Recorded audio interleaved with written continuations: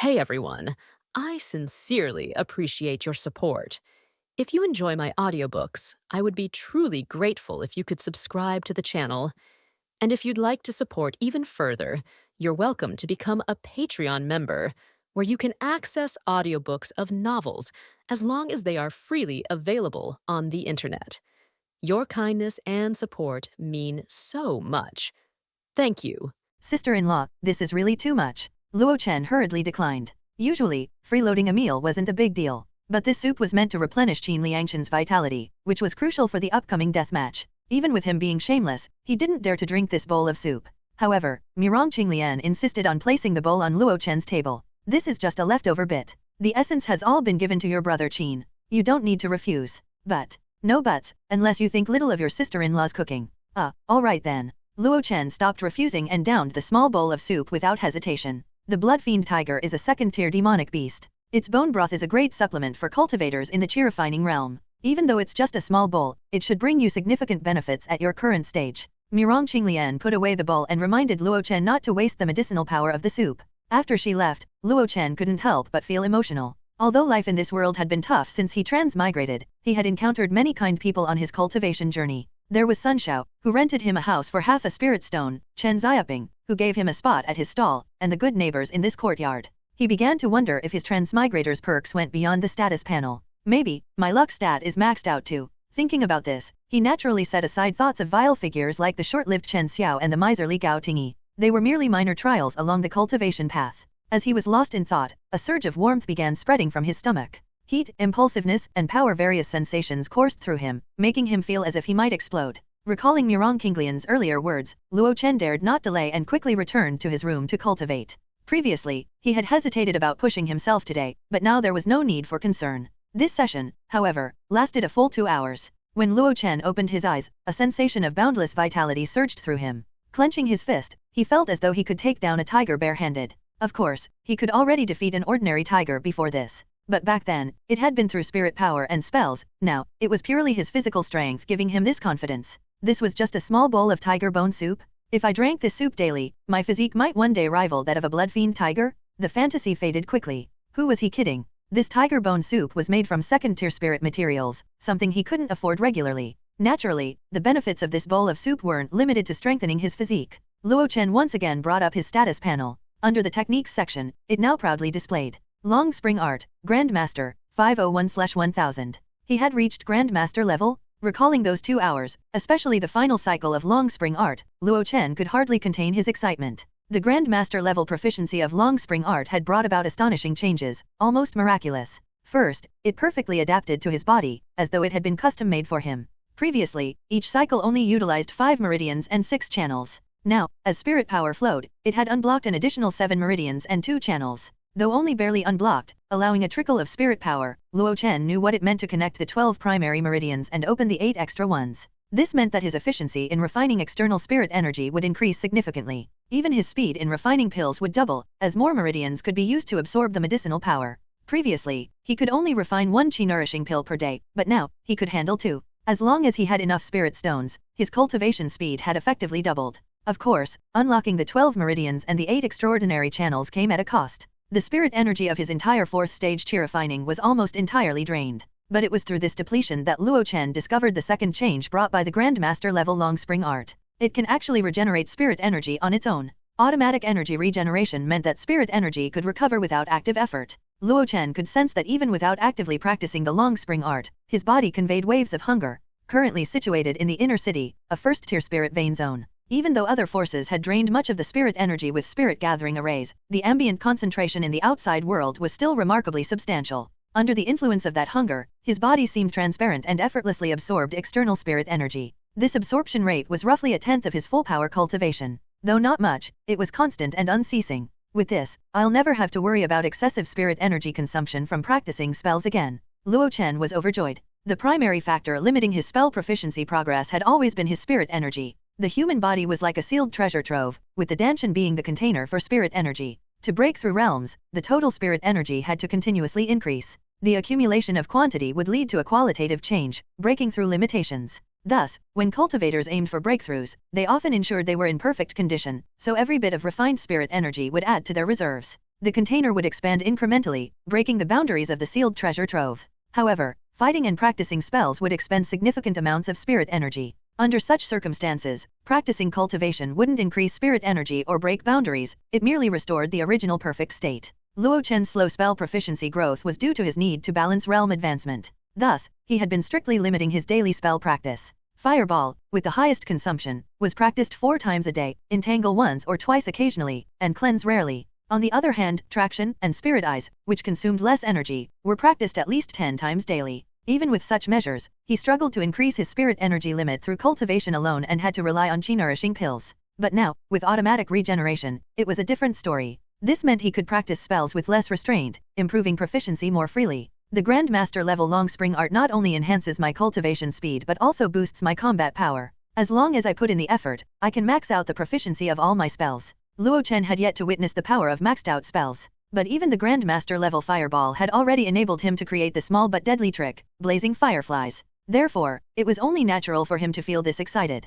After the excitement wore off, his energy seemed to diminish significantly. Although his physical body could withstand the prolonged cultivation, his mental state felt somewhat fatigued. Luo Chen didn't force himself further and simply went to sleep. When he woke up, he felt even more refreshed and energized. He couldn't resist practicing through the Long Spring Art once again. This time, he carefully explored the various intricacies of the Grandmaster level Long Spring Art. After half an hour, he opened his eyes, his entire being exuding delight. The efficiency of refining spirit energy has doubled again. It's almost equivalent to the normal cultivation efficiency of a 3-spirit root cultivator. If the cultivation efficiency of a 5-spirit root aptitude was the baseline, the perfection level Long Spring Art had doubled that, elevating him to the level of a 4-spirit root cultivator's 2-fold efficiency. But now, Luo Chen clearly felt that his spirit energy refinement efficiency had reached a 4-fold standard. Previously, Luo Chen had been unsure about the efficiency standards he had set for himself. However, his time spent with Qin Liangchen had gradually solidified his understanding of this calculation. Qin Liangchen had a 3-spirit root aptitude and was now 49 years old. He had started cultivating at 17, just missing the age limit for sect recruitment. It had taken him over 30 years to reach the 9th stage of chi refining. According to him, if he hadn't needed to worry about making a living or expending spirit energy on practicing spells and mastering artifacts, he could have saved at least 10 years. In other words, instead of over 30 years, it would have taken only 20 years for someone with a 3-spirit root aptitude to reach the 9th stage of chi refining. Of course, advancing from the 9th stage of chi refining to the foundation establishment stage would require a significantly longer time than all the previous stages combined. For now, he wouldn't factor in the time needed to progress from the 9th stage to foundation establishment. Qin Liangchen's cultivation speed perfectly aligned with the efficiency standards Luo Chen had devised for his 5-spirit root aptitude and Chen Xiaoping's 4-spirit root aptitude. Using this calculation, Luo Chen was able to pinpoint his current standing. Without considering the use of pills, my cultivation speed is comparable to that of a 3-spirit root cultivator. A 3-spirit root cultivator? This was already the threshold for pursuing the Great Dao. With abundant resources, he could achieve foundation establishment in as little as 40 or 50 years, or at most a century. Luo Chen had always been deeply concerned about his lifespan. He had practiced so many spells and advanced his cultivation several times, yet his lifespan had remained unchanged. This had always given him a sense of urgency. It was as if a sword were hanging over his head. Now, the Grandmaster level Long Spring Art had finally pushed that sword a little further away. Of course, to completely remove that sword, he had to fulfill one condition. Abundant resources? So, make money and make more money. In the cultivation world, spirit stones are currency. Those things could neither be eaten nor drunk, although they contained abundant spirit energy, they were full of impurities. Cultivators would never dare to absorb them directly unless faced with life and death situations. Typically, large factions used them to activate formations or control massive enchanted treasures. However, the legendary supreme-grade spirit stones had such pure spirit energy that cultivators could absorb them directly. Yet, such treasures were entirely out of reach for ordinary cultivators. Setting aside supreme-grade spirit stones, even ordinary ones were scarce enough to serve as a universal currency. Moreover, the issuance rights of this currency were essentially controlled by major sects.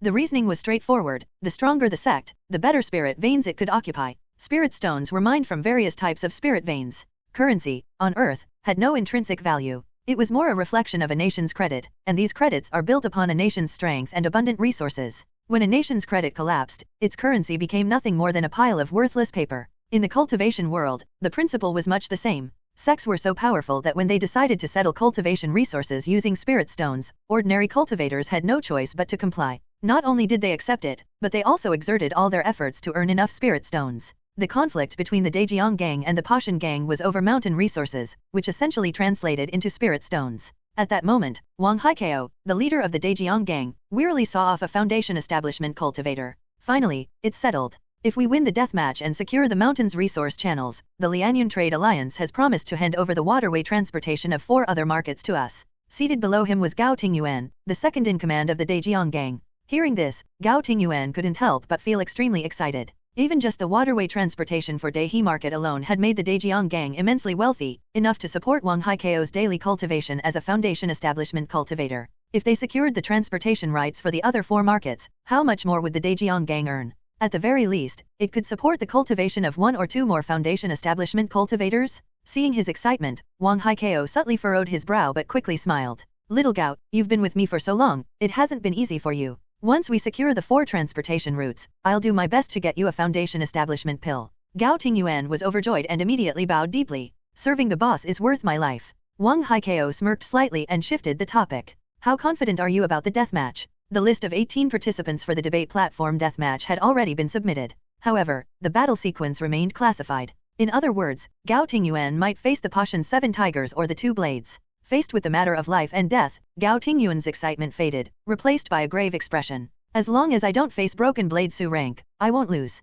On this point, Wang Haikao was equally aware. Little Gao was exceptionally skilled, particularly in large rivers, which earned him the nickname River Dragon. However, the debate platform had environmental restrictions, and if he encountered certain opponents, he might lose. Are you confident about the others? Wang Haikao asked. Gao Tingyuan replied confidently, among the other 8, the Pashan 7 tigers, only the Devouring Heart Tiger and the Descending Mountain Tiger gang could pose a challenge, but I fear them not. The sick tiger was strong in the past, but after losing his cultivation path, he indulged in pleasures. I surpassed him years ago. What about the Broken Jade Tiger? Haha, just a greenhorn. No, I mean the previous Broken Jade Tiger. Gao Tingyuan froze. He's back. Seeing his reaction, Wang Haikao shook his head. It seems you're not confident, but don't worry. There are 9 participants, and the odds of facing him are low. Besides, I've arranged for others. At the mention of others, Gao Tingyuan's expression darkened. Originally, apart from Wang Haikao, Gao Tingyuan was the second strongest in the Daejiang gang. But recently, a few late-stage chi-refining cultivators appeared out of nowhere, each highly skilled,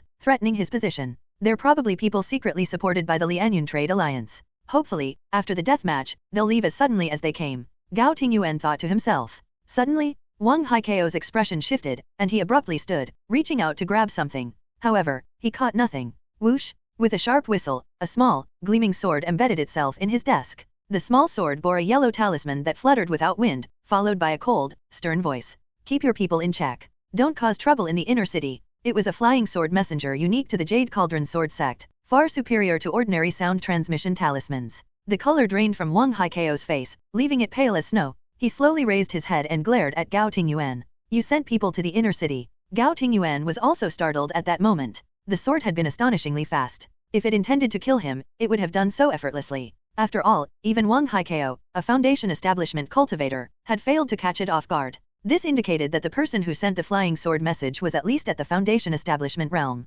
He forced an awkward smile and said, Boss, I only sent 2 people to investigate Luo Chen, the one related to my subordinate's death. Good for nothing failure. Wang Haikao cursed before angrily saying, Didn't I tell you not to stir up trouble until the matter was settled? Gao Tingyuan dared not speak, lowering his head instead. Taking a deep breath, Wang Haikao restrained his anger and said, Let me repeat, until the Jade Cauldron Sword Sect's Golden Core Adept departs, no trouble in the inner city. Keep things restrained even in the outer city. Understood, boss. Go now, and prepare well for the deathmatch. After he left, Wang Haikao rubbed his temples. He then retrieved a list from his storage pouch. This guy's ambition is growing too big. Keeping him around might become a problem in the future. After disembarking from the large ship, Gao Tingyuan's face was as dark as the bottom of a pot. Just then, Duan Sanfu approached, only to receive a slap across the face. Where's Skinny Monkey? Duan Sanfu, stunned by the slap, instinctively replied, He's in the inner city, keeping an eye on that guy. Are you sure he hasn't been exposed? I mean, he shouldn't have been. Even if he was, it's not that big of a deal. Slap? Another slap landed. Good for nothing failure. Gao Tingyuan stormed off in anger, leaving Duan Sanfu frozen in place, his cheeks bearing symmetrical red handprints. 2 days later, the entire Daehe market was bustling with activity as 20 to 30,000 cultivators began moving. They dropped whatever they were doing and headed toward the inner city. Today marked the grand opening of the debate platform, an event of the highest caliber in the area. Even if they couldn't sneak into Fallen Phoenix Mountain to witness the event, getting close to the action was still worthwhile. Moreover, it was rumored that the Jade Cauldron Sword Pavilion had set up a gambling den in the inner city, offering bets on the 18 blood duels between the two factions. The minimum bet was 1 spirit stone, with no upper limit. Even the poorest cultivators could afford to wager 1 or 2 spirit stones. If they couldn't watch, placing a bet still counted as participating in this grand event. Years later, it could serve as a topic of conversation. In the northern courtyard of the city, Mirong Qinglian woke up early to prepare attire for her husband, Qin Liangchan. In the courtyard, Bai Meiling and Feng Xiao looked somewhat dejected. They couldn't attend the event, as today's bustling city offered the perfect opportunity for the Hall of 100 Herbs to do business. As workers, they couldn't leave their posts. Accompanied by Mirong Qinglian, Qin Liangchen stepped out wearing a brand new enchanted robe. Big brother Qin, make sure to win. Old Qin, may victory be yours, and return safely. Qin Liangchen laughed heartily. All right, I'll throw a banquet when I return, and we'll all have a feast. As he laughed, the backroom door across the way suddenly swung open. A young man in grey robes, with a wooden hairpin on his head and long hair tied neatly, walked out. Qin Liangchen's eyes lit up. Little Luo, have you advanced your cultivation realm? Thanks to the bowl of tiger bone soup sister-in-law gave me, I've benefited from your good fortune, big brother Qin. Luo Chen smiled faintly, the spirit energy of the 5th stage of chi refining subtly fluctuating around him. Moments earlier, his cultivation progress bar had reached 100, advancing him from the 4th to the 5th stage of chi refining. What he said was true. Over the past 2 days, he had taken 3 chi nourishing pills, gaining 3 progress points. Practicing the long spring art further increased his spirit energy. The final catalyst was that small bowl of tiger bone soup. It not only strengthened his vitality but also contained significant spirit energy. After refining it over 2 days, he finally succeeded. Qin Liangchen clapped Luo Chen on the shoulder and laughed heartily. Good, excellent. Your advancement is a great event worth celebrating. It's the perfect boost for me. Today, I'll surely crush my enemies. This was Luo Chen's first time meeting Mi Shihua. He was the old man Mi Qin Liangchen often mentioned, and the gang leader of the Pashan gang. With a head full of white hair, a round face lined with wrinkles yet glowing with vitality, and a large belly, he resembled a constantly smiling Mithreya Buddha one. In the mortal world, he would appear no different from a wealthy old gentleman. However, Luo Chen, along with every rogue cultivator in Dehi Market, knew that this man's seemingly kind demeanor was far from simple. It was widely known that foundation establishment was the first major hurdle on the path of cultivation. In this realm, the land was rich, and the spirit energy was abundant, making it theoretically easy to overcome this hurdle. Yet, only 1 in 10,000 cultivators succeeded in foundation establishment. For sect-affiliated cultivators, foundation establishment was relatively easier. The reason lay in the formula for the foundation establishment pill, which was monopolized by major sects.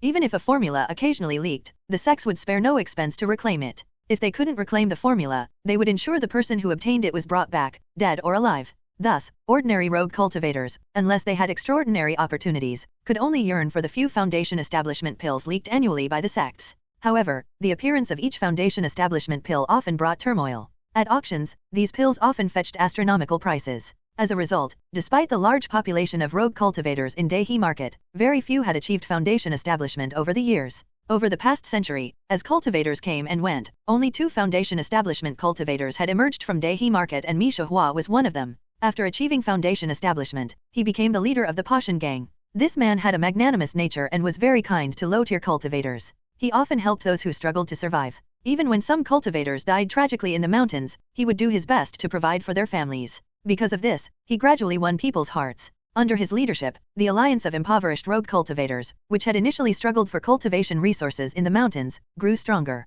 Now, the Pashan gang was the largest force in Dehi Market, apart from the 6 major sects. The gang had over 100 late-stage chi refining cultivators, over 1,000 mid-stage ones, and countless low-tier rogue cultivators who depended on them for a living. Take Luo Chen, for example. When he initially refined fasting pills, he greatly benefited from the Pashan gang's resources. As cultivators who frequently ventured into the mountains had the highest demand for fasting pills. Outside the Jade Cauldron Sword Pavilion, Mi Shihua stood with hundreds of people, gathered around a large jade plaque. Ignoring the tens of thousands of onlookers outside, he pointed at the jade plaque and said loudly, "In this battle, I hope everyone will work together to defeat our opponents. The victors may claim all the spoils. I, Mi Shihua, will take nothing. For those who die in battle, their families can rely on me. If they have children with spirit roots, I will spare no effort to nurture them into cultivators. Additionally, if we win this battle, I will reward everyone with a foundation establishment pill. Of course, there's only one, so whoever first perfects the 9th stage of chi refining will use it. Once that person achieves foundation establishment, I will work with them to secure more pills for everyone else.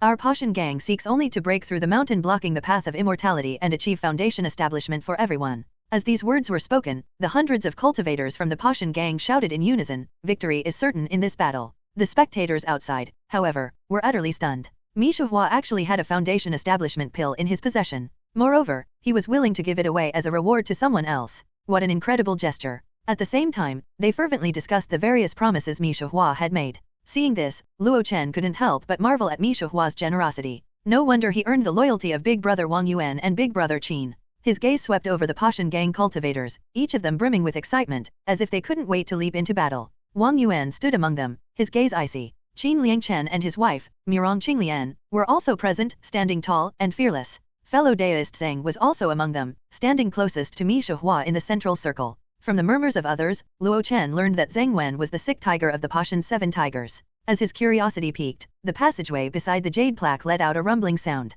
Under the gaze of thousands, the grand doors slowly opened. A long, pristine corridor was revealed, with 7 foundation establishment cultivators standing at the entrance, their expressions calm. Another foundation establishment cultivator emerged from within. It was none other than Miao Zhen, the steward of the Sword Pavilion, well known among Daihe market cultivators. After some polite words, he stepped aside to clear the passage. Without hesitation, Mi Shuhua led 9 late-stage chi-refining cultivators into the passageway. The remaining gang members either presented jade tokens as entry tickets or handed over special iron plagues for inspection before entering. Luo Chen blinked as he observed the iron plagues, realizing he might have one too. Once all the Pashan gang members had entered, the rogue cultivators finally approached the massive jade plaque. They didn't rush to enter, knowing full well their participation in the grand opening ceremony would differ from that of the Pashan gang. So this is the list for the 18 death matches. I've been waiting days for this. Let me take a look at who's fighting whom so I can place my bets. With my 50 years of experience in Daihe market, I know most of the experts in both gangs. It's obvious who will win and who will lose. 9 match lists were displayed, arranged vertically from 1 to 9. Battles of this scale among late-stage chi-refining cultivators were rare, so everyone was deeply invested. But as soon as the crowd gathered, someone let out a surprised exclamation. Who's Min Lanjiao? Does the Daejiang gang even have such a person? And this Baichi, I've never heard of this name before. Yang Russian? I think I've heard that name before. Wait, isn't he a rogue cultivator from Tianyi market? When did he join the Daejiang gang? Shameless? The Daejiang gang actually hired outsiders. Even as a local faction, they resorted to external help for the fight. Doesn't that count as cheating? Cheating? Of course not. The rules initially disclosed only restricted the participants' cultivation realms but never prohibited hiring external help. The Pashan gang, however, chose to field their own trusted experts. The comparatively weaker Daejiang gang had somehow recruited 4 rogue cultivators from the outer region. Some were vaguely known to the crowd, while the origins of the others were entirely unknown. Still, despite the scorn, what mattered most to the gamblers was predicting the outcome of the battles. No matter where they're from, they're still bound by the chi-refining realm's limitations, so it all comes down to their skills. Exactly. If they aim for 5 wins and 4 losses, the battle order becomes crucial. The first match is critical for a good start, both sides will go all out. Let me see who's fighting. Han Dang, the leader of the Pashan 7 Tigers, the Devouring Heart Tiger. Isn't this a guaranteed win? I'm going all in. Brother, you're so bold? Betting requires strategy. Do you even know what tricks Min Lanjiao, Han Dang's opponent, has? Haha, you know nothing. Han Dang is someone at the peak of the 9th stage of chi-refining, ready to break through to foundation establishment anytime. That Min Lanjiao is nobody from who knows where. There's no way he's a match. Strategy? Going all in is a strategy. Amid the discussions, Luo Chen used the spirit eyes to scan the battle list and the sequence. The 1st, 5th, and final 9th battles were undoubtedly the 3 most important confrontations. Both sides were unlikely to give up on these 3 matches and would definitely deploy their strongest fighters. The Devouring Heart Tiger _Han Dang versus Min Lanjiao, Broken Blade _Su Rank versus River Dragon Gao Ting Yuan, and Mad Blade _Wang Yuan versus Xiao Wuyan. Seeing these matchups, Luo Chen's eyelids twitched uncontrollably. He was surprisingly familiar with most of the participants in the last 2 matches. Is Brother Wang really that strong? Mi Shuhua placed him in the crucial final slot. Gao Tingyuan's participation was expected, but his luck seemed poor as he was matched against Su Rank. The name of Broken Blade surpassed even that of the Devouring Heart Tiger. His battle prowess was overwhelming, truly unmatched among peers in the chi-refining realm. If he were to die on the debate platform, that would be perfect. It was decided, Luo Chen was now a decade-long fan of Broken Blade Su Rank and would cheer madly for him when the time came. As these thoughts flashed through his mind, ticket sales and inspections had begun at the entrance to the debate platform. Some cultivators who had placed bets eagerly entered the passageway. Forget it for now, let's buy tickets quickly. Only 10,000 tickets are available, and after deducting the complimentary ones for the 2 factions' guests, there won't be many left. Give me 1 ticket. Here are 100 spirit stones. Even after subtracting the complimentary tickets, over 9,000 were still available. The Jade Cauldron Sword Pavilion would make nearly 1,000,000 spirit stones just from ticket sales for this grand opening alone, and that didn't even include the profits from the trade fair, auction, and betting tables. Luo Chen patiently wandered outside, occasionally glancing at the betting tables or listening to discussions about the likely winners and losers under the jade plaque. The atmosphere was reminiscent of watching the World Cup in his previous life, where fans compared players from both teams in detail. From defense to offense, strategy to individual skills, and even appearance or aura of menace, everything was up for discussion. You can't deny, the vibe was pretty good. Time passed quickly, and midway through, hundreds of members of the Daejeong gang arrived. They didn't linger at all, merely glanced at the jade plaque before entering. Luo Chen focused on the much-discussed river dragon Gao Tingyuan. He was a stout man radiating a fierce aura. He looked nothing like the pauper Gao Tingyi he had killed, making it hard to believe they were brothers. Gao Tingyuan seemed to have seen his opponent's name, which explained his grim expression. But he couldn't lose his composure. Being placed in the critical 5th position indicated that boss Wang Haikao greatly trusted his strength, expecting him to secure a win for the faction. Could he afford to show fear? To this, Luo Chen could only say, "Serves you right?" As the cultivators entered one by one, even a few Foundation establishment cultivators, the crowd outside remained dense. Over 10,000 people surrounded the jade plaque, eagerly awaiting the start of the debate platform's grand opening. The Jade Cauldron Sword Pavilion had announced that the jade plaque was imbued with water mirror, which would transmit live visuals of the event. It was said that to maintain the water mirror, the Jade Cauldron Sword Pavilion had arranged for 2 Foundation establishment cultivators to take turns casting it. Of course, some people were heartbroken at not securing an entry jade token. After all, the water mirror on the jade plaque could only display visuals, without any sound. However, the program list hinted at dance and music performances too. Amidst the lively and noisy crowd, someone suddenly raised their arm and shouted, "My younger brother has an urgent matter at home. I'm selling a ticket, highest bidder wins." One Maitreya Buddha refers to a bodhisattva in Buddhist tradition who is prophesied to appear in the future as a fully enlightened Buddha. He is often depicted in Buddhist art as a serene, meditative figure or, more popularly in East Asian culture, as the Laughing Buddha, a cheerful and plump figure representing happiness and prosperity. "My younger brother has an urgent matter at home. I'm selling a ticket, highest bidder wins." At these words, the crowd fell silent. Then, it erupted into chaos. 100 spirit stones, little brother. Sell me the ticket. 100? Brother, you're too stingy? I bid 101. Ha, a bunch of paupers. I only came late. 150, sell the ticket to me. Fellow Daoist, how about 160? That's quite a sum. I bid 170. 180, no more. Kid, you'd better take the offer. The Jade Cauldron Sword Sect disciples are watching nearby. At the center of the crowd, Luo Chen wore a conflicted expression. If not for an urgent matter at home, I wouldn't want to miss this grand event. Sigh. Fine, 180 going once, 180 going twice, 200. Whoosh! 2 diamond-shaped crystals flew swiftly through the air and hovered silently in front of Luo Chen. Mid-grade spirit stones? These weren't just 200 low-grade spirit stones. On the black market, they could fetch several times their value in low-grade spirit stones. Luo Chen looked up to see a burly man, over 2 meters tall and as massive as a bear, striding toward him. Without a word, he extended his hand and took the jade token serving as the ticket from Luo Chen's grasp.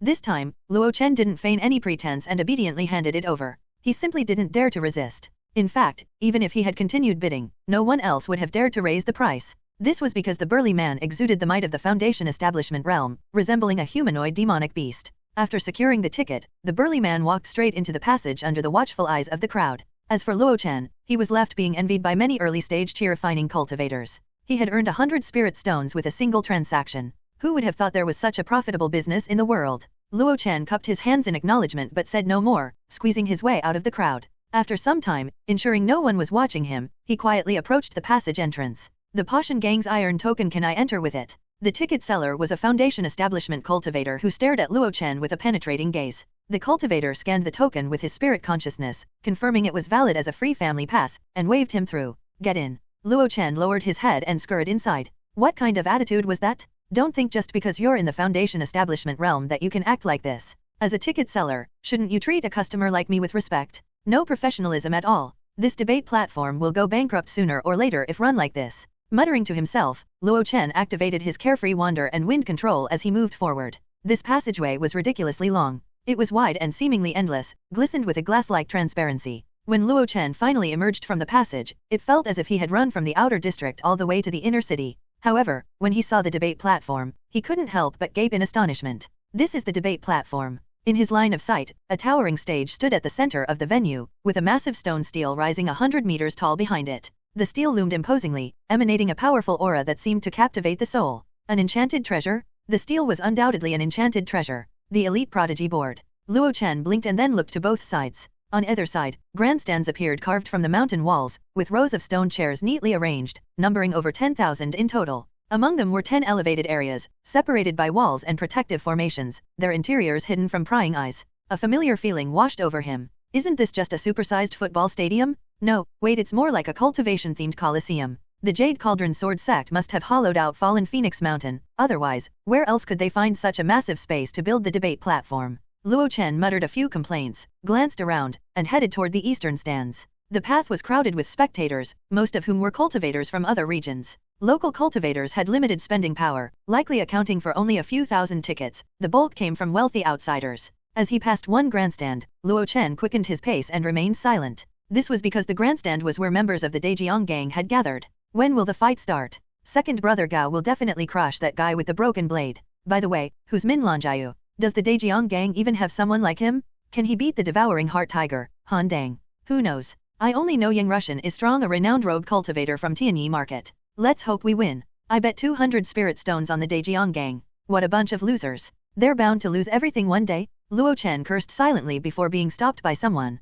Fellow Daoist, this is the Pashan gang's viewing area. Please find another place to spectate. Unfazed, Luo Chen calmly produced his iron token. The man looked at it and let out a surprised huh. This is Protector Wang's token? When did he start taking in subordinates? After scrutinizing Luo Chen for a moment, he said, "Follow me." Feeling a bit nervous, Luo Chen followed closely behind him. They walked along a pathway leading upward and soon reached the highest point. Boss, this person seems to be one of ours. He's carrying Protector Wang's token, but I've never seen him before. Mi Shuhua turned to look, his kind eyes resting on Luo Chen. Without hesitation, Luo Chen handed over the iron token. This was the token Wang Yuan had personally delivered to his first home back then. Wang Yuan had even said he would look after him from that day forward. So it's little Luo. You've joined the Pashan gang too. The one speaking was Mirong Qinglian, who was seated nearby. Luo Chen chuckled. Wang Yuan is my big brother. I forgot to mention it before. Mi Shuhua examined the iron token and nodded. Sit next to Qinglian. Luo Chen nodded repeatedly and moved to sit beside Mirong Qinglian. Once seated, he looked curiously at the sea of people around him, feeling quite excited.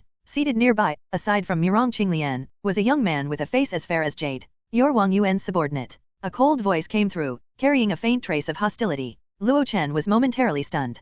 Big brother, if you have a grudge against brother Wang, don't drag me into it. I'm not a fan of collateral slapstick drama. Kulin, be polite to little Luo, Mirong Qinglian scolded. To Luo Chen's surprise, the young man didn't dare to disobey her. I just wanted to get close to him. I didn't realize he had connections with you, sister-in-law. Mirong Qinglian said calmly, he's your sworn elder brother's subordinate and also our neighbor. You should indeed get closer to him in the gang from now on. Qin Liangshan's sworn brother? The thought flashed through Luo Chen's mind. At the same time, a gentle voice transmitted directly into his ears. Kulin is currently the leader of the Pashan gang's Seven Tigers Hall and has inherited old Qin's Broken Jade Tiger title. Originally, he was supposed to participate in the fight this time, but your big brother, Wang Yuan, rose quickly and took a spot, so he might be a bit dissatisfied. But don't worry. With me and old Qin around, he won't dare to do anything to you. It was Mirong Qinglian's voice. Luo Chen looked at her gratefully and nodded. So it turns out that, unknowingly, I have quite a high status in the Pashan gang. Big brother Wang Yuan is a protector. The neighborly couple seems to hold significant positions in the gang too.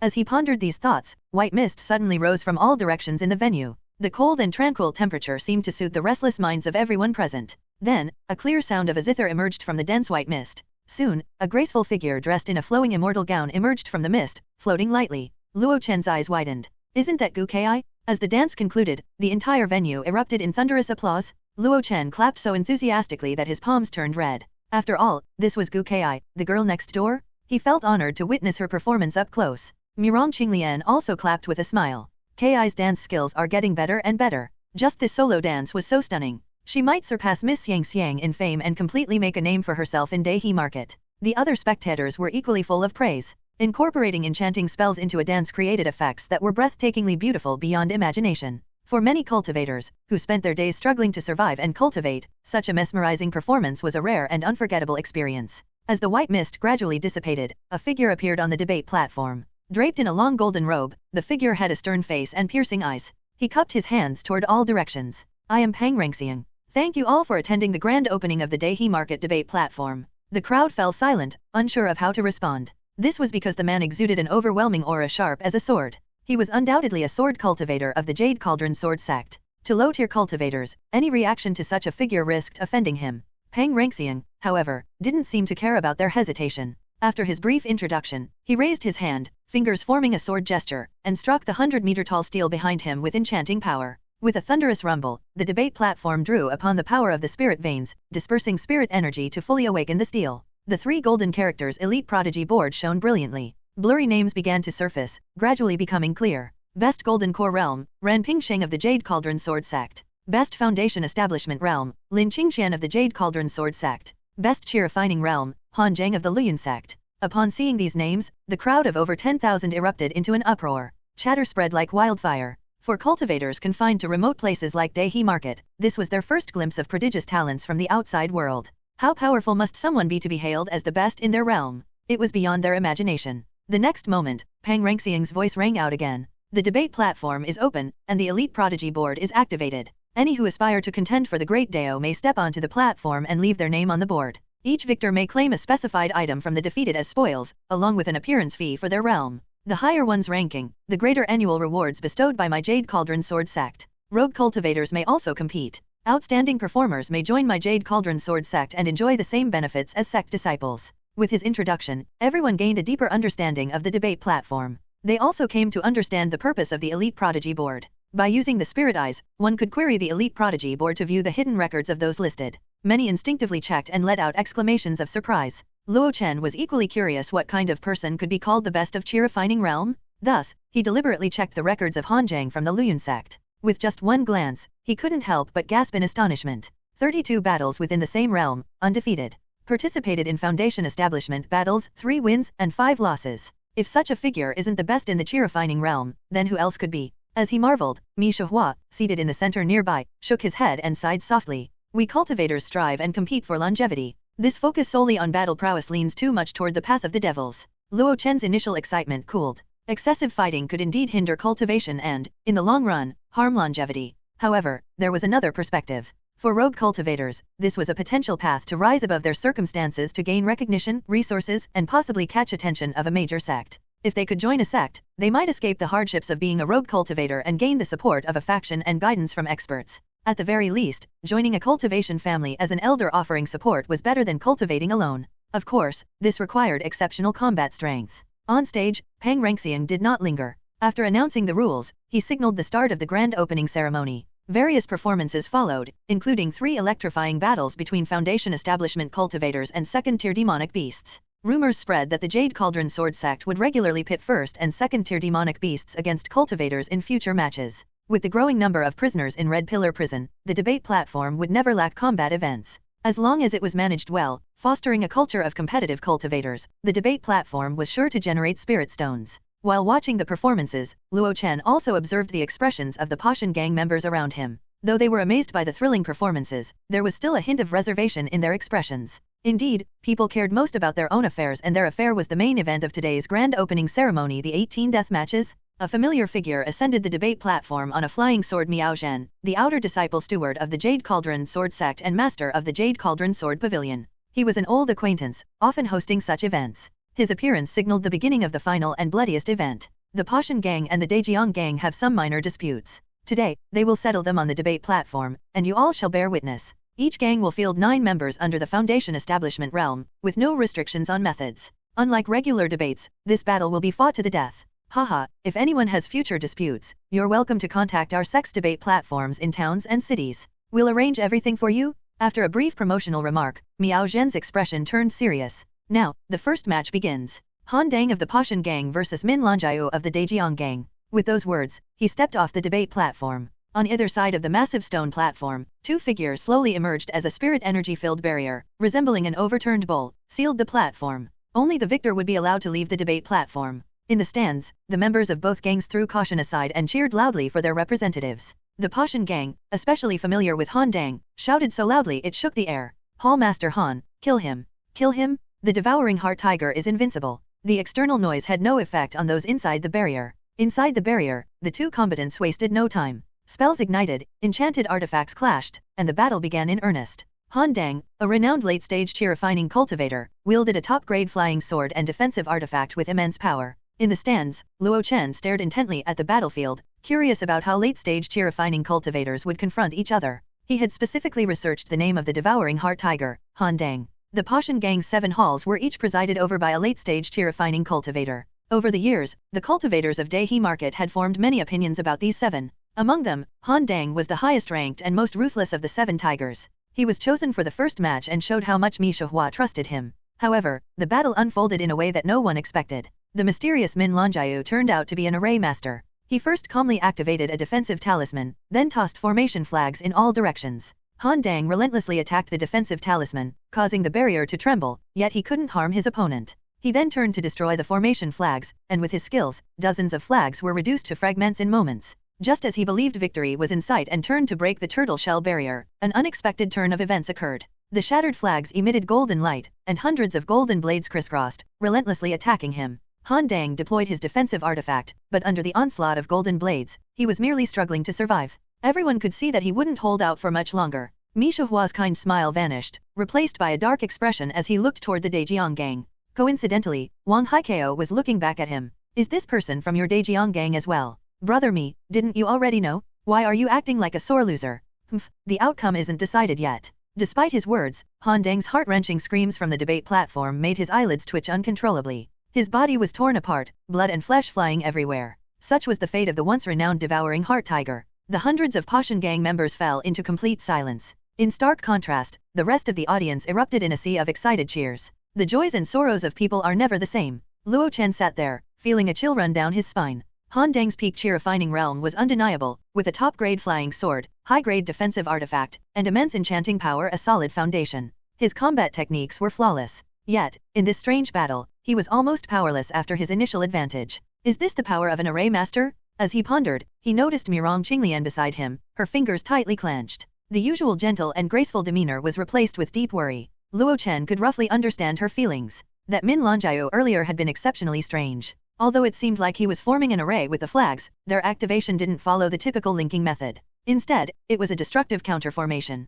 Unaware of the mechanism, his enemies instinctively destroyed the flags, inadvertently accelerating the formation of the Golden Blade Array. With such methods, let alone Han Dang, any of the 9 Pashan gang cultivators would likely suffer a crushing defeat against him. Now, the Pashan gang had lost their much-desired opening victory. Instead, the Daejiang gang had gained the upper hand. Let's hope the upcoming battles go a bit more smoothly. Luo Chen sighed inwardly. He had already taken the Pashan gang's side and subconsciously hoped they would win. The following 3 battles proceeded largely as expected. This was because the Daejiang gang sent out 3 of their own members, all of whom the Daihe market cultivators were familiar with. The fights were not as brutal, possibly because the Pashan gang's hall masters became more cautious after witnessing Han Dang's fate. The second was Luo Woody, known as the Descending Mountain Tiger, who also shared Luo Chen's surname, his distant kin, perhaps. True to his name, he charged at his opponent like a fierce tiger descending the mountain. It took him less than 3 minutes to secure victory. The third match saw the Dragon Coil Tiger emerge victorious, aided by a supreme-grade enchanted artifact. According to Mirong Qinglian, it was an enchanted artifact often used by Mi Shihua, specially loaned for this fight.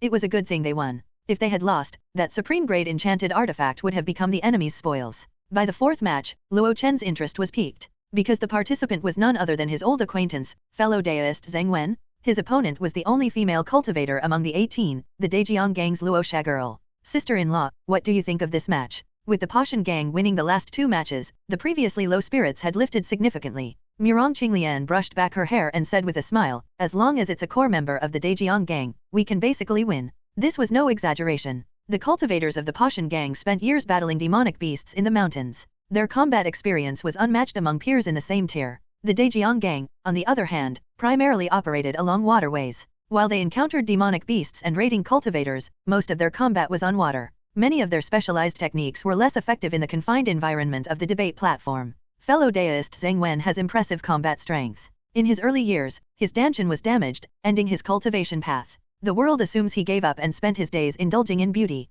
But they don't know he has refined all chi-refining combat techniques to perfection. Sending a woman to face him might be underestimating him. Mirong Qinglian spoke confidently, clearly having faith in Zheng Wen. Who would have thought that an old rogue could inspire such confidence? Luo Chen sighed deeply. He realized he had been too prejudiced against him. Next time he sold the Myriad Wonders pill, he'd definitely offer fellow Daoist Zheng Wen a discount. On stage, facing Luo Sha girl, Zheng Wen wore a wide grin. Your Daejiang gang is quite generous, sending such a beauty to kill me. Sadly, as much as I love and cherish flowers, I might have to ruin one today. Contrary to her name, Luo Sha girl was stunningly beautiful. Especially her, assets, which could blind anyone with their brilliance. She met Zhang Wen's teasing with a frosty expression. Today, you'll die beneath the peony, and be a ghost for eternity. With that, she launched a crescent-shaped flying blade artifact, accompanied by the activation of several talismans. Opposite her, Zhang Wen remained composed, activating his enchanted defensive artifact, an enchanted high-grade defensive robe, and even deploying a golden barrier. Triple-layered defense steady as an old dog. Even Luo Chen, upon witnessing this, couldn't help but gasp in awe. His soul-breaking nail probably couldn't pierce such a tight defense. The crescent flying blade was exceptionally sharp, yet after several clashes, it couldn't harm Zhang Wen. As for the fireballs and wind blades from the talismans, despite being led by the flying blade, they only managed to break through 2 layers of defense. By the time they reached the enchanted robe, it was like a gentle breeze. Zhang Wen beamed with satisfaction, his hands moving continuously. It was his turn to attack. He methodically deployed 9 talismans. The rules limited him to 10 talismans, and he had just reached the limit. As Luo Chen struggled to respond, he formed a hand seal, casting a swamp. The ground beneath her turned into a swamp, soft and treacherous, with countless large hands reaching out to drag her down. Luo Chen was forced to take to the skies. Yet, the sky above was shrouded in shadow. Unbeknownst to her, Zhang Wen's offensive artifact had already been positioned. A massive yellow slab came crashing down on her head. Boom! Both her and her protective barrier were smashed into the swamp. Countless hands grasped at her, and within moments, Luo Chen was torn into shreds of mud. What a pity. Competing in such a place, if it were elsewhere, I'd gladly battle you for 300 rounds. This time, it ended a bit too quickly. Zhang Wen's face was pale, his smile strained. Using so many techniques in one go had nearly exhausted his enchanting power. But he had won, nonetheless. He turned back to the Pashan gang's stands and shouted, "Old man me, Sick Tiger didn't let you down today. Don't forget your promise for a month's subscription to Tianxiang Tower." With that, he staggered off the debate platform. In the stands, Mi Shuhua's face bloomed with a smile. With 3 consecutive wins, victory was within their grasp. The rest of the audience was equally ecstatic, cheering wildly. Although the battle had been one-sided, Zhang Wen's methods were methodical and meticulous. He used talismans, enchanted defensive artifacts, enchanted offensive artifacts, and spells, coupled with provocative words before the fight. It was a perfect showcase of most techniques available to a cheer-refining cultivator. Many cultivators watched and left deep in thought. This approach to combat seemed worth learning, meticulously organizing one's battle prowess into a cohesive strategy. Luo Chen was thrilled. After analyzing Zhang Wen's techniques thoroughly, he felt that anyone in the same situation would struggle to avoid Luo Chen fate. First, secure the defense to remain invincible. Then, bombard the opponent with talismans, forcing them into exhaustion. Next, use the swamp to block escape routes, coercing the opponent toward the concealed offensive artifact. Finally, the crushing yellow slab sealed the victory. It was steady, precise, and ruthless. Of course, this strategy wasn't without flaws. If the enemy had powerful offensive techniques, they could easily suppress it in the early stages. Or if they wielded a game-changing enchanted artifact, like the formation flags in the first match, they could turn the tide. Overall, the tactical concept was worth adopting. The time for amateurs to watch for excitement and experts to analyze techniques didn't last long. The pivotal 5th match was about to begin. The Pashan gang was brimming with confidence for this match. The name of Su Rank, the Broken Blade, was renowned across several markets. As a wandering rogue cultivator, he possessed myriad techniques, formidable strength, and unmatched courage to stake his life in battle. His opponent, Gao Tingyuan, the River Dragon, was far less impressive, with only a minor reputation along the Lankang River. While the Pashan gang exuded confidence, the Dejiang gang was weighed down by tension. They had indeed secured the opening victory, but their momentum had crumbled, losing 3 matches in a row utterly demoralizing. "Fellow Daoist Wang, it seems your gang's elites aren't performing too well." The whispered remark reached Wang Haikao, darkening his expression. For this tournament, the Dejiang gang fielded 5 members, with the Lianyun Trade Alliance providing 4 reinforcements. In his lineup, apart from sending Min Lanjiao from the Lianyun Trade Alliance in the first match, the following 5 were Dejiang gang members, with the remaining alliance cultivators reserved for the final bouts. This arrangement was intended to give his people a chance to prove themselves. If they could win just 1 or 2 more matches, he could negotiate more assertively in future collaborations with the alliance. But now, they have lost 3 matches in a row. What about Sick Tiger Zhang Wen? Wasn't he supposed to have lost his path, wallowing in decadence and barely retaining a fraction of his strength? That crescent flying blade of Luo Chen was a top-grade enchanted artifact he had personally bestowed upon her. He had purchased it from the treasure pavilion years ago for over 3,000 spirit stones. It hadn't achieved anything and was now in someone else's hands. Elder Zhou, didn't we calculate earlier that we'd win 7 out of 9 matches? Facing his confidence, Elder Zhou, watching from an unknown grandstand, chuckled lightly. Are you so sure? As far as I know, Su Rank's broken blade is a fragment of an enchanted treasure. Even at 1% of its power, it's not something your people can withstand. Wang Haikao smirked. No matter how strong an enchanted treasure fragment is, can it compare to spirit stones? Oh, it seems you've made preparations. I'll be watching with great interest. Silence, a deathly silence. Amidst the thunderous cheers of the 10,000-strong crowd at Fallen Phoenix Mountain, there was a patch of the grandstand where no one made a sound. On the stands, the lifeless body of Su Rank, the broken blade, lay silently. It was a long time before someone spoke in a dry, hoarse voice. How could he lose? These words seemed to jolt everyone back to their senses. Yes, how could he lose? Su Rank was undeniably powerful. Known as the Broken Blade, he was one of the two great protectors of the Pashan gang and had earned widespread fame roaming through numerous markets. Yet moments ago, he lost to Gao Tingyuan, someone they had looked down upon. Zheng Wen, who had returned to the stands, looked slightly flushed. He spoke in disbelief. Earlier, Su Rank activated that broken blade, unleashing a trace of an enchanted treasure's power. He definitely struck Gao Tingyuan. Why didn't Gao Tingyuan die? Against such power, even if I performed beyond my limits, I couldn't win. Yet Gao Tingyuan had won and survived. Mi Shihua furrowed his brows, his gaze fixed on the short, stocky man slumped weakly on the debate platform. After a long pause, he hesitantly said, "A substitute puppet." Huh. Mirong Qinglian exclaimed in surprise, as if realizing something. He actually has a substitute puppet. On the debate platform, Gao Tingyuan sat paralyzed, his face full of terror. He mumbled to himself, his body trembling uncontrollably. Wasn't I told this would be an easy win before going on stage? Why did he aim to kill me? An enchanted treasure. It was far beyond a supreme-grade enchanted artifact, almost reaching the power of a true enchanted treasure. If I didn't have a substitute puppet from the Luoyun sect, I'd be dead by now. He clutched his abdomen. Though there was no visible wound, bright red blood seeped continuously through his skin. His dantian was destroyed. His energy sea was ruptured, and spirit energy leaked uncontrollably. Even if he used miraculous elixirs to repair the damage, he'd likely never hope to reach foundation establishment in this lifetime. This was caused by a trace of blade energy imbued with a treasure's power. It wasn't an external blow, but the blade energy infiltrating his dantian and agitating his spirit energy. Huh, he actually has a substitute puppet from the Luoyun sect. Elder Zhou's surprised exclamation came through the voice transmission, loud and clear. Wang Haikao smiled faintly and, without responding, began clapping softly. Following his lead, the members of the Dejiang gang erupted into wild applause and cheers. Truly deserving of being our gang's top cheer-refining cultivator, even the broken blade wielding an enchanted treasure fragment couldn't beat him.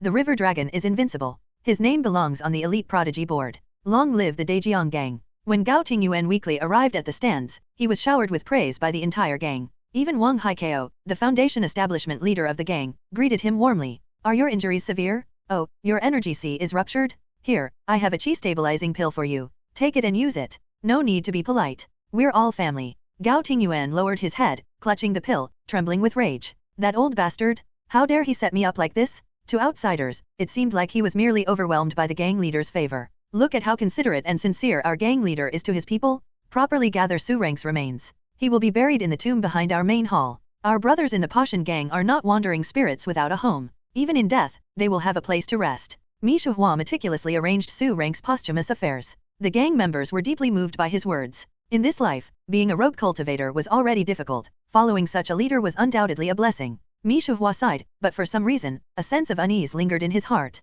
Failing to secure the fourth victory and match point left him deeply unsettled. The broken blade, highly anticipated by the Dejiang gang, had fallen to the river dragon. 90% of people wouldn't have predicted such an outcome. Su Rank, a man he highly regarded, had died on the newly inaugurated debate platform. That was the match point, featuring their two strongest protectors. Now, although they had still won 3 matches, their trump cards were dwindling. As for the Dejiang gang, their remaining participants were reinforcements like Min Lanjiao, who had opened the match. Next match should be the Forest Tiger, right? The 6th match pitted the Pashan gang's Forest Tiger against the Dejiang gang's Gongsun Chengji. The fight was remarkably brief. When Gongsun Chengji unleashed his azure flying sword, it marked the Forest Tiger's death. That was the personal sword of Wang Haikao, a foundation establishment cultivator, a supreme-grade enchanted artifact. Mi Shihua's eyelid twitched as he watched his men retrieve the Forest Tiger's remains. Can the Leaping Tiger win the next round? The answer was no. The answer was no. He faced Yang Rushan, a renowned chi-refining rogue cultivator from Tianyi Market. Or rather, Yang Rushan wasn't a true rogue cultivator, he was born into a cultivation family.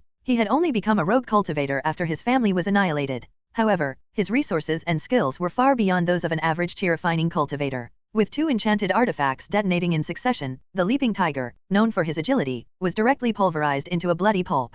This time, not even his remains could be collected. The Pashan gang's record had gone from 1 loss to 3 wins, and now 3 consecutive defeats, a roller coaster performance. Now, even the critical match point had been taken from them. If they lost the next match, this deathmatch tournament would come to an end. Mi Shihua's heart was heavy as he looked at Mirong Qinglian. Mirong Qinglian smiled faintly. Old Qin will do his best. Luo Chen, sitting beside them, observed everything clearly. Her smile was incredibly complex. It held trust, hope, worry, and a mix of sorrow and fear. A smile like that he had never seen it in either of his lives. Not even the greatest actor could portray such complexity. The new broken jade tiger, Kuln, clenched his hands tightly, his teeth grinding together. He knew that rather than Wang Yuan taking his spot, it was actually his sworn elder brother, Qin Liangchen, who had stepped in for him. If not for this arrangement, it would have been his turn next. But the reinforcements brought by the Dejiang gang were exceptionally strong, one after another. If he had gone up, he would either have been shredded like Han Dang or blown apart like the leaping tiger. He couldn't bear to imagine such a scene.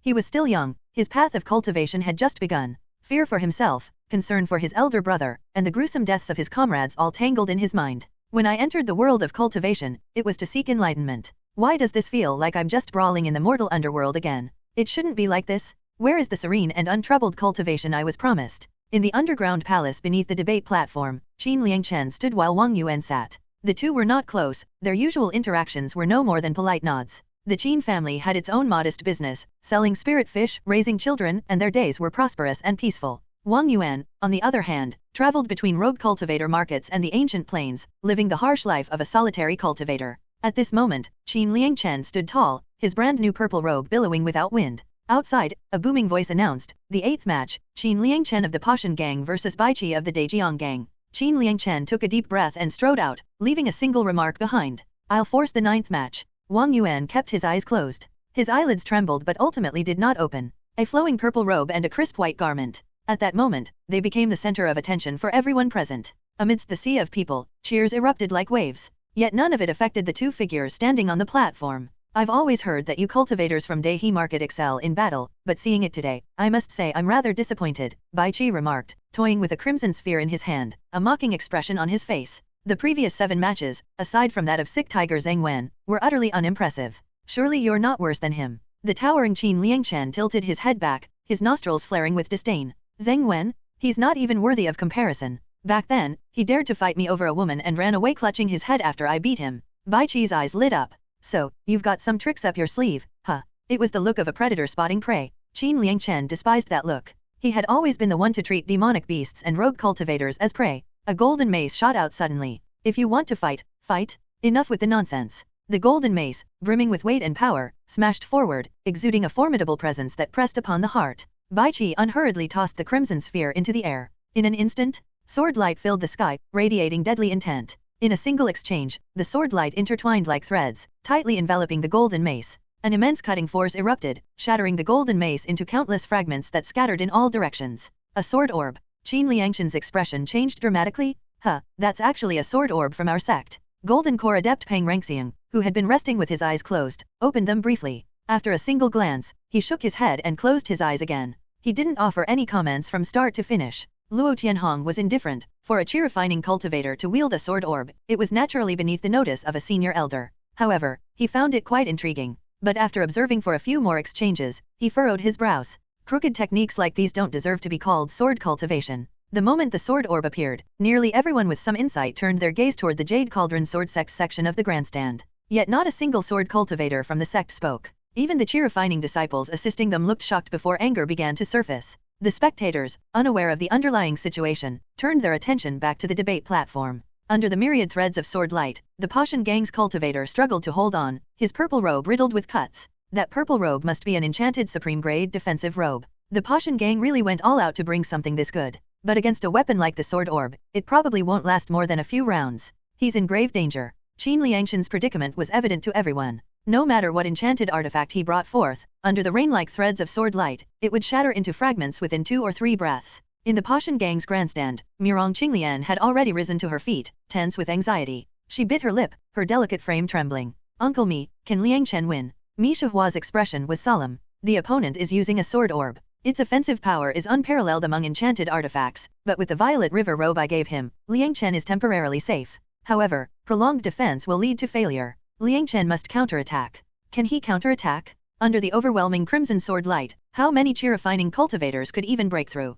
Luo Chen's heart raced wildly. There existed such an enchanted artifact in the world? No, perhaps the sword orb could no longer be considered an enchanted artifact. Every sword orb of the Jade Cauldron Sword Sect could be considered the embryo of an enchanted treasure. As long as a cultivator nourished it daily with their spirit consciousness and enchanting power, they could refine it with true fire upon reaching the Golden Core realm, elevating it into an enchanted treasure. Such a weapon couldn't be withstood, not even with an enchanted supreme grade defensive robe. Big brother Qin, how could he break this situation? If I were to encounter such an enemy in the future, how could I defend myself? Break the situation? Qin Liangshan's hair and beard billowed as he produced another enchanted artifact. Across from him, Bai Qi burst into wild laughter. Such a low-quality artifact is useless against my sword orb. Qin Liangshan remained unmoved. As soon as the artifact was activated, he destroyed the engraved formations on it with immense spirit power. Boom! The enchanted artifact exploded instantly. The tremendous force cleared the surrounding sword light for a brief moment. This move was clearly borrowed from Ying Rushan's strategy in the previous match. An opportunity?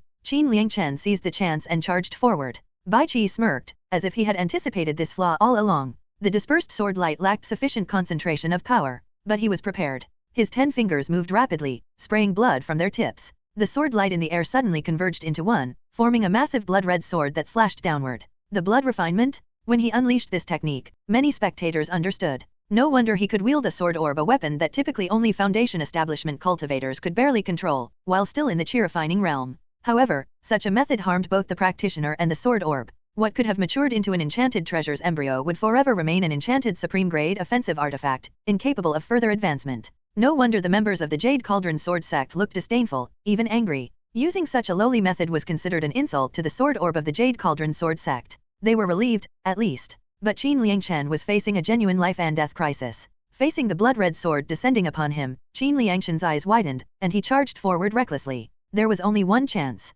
Even if it meant death, he had to seize it. A jade-like hand rose and gripped the sword light. A scream escaped his lips as the sword orb trembled violently in his palm. The purple enchanted robe emitted bursts of violet light, trying to block the radiating sword beams, but how could it withstand the power of an enchanted treasure embryo? In less than 3 breaths, the violet light dissipated. What followed were deafening explosions. Bang, bang, bang. From his palm, Qin Liangshan's flesh began to disintegrate inch by inch. Across from him, Bai Qi sneered incessantly. To take on a sword orb's ultimate move with one's body? He had never seen anyone so foolish. Suddenly, his expression changed dramatically. In just 3 breaths, the opponent was perilously close to him. Bang! Another explosion rang out. What he saw wasn't a face filled with despair and agony, it was a grim and terrifying visage.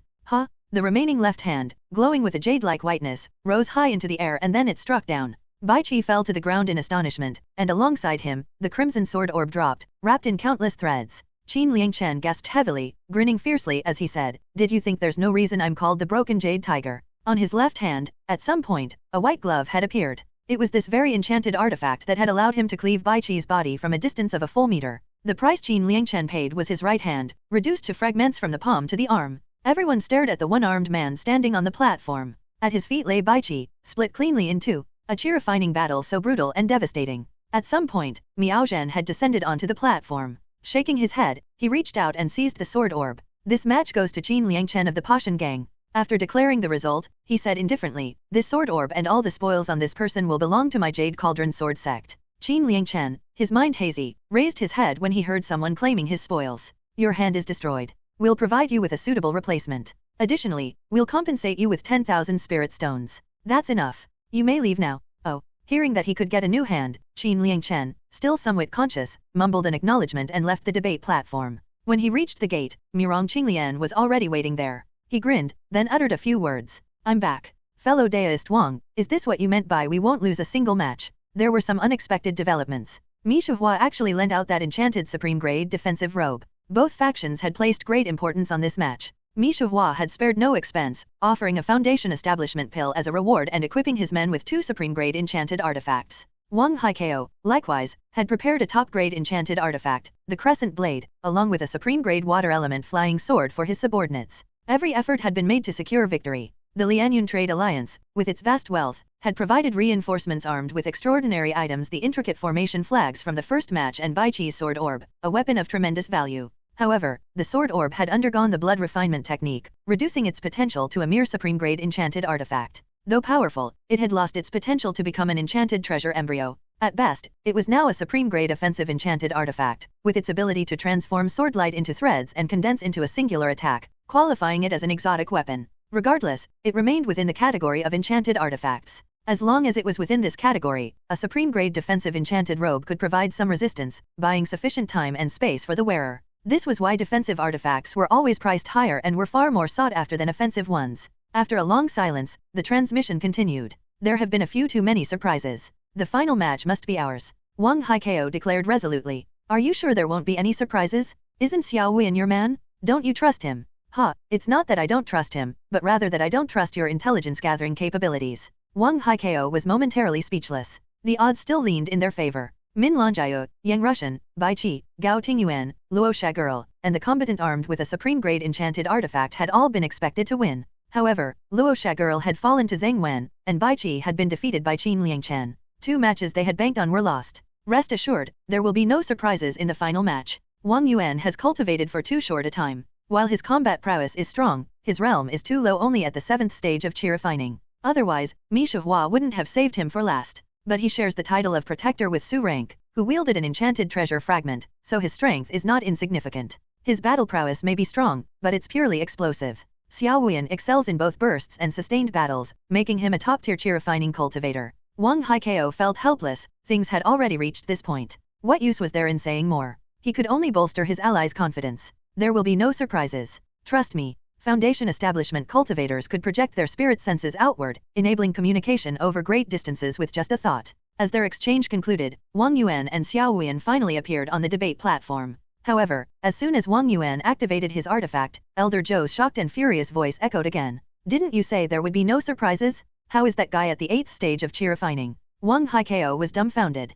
His face twitched as if someone had slapped him. He forced a reply. Why get so upset? What difference is there between the 8th and 7th stages of qi refining? Their spirit power is worlds apart from that of a 9th stage cultivator. This time, Elder Zhou couldn't be bothered to argue further. In a private room, Elder Zhou spoke grimly to his companion. Xiao Wuyan's concealment might fail. When the time comes, we must ensure the Jade Cauldron Sword Sect shields him. In the stands, Qin Liangchen, now one-handed, had returned. Luo Chen, concerned, asked, Big brother Qin, are you alright? After taking a healing pill, Qin Liangchen's spirit seemed to recover slightly. Hearing Luo Chen's question, he looked at him as if he were a fool. My hand is gone. Do you think I'm alright? Luo Chen chuckled sheepishly and muttered, as long as you're alive, that's all that matters. Qin Liangchen didn't mind, nodding to Mi Shihua before turning his attention to the platform. I secured the 9th match for you, don't let me down. There were countless others who, like him, closely watched the unfolding situation. Luo Chen was among them. He had always heard of Wang Yuan's extraordinary strength, his meteoric rise, and his overwhelming power, making him a legendary figure among the rogue cultivators of Daihe Market. But in truth, he had never seen Wang Yuan fight. His only glimpse had been under moonlight, a fleeting image of Wang Yuan carrying a blade and someone's head.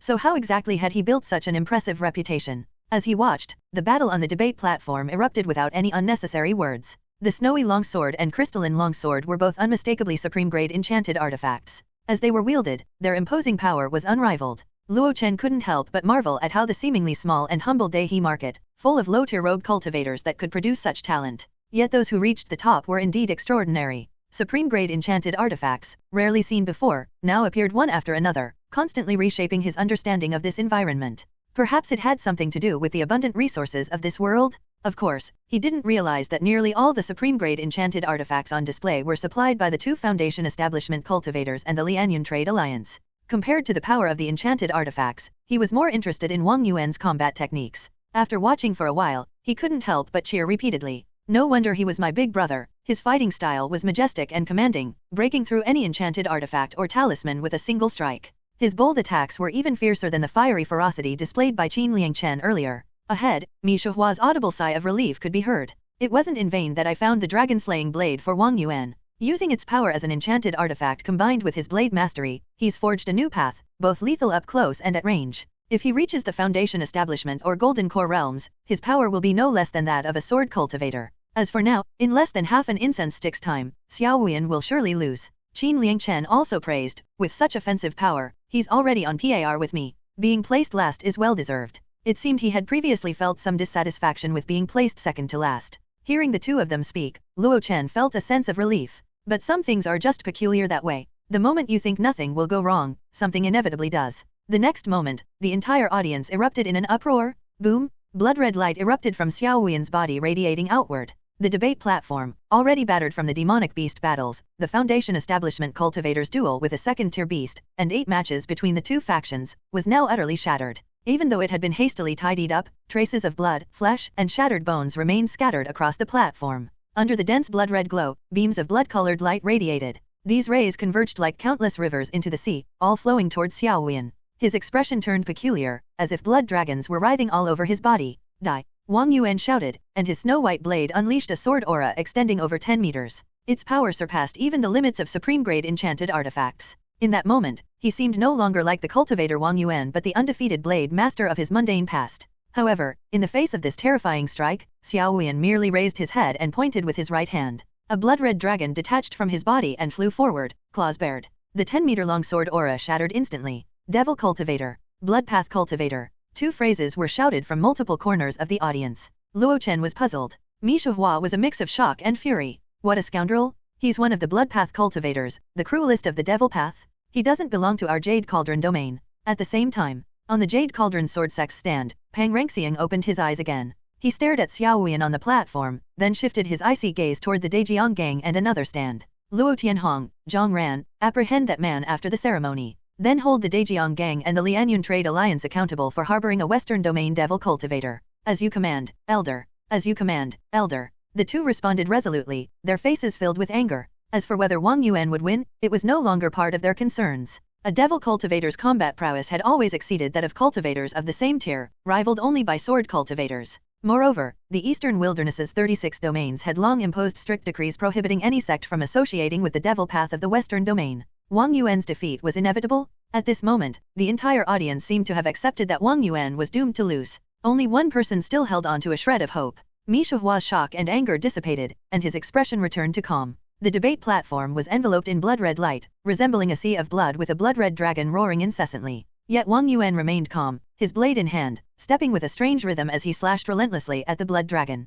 Boom! It was another fierce clash. However, this time, the scene of his previous failure did not repeat itself. He pressed one hand on the head of the blood-red dragon and smirked coldly. Break! Boom! A powerful and eerie force erupted continuously, forcing the roaring blood dragon to retreat until it disintegrated. Xiao Wuyan's expression shifted drastically. How can this be? You're unaffected by the blood chi boil. As he spoke, enormous blood hands emerged, descending like a shroud over the sky. Wang Yuan paid no heed, shattering the blood hands with either his blade or his fists. This brutal exchange continued for nearly half an incense stick's time, until the blood-red glow surrounding Xiao Wuyan dimmed to near invisibility. Wang Yuan approached him, his bare, muscular frame emanating a metallic sheen. Blood chi boil? My blood chi surpasses yours. As the words fell, so did the blade and Xiao Wuyan's head followed. For a moment, the scene was silent, and then thunderous cheers erupted from the crowd. On the Jade Cauldron sword sect's stand Luo Tianhong and Zhang Ran stood frozen, at a loss for words. Above them, Pang Rengxiang frowned slightly. That little fellow follows the ancient path of physical refinement.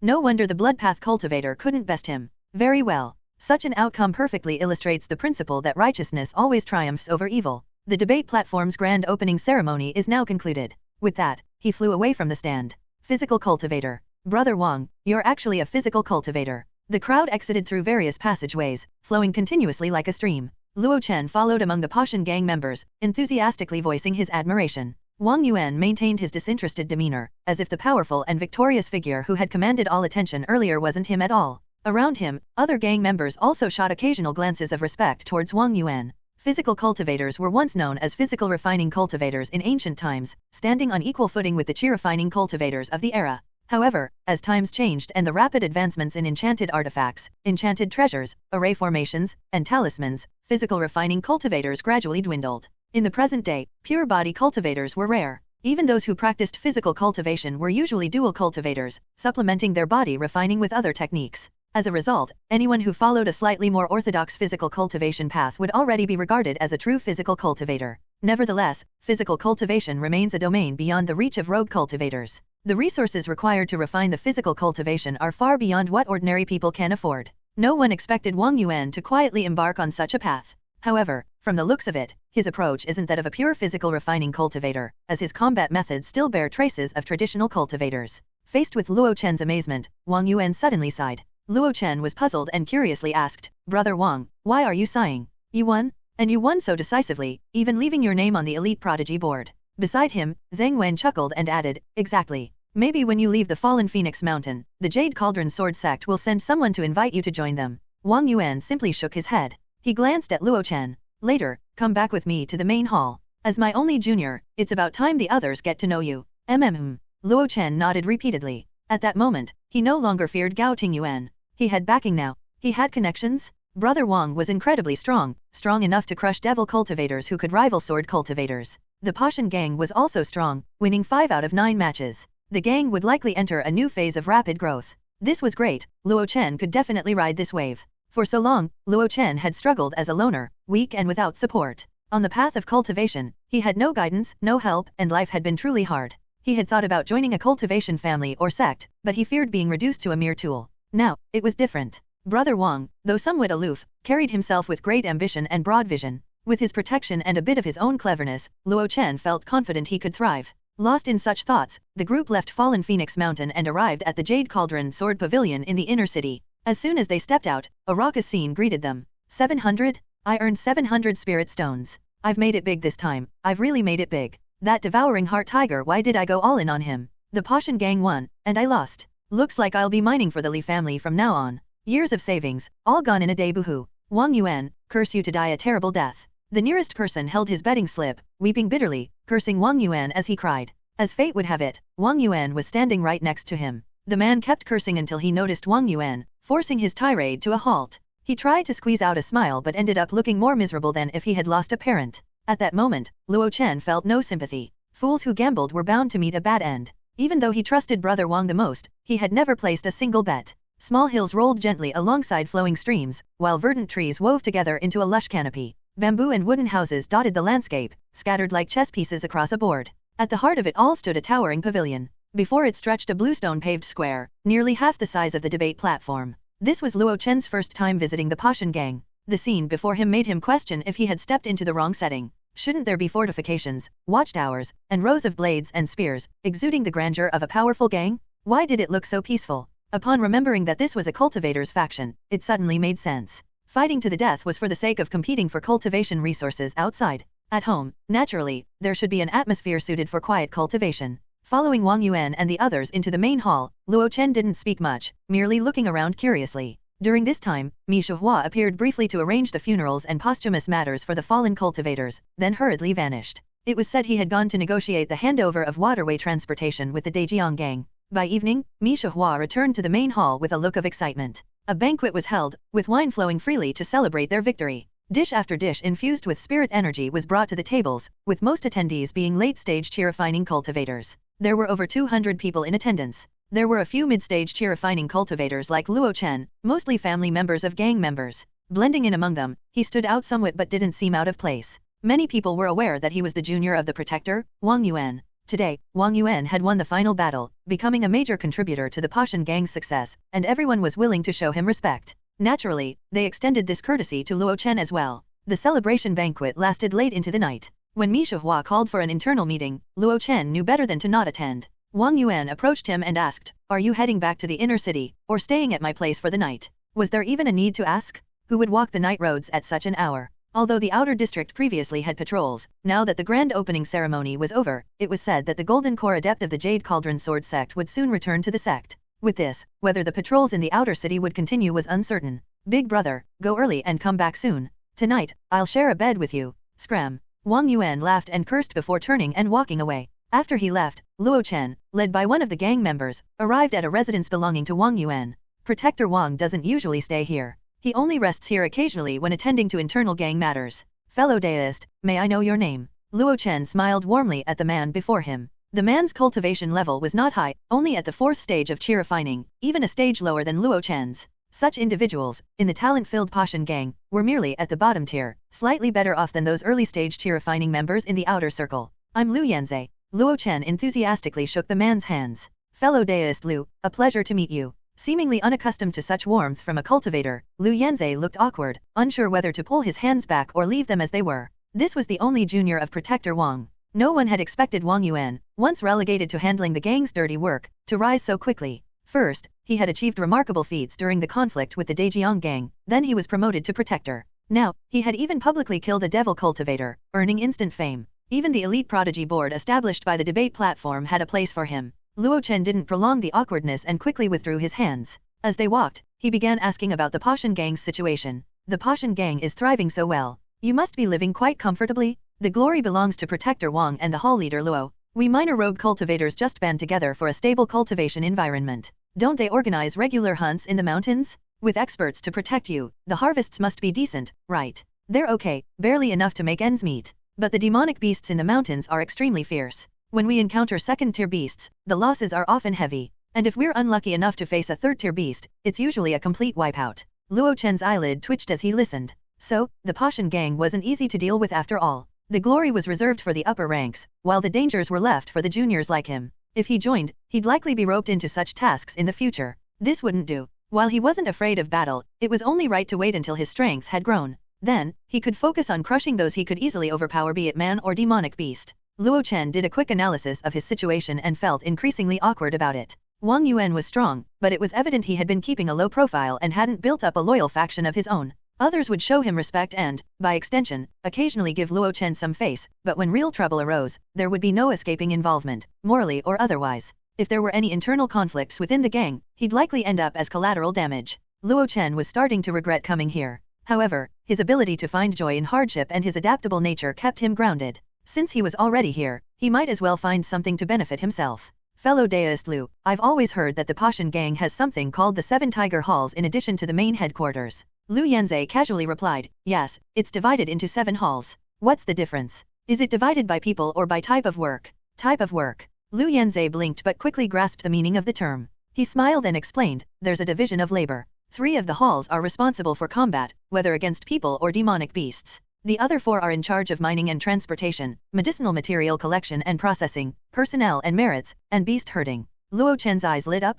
So, in a cultivation gang, it wasn't just about fighting and killing after all. Cultivation isn't just about fighting and killing. The cultivation realm is the foundation of everything. The Pashan gang was initially formed to help rogue cultivators secure cultivation resources. The deadly battles on the debate platform may have seemed glorious, but if you asked the 18 participants, how many had truly joined willingly? Probably fewer than a handful. Take Han Dang, the devouring heart tiger, who had achieved perfected mastery in chi-refining realm, and Gao Tingyuan, the river dragon, who was on the brink of foundation establishment. One had died, and the other was left crippled, with no hope of ever witnessing the wondrous path to the Great Dao. If they could choose again, they would probably refuse without hesitation. Of course, that's only if they had the option to refuse. Above them loomed Mi Shuhua and Wang Haikao, the 2 foundation establishment cultivators. One may question why did these 2 go to such lengths, recruiting manpower and granting supreme-grade enchanted artifacts, all to win the deadly duel? Wasn't it all for their own benefit? Those benefits ultimately served their own cultivation pursuits. In a way, this deadly duel was just another contest in their pursuit of the Great Dao.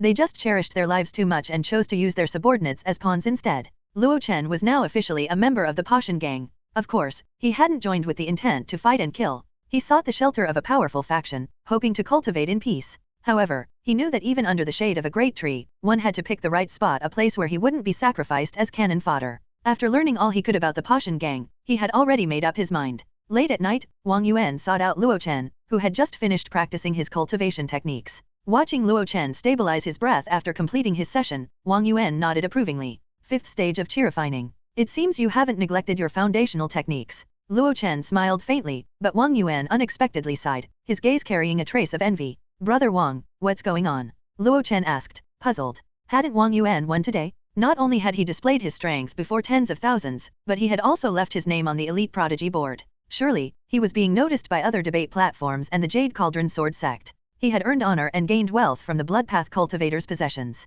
Why the long face? Additionally, he had obtained the possessions of that Bloodpath cultivator, essentially making a fortune. Upon returning, his merits were comparable to Qin Liangchen's, and he might even have received the Foundation Establishment Pill. Could it be that leader Mi Shuhua did not give him the Foundation Establishment Pill but instead gave it to Big Brother Qin? For a moment, Luo Chen's thoughts spun wildly, considering numerous possibilities. Wang Yuan stepped into the courtyard. After this battle, the Pashan gang has cemented its position as the top faction in Daihe Market. We've even secured a share of the Lankang River transport routes. The gang's future will be promising. Luo Chen nodded. This was expected, he understood this much without being told. But our losses were significant. The deaths of Devouring Heart Tiger, Leaping Tiger, and Wind Forest Tiger have left 3 major vacancies in the 7 Tigers Hall. Su Rank's death also means that, below the Foundation Establishment realm, I am now the only remaining protector. Our top-tier combat strength has been severely weakened.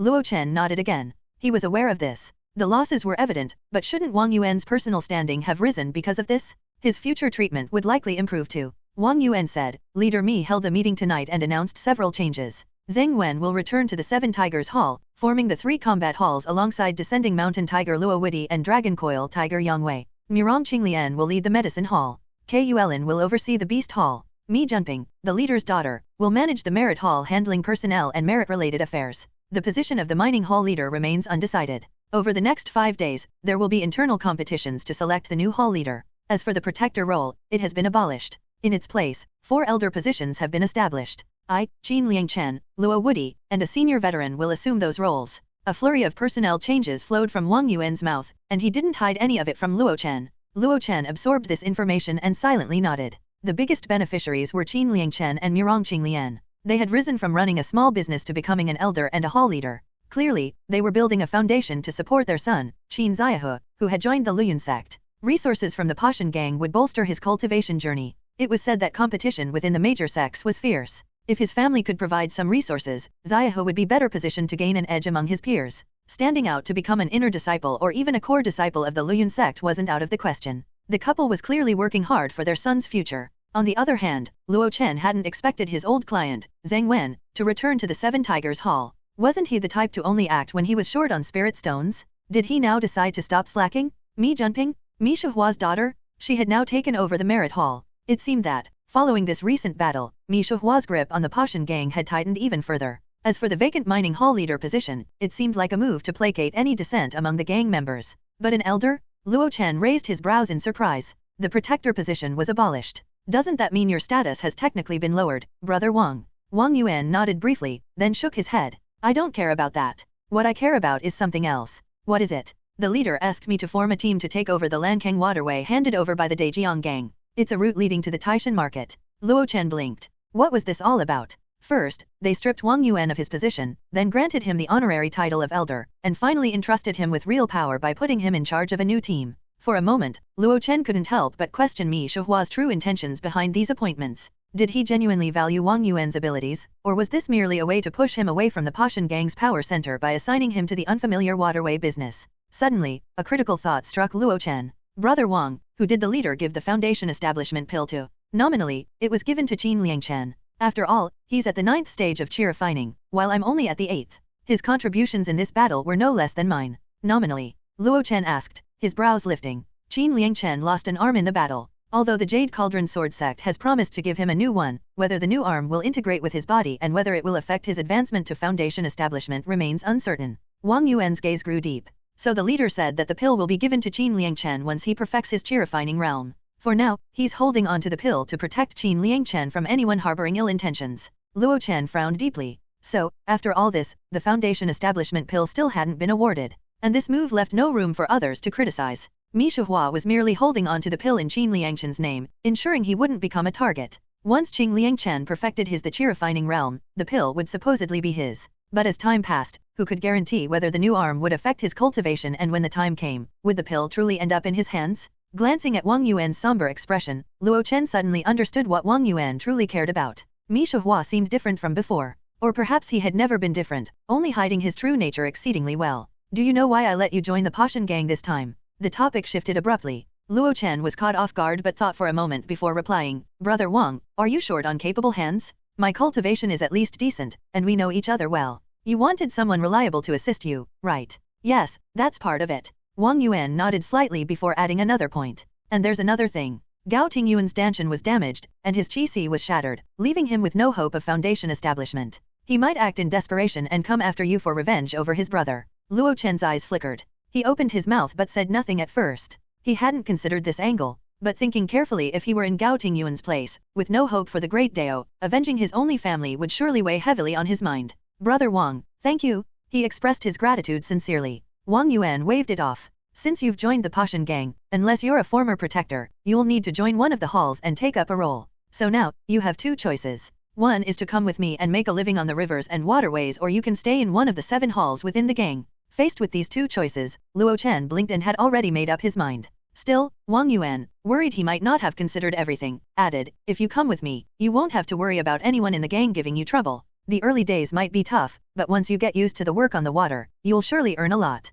If you stay in one of the halls, I might not have much say there. The hall leaders are all seniors. Have you made up your mind? Luo Chen nodded firmly. I choose to stay in the medicine hall among the 7 halls. I almost forgot, Qin Liangchen and his wife are your neighbors. Wang Yuan smiled slightly and patted Luo Chen on the shoulder. He patted Luo Chen on the shoulder. That's fine. Stay in the gang, keep an eye on things for me. If anything unusual happens, let me know. Luo Chen chuckled. One on the inside, one on the outside, we'll build something great together. We'll restore the glory we once dreamed of. Half a month later, beneath fallen Phoenix Mountain, in the shadow of the newly inaugurated debate platform, lay an area known as the Trial Hall. Previously referred to as the dueling platforms, but with the opening of the debate platform, it was expanded and outfitted with spacious chambers, collectively referred to as the Trial Hall. The purpose of these chambers was to provide rentable spaces for residents of the inner city to experiment with spells and refine their protective S. The rental fees were reasonable, starting at a single spirit stone for a brief session, with costs rising depending on the duration. For those seeking disciples from the Jade Cauldron Sword sect as sparring partners, would pay the price starting at a hefty 100 spirit stones.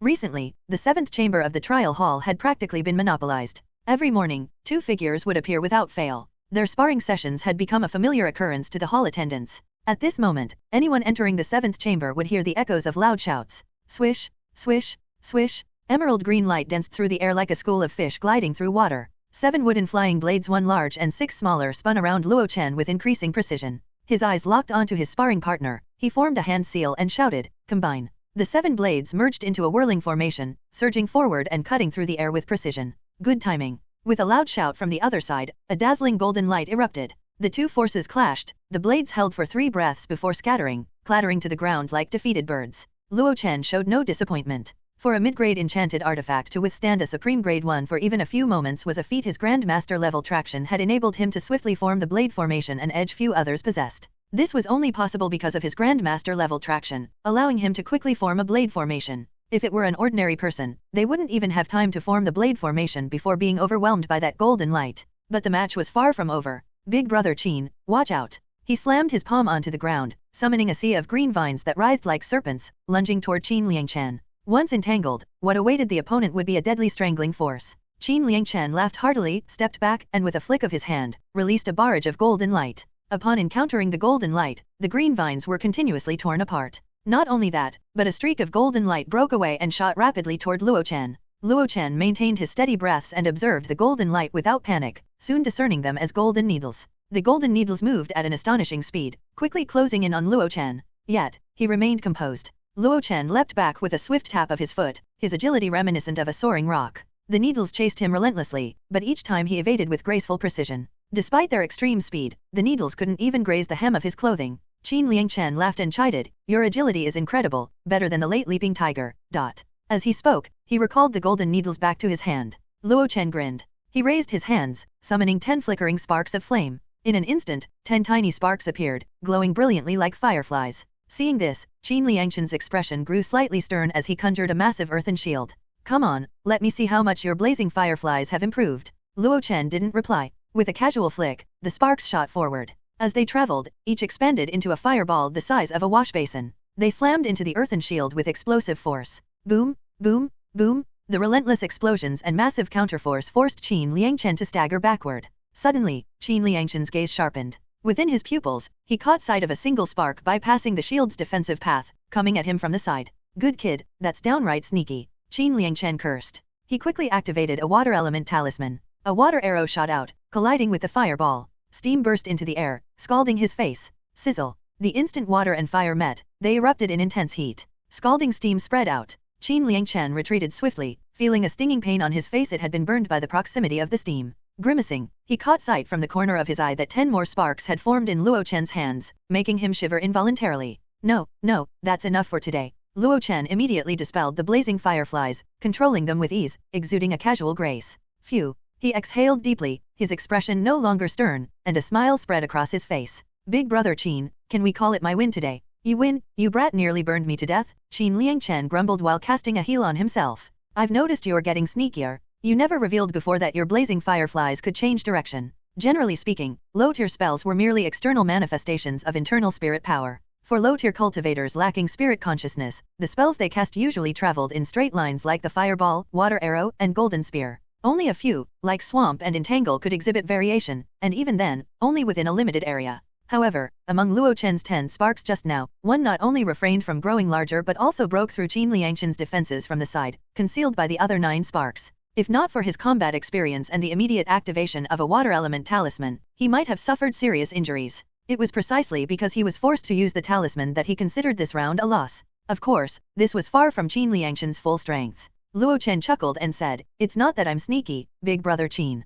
It's that you've suppressed your cultivation to the 7th stage of chi refining and aren't fully accustomed to fighting with such limited spirit power." Qin Liangshan shook his head. "It's not about suppressing my cultivation. It's that this new arm I received can only handle this level of combat for now." He shook his right hand, a limb with a mix of flesh tones and metallic hues, giving off a slightly unnatural vibe. This was the new arm promised and fitted by the Jade Cauldron Sword Sect. For this, he had given up his well-earned spoils of war, the sword orb and Bai Chi's storage pouch. Since having the arm attached 10 days ago and resting briefly, he had been eager to regain his peak condition. Thus, he rented the 7th Trail Hall and dragged Luo Chen, who also needed to practice spells for daily sparring sessions every morning. At first, he could completely dominate Luo Chen, but gradually, he began to feel increasingly powerless. Today, he even had to rely on 2 enchanted artifacts and a water arrow talisman just to avoid outright defeat. Meanwhile, Luo Chen had only used a set of mid-grade flying blade artifacts. Luo Chen's progress was nothing short of astonishing. "You're wasted as a rogue cultivator, kid," Qin Liangshan said and rubbed his face, making sure it had fully healed.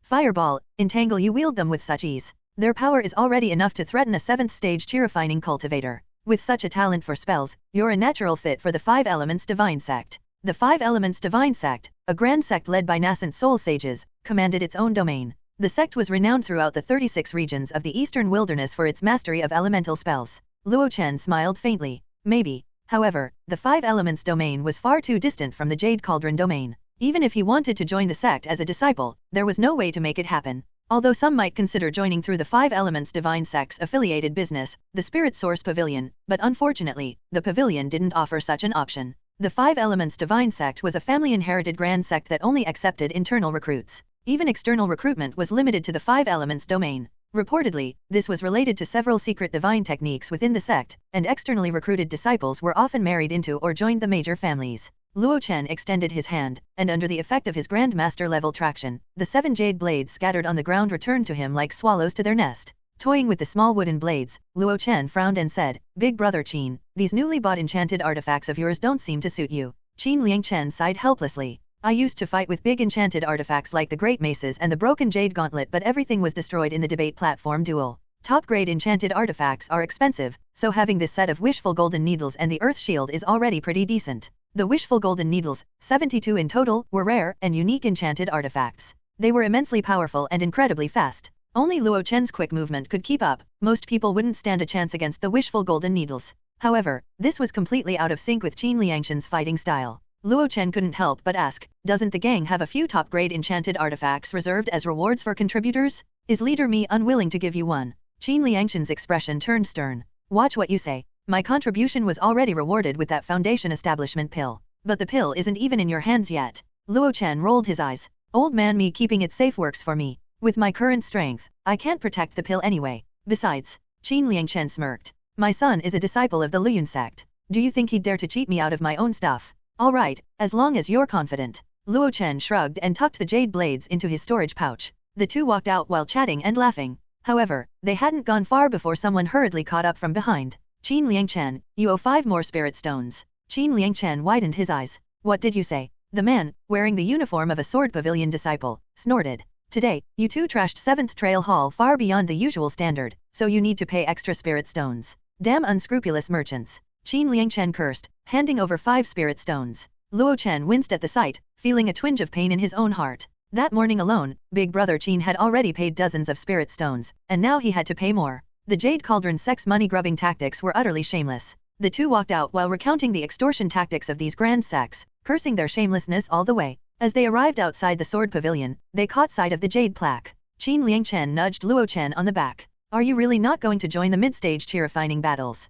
Half a month had passed since the grand opening of the debate platform, but its influence had already rippled through every corner of Daihe Market. The entire cultivation community was abuzz, and the impact was undeniable. Perhaps the Jade Cauldron Sword Pavilion aimed to nurture a culture of combat, or maybe they simply sought to heighten the spectators' excitement. Whatever the reason, the local Jade Cauldron Sword Pavilion had put up substantial rewards. Victors in same-tier battles against demonic beasts claimed all the beast materials as spoils. For high-tier cultivator duels, winners took possession of a pre-bet enchanted artifact from their defeated opponent. Monthly rankings promised even greater rewards. The top 3 participants' premium rewards, such as a top-grade enchanted artifact, pills, or even cultivation techniques, Additionally, the Jade Cauldron Sword Pavilion adjusted ticket prices based on the importance of the match, with standard tickets priced as low as 10 spirit stones. As for ticket scalpers, anyone caught was sentenced to a month in Red Pillar Prison and required to participate in a same-tier battle before being released. Rumor had it that a shameless individual had once resold a ticket worth 100 spirit stones for 200 spirit stones. Someone, somewhere, got innocently implicated. The newly introduced mid-stage cheer-refining battles Yin-Yang Chen mentioned had stirred fierce competition. Cultivators were now classified into early, middle, and late stages within their realm. Victories in mid-stage battles offered no enchanted artifact rewards but would earn a bottle of chi-nourishing pills from the Jade Cauldron Sword Pavilion, valued at 100 spirit stones. For maintaining the top rank for the month, one could receive 10 bottles of chi-nourishing pills. 10 bottles? That equaled 100 pills, enough to sustain uninterrupted cultivation for over 3 months. As a result, countless rogue cultivators scrambled to participate in the debate platform's matches. This influx of rewards and opportunities drew countless rogue cultivators to stay in Dehi Market. Some claimed the debate platform offered far better rewards than older platforms in neighboring regions. As such, these remaining rogue cultivators became the main participants in the matches. Following Yin-Yang Chen's gaze, Luo Chen glanced at the massive jade plaque. In addition to rankings, it also listed today's match schedules. Over 20 bouts were scheduled for the day. Blood would undoubtedly be spilled. Of course, regular matches weren't life-or-death battles. They ended as soon as the point was made, with referees on hand to intervene at any moment.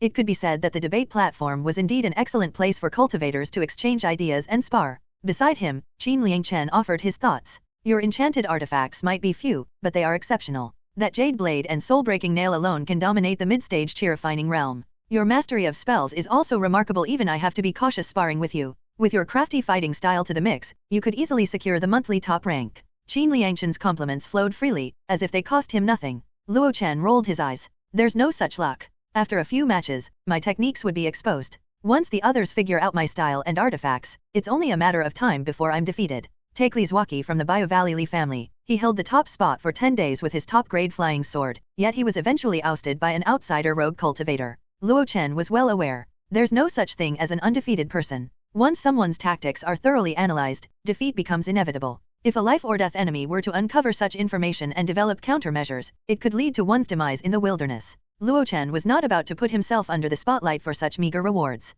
Besides, who said earning spirit stones from the debate platform only meant stepping into the arena? Luo Chen walked to a small plaza opposite the jade plaque, where a tiny stall was set up. Xiao Yu, how's business today? In front of the stall, a girl no older than 17 or 18 was squatting. Hearing his voice, she blushed and immediately stood up. Intertwining her fingers shyly, she said, 7 servings of celestial beans, 5 of beef jerky, 13 of popcorn, and only 10 bottles of pineapple wine. Altogether, I made 35 spirit stones. Luo Chen frowned. I just checked, there were 25 matches today, right? There must have been 4 or 5,000 spectators. How did you only make this much? Xiao Yu fiddled with her fingers, on the verge of tears. Yin-Yang Chen, standing nearby, couldn't bear Luo Chen bullying the girl like this. These trinkets of yours, 10 servings together, don't cost a single spirit stone. You're charging 1 spirit stone per serving? No one wants to feel like a fool. Hey, don't talk nonsense. My celestial beans are made with a secret recipe? The popcorn? That's crafted from spirit rice and my unique spell work. And the pineapple wine? That's brewed by the late medicine hall leader Leaping Tiger's father. Which of these isn't worth 1 spirit stone per serving? Luo Chen argued passionately, face flushed, neck bulging, nearly spraying Yin-Yang Chen with his spit. Yin-Yang Chen stared in disbelief.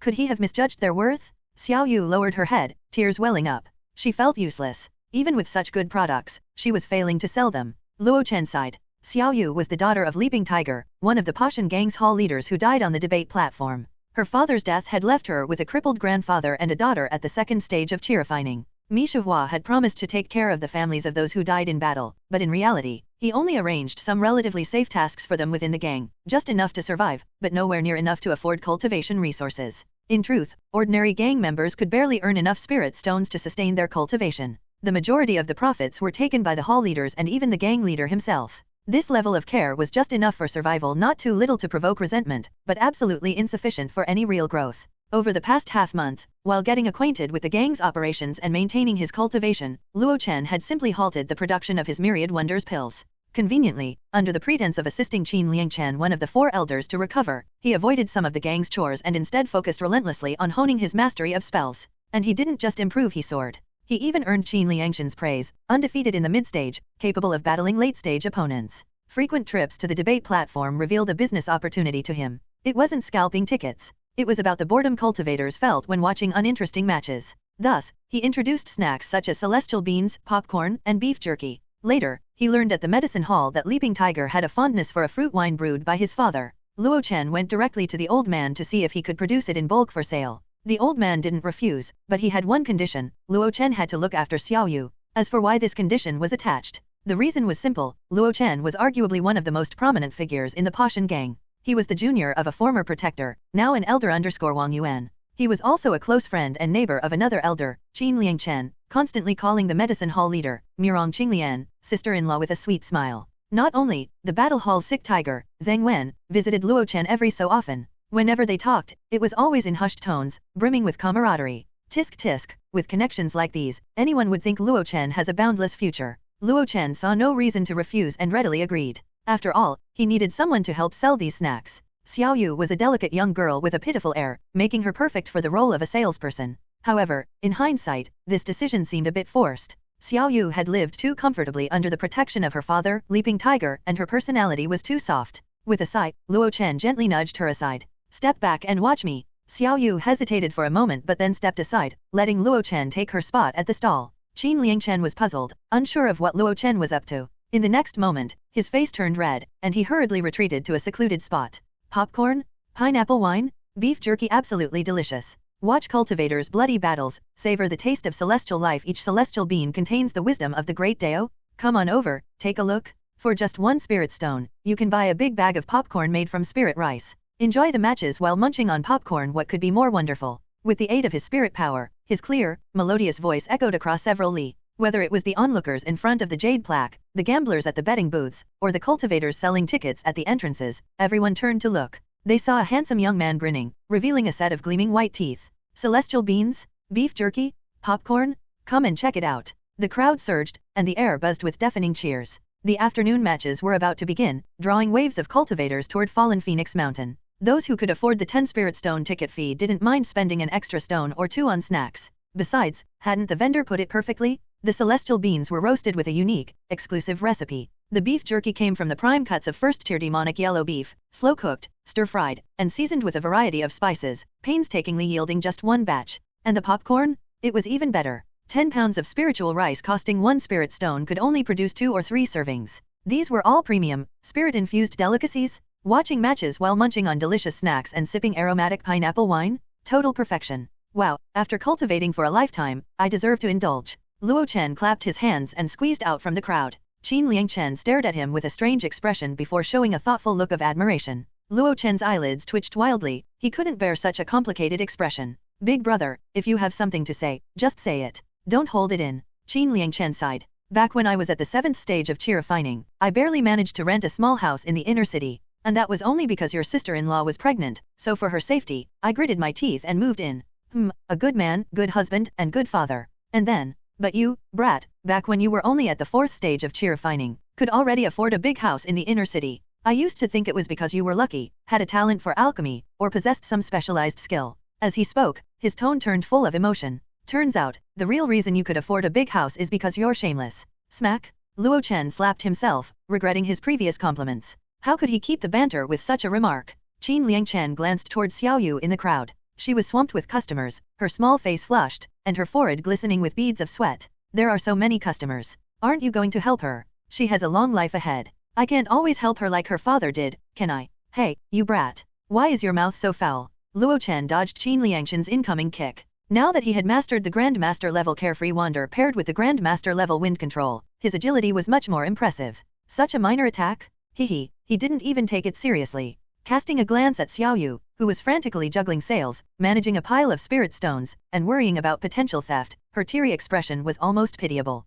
Luo Chen said indifferently, she's a 2nd stage chi refining cultivator, not a mortal. If she can't even handle this, she might as well head to the mountains and feed the demonic beasts. At this, Qin Liangchen fell silent. Xiao Yu wasn't working for free. Luo Chen had promised her wages, 1 spirit stone a day, which amounted to 30 a month. Such compensation was already exceptional. Back when Luo Chen was at the 3rd stage of chi refining, he worked himself to the bone and barely netted 5 spirit stones a month. Even by miling, working as an attendant in the Hall of 100 Herbs, earned only 50 spirit stones a month. It would take her 3 whole months to save up enough for a single bottle of chi-nourishing pills. If someone had offered Luo Chen such a job back then, he would have treated them like a father. The two men stood outside, watching Xiao Yu bustle around inside. Someone nearby who recognized Luo Chen as the boss bought popcorn while scolding him. "You're such a heartless boss. Can't you help the poor girl?" Luo Chen chuckled without retorting. Instead, he crossed his arms, looking completely indifferent as if the matter didn't concern him. His gaze wandered around the area, seemingly uninterested in the situation here. The person cursed again before leaving with their purchase. Others, however, felt even more sympathy for the young girl being exploited by her unscrupulous boss. They even became more generous with their purchases. Once the crowd thinned out a bit, Luo Chen walked inside. "Xiao Yu, give me a pack of celestial beans. Oh, and 1 bottle of aged spirit wine, the 10 spirit stone kind." "Okay, brother Luo." Xiao Yu wiped her sweat and timidly responded, handing the celestial beans and wine to Luo Chen. After taking the items, Luo Chen headed toward the sword pavilion. Qin Liangchen looked on in confusion. He saw Luo Chen walk to the ticket booth at the debate platform and start chatting with a chi-refining disciple from the sword pavilion. During the conversation, Luo Chen occasionally pointed back in their direction. Moments later, he returned empty-handed. "Let's go, this has nothing to do with us," Luo Chen said, stretching lazily. To be fair, after practicing spells and fighting for half a day this morning, having a moment of indolence felt a bit odd to his body. Walking alongside him, Qin Liangchen asked curiously, "Did you just bribe the sword pavilion disciples? Why phrase it so harshly?" Luo Chen replied confidently, "It's called building good relations with the neighbors." Qin Liangchen pondered for a moment, his expression turning slightly complicated. "You want the sword pavilion people to look after Xiao Yu occasionally, don't you? Heh, you're giving me too much credit. I just don't want my business getting disrupted by some loafers," Luo Chen scoffed, dismissing the topic. Qin Liangchen sighed, and the two returned to their courtyard. Looking at the desolate courtyard, he sighed again. His wife, Mirong Qinglian, had been busy with the medicine hall matters for the Pashan gang, and the other girls in the courtyard were occupied with their own affairs. Luo Chen, who had been having fun earlier in the morning, locked himself in his room as soon as he returned home, tinkering with who knew what. Now, Qin Liangchen found himself indolent once more. He sat in the courtyard, basking in the autumn sunlight like a lonely old man. His gaze fell on the swing he had built for his son Zaihe. The wooden board was so short that he couldn't sit on it anymore. Maybe he should take some time to rebuild the swing? It seemed like the little girl from the main house, who loved to dance, enjoyed sitting on the swing. That rascal Luo Chen always crouched nearby watching her, yet never thought to replace the short wooden board with a longer one. Who knew how long it would take for this hand to fully adapt? Could he still perfect his chi-refining realm and break through to foundation establishment in this lifetime? Maybe he should save the foundation establishment pill for his wife? But she would probably want to save it for their son. No one understood her better than he did. Urgent footsteps sounded outside the courtyard. Turning his head, he saw a gang brother rushing inside.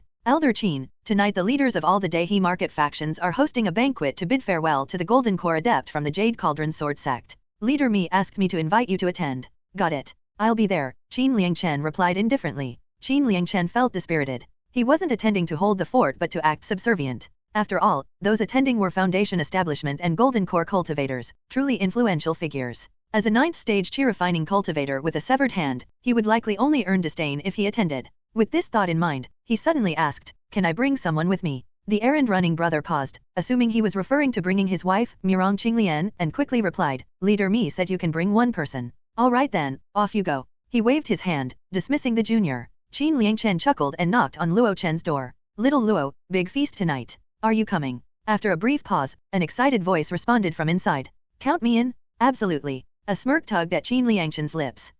Now there was another one to play the subordinate role? Inside the room, Luo Chen stared at the status panel before him, his face brimming with excitement. It was maxed out. Completely maxed out? The skill level of his fireball had finally reached its limit. Fireball, perfected mastery, 1000/1000. Half a month had passed since the grand opening of the debate platform. During this time, Luo Chen deviated from his usual routine and stopped refining pills. There were many reasons for this. Firstly, he needed to familiarize himself with the people and affairs of the Pashan gang. Secondly, his supply of spirit stones wasn't lacking either. He already had 150 low-grade spirit stones, and after scalping tickets, he made another 200. On top of that, he had stocked up on 5 bottles of chi-nourishing pills, which was enough to sustain his cultivation for a month. But none of these were the most important factors. The key reason was the series of battles he had witnessed, especially the deathmatch involving 18 chi-refining realm cultivators, which had been immensely enlightening. He had always thought the late-stage cultivators were a different breed. Yet, watching them fight, he realized something: the difference in stage primarily affected the quantity of spirit power in one's body, and their S were still within the scope of what he could comprehend.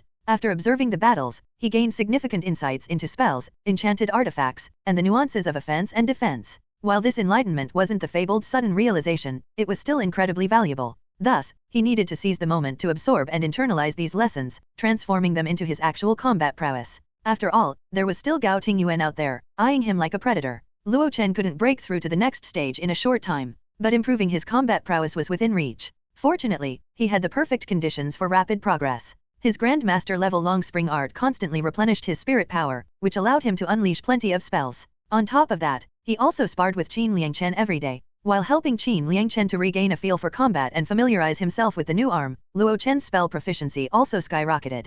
Now, it was time to reap the rewards. Status panel. Name, Luo Chen. Lifespan, 27/75. Spirit roots, gold, wood, water, fire, earth. Realm, Chi Refining Realm Stage 5, 6/100. Achievement points, 21. Techniques. Long Spring Art, Grandmaster, 560/1000. Spells. Fireball, Perfected Mastery. Carefree Wander, Grandmaster, 712/1000. Wind Control, Grandmaster, 510/1000. Traction, Grandmaster, 550/1000. Entangle, Perfection, 370/500. Spirit Eyes, Perfection, 310/500. Clans, Proficient, 201/300. Skills. First Tier Alchemist. After reviewing his current status panel, Luo Chen felt a surge of excitement. He had finally maxed out the proficiency of one of his spells. Perfected Mastery Fireball? With a thought, a fireball appeared in Luo Chen's palm. The fireball was the size of a fist, radiating intense heat and capable of a significant explosive force.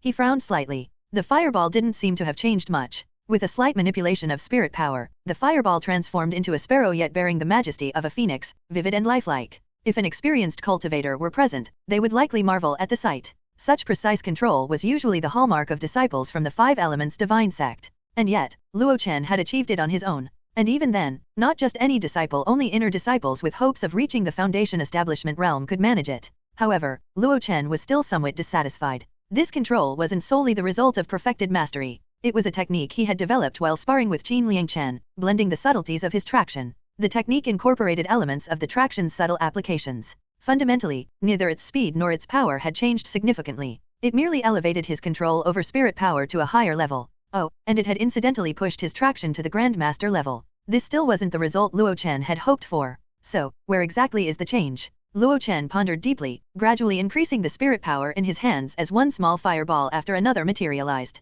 Soon, the count reached 10.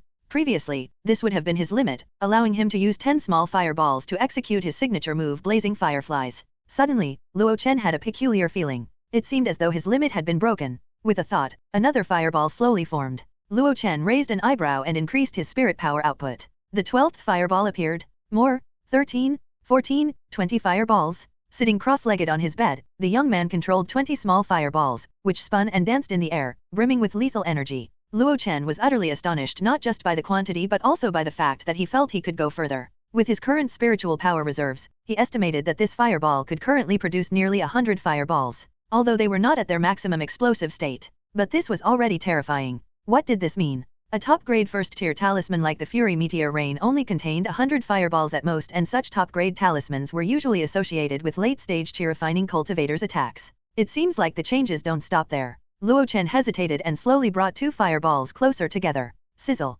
Sparks flew, and then the 2 fireballs merged seamlessly. The resulting fireball doubled in size. It's not just 2 that can be fused. Luo Chen was typically timid, especially when it came to combat. That was why he had recently agreed to spar with Qin Liangchen to acclimate himself to fighting. Unlike his previous 2 experiences of murder and stealing treasure, which were primarily defensive retaliations, Luo Chen also had a daring side. This boldness showed in pursuits like alchemy and spells, where he didn't have to engage in conflict. He had risked his entire fortune to refine myriad wonders pills and had dared to practice the slightly dangerous spirit eyes without any guidance. Now, faced with another transformation of the fireball, he cautiously yet fearlessly began his journey of fusion. After 2 came 3, then 4, then 5. Luo Chen's eyes widened as he gazed at the fireball, which is now as massive as a small sun. In the next moment, his Grandmaster level Carefree Wander and Wind Control instinctively activated. Whoosh! A figure darted out in a flash. Behind him, the small sun grew unstable and began to expand. The blazing sun suddenly erupted. Boom! Luo Chen, you bastard, what are you doing?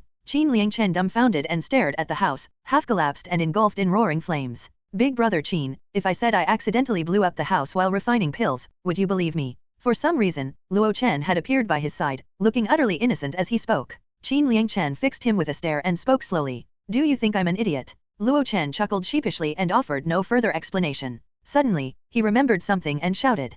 Put out the fire. Some of his belongings were still inside. In the end, they refrained from calling anyone else for help.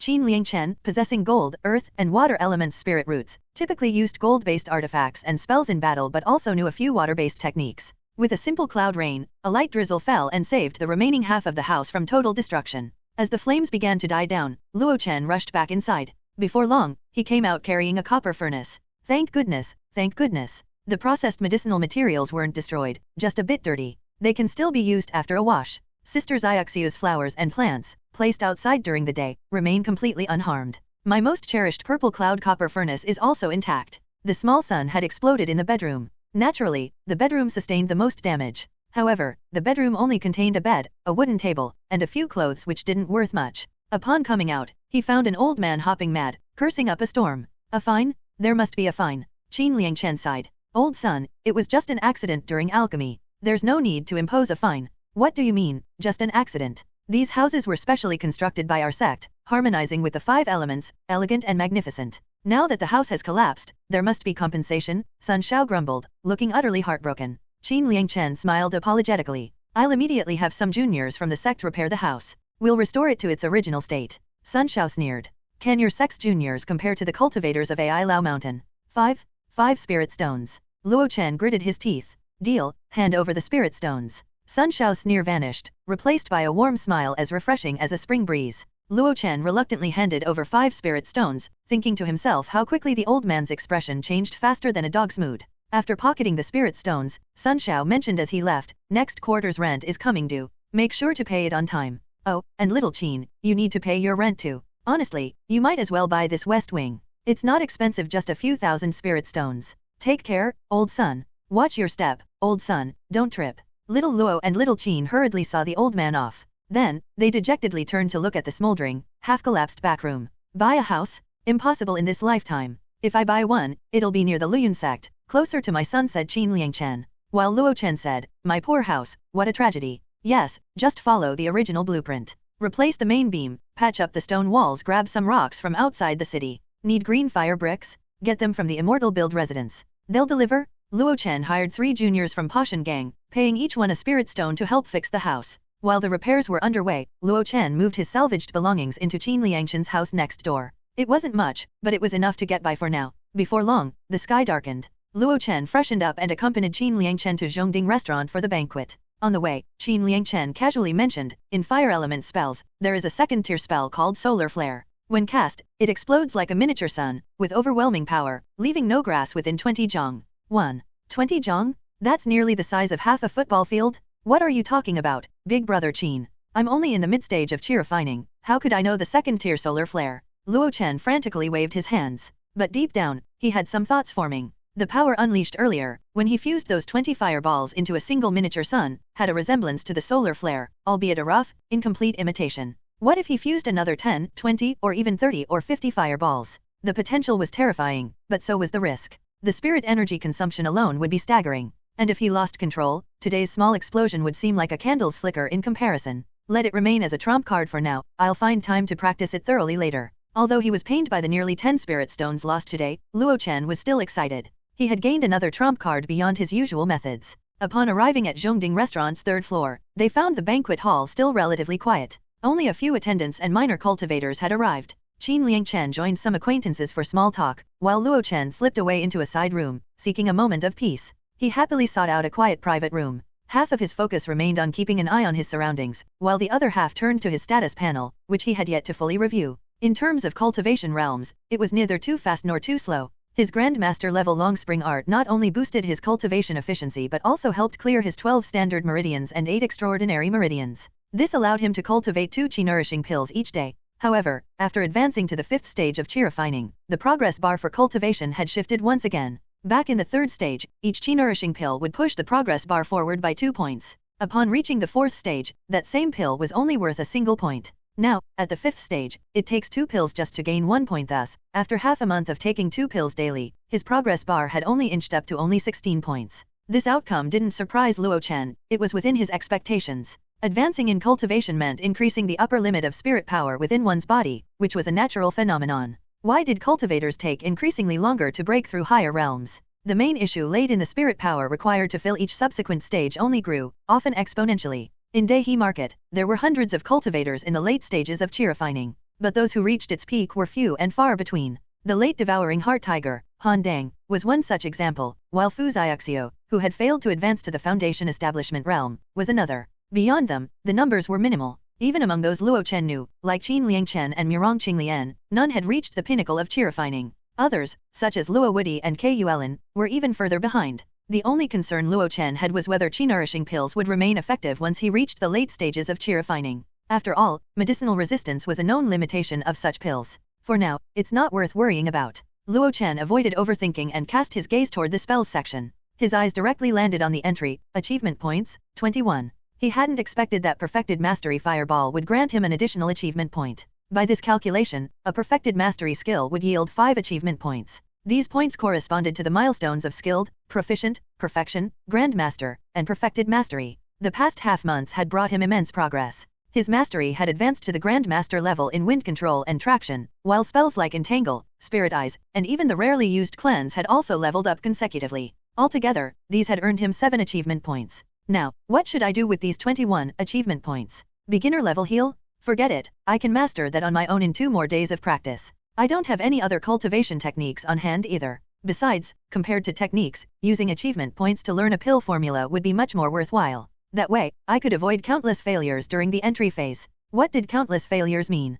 Countless spirit stones? Right now, the only pill formula Luo Chen had was a partial second-tier recipe for the Jade Dew pill. Clearly, it wasn't the right time to refine the Jade Dew pill. He lacked the financial resources and skill, and even if he managed to refine it, he probably wouldn't dare sell it. So, I need to find a first-tier pill recipe, one with a broad market and few competitors. I wonder if Pashan Gang has any, or perhaps there's something in the medicine hall. As Luo Chen pondered, he glanced up to see that night had already fallen. Outside the small private room, bursts of lively chatter echoed. He steadied his mood and quietly stepped out. With just one glance, he held his breath. 1, 2, 3, 4, 5, 6. There were a total of 13 foundation establishment cultivators? My heavens, since when did this little Dehi market have so many foundation establishment cultivators? Luo Chen actually recognized most of them, at least vaguely. Shopkeeper Lu from the Hall of 100 Herbs was deep in conversation with Shopkeeper Wang of the Spirit Herb Pavilion. Meanwhile, Daoist Mu, the leader of the Spirit Source Pavilion, stood at the center of a small gathering, discussing enchanting spells with 3 unfamiliar foundation establishment cultivators. Across the room, Mi Shuhua of the Pashan Gang laughed and chatted with Wang Haikao from the Dejiang Gang and another man. It was almost hard to believe that not long ago, these two had been locked in fierce conflict. The stern-looking man beside them was likely Zhou Chaoxian, the local head of the Lianyun Trade Alliance, said to hold a high-ranking elder position within the alliance. Not far away, Old Chu, the infamous merchant from the Treasure Pavilion, was whispering to a well-dressed man. However, the latter seemed impatient, his gaze frequently drifting toward the female cultivators. Even so, he dared not offend Old Chu and continued nodding along to the conversation. Luo Chen's eyes flickered toward the gathering of female cultivators, where he unexpectedly spotted a few familiar faces. The elegant and radiant Gu Kai, the stunningly beautiful Miss Xiang Xiang, and the gentle and demure Fu Xiaoxiu were among them. However, no matter how attractive they were, the focus of the gathering was still the graceful lady in palace attire. She must be the Madam of Tianxiang Tower. The Hehuan sect cultivator, Gong Huiken. So elegant and gorgeous, who knows how old she really is. Quite the high-class lady. She seemed particularly sensitive to men's gazes. In an instant, the graceful woman's gaze landed on Luo Chen. Luo Chen quickly lowered his head and sidled up to Qin Liangchen, who was standing in the corner. Big brother, this place is full of big shots. What are we doing here? Speaking in a cautious tone, Luo Chen felt like a lowly junior. Qin Liangchen chuckled. Why? We're here to play junior, of course. Luo Chen was stunned. So, he really was just a junior after all. When big shots go out, they need to bring a couple of juniors, Qin Liangchen said, patting him on the shoulder. Don't lose heart. Maybe one day, we'll get to be the big shots ourselves. Well, wasn't that the classic why not us sentiment? Luo Chen rolled his eyes. Talking like that, wasn't he worried the foundation establishment cultivators might overhear? He'd heard that the sound transmission wasn't all that secure. It just so happened that 3 foundation establishment cultivators were standing right in front of them: Mi Shuhua, Wang Haikao, and Zhou Chaoxian. The last of the 3 abruptly turned around, his piercing gaze fixed on Qin Liangchen. So, you're the one who killed Bai Qi on the debate platform, aren't you? Qin Liangchen's expression instantly tensed, and his gaze darted toward Mi Shuhua for help. Fellow Daoist Zhou, you. Mi Shuhua began, but Zhou Chaoxian raised a hand to cut him off. Zhou Chaoxian smiled faintly. It's nothing, I just wanted to make his acquaintance. After all, little Qin here has a son who is a distinguished disciple of Luyun sect. Why would I ever do anything to him? However, fellow Daoist me, I've heard you're safeguarding his foundation establishment pill. Don't secretly pocket it for yourself later. Mi Shihua's expression froze and then darkened noticeably. Just as the atmosphere grew tense, a sharp and piercing aura emanated from the doorway. In the next moment, 7 Foundation Establishment cultivators ascended the stairs together. They were Jade Cauldron Sword cultivators. The 7 ascended without hesitation, bowed, and called out toward the outside. We respectfully welcome Elder Pang. Everyone was momentarily stunned before hurriedly bowing and respectfully echoing, "We respectfully welcome Elder Pang." Under the night sky, a golden light, devoid of any ostentation, streaked into the 3rd floor of Zhongding Restaurant. It was none other than the Golden Core Adept, Pang Rangxiang. Luo Chen lowered his head deeply, not daring to glance around even from the corner of his eye. Under the unabated pressure of the Golden Core's might, his teeth, bones, and even his very soul seemed to tremble. So, this is the power of a Golden Core? Deep inside, a torrent of thoughts surged wildly within Luo Chen. A true man should aspire to such heights. 11 Zhang, 3.33 meters, 10.94 feet. Zhang was commonly used during ancient times to measure distances, the height of structures, and even the depth of water or land boundaries. On the 2nd floor of Zhongding Restaurant, a large group of chi-refining cultivators occupied several tables, their conversations lively amidst the exquisite spread of spirit-infused delicacies. Each table boasted dishes that easily cost over 1,000 spirit stones, yet, for this occasion, none of the chi-refining cultivators had to pay. Luo Chen found himself seated at a table slightly off-center, brought over by Gu Ki. The table was mostly occupied by female cultivators, making him the only man present, a fact that did not go unnoticed. Curious glances and piercing stares were sent his way, but Luo Chen, utterly unfazed, focused on the food in front of him, eating heartily. Across the table, Xiang from Tianxiang Tower spoke with a tone tinged with both excitement and reluctance. "When my 10th year are up, I'll return to the Hehuan sect." Gu Ki looked at her with envy. "When you return, you'll probably begin preparing for Foundation establishment, right?" Xiang smiled gently and nodded slightly. Her 10 years here hadn't hindered her cultivation, and she was only a step away from achieving perfect mastery in chi-refining. More importantly, she had nearly gathered all the materials needed for Foundation establishment as required by the Hehuan sect techniques. The only thing she still lacked was the sect's allocation of a Foundation establishment pill upon her return. Gu Ki hesitated for a moment before asking, "Will Aunt Gong be returning as well?" "She certainly will. The spirit vein here is only 1st tier, hardly suitable for a long-term residence of someone at the Foundation establishment realm." Xiang, always candid with her close friend, added a word of caution. "There are 2 potential candidates to take her place. If it's senior sister Qi, all will be well. But if it's senior brother Hua, Ki, you'd best be careful and avoid provoking him." Gu Ki's expression tightened. "What do you mean by that?" "Senior brother Hua and I entered the sect in the same batch. He has a violent temperament and an unhealthy obsession with exploiting others. After advancing to the Foundation establishment realm, he restrained himself somewhat, but only within the sect. If he comes here, without supervision, I'm afraid." Gu Ki's heart grew heavier with each word. Xiang suddenly smiled and said, "But you don't have to worry too much. That late-stage Foundation establishment cultivator from Ai Lao Mountain seems to like you quite a bit. He even mentioned to Aunt Gong twice about taking you as a concubine. Why not go with him? Ai Lao Mountain is a wealthy sect, after all." Luo Chen, who was feasting heartily, paused slightly. Looking up, he noticed that Gu Ki did not show the expected joy but instead wore a forced smile. "That man is not a good match, Ki. Think carefully." Abruptly, Fu Xiaoxiu, who had been silent all this time, said this. Gu Ki gave a faint acknowledgement, not daring to speak ill of a Foundation establishment cultivator behind his back. She was different from Yu Xiang and Fu Xiaoxiu. One was a disciple of Hehuan sect, who, upon returning and successfully reaching the Foundation establishment realm, would become an inner sect disciple, possibly even advancing to a true disciple. The other had recently become a steward of the Divine Talisman Pavilion and would soon return to the sect with its members. Both had the backing of the 6 major sects, so they naturally didn't fear someone like the cultivator from Ai Lao Mountain.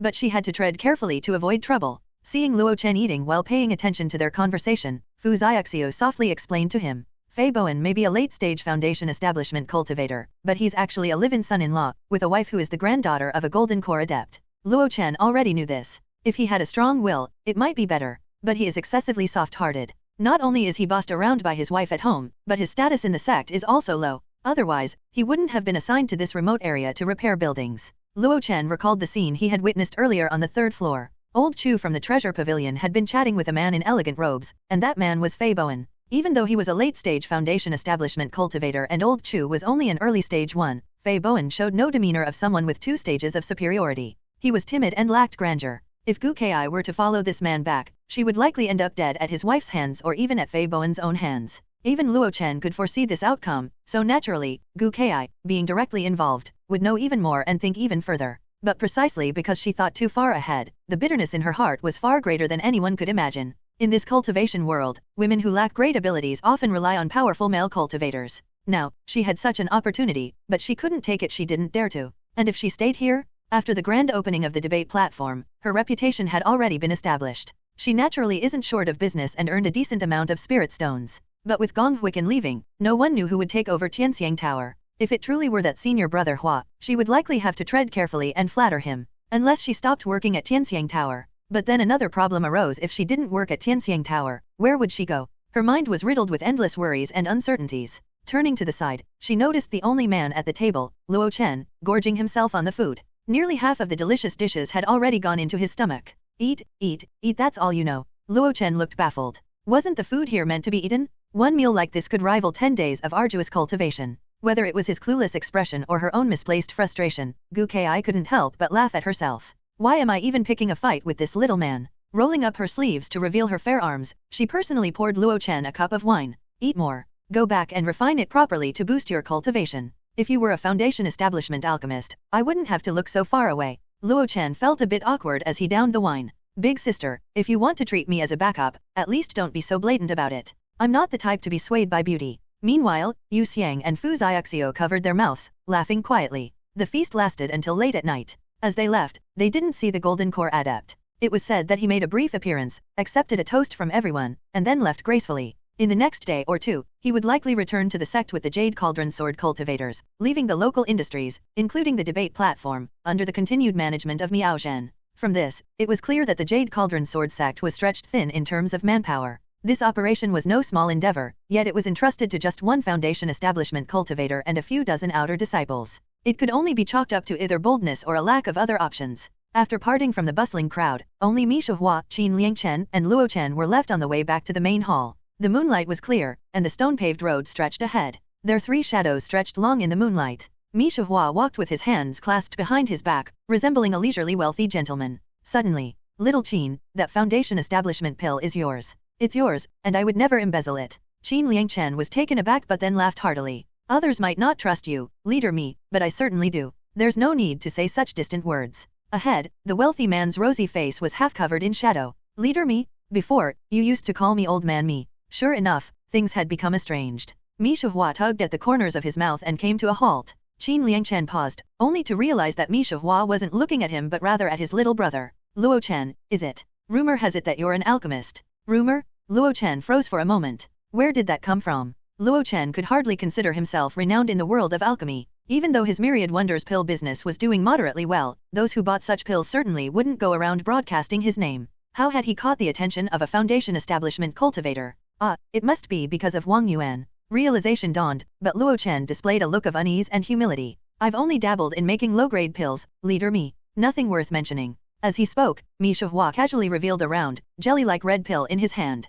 With a glance, Luo Chen recognized it a Myriad Wonders pill. This is far from insignificant. A first-tier mid-grade pill. His voice carried an unrestrained tone of admiration and appreciation. What? Mid-grade? Beside him, Qin Liangchen reacted as if a mouse had been startled by a cat, his shock plain to see. For a brief moment, his eyes widened in shock. All this time, he had assumed that Luo Chen only produced basic fasting concoctions or low-grade pills like the Myriad Wonders pill, which he had dismissed as nothing more than an aphrodisiac. But now, a foundation establishment cultivator was telling him otherwise. His little brother had crafted a mid-grade pill? What did that mean? Even though Qin Liangchen had consumed top-grade pills before, buying and consuming were entirely different from producing them. Refining pills represented countless failures, trials, and errors, as well as a natural talent for alchemy that few possessed. Especially since Luo Chen was merely a mid-stage chi-refining rogue cultivator without family backing or sect support, he couldn't afford too many failures. The conclusion was obvious. He possessed an alchemical talent so exceptional it could only be described as monstrous. My little brother, you've hidden this well.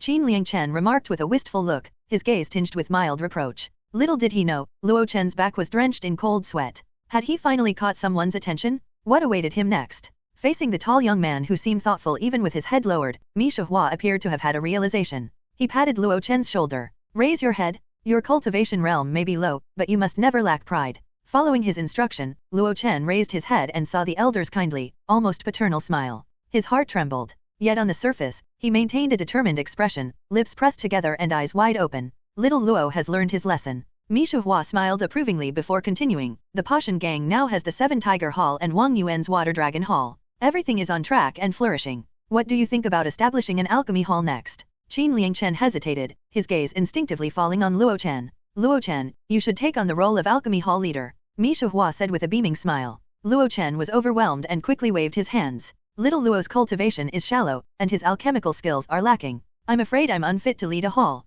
Young man, have a little confidence. Mi Shuhua turned around, clasped his hands behind his back, and walked ahead. I have high hopes for you. Once the alchemy hall is established, the other 8 halls will do their best to support it. I also have some alchemical books and 1 or 2 pill recipes that I'll let you study. Furthermore, the Pashan gang will purchase a shop in the inner city, where the alchemy hall's products will have a dedicated space. Little Luo, don't let everyone down, said Mi Shuhua. His tone was warm, but his meaning was clear as day. This was an order, dressed up as encouragement. Later that night, Luo Chen sat across from Qin Liangchen in his home. Nirong Qinglian teased with a playful smile, Hall Leader Luo, it looks like we'll be relying on you to take care of us from now on. Luo Chen quickly waved his hands, showing humility. Sister-in-law, you're too kind. This junior is far from deserving such a title. Hehe, you two chat. I'll head to bed. Nirong Qinglian set down a jar of wine and gracefully left. The 2 men were left sitting in the living room, one deep in thought, the other wearing a wry smile. After a while, Qin Liangchen snapped out of his thoughts. In front of Luo Chen, he activated a talisman.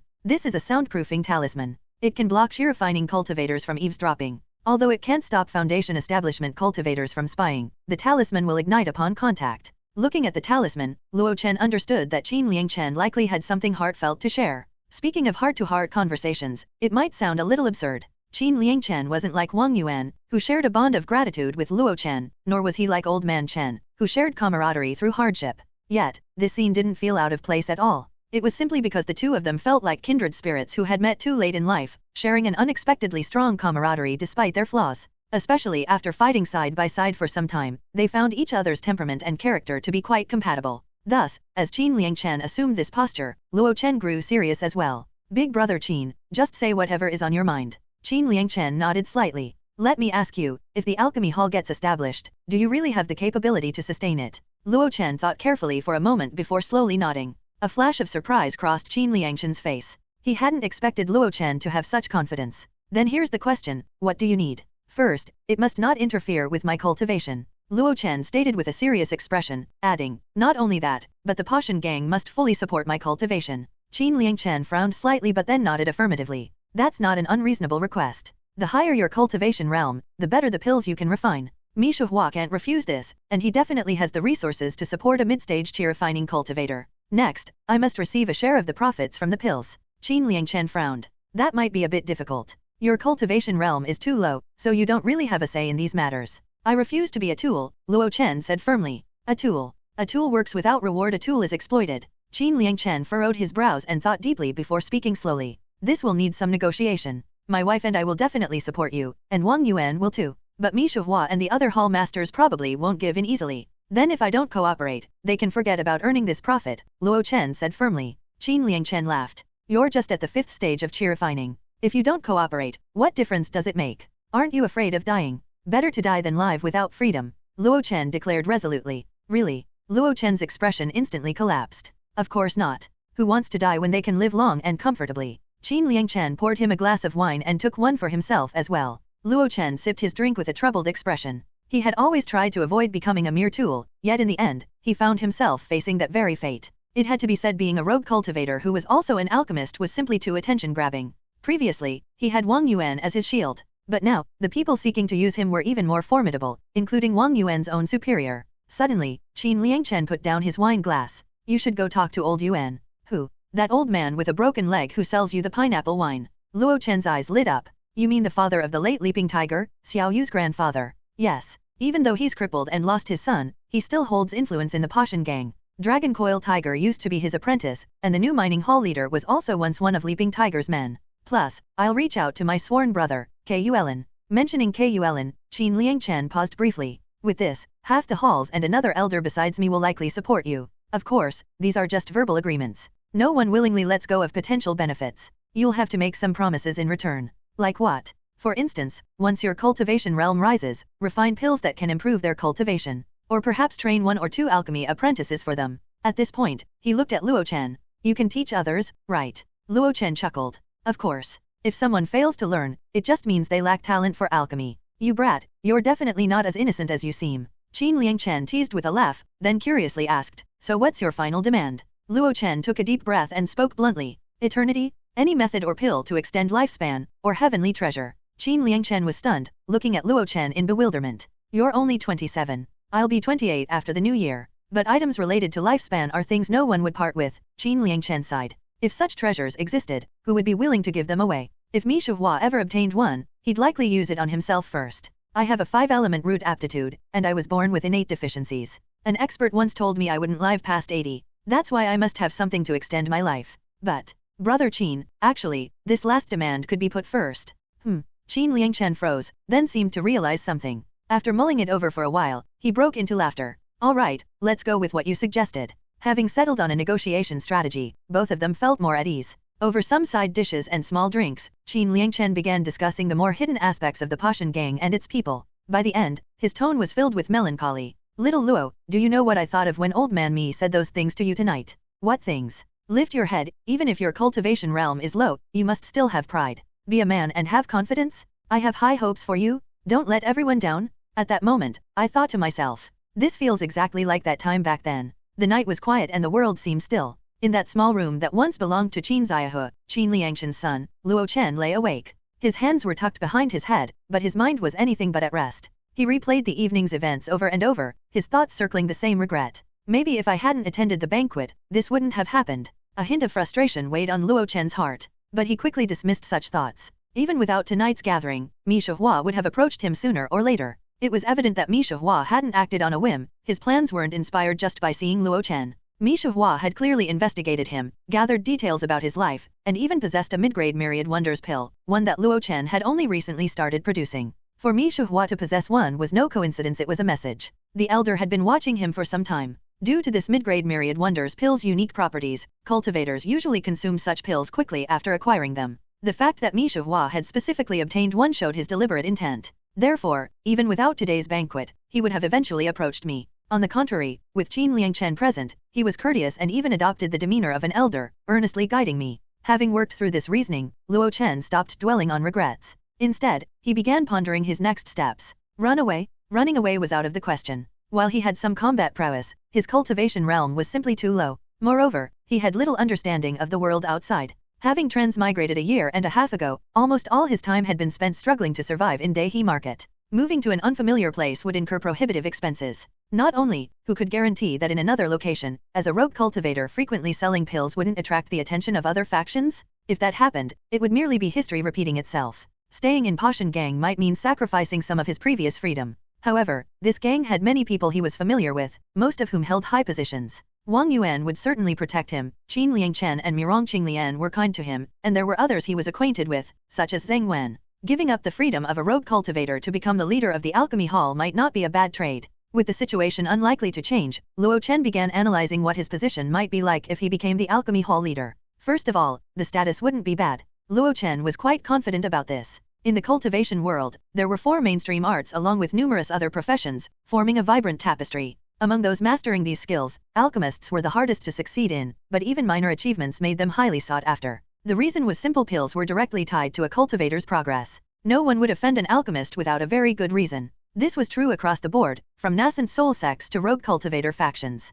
Everyone instinctively tried to build good relations with alchemists, even if only to secure future goodwill. During his time in Daihe Market, many had shown him goodwill, likely because of his identity as an alchemist. Even though he had encountered 2 battles, they were more incidental calamities rather than targeted attacks. Now, the status is high enough, it's time to think about benefits. And that will depend on how well I can negotiate with Mi Shihua and Pashan gang. Luo Chen felt a heaviness in his heart. Negotiating with Mi Shihua and the Pashan gang would be difficult. Pills meant profit, and profit bred greed. But Luo Chen had no intention of becoming a mere tool. He had worked tirelessly in his past life, and he had no desire to spend this life being exploited again. To transmigrate and still work for free, what would that even mean? Working for others before transmigrating and still working for others after, was his transmigration for nothing? Finally, there are the additional benefits I can secure through the position of Alchemy Hall Leader. Actually, there are the benefits I can secure through the position of Alchemy Hall Leader. The status panel, the mysterious system that had guided him this far. The proficiency shown in the status panel was the foundation of his hopes for eternity. If the Alchemy Hall was established, his alchemy endeavors would no longer be the small-scale operations they used to be, where every material had to be meticulously calculated. With the backing of the entire faction, he was sure he could expand significantly. As a result, his alchemy proficiency would skyrocket. Mi Shihua said he had some books related to alchemy and even 1 or 2 recipes. This is also one of the benefits I can gain. Luo Chen's eyes flickered, his heart filled with a secret excitement. Both Mi Shihua and Qin Liangchen assumed his alchemy talent was exceptional. However, he knew himself best. Luo Chen's alchemy talent was far from remarkable. He had exchanged a few words with Xiangxiang from Tianxiang Tower before, and those encounters didn't leave fond memories. When faced with Xiangxiang's occasional questions, he couldn't respond at all. At the time, Xiangxiang was puzzled. These were just the basics of alchemy. Why did Luo Chen seem like he had never come across them before? In truth, that was entirely accurate. Luo Chen's alchemy was merely copying patterns and following instructions. He had never undergone systematic alchemy training and was entirely unfamiliar with many fundamentals. Even the knowledge he had now was gleaned from trial and error, from failures and successes alike.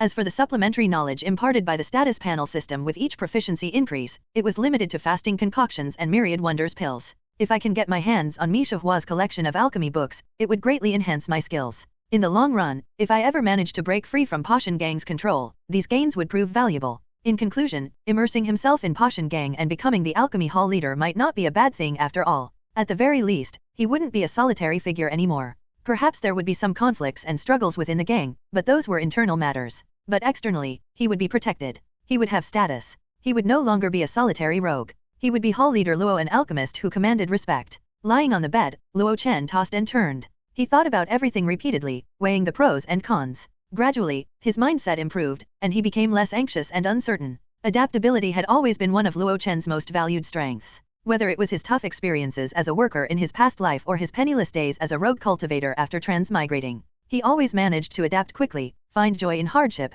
and believe that perseverance would eventually lead to success. Now, it's just starting over again. With a heart full of hope for the future, Luo Chen fell into a peaceful sleep. The days that followed were calm. The establishment of the alchemy hall was not something that could be finalized overnight. In the following days, Luo Chen didn't go to Pashan Gang but stayed in the courtyard, watching a few juniors repair his house. Meanwhile, he busied himself with woodworking, using some high-quality wood. What exactly are you tinkering with? Gu Ki asked curiously from the swing, watching Luo Chen at work. Whoosh! With a flick of Luo Chen's hand, a chair with wheels spun under his palm. Rolling chairs had been his specialty back in his school days. A wheelchair, for people with mobility issues. Gu Ki was surprised. Are you talking about the kind of wheelchair that lets people who can't walk, move effortlessly and even fly through the air? Luo Chen plopped onto the chair, and without using his hands to push, a slight release of spirit power made the wheelchair move. It carried him around the courtyard, weaving back and forth. Too bad I'm clueless about array formations. Otherwise, I could add a few to it, power it with spirit stones, and I bet it'd sell like hotcakes. Wheelchairs, of course, had already been invented in this world. It was said that the inventor was a Foundation establishment cultivator during the founding of Tianfan City. Over the centuries, the wheelchair had become one of Tianfan City's representative enchanted artifacts. However, in Daihe Market, no one was selling this item yet. The main reason was the low demand. Even disabled cultivators had their own ways to move freely. Daihe Market was too remote, far from the Tianfan domain, and most of the enchanted artifacts sold by Treasure Pavilion were designed for easy transport. As a result, many cultivators had heard of wheelchairs but had never seen one. Get off, let me try it. Gu Ki jumped up immediately. Sitting on a stone bench, Luo Chen watched Gu Ki gleefully playing with the wheelchair and felt a sense of relief. This small gift wasn't expensive but was filled with sincerity. It would make starting a conversation with Old Man Yuan much easier. You've been home more than usual lately. Isn't Tianxiang Tower keeping you busy? Luo Chen asked curiously. While happily maneuvering the wheelchair around the courtyard, Gu Ki nonchalantly replied, I'm planning to quit that job. Luo Chen was startled but quickly found it reasonable. The personnel changes at Tianxiang Tower had already been decided. The next overseer would be senior brother Hua, as mentioned by Xiangxiang, a Foundation establishment cultivator from the Hehuan sect, known for his unpredictable moods and predatory habits. With Gu Ki's personality, she'd be bound to suffer working under such a person. It was better to quit before his arrival. So, what are your plans after that? Haven't decided yet. I'll check which of the 6 major shops in town needs help and try my luck there. The Jade Cauldron domain was established by the Jade Cauldron Sword sect in collaboration with 15 other sects, with the 5 major sects as the leading force.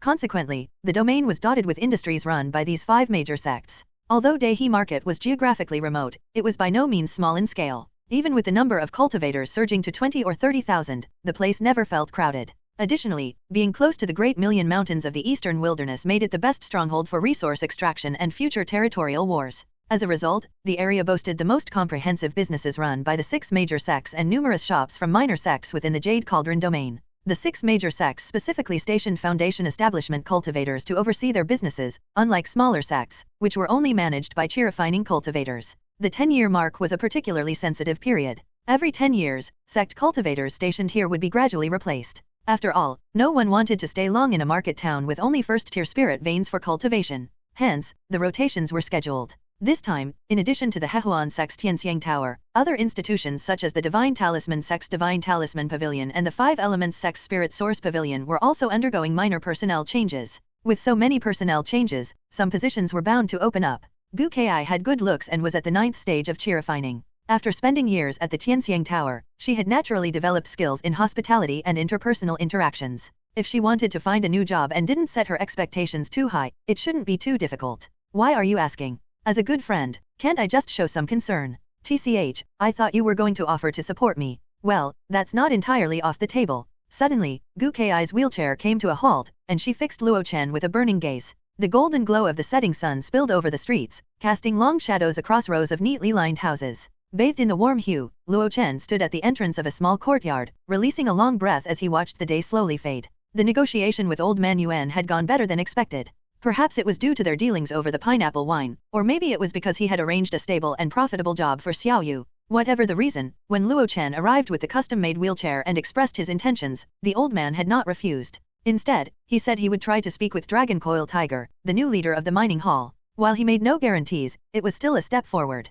Behind him, a soft and timid voice of a young girl rang out. Brother Luo, Grandpa asked me to give you this. Turning, Luo Chen saw Xiao Yu holding a jade green gourd in her small hands. He said he really liked the wheelchair. Luo Chen accepted the green gourd, sensed it briefly, and was surprised. The gourd's material was quite extraordinary, with at least a century of age. If not for the lack of inscribed formations, it could have passed for a low-grade enchanted artifact. Was Old Man Yuan truly this generous? The thought crossed Luo Chen's mind, and he couldn't help but chuckle at himself. Of course, Old Man Yuan wasn't like the miserly old Chen Xiaoping. There was no such stingy persona to speak of. He was a magnanimous old man, generous both within and outside, which explained how he had trained 2 hall leaders like Leaping Tiger and Dragon Coil Tiger. Luo Chen shook the gourd lightly, and the sound of liquid swishing inside resonated. Xiao Yu, how did the stall go today? He asked. The girl's eyes lit up with excitement. Good. I tried using your method of calling out to customers, and a lot of people came to buy snacks. But, her excitement gave way to a flicker of hesitation. Luo Chen smiled. She had grown when he first met this young girl. She had been like a shy little cub, unfamiliar with people. Later, when she had summoned the courage to set up a stall, she had still appeared timid, afraid to face others. Now, after just a single day, though still soft-spoken, she carried a newfound confidence. Indeed, back when Luo Chen was in university, selling socks at a stall and earning money had also boosted his confidence significantly. Effort and reward often bring self-assurance. He asked with a smile, but what is it? A lot of people said you were a heartless boss, and warned me to be careful in case you docked my wages. Xiao Yu's voice grew quieter, and she looked at Luo Chen with a hint of nervousness. Luo Chen froze, then burst into laughter. Let them talk. Your brother Luo is no Scrooge. Luo Chen waved his hand grandly, exuding confidence. But inwardly, he ground his teeth. Heartless boss? All my life, I've worked diligently for the nation, for society, for this cultivation world. What a great contribution I've made. How did I become a heartless boss? If I catch whoever's spreading these rumors, they won't get away unscathed. When he returned to the courtyard, he was greeted not just by Gu Ki, but also by Qin Liangchen and his wife, Mirong Qinglian. They were gathered in his back room, pointing and commenting. Upon seeing Luo Chen, Mirong Qinglian smiled. Your house is repaired, it's much better than before. Really? Luo Chen's eyes lit up as he entered the room. Upon looking around, he couldn't help but feel deeply satisfied. Previously, the back room was spacious, but because it faced south to north and was near an alley, it had no windows. As a result, the room had poor lighting and was quite damp. However, the renovated house now had 2 skylights installed on the roof. With glazed tiles from the immortal build residence installed, natural light could now be channeled into the house. Additionally, the juniors repairing the house thoughtfully added thin partitions for the bedroom, living room, kitchen, and alchemy room. In this way, the house finally had the layout of a proper home. Overjoyed, Luo Chen waved his hand grandly. To celebrate moving into my new home, I'll personally cook a meal for everyone. The group responded with smiles, readily agreeing. During dinner that evening, as they watched Luo Chen pour wine from the green gourd, Qin Liangchen and Mirong Qinglian exchanged glances and nodded subtly. That was a specialty gourd from the Yuan family. It was a gourd vine transplanted years ago by Leaping Tiger from a spirit land in the ancient plains. Though not a true spirit plant, its long age endowed it with slight spirit properties. This explained why Old Man Yuan's pineapple wine had an exceptional taste, despite using ordinary ingredients. The reason also lay in his use of aged large gourds to nurture the wine, granting it the properties of spirit wine. Now that Luo Chen had received a century-old green gourd, it was evident that old man Yuan had agreed to support him. This was good news. If Luo Chen could truly take control of the alchemy hall, the couple would gain an additional ally within the faction. The current Passion gang was no longer as straightforward as it once was. They needed allies. Of course, perhaps this faction formed by rogue cultivators was never truly pure to begin with. It was just that they had been coaxed into joining by Mi Shuhua in the past and were only now realizing something was amiss. After a glass of wine, Luo Chen brought up his proposal from earlier that day. Will it cause trouble for Sister Ki to join the Passion gang? Next to him, Gu Ki grew visibly nervous. This concerned her future source of cultivation resources. Qin Liangchen replied without hesitation, there will be some trouble, but not much. The main issue is your intention to place her in the alchemy hall. Mirong Qinglian explained, the Passion gang has always welcomed rogue cultivators from Daihe market. While early-stage cultivators aren't valued much, mid-stage cultivators are our main targets for recruitment. In terms of late-stage cultivators, it's more cautious and requires a recommendation. Luo Chen chuckled and said, with brother Qin and sister-in-law recommending her, it shouldn't be a big issue, right? Mirong Qinglian shook her head. That's only for ordinary late-stage cultivators. At the 9th stage of chi refining it requires the gang leader's approval. When Broken Blade Su rank joined, it was decided by him. Seeing Gu Ki's anxious expression, Mirong Qinglian's face grew solemn. Moreover, after the alchemy hall is established, the composition of its personnel is still unclear. If you reserve a position for Ki now, Mi Shuhua might not agree. After she said this, the atmosphere became slightly tense. After a while, Luo Chen gently said, in the alchemy hall, I need a trusted cultivator at the 9th stage of chi refining. Qin Liangchen sighed. He was already named elder. Moreover, his newly attached right hand was still in the recovery and adaptation phase, making it unlikely that he could join the alchemy hall. However, to ensure the hall had some self-defense capability, the Passion gang would certainly place experts in it. Of course, this could also be interpreted as placing chi refining experts to monitor, regulate, and supervise. In this foreseeable situation, Luo Chen's request was entirely reasonable. Brother Qin nodded. This matter will likely require some thorough negotiations. Sorry to trouble you, Brother Qin, Luo Chen sighed. Gu Ki lifted her cup, eyes shimmering with hope. Thank you, Brother Qin. And you too, sister-in-law. As the meal was nearing its end, Luo Chen suddenly inquired about the internal situation in the gang. How far along is the establishment of the alchemy hall? The location has been decided. It will be near our medicine hall in Crescent Moon Valley. As for personnel, late-stage cultivators are yet to be determined, but the medicine hall will send 10 mid-stage cultivators. The headquarters is also considering forming transportation and sales teams. Mirong Qinglian added uncertainly, in no more than 10 days, you'll likely need to attend the gang's internal meeting. 10 days? That should be enough. Luo Chen thought to himself silently. 10 days was neither too much nor too little. During this brief period, Luo Chen dedicated himself entirely to his cultivation. Each day, he practiced the long spring art and consumed 2 chi-nourishing pills without fail. Beyond that, he set everything else aside. He refrained from practicing spells, avoided sparring, and rarely ventured beyond his courtyard. Qin Liangchen and the others often saw him holed up in his room, occasionally hearing small explosions from within. Curiosity flickered in their eyes, but they dared not pry. They assumed he was practicing alchemy or crafting something experimental. Meanwhile, the atmosphere within the Passion gang had grown increasingly tense. The impending establishment of the alchemy hall was no small matter. Alchemy, the art of refining pills, was the cornerstone of cultivation resources. Of the 4 great immortal cultivation arts, pill alchemy, array formations, artifact crafting, and talisman making, alchemy was the most valued. This was because it was hard to master, required strict training conditions, and demanded immense resources. Even if a cultivator managed to train an alchemist, without a marketable core product, they would often only fulfill internal needs rather than generate external profits. As a result, only sects had the means to train alchemists and establish alchemy halls. Some large cultivation clans would also cultivate their talented kin in alchemy whenever possible. Renowned alchemists were almost never rogue cultivators, they all hailed from major sects or noble families. But now, the gang leader had revealed that the Passion gang was about to establish an alchemy hall. What did this signify? It meant that Mi Shuhua had somehow recruited an alchemist? An alchemist? If the gang had its own alchemist, wouldn't the pills they refined be prioritized for internal use? If it was related to cultivation, that would be ideal. Even if it wasn't, as long as it could be sold, everyone could benefit in some way. It could be said that once the Passion gang established an alchemy hall, its development would only get better and better. For newcomers hesitating to join, the mere presence of an alchemist in the gang would solidify their decision. Thus, during this period, anything related to establishing the alchemy hall in the Passion gang was approved without resistance. A new division was rapidly taking shape, complete with its own territory, manpower, enchanted artifacts, and even supply channels. On the 10th day, Luo Chen finally emerged from seclusion. Dust clung to his robes, his face was haggard, and his eyes were bloodshot. The once sharp and refined young man now looked as though he had battled flames and smoke. Mirong Qinglian gasped upon seeing him and asked with concern, "Are you alright? How did you end up like this?" "It's nothing, just the usual setbacks and failures during alchemy." Luo Chen gestured dismissively, glanced at the three waiting outside, and estimated the time. "It's today, right?" "Yes, it's today." Luo Chen's lips curved into a faint smile. "Let's go, then." This was Luo Chen's second time visiting the Pashan Gang's main headquarters.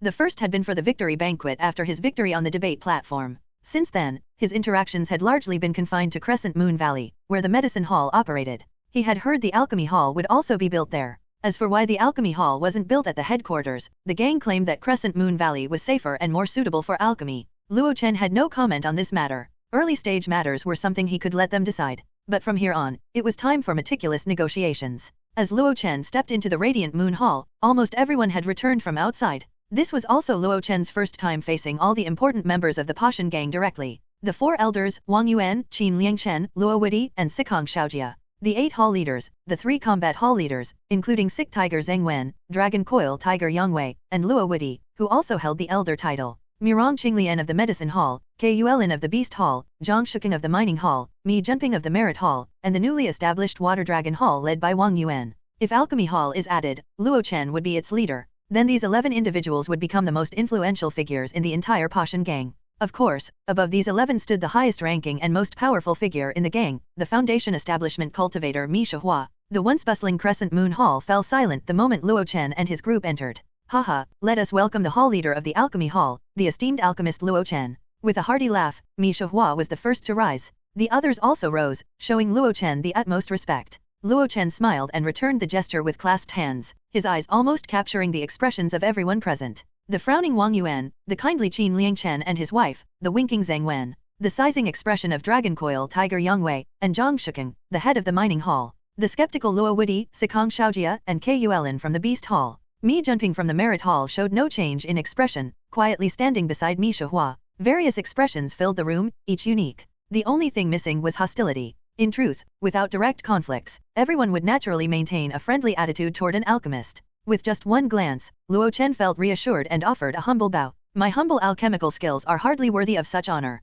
It is truly humbling to receive everyone's support." Humble words flowed out of him as if they cost nothing. But Luo Chen's actions were deliberate as he naturally seated himself on the last chair. Mi Shihua nodded approvingly, signifying that Luo Chen had tentatively accepted his new role. He gestured for everyone to sit before bringing up the topic of today's meeting. The Alchemy Hall is essential to the future of the Pashan Gang. Think about it, 2,000 brothers in the Pashan Gang struggle to eat, to dress warmly, and their cultivation consists of nothing but bitter meditation without even a single chi-nourishing pill. Thus, only with an Alchemy Hall Pashan Gang will only be a complete Pashan Gang. A Pashan Gang with an alchemist is truly a place for proper cultivation. Without an Alchemy Hall, how are we any different from mundane street gangs? Though we are still building, no matter how small a sparrow, it must have all its vital organs. Only in this way can we go further. Everyone listened with knowing smiles at these well-worn platitudes. Over the years, everyone had grown accustomed to Old Man Mi's manner of speech. They knew the real substance always came after the niceties. Turning to Luo Chen, Mi Shihua continued, "Little Luo, I trust you will lead the Alchemy Hall to prosperity.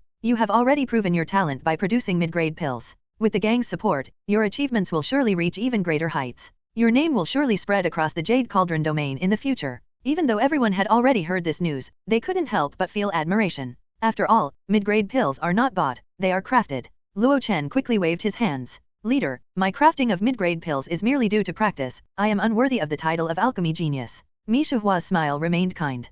"Practice or not, for someone like you to produce mid-grade pills alone is remarkable. With the entire Pashan Gang behind you, top-grade pills will soon be within your grasp." Luo Chen put on a woeful expression. "But the pills I make don't contribute much to cultivation." Mi Shihua's smile grew even warmer. "How could they not be useful? Your fasting concoctions help our brothers hunt demonic beasts and collect spirit treasures with ease. And your myriad wonders pills, marvelous beyond words, fetch sums of spirit stones, enabling our brothers to purchase enchanted artifacts and pills." Luo Chen looked bitter. "Spirit stones are hard to come by, and life is bitter. After all my years of effort, I'm still at the 5th stage of chi refining, barely scraping by. Don't worry about that." Mi Shihua waved grandly. "As head of the Alchemy Hall, the gang will provide you with a bottle of chi-nourishing pills every month, easing your cultivation worries. A bottle of chi-nourishing pills is worth 100 low-grade spirit stones. This treatment far surpassed that of attendants and servants in the city's major establishments. The only comparable earners were likely the female cultivators at Tianxiang Tower, who earned their way by their skills." Luo Chen sighed.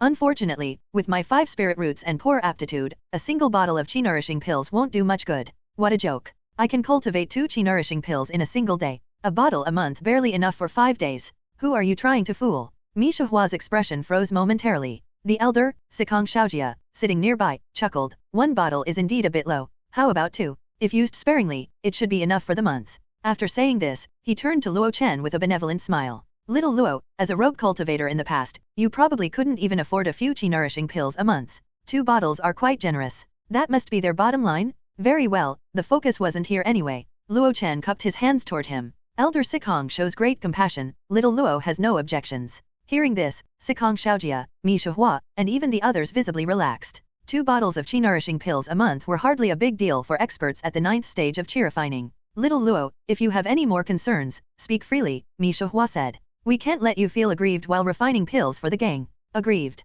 I'm not aggrieved at all. I just fear everyone else might feel aggrieved. Luo Chen said, clutching his chest with an expression of anguish. Everyone was stunned. Even Qin Liangchen, who knew Luo Chen's agenda for the day, looked utterly bewildered. What grievance could everyone have? The establishment of the alchemy hall would mean a stable source of income for the gang. That was far safer than venturing into the mountains to hunt for resources. Everyone was more than happy. How could there be any grievance? Facing everyone, Luo Chen wore a grief-stricken expression, clutching his chest as he spoke. Little Luo's aptitude is poor. I fear I'll never break through to foundation establishment in this lifetime, with a lifespan capped at just 121 years. A passing sage once said I was born frail, and I might only live 60 or 70 years. Sigh. I can hardly imagine what would happen if I were to die young. How would the gang cope after growing used to me refining pills for everyone?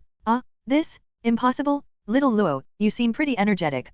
Well, maybe not so much. Did you not sleep well last night? Luo Chen's bloodshot eyes and haggard face didn't exactly seem energetic. If one were to claim he looked prematurely aged, there was some merit to the observation. So, Luo Chen, are you planning to draft your will first? The one speaking was Kuelin, the Beast Hall's leader and Qin Liangshan's sworn brother. Luo Chen's expression stiffened and thought, you're the one who needs a will? Your whole family needs wills? He reined in his exaggerated reaction and said seriously, therefore, I must ask, should our gang come across any life-extending treasures in the future, I hope to receive priority consideration. As soon as he said this, the entire room visibly fell silent. Not one to relent without results. Luo Chen continued, the great million mountains of the eastern wilderness are incredibly rich in resources. Surely, there must be life-extending treasures within. From what I know, 3 years ago, our gang obtained a 6-leaf Heavenly Emperor Lotus. The 6-leaf Heavenly Emperor Lotus, with each leaf representing 10 years, could extend one's lifespan by 60 years when fully matured. Mi Shuhua blinked. That was nothing but exaggerated rumors. It was merely a 2-leaf lotus.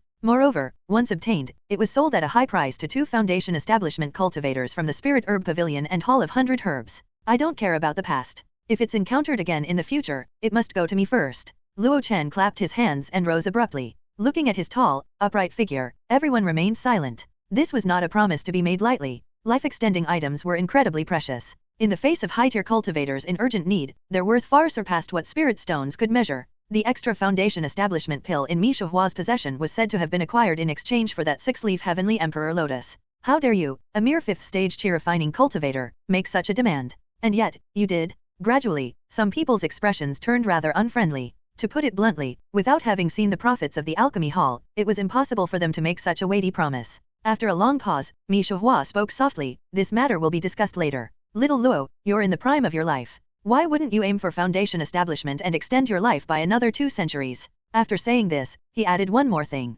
Young man, you must have ambition. Don't lose faith in the Great Dao. This sly old fox, he's so conniving? Like I'd ever believe you? Luo Chen's face was filled with sorrow as he rose from his seat, making his figure fully visible to everyone in the room. Fine, it was my foolishness that made things difficult for everyone. In that case, let me propose another bold request. I hope everyone will consider it carefully. Under everyone's gaze, he declared firmly, I want half of the profits from the pills. Young as you are, your appetite sure is big. Too much. The voices rang out orderly in succession, sharp and dismissive. Kuelin, Sikong Shaojia, and Mi Junping spoke, their tones filled with disapproval. Luo Chen mentally noted each name in turn. He shook his head and said, not much, really not much. You can't imagine how profitable pills are. Take my Myriad Wonders pill as an example, a single batch costs only 5 spirit stones, but I can sell it for dozens. Asking for half is honestly not excessive. Not excessive, you say? Kuelin sneered. You know the profits are high, and you think you deserve half. Beside him, Mi Shuhua and Mi Junping nodded in agreement. Their expressions were calculated, eyes glinting with interest and skepticism. What Kuelin didn't see was how dark his sworn brother Qin Liangshan's expression had become. Luo Chen didn't seem to care about his sneer at all and continued complaining. What else can I do? Will you make the pills? Hall Leader K, with your distinguished appearance and your excellent pig-raising skills, I'm sure your expertise in handling medicinal materials and furnace flames must also be flawless. Kulin froze in place. If he had such skills, with his 9th stage chi refining realm, why would he still be here raising pigs and cows? Yes, the Beast Hall did indeed handle such things. The Pashan gang didn't just hunt demonic beasts, they also raised some easily domesticated low-tier wild beasts. They were left to graze in the ancient plains and cultivated with spiritual energy, gradually producing a stable supply of low-tier demonic beasts. Calling the Beast Hall's leader a pig and cow farmer wasn't even an insult, it was the truth. Little Luo, speak nicely. Don't antagonize Big Brother K. Mirong Qinglian spoke with a bright smile, but the way she looked at Kulin was as cold as ice. Since when had her junior unknowingly thrown himself into Mishu Hua's camp? Alright, I'll listen to my sister-in-law. Luo Chen dropped his pitiful act and said bluntly, alchemy is a tough job, I'm not lying to you. When the time comes, you can see it for yourselves, and I'll even guide you personally if you want to try your hand at it. That's why I'm asking for my own share of the profits. Completely reasonable. 50% might seem like a lot, but look, just look at me. Under everyone's gaze, Luo Chen pointed to his dusty, shabby clothes. A first-tier low-grade enchanted robe, second-hand? It even had holes, with the hem scorched by flames. With a flick of his wrist, a flying sword borrowed from Gukai appeared. A first-tier low-grade flying sword, engraved with floral patterns, obviously meant for female cultivators. Little Luo is pitiful. He can't eat well, can't dress well, and even his enchanted artifacts are second-hand. He sighed dramatically. If another faction saw this, and the alchemy hall leader of one of the 9 halls looked like this, it wouldn't just be my face that's lost, it's the face of our Pashan gang? It's the face of Foundation Establishment Cultivator Me leader. Mi Shuhua's expression was particularly colorful. He hadn't expected such a pitiful act. The others were also a bit stunned. Back when they were in the mid-stage of chi refining, they probably hadn't been this miserable. Mirong Qinglian's eyes glistened with tears. Little Luo sacrificed so much for his alchemy skills, wearing the worst robes, using flying swords discarded by his neighbor's sister. He's truly had enough of hard days. Thinking about it this way, maybe 50% of the profits wasn't that much. However, it's still too much. Mi Junping said coldly. Luo Chen straightened his expression. Then hall leader of the Merit Hall, you tell me what's fair. Contributing to the gang is your duty. 2 bottles of chi-nourishing pills a month are sufficient, Mi Junping replied with her usual impassive tone. Luo Chen erupted in anger. Are you trying to appease a beggar? If word gets out that the Pashan gang mistreats its alchemists, tens of thousands of cultivators in Daihe Market will look down on you.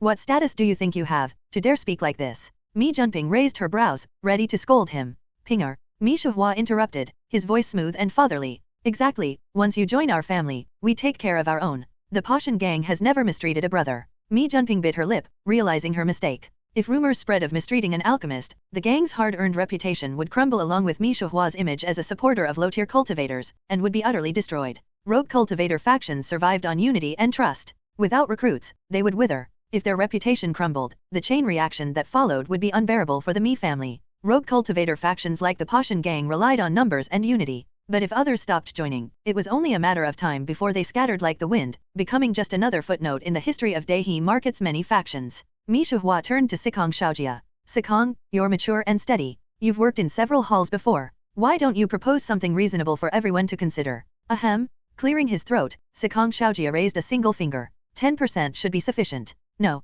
little Luo, don't rush to oppose. Think about it. The raw materials for the pills are provided by the gang, the sales channels are also managed by the gang. And in the future, you won't even need to show your face, there will be dedicated personnel to handle sales. How much time will you save for cultivation? Sikong Shaojia spoke methodically, one point after another, explaining patiently. Your struggles, we as elders have seen them. To add, Leader Mi has always been generous to the younger generation. He has some extra high-grade enchanted artifacts, giving you one wouldn't be an issue. Isn't that right, Leader Mi? Mi Shuhua smiled faintly. Indeed, just a couple of enchanted artifacts. Why buy from outside when I can gift them to you? Luo Chen remained silent, frozen in place. The atmosphere in the radiant moon hall grew increasingly oppressive. After a long silence, a rough voice rang out. Young one, don't be so insatiable. You need to learn contentment. It was descending mountain tiger, Luo Woody. Luo Chen glanced at him and gritted his teeth. A 10% share is indeed too little. This is already the maximum the gang can offer. After all, we have over 1,000 brothers to feed, Mi Junping retorted, unwavering. Luo Chen lifted his head, ignoring her, and instead looked at the others. Luo Chen, don't claim to have many skills, but I do have some expertise in alchemy. If my cultivation improves and I'm provided with suitable pill recipes, I will gladly refine the pills needed by everyone free of charge. The crowd showed signs of being moved. Their wandering gazes hinted at a growing eagerness. Not only that, but everyone can also send trusted disciples or younger relatives to the alchemy hall. I will do my best to guide them. If they can learn even a bit, they'll have a skill to rely on in the future. As soon as he finished speaking, Dragon Coil Tiger Yangwei laughed heartily. Since little Luo is being so generous, why should we be stingy? Mining Hall Chief Zhang Shikeng said warmly, 10% is indeed too little. Why not make it 20%? After all, it's Luo Chen's hard work. Qin Liangchen and Mirong Qinglian spoke in unison, 20% is neither too much nor too little. Little Luo doesn't have any other means of livelihood, after all. Since the start of the meeting, there was only one person who hadn't spoken yet. That person was Wang Yuan. His brows had been tightly furrowed until he saw Luo Chen negotiating with everyone, word by word. Though there were moments of joke and complaint, Luo Chen remained composed, clearly not just someone who knew how to play the victim. Only then did Wang Yuan's furrowed brows gradually relax. Let's settle on 20%. Any more invites envy, any less breeds resentment. For the moment, including the gang leader, 5 of the 12 high-ranking members had agreed to this share. With Luo Chen's silent agreement, that made it half. Mi Junping's expression had darkened like still water. Before this, they had already discussed the rough profit-sharing ratios with the other hall leaders. Now having to give away an additional 20% meant it was the Mi family taking the loss. Kuelin didn't dare speak again, as Qin Liangchen and his wife were staring daggers at him. Sikong Xiaojia had a mocking smile at the corner of his mouth but said nothing, choosing to stay out of it entirely. Mi Shuhua's smile faded slightly as his gaze fell on another person. Zheng Wen, did you enjoy yourself at Tianxiang Tower this past month? Sick Tiger Zheng Wen. He had always been an anomaly within the Pashan gang. Despite holding the prestigious title of a hall leader, he had shirked responsibility for years. Due to injuries from his youth that dashed his hopes of advancing his cultivation, he spent his time indulging in pleasure houses, lingering in the company of courtesans. When he ran out of spirit stones, he would simply head into the mountains alone to hunt. He rarely formed alliances with others, living as a solitary figure. Had it not been for his impressive performance at the debate platform and the deaths of 3 hall leaders, he would never have returned to Pashan gang to take on the role of one of the 3 battle hall leaders. At this moment, faced with the inquiry from the Foundation establishment cultivator, he shrugged nonchalantly and said, do you want to hear a lie or the truth? Mi Shuhua's expression darkened slightly. What difference does it make? The lie would be that I had a great time, so much so that I could barely walk and almost crawled out of the building. And the truth? The truth is, there's been a personnel shakeup at Tianxiang Tower. The girls I liked either went back to Hehuan sect or quit the trade entirely. The new female cultivators have no sense of propriety, bombarding me with Hehuan sect charm spells as if spirit energy didn't matter. My old bones can't handle such torment. I truly almost couldn't walk out today. So, whether it was the truth or a lie, it all ended with him barely making it out. Enough nonsense. Mi Shuhua took a deep breath and said, the gang is establishing an alchemy hall, which concerns everyone's future gains. You're a hall leader, give your opinion. Zheng Wen lounged on his chair and spread his hands upon hearing this. You're asking for my opinion? Well, of course, I think it's a great idea. Fellow deist Luo is my most beloved brother. If he's going to refine pills for us, then we must add more spirit stones. After speaking, he winked at Luo Chen. When will you refine a top-grade myriad wonders pill? I've suffered under those enchantresses from Tianxiang Tower for too long. Luo Chen clasped his hands in a formal gesture, looking righteous. How could this junior not give his all? I will surely help fellow deists shatter the charms of the Hehuan sect. Watching this back-and-forth exchange, Mi Shuhua couldn't help but laugh in exasperation. Fine, 20% shares then. It's just a few dozen spirit stones. Being so calculating makes us cultivators seem far too worldly. Hihi, as if you weren't the one being nitpicky. That thought flashed through everyone's mind. Then, under everyone's expectant gazes, Luo Chen took his seat once again. From this moment, Pashan Gang had its 9th hall, the Alchemy Hall. With the overall direction decided, the discussion moved on to specific details. The location of the Alchemy Hall had already been chosen, and construction was nearly complete. Mi Shuhua even provided a first-tier medium-sized array formation to protect the hall from demonic beast attacks. As for the personnel to be assigned to the Alchemy Hall, Sikong Xiaojia listed them one by one for him. As for why this uninvolved elder was explaining everything to Luo Chen, it was because he would also be stationed at the Alchemy Hall, serving as its steward. Luo Chen could only chuckle with a thought. An elder and a steward? What exactly are you trying to do? Without delay, he brought up Gu Kai's inclusion into the gang. Qin Liangchen and his wife vouched for her, confirming her background was clean and trustworthy. This point passed without any resistance. However, when it came to assigning Gu Kai to the Alchemy Hall, Mi Junping frowned and refused. Once again, it was Zheng Wen who spoke up for Luo Chen, lending him a hand.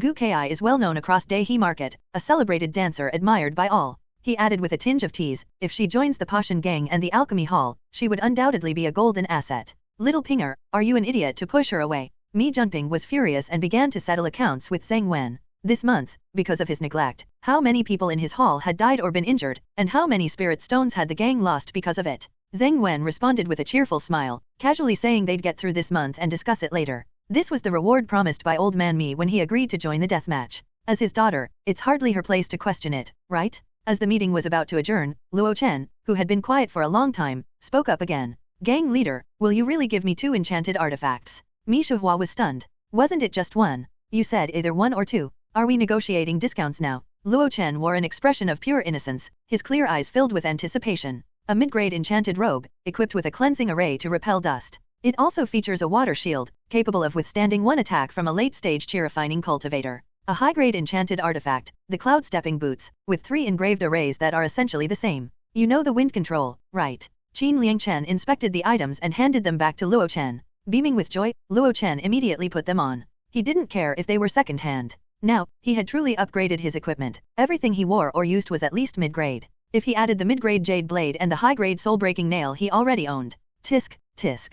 Such possessions made him unparalleled among mid-stage chi-refining cultivators. Watching this, Qin Liangchen couldn't help but sigh. As expected, Mi Shihua clearly didn't lack enchanted artifacts. Yet after his hard-earned victory at the debate platform deathmatch, he was only given a single gold needle artifact, which wasn't even convenient to use. Surely it wasn't because he had damaged Mi Shihua's supreme-grade defensive robe that he was being stingy with enchanted artifacts? Or was it because he had lost a hand and was seen as having no future, so Mi Shihua was unwilling to invest in him? Just like how Mi Shihua ignored Zheng Wen after he was injured back then. Speaking of Zheng Wen, he arrived. His steps were unsteady, and his face was pale. Murong Qinglian saw this and said, Zheng Wen, you need to take care of yourself. Zheng Wen was deeply moved. Murong, you're the only one who truly cares about me. Anyway, your husband has already lost a hand and has no future. Why don't you come with me? I promise to. Get the hell out of here, as far away as possible. Qin Liangchen was furious and kicked him hard. Zheng Wen grabbed Luo Chen and made a hasty escape, leaving the husband and wife behind, one shouting and the other trying to calm things down.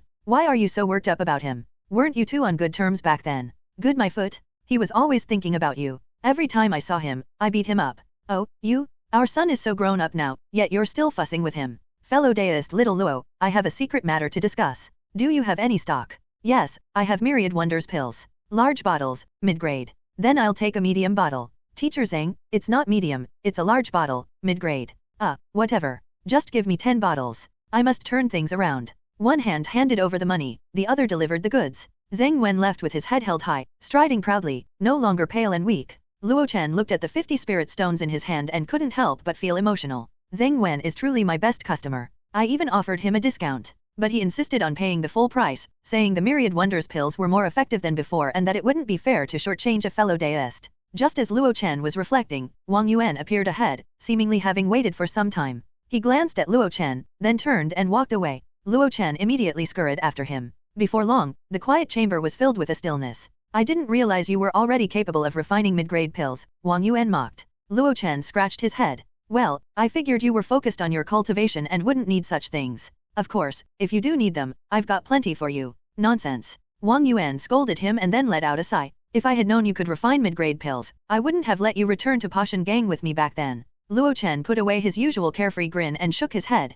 This isn't your fault, brother Wang. As long as I aim to earn spirit stones for cultivation, I'd eventually get noticed. If not by Pashan Gang, then by Dejiang Gang, the Li family, the Nangong family, the Duan family, or even the Golden Core sects and the 6 major sects. The first part moved Wang Yuan. Yet, he felt a bit off on the latter part. You think those Golden Core sects or the 6 major sects would notice you? Of course, he still gave some affirming encouragement. Wang Yuan's gaze softened. So, what's your plan now? Since I'm already here, I'll make the most of it. You achieved the 8th stage of chi-refining in Pashan Gang, and Brother Qin and the others reached the 9th stage. Why shouldn't I be able to as well? His words carried a bold and unyielding aura, as if he could conquer mountains and rivers. Seeing this, Wang Yuan refrained from offering further consolation. After showing his resolute heart, Luo Chen looked at Wang Yuan curiously. You specifically called me here just to apologize? There's no need for such formalities between us brothers. Wang Yuan remained silent. Luo Chen's interest was piqued. There really is something, huh? Brother Wang, you've always helped me before. Just say what you need. Wang Yuan's stoic face revealed no emotion. It was hard to tell whether he was just unreadable or if his body cultivation had thickened his skin. In silence, Wang Yuan pulled out a piece of beast hide. Curious, Luo Chen took it and looked closely. A pill recipe. As Luo Chen scanned the recipe, he casually remarked, a pill recipe as a gift for me? You truly are a great brother. Wait a second, something feels off here. Why are all the ingredients from the same category? Isn't it important to balance medicinal properties? Muttering to himself, Luo Chen read quickly, almost skimming 10 lines at a glance. When he finished skimming the recipe, Luo Chen furrowed his brows tightly. As he flipped to the last page, he blurted out, a second-tier pill recipe. The piece of beast hide in Luo Chen's hands detailed a second-tier pill known as the Blood Fiend Pill. According to the description, once refined, consuming this pill would grant cultivators an immense amount of Blood Fiend energy. This Blood Fiend energy was distinct from the pure spirit power cultivated by orthodox practitioners, but it could enhance the cultivation of those following the blood path. Luo Chen immediately recalled the blood path cultivator, Xiao Wen, who had been slain by Wang Yuan on the debate platform. Blood path pills. Luo Chen's eyelids twitched uncontrollably. Wang Yuan couldn't help but ask, "Can you refine it?" Luo Chen chuckled bitterly, "Brother Wang, you're overestimating me. This is a second-tier pill. How could I possibly refine it? Besides," he paused, his expression turning serious. "This is a devil path pill. If I refine it, I'll meet a horrible end and so will you." The Jade Cauldron Sword sect was incredibly strict when it came to the devil path. In fact, the entire 36 domains of the extreme east harbored no devil path sects. Even the Hehuan sect, which straddled righteousness and wickedness, had to maintain a consensual facade and operate under the banner of the Tianxiang Tower. Just by glancing at the recipe on the beast hide, Luo Chen found the listed ingredients utterly horrifying. Cultivator's essence blood, netherworld yin fiend, and large amount of human placenta. Each ingredient was far removed from the resources commonly used by orthodox cultivators, purely the stuff of wicked practices. Let alone refining the pill, merely gathering such materials would draw the attention of Jade Cauldron Sword cultivators, who would hunt them down to the last speck. Wang Yuan was also aware of this and couldn't help but lower his gaze, his disappointment evident. "It's a pity. If I had this pill as an aid, even without a foundation establishment pill, I could attempt to reach the foundation establishment realm. Is it really that effective?" "Wait a moment." Luo Chen stared at the man before him in surprise. "You can establish a foundation even without a foundation establishment pill. Who told you that a foundation establishment pill is a necessity for establishing a foundation?" Wang Yuan retorted. Luo Chen was momentarily stunned. He carefully recalled the people and events he had encountered in his years of cultivation. Heavenly Spirit Root cultivators had no bottleneck when breaking through to the foundation establishment realm and did not require a foundation establishment pill. There were also cultivators with dual spirit roots who had managed to break through by using other supplementary pills. He even knew someone who had attempted to reach the foundation establishment realm without using a foundation establishment pill. Fu Xiaoxiu. After their first gathering, Bai Meiling had mentioned Fu Xiaoxiu's story. She had a Dao companion who had once been a disciple of the Jade Cauldron Sword sect but was demoted to the outer sect to manage sect affairs after failing to reach the foundation establishment realm. Later, he became disheartened and indulged in pleasure. Perhaps unable to bear her Dao companion's decline or feeling she had accumulated enough resources, Fu Xiaoxiu had attempted to break through without using a foundation establishment pill. However, she had ultimately failed. Despite her failure, her unique constitution spared her from severe backlash, and after years of recuperation, she returned to normal. This was why the Divine Talisman Pavilion valued her, promoted her to deacon, and even planned to bring her back to the sect. Thinking about it this way, a foundation establishment pill didn't seem to be an absolute necessity. Wang Yuan said plainly, "I am not following the traditional path of qi refining but focusing on physical cultivation. If my blood and qi undergo a qualitative transformation, I can break through without relying on a foundation establishment pill. And this Blood Fiend pill is undoubtedly a pill that can cause qualitative change in my blood and qi." "A pill? But it uses the lives of cultivators and even mortals as its primary ingredients?" The two fell into silence. The two fell silent. After a moment, Wang Yuan reached out to retrieve the beast hide, but Luo Chen held on. "Brother Wang, let me keep this." His tone was firm. "I'll try to alter the formula, replace the key ingredients. Maybe I can refine something suitable for you." Wang Yuan studied him for a moment, then withdrew his hand. "Fine. It's yours?" Luo Chen carefully wrapped the beast hide and stored it in the storage pouch on his waist. As he prepared to leave, he turned back, his expression serious. "Brother Wang, I don't know what else you took from Xiao Wen, but the blood path is forbidden. Physical cultivation is hard, but it's a righteous path. Be cautious."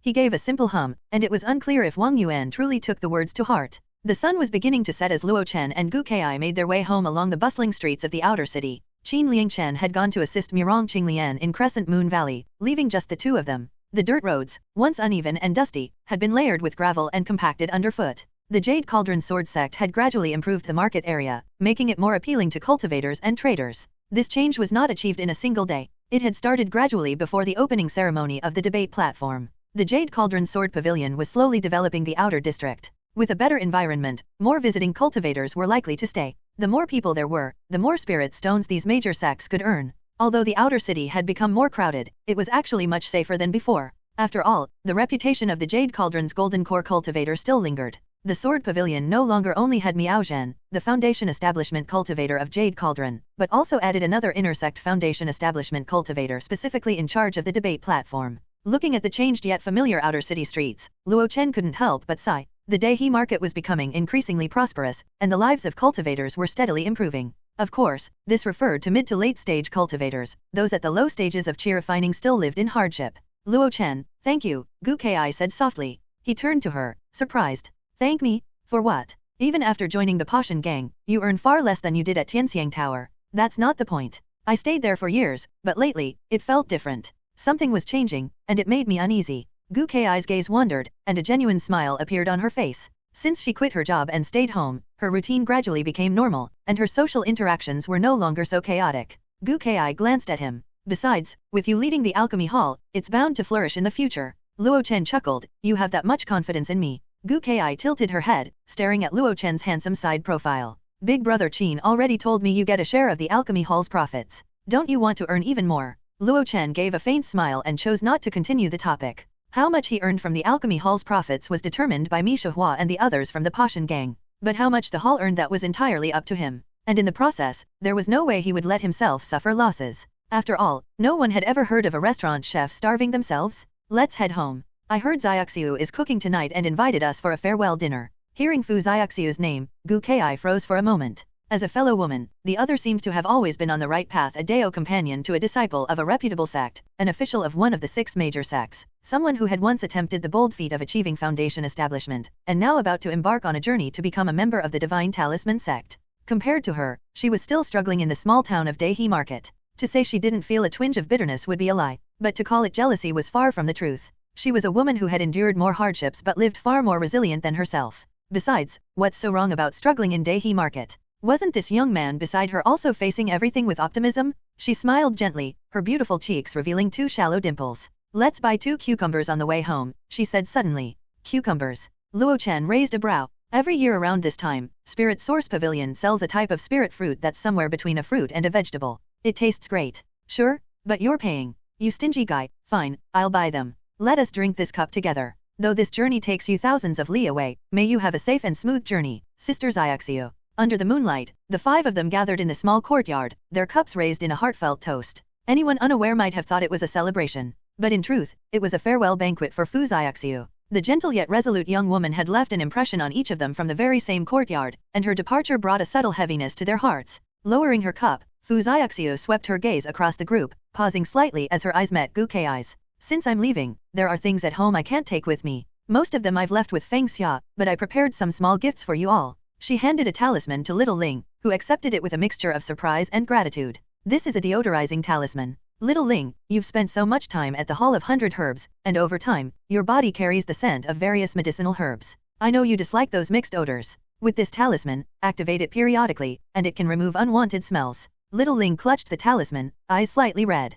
Sister Xiaoxiu, you're the one leaving, we should be giving you gifts. How can I accept this? Fu Xiaoxiu only smiled and then turned to Luo Chen. From her storage pouch, she retrieved 2 potted spirit plants. Moonlight herb. Little Luo, I know you've always liked it. Since I can't take it with me, I'm giving it to you. Luo Chen opened his mouth, wanting to decline, but he couldn't bring himself to say the words. The moonlight herb was indeed incredibly beneficial to him. It could calm his mind and focus his spirit, and it had once even awakened him from a heart tribulation. He had often pondered why he encountered a heart tribulation at such a low cultivation realm. Apart from overwork and external stress, the complex thoughts of a transmigrator must have also been a contributing factor. The moonlight herb was truly a powerful aid for cultivation. While he hesitated, Fu Xiaoxiu had already handed another small flower pot to the surprised Gu Kai. This is a sprouting hydrangea. I've always wanted to grow it in the courtyard, but I always failed. Luo Chen's face turned slightly red as if he wasn't the one who destroyed the hydrangea. This one, I successfully cultivated just a few days ago. Her tone softened. Kai, I'm giving it to you. This time, her gaze carried no hint of displeasure toward Gu Kai, only a faint appreciation. Gu Kai accepted the pot as Fu Xiaoxiu continued, you're different from them. Now that you've left Tianxiang Tower, your future might become even harder. But I believe that even if your eyes are filled with dust, your heart will remain as clear as a mirror, always knowing what you truly want. Even if you're mired in mud in the future, I hope you'll always grow toward the sunlight, like this hydrangea. Tears welled up in Gu Kai's eyes. She quickly wiped them away, but her smile was radiant. Women had their own way of understanding each other. Luo Chen hugged the moonlight herb, which he had cared for so long, and now it truly belonged to him. He felt somewhat embarrassed and said, we should be the ones giving you a gift, Sister Xiaoxiu. You're heading somewhere unfamiliar, starting from scratch. Start from scratch. Fu Xiaoxiu smiled faintly. Yes, leaving this heart-wrenching place, everything should start from the beginning. Seeing the sadness in everyone's expressions, she suddenly shared a piece of news to lift the mood. The Divine Talisman sect has given me a chance. If I succeed in establishing my foundation within 5 years, I can become an inner disciple. Their eyes lit up. For a cultivator who had failed once before, receiving such an opportunity was rare and precious. It also suggested that the sect would likely provide her with a foundation establishment pill. Fu Xiaoxiu didn't elaborate on the specifics, but no one worried for her anymore. Instead, they wished her success in her foundation establishment, hoping she'd remember them in her future prosperity. Departing in 5 days, Luo Chen asked, "I should be free. I'll come to see you off." In the quiet room, Luo Chen consumed a qi-nourishing pill and began circulating the long spring art amidst the faint fragrance emitted by the moonlight herb. After completing one cycle, he glanced at his status panel and saw the progress bar for his cultivation realm inch forward. When he finished, he felt somewhat fatigued but even more overjoyed. The feeling of immediate feedback and rewards for one's efforts was truly addictive. Lying on his bed, he took out the piece of beast hide. The Blood Fiend pill. I wonder if I can directly learn it. He had as many as 21 achievement points, enough to master 2 first-tier pill recipes. However, the Blood Fiend pill was a second-tier pill. As he pondered, the achievement points section on his status panel flickered and then displayed several new entries. Achievement points, 21, can be used to master corresponding realm techniques, spells, or skills. Current realm, first-tier alchemist, requires 10 times the achievement points to master high-tier recipes. For incomplete same-tier pill recipes, additional achievement points can be used for analysis, completion, and mastery. Reading these 3 lines, Luo Chen's heart leapt with excitement. The system could analyze and complete incomplete pill recipes? It wasn't that he couldn't master the recipe, he simply didn't have enough achievement points. Moreover, the system also had the ability to analyze and complete incomplete pill recipes. This meant that once he broke through to the foundation establishment realm, he could potentially complete the recipe for the Jade Dew pill. It was worth noting that the Jade Dew pill was no obscure pill. It was a mainstream cultivation pill geared toward female cultivators and those with yin-aligned physiques, with an excellent market demand. If he could complete the Jade Dew pill after reaching foundation establishment, it would likely become a significant source of income for Luo Chen. Stay calm, don't get ahead of yourself. Luo Chen stopped himself from thinking too far ahead and focused on the present. Mi Shihua was clear he has 1 complete pill recipe and 1 incomplete recipe. Perhaps, I can make good use of that. The next morning, as soon as the sun rose, Luo Chen and Gu Kai hurried out and headed straight for Crescent Moon Valley. Dehe Market was remote but vast. Because of its remoteness, much of the land surrounding the market remained underutilized. The best use of the area was undoubtedly the sprawling outer city slums built around the inner city, with tens of thousands of houses. Other than areas close to the inner city, most parts were widely scattered. For example, Luo Chen's old courtyard had no neighbors for a few thousand meters. Cultivators weren't foolish when it came to this vast, empty land. Under the tacit approval of the Jade Cauldron Sword Pavilion, they made practical use of it. Families like the Li, Duan, and Nangong clans, which Luo Chen and Wang Yuan casually mentioned before, occupied minor spirit veins for their cultivation needs. As the largest rogue cultivator faction in the area, the Pashan gang naturally wouldn't let prime spots go to waste. Crescent Moon Valley was one such place. Setting foot in the valley, Luo Chen immediately felt spirit energy that was sparser than in the inner city but noticeably denser than in the outer city. This place once had a vein of star silver, but after the Jade Cauldron Sword Pavilion mined it out, it was left vacant.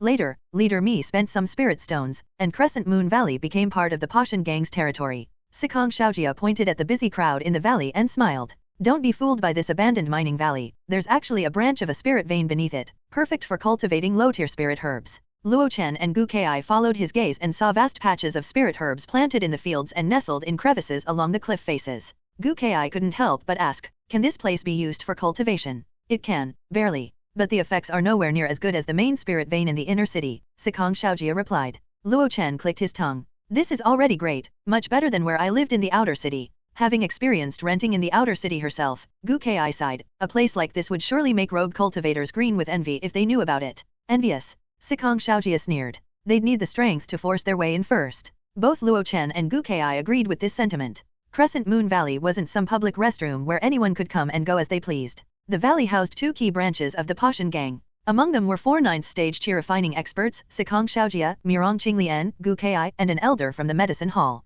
Additionally, there were 6 cultivators at the 7th or 8th stages of qi refining. With such a lineup, alongside over 100 early and mid-stage cultivators, combined with the naturally defensible terrain, it was nothing short of a fortress. Unless a foundation establishment expert intervened, who could possibly take it down? Our alchemy hall is being built in the safest and deepest part of Crescent Moon Valley. Hall leader Luo, shall we take a look at your alchemy room first? The alchemy room was not the cramped, damp place Luo Chen had feared. Instead, he found himself immensely pleased as he stepped inside. The space spanned nearly 1,000 square meters, nestled deep within the heart of Crescent Moon Valley. It was said to have once served as the primary platform for the Sword Pavilion to process star silver ore, where mined ore was accounted for before being transported. A spring trickled down from the mountain wall, pooling in the southeast corner of the alchemy room. The alchemy room's placement here is ingenious. Luo Chen praised it aloud before quickly adding, however, the layout here needs to be restructured. You are the leader of the alchemy hall, so everything will be done according to your ideas, Sikong Xiaojia responded with a cheerful smile. We'll need to divide it into 5 rooms, 2 large and 3 small.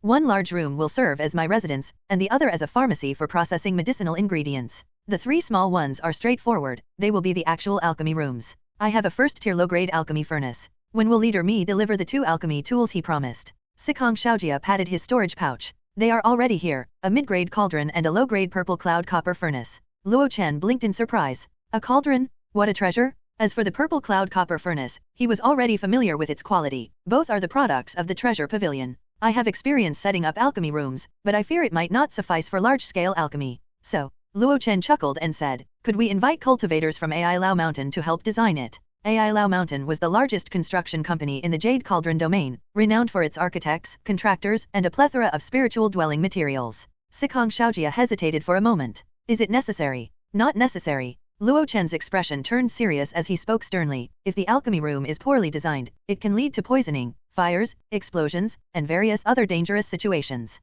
Little hall leader Luo, don't try to fool me. I've had my share of schooling, Sikong Xiaojia replied, still half skeptical. Luo Chen sighed. You don't believe me? Then go ask Elder Qin or Li Si and the others. Just recently, I blew up my own alchemy room. It was Li Si and his brothers who helped rebuild my house. Sikong Xiaojia opened his mouth but found himself at a loss for words. The thought of the fees charged by the cultivators from AI Lao Mountain made his face flush red. This matter likely requires the leader Mi's decision. It's actually not as expensive as you might think. We can't afford foundation establishment cultivators, but hiring 1 or 2 at the late stages of chi refining would suffice. They may not have extensive experience, but even if they haven't eaten pork, they've seen pigs run. A few tips from them can yield twice the results with half the effort. Hearing this, Sikong Xiaojia let out a breath of relief. Late-stage chi refining cultivators from AI Lao Mountain wouldn't cost too many spirit stones. Then there's the matter of materials. The materials for constructing the alchemy room must not be substandard. Luo Chen's expression turned solemn, as though he were engaging in a task of utmost divinity. Last time, I used the cheapest creek white stones as fireproof bricks. This time, we must purchase creek jade, the kind that costs 1 spirit stone per piece. Laying them under the alchemy furnace will significantly enhance the fire-gathering effect. 1 spirit stone per piece of jade? Sikong Xiaojia felt his composure slipping once again.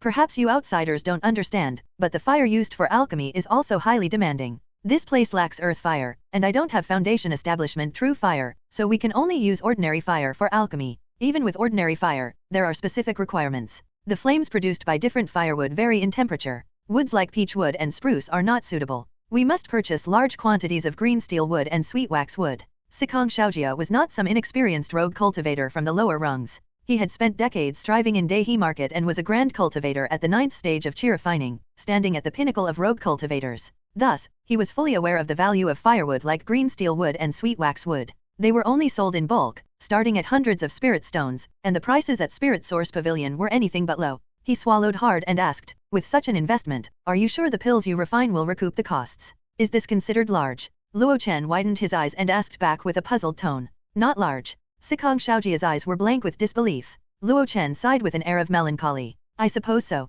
You raiding cultivators who only know how to fight and kill wouldn't understand the elegance of the alchemy art. Who only knows how to fight and kill? I've even taught disciples. And besides, who are you calling a raiding cultivator? I belong to a faction and would never stoop to such disgraceful acts. Sikong Xiaojia's face flushed red. Yet, he could not argue against the last point. Truly, he knew nothing about alchemy. Or rather, 99% of rogue cultivators had no understanding of alchemy. What they knew was limited to the effects of certain pills and how many spirit stones were needed to buy them. As for how they were refined, what primary materials were used, what kind of environment and tools were required, that was even more of a mystery. Oh, I almost forgot. Buy a few more gentle smoke and sparse rain incense, they are incredibly useful. Here, don't ruin this spring water. Who knows? Its quality might enhance the grade of the pills. And over there, build me a library. Alchemy requires continuous learning. Stagnation is unacceptable. And also, Sikong Xiaojia was already in a daze. Gu Ki, standing nearby, was equally taken aback. After a while, seeing Luo Chen still chattering endlessly, listing requests that were not excessive but quite reasonable, Sikong Xiaojia finally could not hold back any longer. Hall Leader Luo, this matter is significant, and there are many details to consider. I cannot decide immediately. Why don't you come with me to see the gang leader?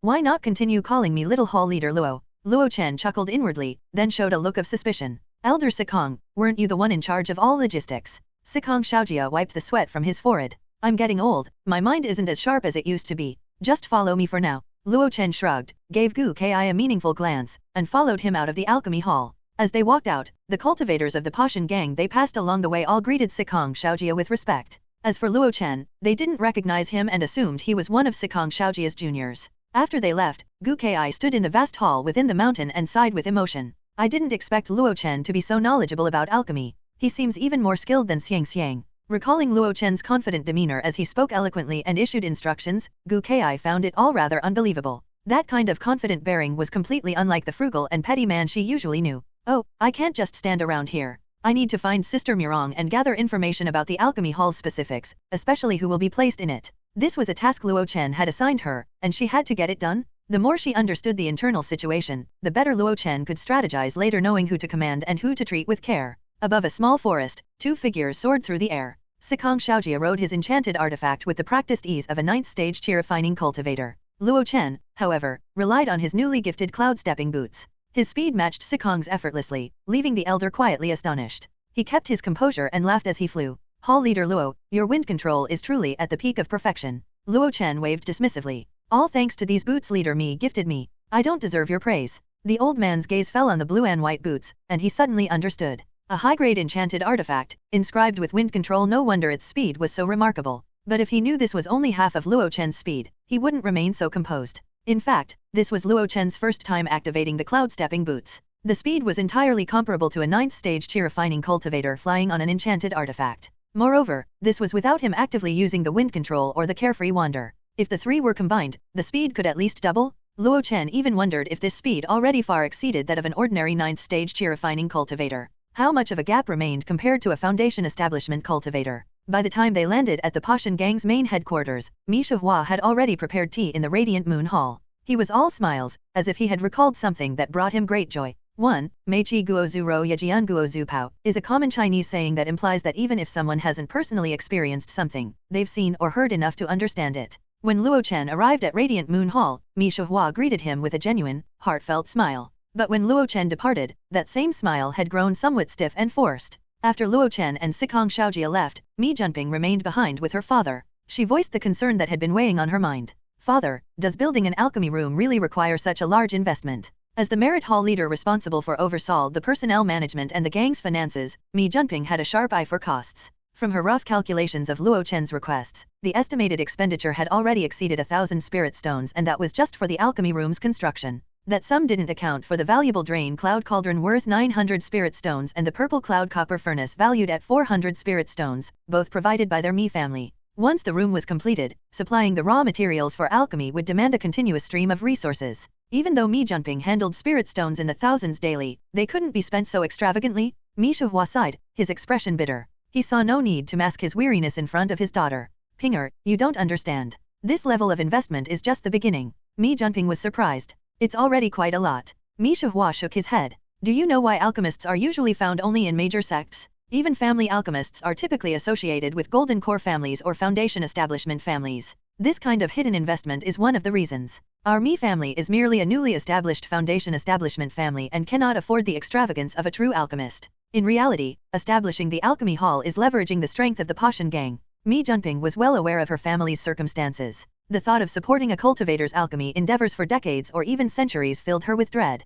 This was something a newly established foundation establishment family simply could not achieve. Luo Chen's demands are modest compared to others, Mi Shihua added. Those second-tier alchemists are far more prestigious. Their alchemy tools are at least top-grade enchanted artifacts. They wouldn't deign to use ordinary fire, they insist on earth fire. Do you know how much an alchemy room equipped with earth fire costs? Mi Junping whispered, how much? From acquiring an earth fire spring, to drawing out the fire, constructing formations, isolating the room, and building the alchemy chamber. AI Lao mountain cultivators once quoted a price of 8,000 spirit stones. Mi Junping sucked in a sharp breath. That's robbery at this point. Mi Shihua sighed. And that doesn't even include the cost of materials. The materials must also be purchased from AI Lao Mountain's immortal build residence, where they'll take their cut. That's why, even though Luo Chen seems to have made so many demands, it's only around 1 or 2,000 spirit stones. Both I and the Pashan gang can afford it. Mi Junping asked, will we be able to earn it back later? We'll definitely earn it back, but whether we make a substantial profit depends on whether that kid can refine the pill recipe I gave him. Mi Shuhua spoke casually, his tone carrying both anticipation and hesitation. Elder Sikong, I'll leave the alchemy hall matters in your hands. Of course, the gang leader has already ordered us to fully support you. I won't hold anything back. Then, see you tomorrow. See you tomorrow. At the inner city crossroads, watching Sikong Shaojia hurriedly depart, Luo Chen smiled faintly. Afterward, he couldn't wait to head home. Before long, he returned to the Sihyuan courtyard. He closed the door, not bothering to turn on the lights. The newly renovated backroom had 2 glazed skylights, making the lighting much better than before. Luo Chen sat at his desk and took out a pile of items from his storage pouch. 2 bottles of chi-nourishing pills, his fixed salary for the coming month, which he had just received. The 5 bottles he had previously purchased with his savings were nearly depleted, so these arrived just in time. Aside from the chi-nourishing pills, there was an old, yellowed book and 2 bamboo scrolls. He first used the spirit eyes to carefully inspect them, ensuring there were no hidden traps or tricks. Only then did Luo Chen feel assured enough to pick up the book. Qing Yuan's Detailed Analysis of Alchemy. This was the alchemy-related book that Mi Shuhua had promised him earlier. The pages were yellowed, and there were even many annotations scribbled on them. It was clear that Luo Chen was not the first person to read this book after its author. The Mi family members had likely gone through it many times. The art of alchemy is vast and profound, reigning supreme among the myriad crafts of cultivation. Though it lacks the overt power of tools, talismans, formations, or puppetry, it aids us cultivators in our pursuit of the Great Dao. I, though untalented, have reached only the late stage of foundation establishment. Yet, I am ranked as a 3rd-tier alchemist, deserving the title of a master. This book is a collection of my casual notes during alchemy sessions, documenting everything from the basics of alchemy to. Just from reading the introduction, Luo Chen could feel the pride radiating from the words of the alchemist Qing Yuanze, and he truly had reason to be proud. To produce 3rd-tier pills while in the foundation establishment realm was no small feat. The contents of the book were incredibly detailed. It covered nearly all beginner techniques in alchemy, though some of the technical terms gave even Luo Chen a headache. It's an excellent book, but no one can fully absorb it in a short time. I'll study it bit by bit. Carefully placing Qing Yuan's detailed analysis of alchemy back into safekeeping, Luo Chen's gaze shifted to the 2 bamboo scrolls. One scroll was intact, while the other bore signs of fire damage. Mi Shuhua had actually given him 2 pill recipes, but one was incomplete, so he had no real expectations of Luo Chen for that one. What the old man truly cared about was the intact recipe. Jade Essence Pill, Luo Chen murmured as he examined the intact scroll. Luo Chen carefully studied the pill recipe, examining everything from the primary materials and their proportions to the effects and contraindications. By the time he finished reviewing it, the dusk had arrived without him realizing it. He rubbed his throbbing temples, feeling deeply emotional. No wonder Mi Shuhua went to such great lengths to bring me here and even spared no expense to establish the alchemy hall. If I can truly refine this Jade Essence Pill, the Pashan gang will make a fortune? No, that's not right, it's Mi Shuhua who will make a fortune. Luo Chen had secretly asked Qin Liangchen how the profits generated by the alchemy hall were distributed after taking out Luo Chen's share. Although there were no specific figures, it was clear that gang leader Mi Shuhua took the largest share.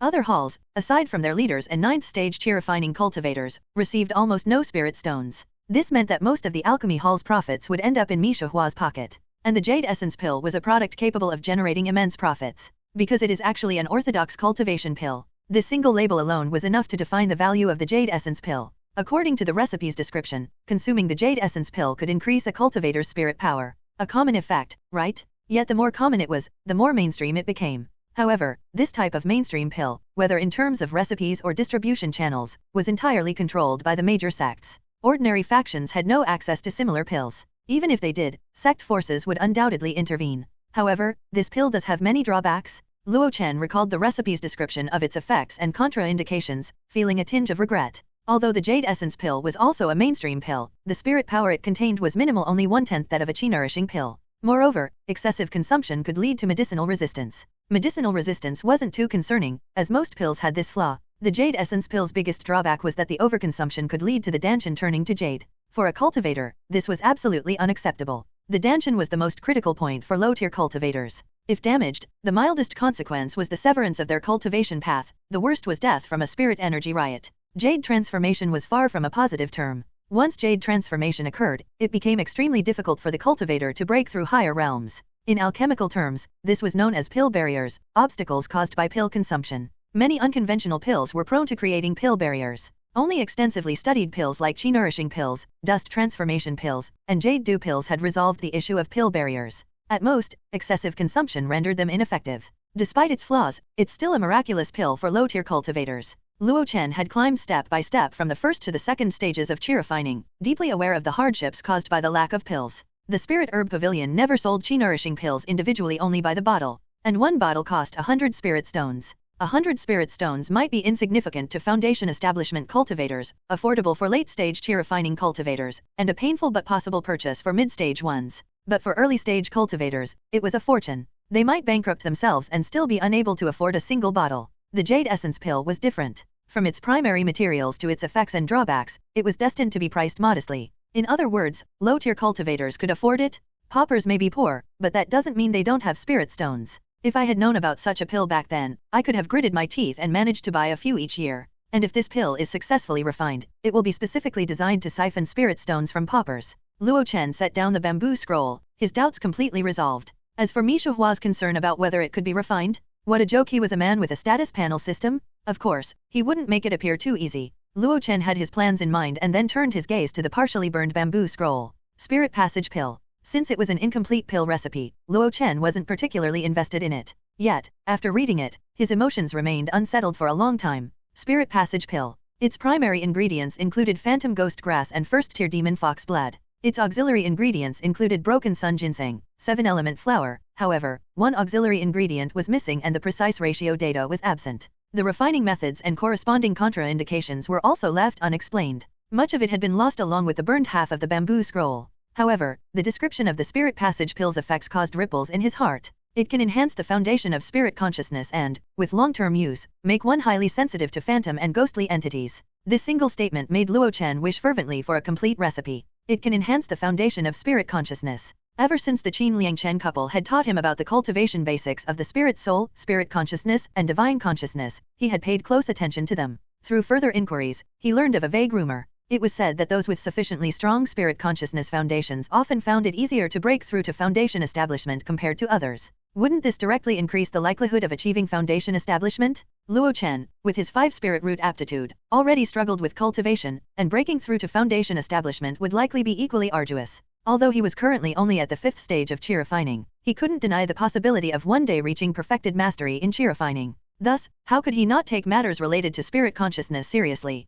An incomplete pill recipe doesn't mean the pill can't be refined, Luo Chen thought to himself. The system had clearly indicated that with enough achievement points, the recipe could be completed, and he could gain beginner proficiency. Moreover, it seems that Misha Hua doesn't care much about this incomplete recipe. He probably gave it to me just to use as a reference to accumulate alchemical knowledge so I can refine the Jade Essence pill for him. I'll study it carefully for now. When the time is right, I'll see if I can secretly refine it. With this thought settled, Luo Chen carefully stored the Spirit Passage pill bamboo scroll. He placed it in the same category of importance as the Blood Fiend pill and Jade Dew pill. In the past, Luo Chen had been penniless and destitute, in name an alchemist but in reality only capable of making fasting pills. Those fasting pills couldn't even be called first-tier pills, they were merely substandard fasting concoctions. It was only after learning to make myriad wonders pills that his true journey into alchemy began. Now, owning 3 brand new pill recipes at once was a cause for celebration for any alchemist. He was almost tempted to dive straight into the grand endeavor of pill refining. However, Luo Chen didn't immediately begin refining pills. Instead, his life became noticeably more relaxed. Aside from his daily cultivation, he spent time inspecting the construction of the alchemy room at Crescent Moon Valley. Additionally, he managed to borrow a book from the Pashan Gang's Merit Hall after much persuasion. Compendium of 100 Herbs. This was a book that had once been a fixture on Wang Yuan's stall before he rose to prominence. Yet no one had ever purchased it. After Wang Yuan took over leadership of the hall, these items were returned to the Pashan Gang and handled by the Merit Hall. When Luo Chen went to borrow it, Mi Junping stubbornly refused and insisted he buy it with spirit stones. Hehe. Was Luo Chen the type to be taken for a fool? We're all part of the same family, and you still want me to spend spirit stones? He directly used Misha Hua's name, and only then did the other party reluctantly lend him the book. I knew it once Misha Hua starts increasing his investment in me, my smaller requests will become easier to fulfill. This is what's called effectively leveraging sunken costs. Reclining on a rocking chair with a mountain spring flowing beside him and juniors working in front of him, Luo Chen focused all his attention on the Compendium of 100 Herbs. The reason he chose to read this book instead of Qing Yuan's detailed analysis of alchemy was because it was a requirement outlined in Qing Yuan's detailed analysis of alchemy. The path of alchemy begins with herb identification, progresses to material preparation, requires mastery of fire control, and then moves gradually into pill refining. It was a long process of accumulation. Luo Chen had always known his foundation in alchemy was rudimentary, calling it trash wouldn't be an exaggeration. His ability to refine high-grade fasting concoctions and mid-grade myriad wonders pills relied solely on the system's direct importation and his own daily practice to improve his skill. But beyond those 2 pills, his knowledge was shallow. This was why he made a fool of himself when discussing alchemy with Xiang Xiang. Now that he had the opportunity and guidance from an expert, he naturally wanted to solidify his foundation. First, it started with identifying herbs. Looking at an image in the compendium of a long, thin organ, Luo Chen suddenly understood. So the Fire Hound Whip not only boosts virility but can also aid in practicing fire attribute spells. Simply holding it in the mouth allows one to feel an intense, never mind, let's skip that use. Tisk, blue citrus grass looks so ordinary, yet it has 49 types. No wonder the Duan family nearby planted such a large field of it. Washed jade? Isn't that the main ingredient for the jade essence pill? Let me take a closer look. As Luo Chen was engrossed in his studies, completely absorbed, Sikong Xiaojia hurried over. They left. Who left? Luo Chen didn't even look up. The AI Lao Mountain cultivators from Immortal Build residence they just left? They didn't even collect the remaining spirit stone payment. Luo Chen looked up and blinked. Isn't that a good thing? We don't even have to pay the balance. Sikong Xiaojia shook his head. I fear something has happened. Hehe, whatever happened, it's an issue for the AI Lao Mountain sect. What does it have to do with us? But the alchemy room isn't finished yet. Luo Chen jumped to his feet and cursed loudly. These contractors are so irresponsible leaving a small project unfinished like this, what the hell? After saying this, he hurriedly ran over to the alchemy room. After carefully inspecting it, he let out a sigh of relief. It's fine. Sect cultivators do have integrity. The alchemy room's framework is basically complete. Adding the materials later will be enough. Hearing this, Sikong Xiaojia also felt relieved. These 3 alchemy rooms, from labor to materials, had cost 2,000 spirit stones, enough to buy a decent high-grade enchanted artifact. Such an expensive building was something he had never experienced in his entire life. Now that there were no issues, he broke into a smile. Sect cultivators, reputation first, got to give them a thumbs up. Seeing Sikong Xiaojia mimic the hand gesture he had used a few days ago, Luo Chen couldn't help but shudder. Old man, could you not be so trendy, please? Also just a heads up, I won't be here tomorrow. Keep a close eye on things. Sikong Xiaojia asked in confusion, where are you going? Seeing off a few friends. Their 10-year rotation period is up, and they're returning to their sect, Luo Chen said casually. The old man blinked, his body stiffening. 10-year rotation period, returning to the sect? This wasn't the rule of some small shop in Daihe Market but a tradition of the 6 major upper sects. When did Luo Chen start knowing these sect cultivators, and when did they become close enough that he'd personally see them off? I'd slipped away now. Luo Chen made a quick getaway. As he left the valley, he greeted Gu Ki and Mirong Qinglian, who were both busy. Gu Ki didn't follow. Having just joined the Pashan gang, she was in the phase of networking with cultivators and establishing familiarity. With her 9th stage chi refining realm, she was destined not to be an ordinary member. Under Luo Chen's recommendation, she was now also a steward of the Alchemy Hall, roughly equal in status to Sikong Xiaojia within the hall. Crescent Moon Valley was part of the outer district, but in reality, it was far removed from the true outer district. The road there was prone to accidents. As such, the Pashan gang routinely arranged escorts to protect Luo Chen. 2 late-stage chi refining cultivators were assigned to him, one surnamed Zhou and the other Lu. The 2 were skilled in joint combat techniques, and together, they feared no ordinary 9th stage chi refining cultivator. Fortunately, nothing unexpected happened along the way. Upon entering the inner city, Luo Chen waved goodbye to the 2. Watching his carefree figure disappear, Lu Qiang's face was full of envy. Look at the life he's living compared to ours. A mere 5th stage chi refining cultivator, yet he needs 2 8th stage chi refining cultivators to escort him daily. He must have been an emperor assassinated in his past life. Watch your words, brother Lu. Zhou Yuanli said softly. Hall leader Luo isn't someone you and I can criticize. Lu Qiang snorted, said no more, and turned to leave. Zhou Yuanli then added, don't be late tomorrow, or you'll have a hard time explaining yourself to the gang leader. Lu Qiang's body stiffened for a moment before he sped up his flight. At the city gate, Zhou Yuanli shook his head. His brother always had aspirations beyond his reach. Earlier, he had overestimated himself and tried to compete for the mining hall leader position, claiming that if Wang Yuan could lead the hall as an 8th stage chi refining cultivator, so could he. And then, he got thoroughly beaten up. Now, after finally securing an easy job with a substantial spirit stone income, he was still dissatisfied. I really need to talk some sense into him. The next morning, a visitor arrived at Luo Chen's courtyard. It was Xiao Yu, the gentle young girl who had gradually grown more confident over the past few months. Big brother Luo, this is the income for this month, a total of 620 low-grade spirit stones, she said softly, her eyes bright with excitement as she retrieved a pile of spirit stones from her storage pouch and blinked. Luo Chen raised an eyebrow, noticing the familiar storage pouch in her hand. Did your grandfather give you his storage pouch? Xiao Yu gently caressed the storage pouch with a deep expression and nodded lightly. It was more than just a storage pouch. It was also her father's keepsake. The pouch had belonged to Leaping Tiger, her father, who had fallen in the deadly match on the debate platform. Before his final battle, he had entrusted the pouch to old Yuan, her grandfather, and never to return. All he left behind was the elderly and the young, a pair of vulnerable dependents. Grandfather said my business is growing, and I'm handling more goods and spirit stones now. It's more convenient with a storage pouch, Xiao Yu explained. Using a storage pouch at just the second stage of chi refining was something possible only in the relatively safe inner city. Luo Chen felt a tinge of envy. Why didn't he have such an inheritance when he transmigrated? He lightly tapped the spirit stones and calculated their accounts based on pricing. He had initially invested 200 spirit stones, half for producing celestial beans and popcorn, the other half for purchasing pineapple wine. Now he had recovered over 600, which was a decent profit. It was just a pity that Destined market had only one debate platform, otherwise, the business could have expanded significantly. After doing the math, there were no major discrepancies. Luo Chen wasn't worried about the Yuan family deceiving him. First, this small business was something he started on a whim, casually. Second, the Yuan family's reputation was well known. When he brought them a simple wheelchair, old Yuan had gifted him a 100-year-old green gourd in return. And third, looking at the young girl, Luo Chen couldn't help but smile. This was also his way of building goodwill. By caring for a disabled man and a young girl, he had earned a considerable amount of goodwill within the Passion gang. When Dragon Coil Tiger and the leader of the mining hall decided to support him, these factors likely played a role. After storing most of the spirit stones in his pouch, Luo Chen set aside 30 low-grade spirit stones and handed them back to Xiaoyu. Here, take this, it's your pay for last month. Xiaoyu carefully placed the spirit stones into her pouch, her soft and delicate face lighting up with excitement. This was the first time she had earned spirit stones through her own hard work. She was finally no longer a child who could only rely on her father and grandfather. Seeing the excited girl, Luo Chen couldn't resist ruffling her smooth hair. Work hard, and I'll give you a raise in the future? Your brother Luo isn't some heartless and unscrupulous boss.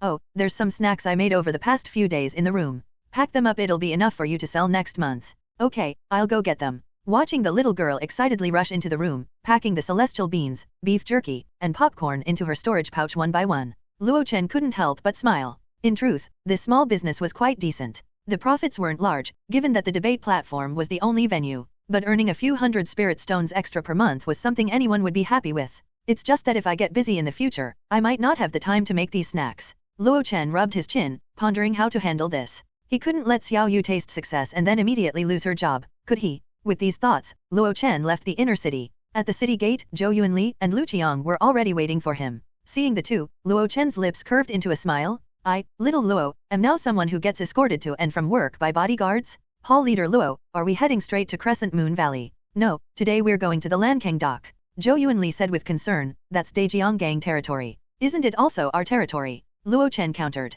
With that, he paid no further attention to the two and activated his cloud-stepping boots, flying leisurely toward the Lankang dock. The two exchanged glances and quickly followed. The Lankang dock was the largest external dock connected to Destined market. It connected Destined market internally and the Lankang River externally, serving as a crucial hub for south-north transit and logistics. For large spirit materials that couldn't easily be transported in storage pouches, almost everything was moved by water routes. After all, you couldn't exactly have cultivators carrying 1,000-meter-long logs or iron ore dozens of meters thick flying across thousands of li. Because of this, the interests tied to the Lankang dock were enormous. In fact, a commercial district the size of a small town had sprung up around it, and the ruler of this area was none other than the Dejiang gang. Of course, the Passion gang now had a foothold here too. After the death match on the debate platform, the Passion gang had forcibly inserted themselves into the water transportation business. After greeting Wang Yuan, who was stationed here, Luo Chen, along with his two bodyguards, eagerly headed toward the dock. A dozen large ships were docked neatly within the harbor. Along the way, many early and mid-stage cultivators were busy, moving goods or transporting passengers.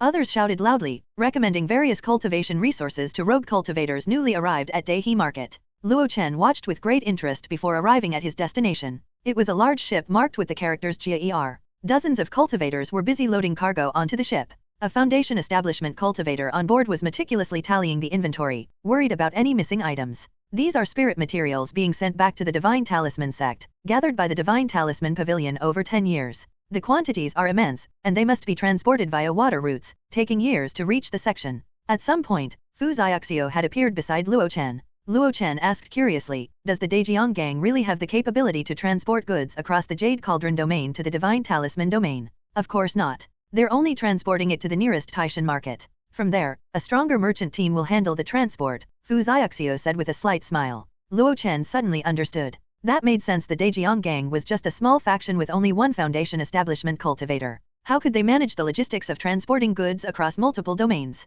Sister Xiaoxio, hold on a moment. Luo Chen pulled out a sound transmission talisman and quickly activated it. The talisman wobbled as it floated up to the large ship. The Foundation establishment cultivator from the Divine Talisman Pavilion glanced at it but didn't pay it much attention. Soon, two figures appeared on the deck. They looked around and waved in Luo Chen's direction. Come down. Luo Chen shouted. Hearing the call, old man Chen and his granddaughter little Shi quickly came down. Little fellow deist Luo, you really came to see us off. Brother Luo, did you bring me any beef jerky? Luo Chen ruffled little Shi's hair, handed her a small package, and then turned to Fu Xiaoxiu. Sister Xiaoxiu, this is fellow deist Chen Xiaoping, one of my few close friends. He's also heading to the Divine Talisman domain to take his granddaughter, Chen Shi, for next year's sect entrance trials. If possible, I'd like to ask you to look after them. Of course, only within your ability. If it's inconvenient, please don't trouble yourself. He spoke sincerely, with a tone of utmost earnestness. Fu Xiaoxiu glanced at the old man and the young girl in front of her, thought for a moment, and then gently nodded.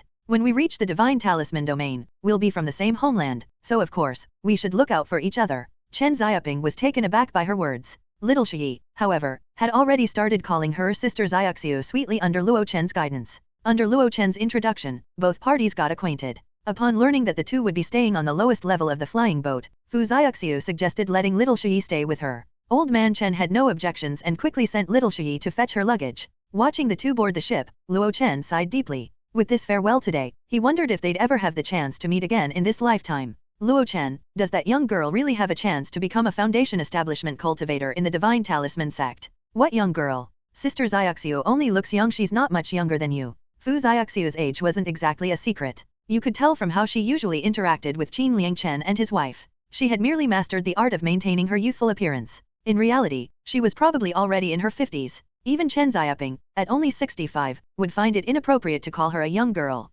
Luo Chen thought for a moment and said seriously, Sister Xiaoxiu tried to break through to foundation establishment before, but she failed. This time, although the Divine Talisman sect has given her another chance, it's far from guaranteed. If she fails again, she might end up all alone over there, isolated and helpless. Although I haven't interacted much with little Shi, I can tell she's a bright and spiritedly gifted child.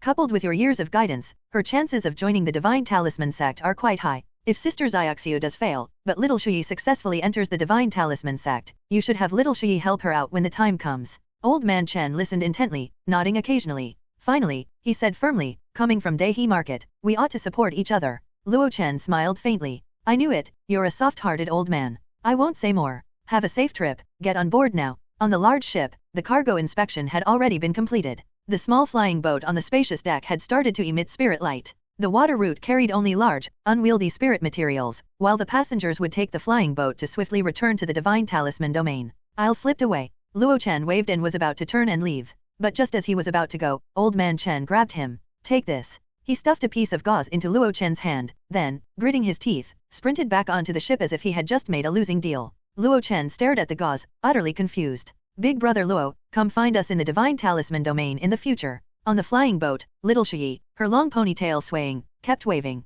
Beside her stood the gentle and smiling Fu Xiaoxiu and the sighing Chen Xiaoping. Luo Chen raised his right hand and waved back. Safe travels. Buzz. The spirit light shone brightly as the flying boat ascended into the sky under the watchful eyes of many. With a single turn, it transformed into a streak of light and sped away. In just a few breaths, the flying boat was no more than a tiny black dot in everyone's eyes. Such speed, this isn't just an enchanted artifact, it must be an enchanted treasure. Luo Chen sighed in awe and turned to leave. From this day forward, they were separated by vast distances, unsure when or if they would ever meet again. However, now he was the hall leader of the Pashan Gang's alchemy hall, and they were disciples of a major sect. Both had bright futures ahead, leaving little to worry about. The streets buzzed with life, filled with merchants hawking their wares and cultivators engaged in casual conversations. Amidst the crowd, Luo Chen came to a halt, flanked by his two bodyguards. Standing before them was a somewhat nervous cultivator. Luo Chen narrowed his eyes. I know you. You're Duan Sanfu, aren't you? Recognition flickered across his mind as he recalled the man's face. Duan Sanfu had been one of the two rogue cultivators who had blocked his stall at the cultivators' market.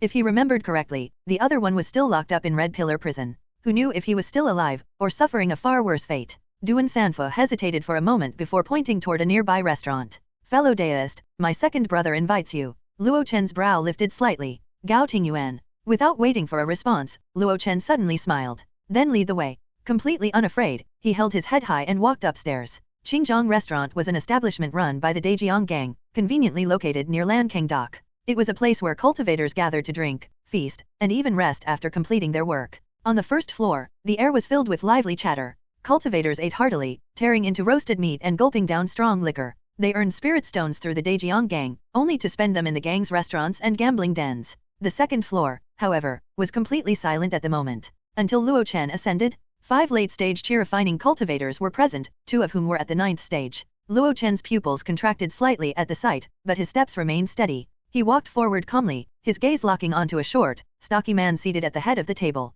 Luo Chen, hall leader of the Pashan Gang's Alchemy Hall. Did I get that right? The voice was firm, laced with an unmistakable authority. Luo Chen's lips curled slightly. Second brother Gao, you're well informed. Our Alchemy Hall hasn't even produced a single pill yet. Sit. Please. Both men took their seats across from each other. Meanwhile, the other 9th stage chi-refining cultivator, dressed in blue robes, leaned idly against the railing. He seemed disinterested in the conversation, his gaze drifting toward the bustling street below. Zhou Yuanli and Lu Qiang, Luo Chen's 2 bodyguards, were visibly on edge, their postures tense. They knew exactly who Gao Tingyuan was. Gao Tingyuan, known by the title of River Dragon, the top fighter under Wang Haikao, the leader of the Dejiang gang. He had the illustrious record of personally killing Broken Blade Su rank on the debate platform. If he decided to attack, even with their combined combat techniques, the 2 brothers might not be able to ensure Luo Chen's safety. Suddenly, the blue-robed cultivator by the railing laughed. Wang Yuan's watching from afar. Of course he is, Gao Tingyuan replied coldly. After all, this is his junior. Then, he fixed his piercing gaze on Luo Chen. He just stared. Without saying a word. Luo Chen's brows gradually furrowed before he slowly shook his head. If you have something to say it. Acting like this isn't the way to treat a guest. Gao Tingyuan raised his eyebrows, looking somewhat surprised. Then, in a slow and deliberate tone, he said, you should understand you weren't invited here as a guest. Then I'll leave. Without hesitation, Luo Chen abruptly stood up. For a brief moment, Gao Tingyuan froze. Then, his expression darkened, and his anger flared. He took a deep breath, forcibly suppressing his fury. Was it you who killed my little brother? Your little brother? The Gao Tingyi that Duan Sanfa mentioned. Luo Chen sneered. You think I killed him, isn't it? Then why didn't you dare to meet me back then? Gao Tingyuan stared intently at Luo Chen, not letting even the smallest change in expression escape him. But unfortunately, he couldn't detect any guilt or flaw in Luo Chen's demeanor. Luo Chen shrugged. Even an idiot knows that during that time, your Dejiang gang and our Pashan gang were at each other's throats. Am I an idiot? Doesn't seem like it. So why would I come to see you? That's not a reason. Then what reason do you want? I'll give it to you right now. Gao Tingyuan clenched his jaw. I investigated. That day, after you bought your alchemy materials, you went straight home in the evening. Luo Chen smirked. Shall I tell you that I stopped by my friend Chen Xiaoping's house to celebrate his granddaughter's birthday? Gao Tingyuan was startled. Chen Xiaoping? Wasn't he the talisman maker who used to share a stall with Luo Chen? Luo Chen smirked. If you'd done your homework properly, you'd know that the old man and I get along quite well. He used to share a stall with me, and I'd often help him sell talismans. I just gave his granddaughter a bag of snacks earlier too. Gao Tingyuan hesitated, uncertainty flashing across his face. His subordinates' reports did include details about this connection. And truth be told, it wasn't uncommon for cultivators to support one another. No one could guarantee they wouldn't meet their end in the wilderness, whether in the mountains, rivers, or the depths of some hidden ruin. If they perished, they naturally hoped their friends would look after those they left behind. This tradition was even more pronounced in large sects. If Luo Chen claimed he was celebrating Chen Xiaoping's granddaughter's birthday, it made perfect sense. Seeing Gao Tingyuan falter, Luo Chen sighed dramatically. Luo Chen nonchalantly sat back in his chair, poured himself a cup of wine, and sipped it leisurely. If you ask me, you should investigate those rogue cultivators who use the path to the Howling Moon Mountain Range. Most people stick to the Ancient Plains Range, but those who dare venture into the Howling Moon Range are the real tough ones. They're your prime suspects. Also, I heard your little brother was at the 5th stage of chi-refining. What was my cultivation realm at the time? Gao Tingyuan blurted out without thinking. 3rd stage of chi-refining. Luo Chen internally gave a thumbs up. Dejiang Gang's intelligence gathering abilities were truly laughable. On the surface, Luo Chen also raised a thumbs up. Well, there you have it. What 3rd stage cultivator could possibly kill a mid-stage 5th stage cultivator? Besides, I'm just a weak alchemist. How could I compare to you bloodthirsty fighters? Speaking of which, your little brother destroyed my little courtyard. That's a debt I haven't even settled with you yet. The courtyard wasn't worth much, but it was my precious home. Some of the furniture inside was worth a few spirit stones, at least. Gao Tingyuan's expression darkened as he took a deep breath, suppressing the irritation bubbling within him. What furniture could possibly be worth a few spirit stones? Today was supposed to be me settling accounts with you. How did it turn into you chasing a debt? Gao Tingyuan exhaled slowly, his eyes narrowing. Then tell me, why did you hastily move to the inner city afterward? Was it because you were afraid we'd come after you, or did you take my little brother's inheritance and use it to fund your move? To be fair, this time, his guess was spot on. But Luo Chen had a way to counter it. He scoffed, leaning forward as if personally offended. Go ask around, do I covet other people's spirit stones? Then, with a loud slap on the table, he raised his voice in righteous indignation. I'm an alchemist? The one profession that doesn't lack spirit stones, get it straight.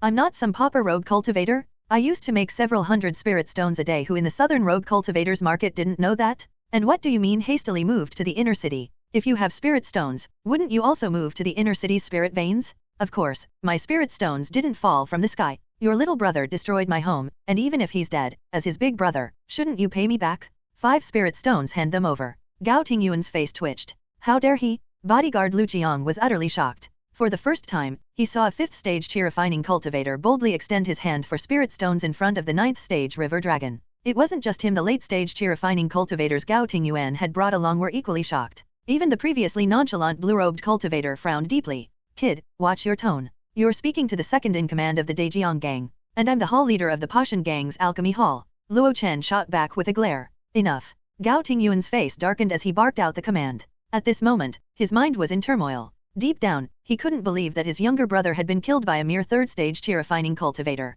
It was absurd. Impossible. And yet, despite investigating time and time again, no other leads had surfaced. The only clue left was Luo Chen. That was why he had called him here today. He thought he could use his soul intimidation today to force the truth out of him. Even if Luo Chen wasn't the culprit, he could at least provide some other leads. However, Luo Chen seemed genuinely unrelated to the incident and even had the audacity to demand compensation. Could it really have nothing to do with him? Tisk, tisk, look at you, acting all high and mighty. Luo Chen suddenly laughed, mockery dripping from his tone. Even old man me doesn't pull this crap with me, but here you are, putting on airs. You probably can't even spare 5 spirit stones. He exhaled sharply, shaking his head. Fine. I won't waste any more time here. Goodbye. With that, he turned around to leave. At the staircase, 3 late-stage chi refining cultivators blocked his way. Lu Qiang and Zhou Yunli stepped forward, ready to fight at a moment's notice. Without turning back, Luo Chen said coldly, "You're the ones who invited me up here. I'd hate for Mi Shuhua to have to come and bring me back." A heavy silence fell over the 2nd floor.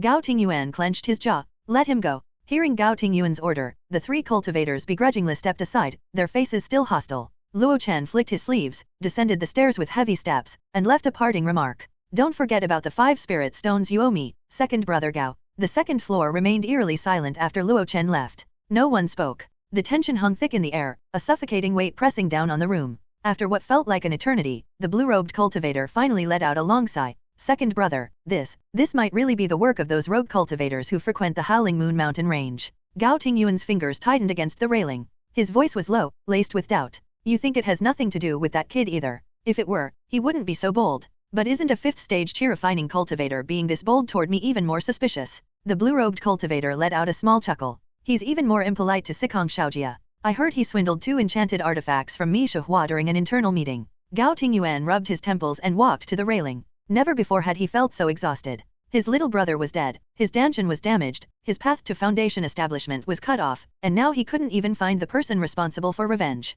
The blue-robed cultivator shook his head. If you ask me, let's put Tingyi's matter aside for now. There are more and more strangers in the gang lately, and they've taken control of several large ships. They'll encroach on our interests sooner or later. Gao Tingyuan remained silent. He knew all of this was happening with Wang Haikeo's approval. During that battle on the debate platform, he was undoubtedly ambushed. Even his substitute puppet had been destroyed. I can't let this go, I must continue investigating. He slammed the railing heavily, his expression fierce. The blue-robed cultivator sighed, his expression tinged with melancholy. Hall leader, you were really impressive just now. Lu Qiang's eyes sparkled with admiration, and calling him hall leader suddenly felt much more natural. Luo Chen smirked slightly and spat on the street corner. Zhou Yunli sniffed the air. Was that wine? The sip Luo Chen had taken upstairs just moments ago. Luo Chen wiped the corner of his mouth, his eyes blazing as he looked at the 2 of them. Impressive, huh? Stick with me, and you'll get to be this impressive too. The road back to the inner city was bustling with people, but Luo Chen walked ahead with steady steps, his posture composed. Behind him, his 2 bodyguards followed closely, their movements in sync as they remained vigilant, ensuring his safety.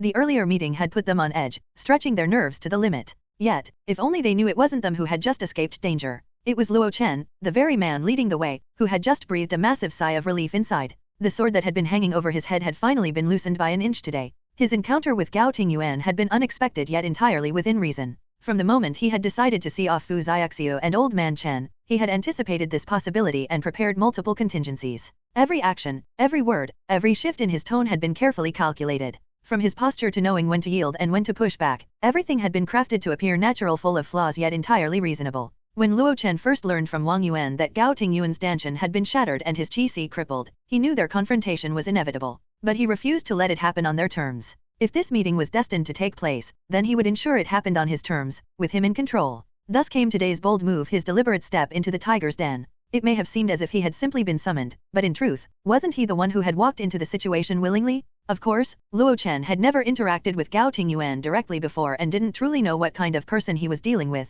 though he had gathered plenty of intel. But some things could only be learned face to face. However, with his cultivation path severed, there was no telling if Gao Tingyuan's temperament had grown more extreme. That uncertainty was precisely why Luo Chen had prepared multiple contingencies before setting foot in Lankang Dock. His first safeguard was simple. Before heading out, he had casually mentioned his plans to Sikong Xiaojia. And if Sikong Xiaojia knew, then Foundation Establishment cultivator Mi Shihua would undoubtedly hear of it as well. Given his current valued status in Mi Shihua's eyes, there was no way the elder would allow anything to happen to him. Even if Gao Tingyuan attempted to detain him, Mi Shihua would intervene before things escalated beyond control. Second, as soon as he arrived, he made it a point to meet with Wang Yuan. If anything went wrong inside Qingjiang restaurant, if Gao Tingyuan lost control and acted recklessly, Wang Yuan would be close enough to step in immediately. Luo Chen had an almost blind trust in his senior brother. As long as no Foundation Establishment cultivators interfered, there was likely no one in Daihe Market who could rival Wang Yuan's dual cultivation. His ranking on the debate platform's elite prodigy board spoke for itself. He was still the #1 chi-refining cultivator in Daihe Market. Of course, Luo Chen wasn't the type to place his life solely in the hands of others. His frequent sparring matches with Qin Liangchen had given him first-hand experience with the offensive techniques of late-stage chi-refining cultivators. If an ambush were to occur, as long as he remained vigilant, he was confident he could hold his own at least long enough to escape. Offensively, his options were somewhat limited. A perfected mastery fireball was his only real trump card. But when it came to running away, that was an entirely different story. If there was a competition for escape skills, Luo Chen would confidently claim first place. No other chi-refining cultivator would dare to claim second. Armed with Grandmaster level Carefree Wonder, Grandmaster level Wind Control, and a top-grade enchanted artifact, the Cloud Stepping Boots, he had every means necessary to escape the moment danger loomed. No matter how formidable Gao Tingyuan was, he simply didn't have the ability to stop him. With all these considerations in mind, Luo Chen had no reason to hesitate. He attended the meeting without fear. His goal was simple: gloss over the past as much as possible and avoid unnecessary conflict. Whether or not Gao Tingyuan actually believed him no longer mattered. Simply put, Luo Chen was no longer just a nameless rogue cultivator struggling to survive. He was the hall leader of the Pashan Gang's Alchemy Hall, one of its 9 major halls. In the future, he would bring an endless stream of profits to the gang. Even now, they had invested significant resources into him. Until those resources were recouped, anyone who dared to lay a hand on him would not just be opposing him, they would be challenging Mi Shihua and the entire Pashan Gang. He smirked slightly to himself. Now that I have a place to belong, my demeanor carries a touch more poise and grace. As he reached the city gate, he turned and waved farewell to his 2 bodyguards. He knew exactly where they were headed, rushing off to report today's events to Mi Shihua. Good. The sooner, the better. For situations like this, it was always best to have an influential figure step in and clean up the loose ends. Only then could he truly put his mind at ease. The Gao brothers. Mi Shihua muttered, his expression unreadable. Casually, he asked, in your opinion, was it Luo Chen? Lu Qiang hesitated, recalling that moment in the restaurant, the sip of wine Luo Chen had spat out, the way he had handled the entire situation. But before he could respond, Zhou Yuanli had already spoken. That doesn't matter. Yes, it doesn't matter. Just the life or death of a mid-stage chi-refining cultivator, Mi Shihua said with a faint smile, slowly sipping his hot tea. After swallowing the spirit tea, he frowned slightly. However, it's best if such matters don't arise again. His decision was already made. He would send a message to Wang Haikao reminding him to keep his subordinates under control. The conflict between their 2 factions had only just begun to settle, and he had no intention of letting some reckless underlings stir things up again. After all, securing a waterway wasn't a one-sided benefit. He had also arranged for other forms of cooperation with Wang Haikao. Their interests were now intertwined, and unnecessary disputes would only bring unnecessary complications. In the future, the relationship between the 2 gangs was likely to become increasingly harmonious. If Gao Tingyuan ended up cutting off his revenue stream, it wouldn't be good for anyone. You too, be diligent in your protection duties. This is a sound transmission jade token containing a trace of my spirit consciousness. If you encounter an unbeatable enemy, activate it immediately to notify me. Luo Chen must not come to harm. Mi Shihua ordered. Zhou Yuanli nodded emphatically and carefully accepted the jade token. Luo Chen shut the door behind him, boiled some spring water, and brewed a pot of bitter tea. Finally able to relax, he settled into his desk and pulled out the item old man Chen had given him before leaving. It was a piece of gauze, faint gray, translucent, and so light it felt like nothing at all. If one didn't look closely, it was easy to overlook its presence entirely. That old miser rarely gives gifts, yet he gave me this as he left. I'll have to see what it is. Luo Chen spread the gauze open with a smile. It looked ordinary, with only some strange patterns on it. They resembled the symbols on talismans but were not quite the same. A talisman drawn on cloth. Frowning slightly, Luo Chen instinctively infused a trace of spirit power into it. The moment his spirit power seeped into the gauze, the strange symbols wriggled like earthworms, shifting and pulsating. At the same time, an unfamiliar method of circulating spirit power surfaced in his mind, as though it had been directly imprinted into his consciousness. Luo Chen's expression shifted as he studied the technique closely. Half an incense stick's time later, he finally set the grey gauze down, his emotions a tangled mix of surprise and admiration. Fellow Daoist Chen, you've really given me your livelihood tool. The technique recorded within the gauze was called the spirit suppression. Once mastered, it allowed cultivators to suppress their own aura entirely, including physical sense, blood qi, and even spirit power fluctuations. At its perfected mastery, the technique could manipulate spirit power waves at will, making it possible to hide one's cultivation realm entirely. Only those in an entire major realm above him would be able to see through the deception. Even cultivators of the same tier, using techniques like spirit eyes, wouldn't be able to detect his true cultivation realm. In other words, once achieving perfected mastery, the spirit suppression would be invaluable for evading enemies, disguising his true strength, and moving undetected. Luo Chen wasn't entirely unfamiliar with this technique. After all, Old Man Chen's famous qi concealing talismans were derived from this very method. However, Old Man Chen's talent in cultivation techniques had always been mediocre. Despite years of practice, he had only ever achieved minor mastery. That was why his talismans could only mask blood qi, physical sense, and minor fluctuations of spirit power. Had he perfected the spirit suppression, his talismans would have been worth at least double their current price. Old Man Chen lacked talent, but Luo Chen's aptitude for techniques was quite good.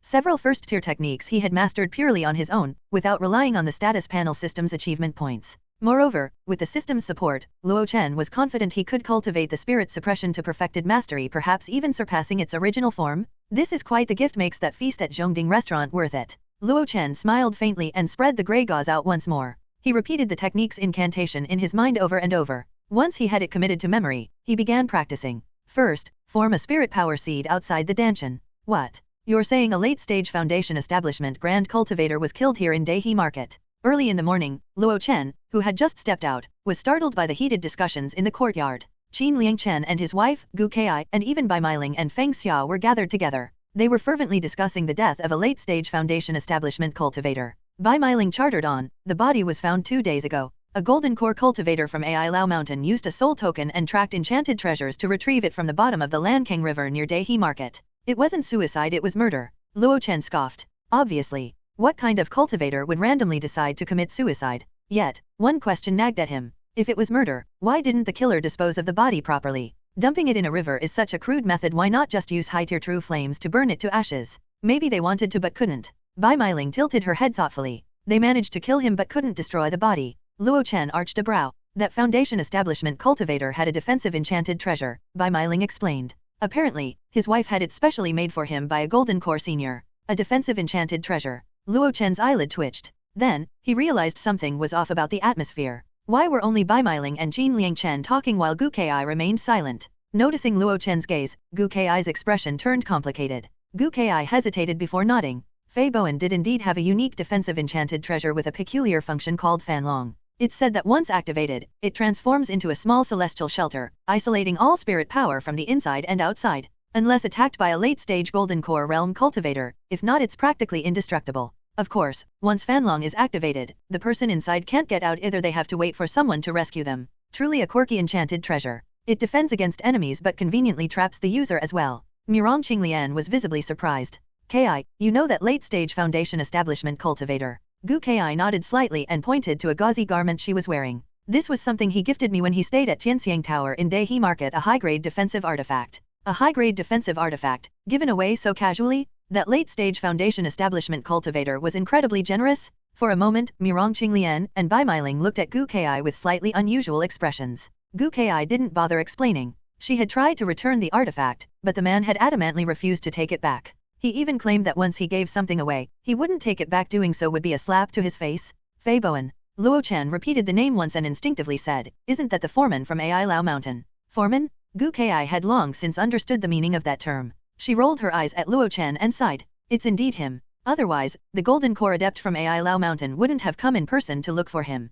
Because of this, Ai Lao Mountain's shop, Immortal Build Residence, has been closed for the past 2 days. Immortal Build Residence shut down? Luo Chen suddenly understood. No wonder the cultivators from Ai Lao Mountain who were building his alchemy room didn't even ask for the remaining payment and left in such a hurry. So, they were dealing with such a major incident. But he came to Daihe Market to repair spirit residences and help construct the debate platform. Who would kill him, and who even could kill him? Luo Chen, filled with curiosity, started piecing together Fei Bowen's background. Not to mention his late-stage foundation establishment realm, just the fact that he's the live-in son-in-law of a golden core cultivator's granddaughter should make him untouchable, right? The group couldn't make sense of it, so after some more discussion, they dispersed. After all, everyone still had work to do. Before leaving, Mirong Qinglian reminded everyone to be cautious when coming and going. She warned, the murderer might be an outsider and is very likely still lurking in Daihe Market. Everyone agreed but didn't take it too seriously. After all, whoever killed a late-stage foundation establishment cultivator was working on a much bigger scale. They wouldn't bother with small fry like them.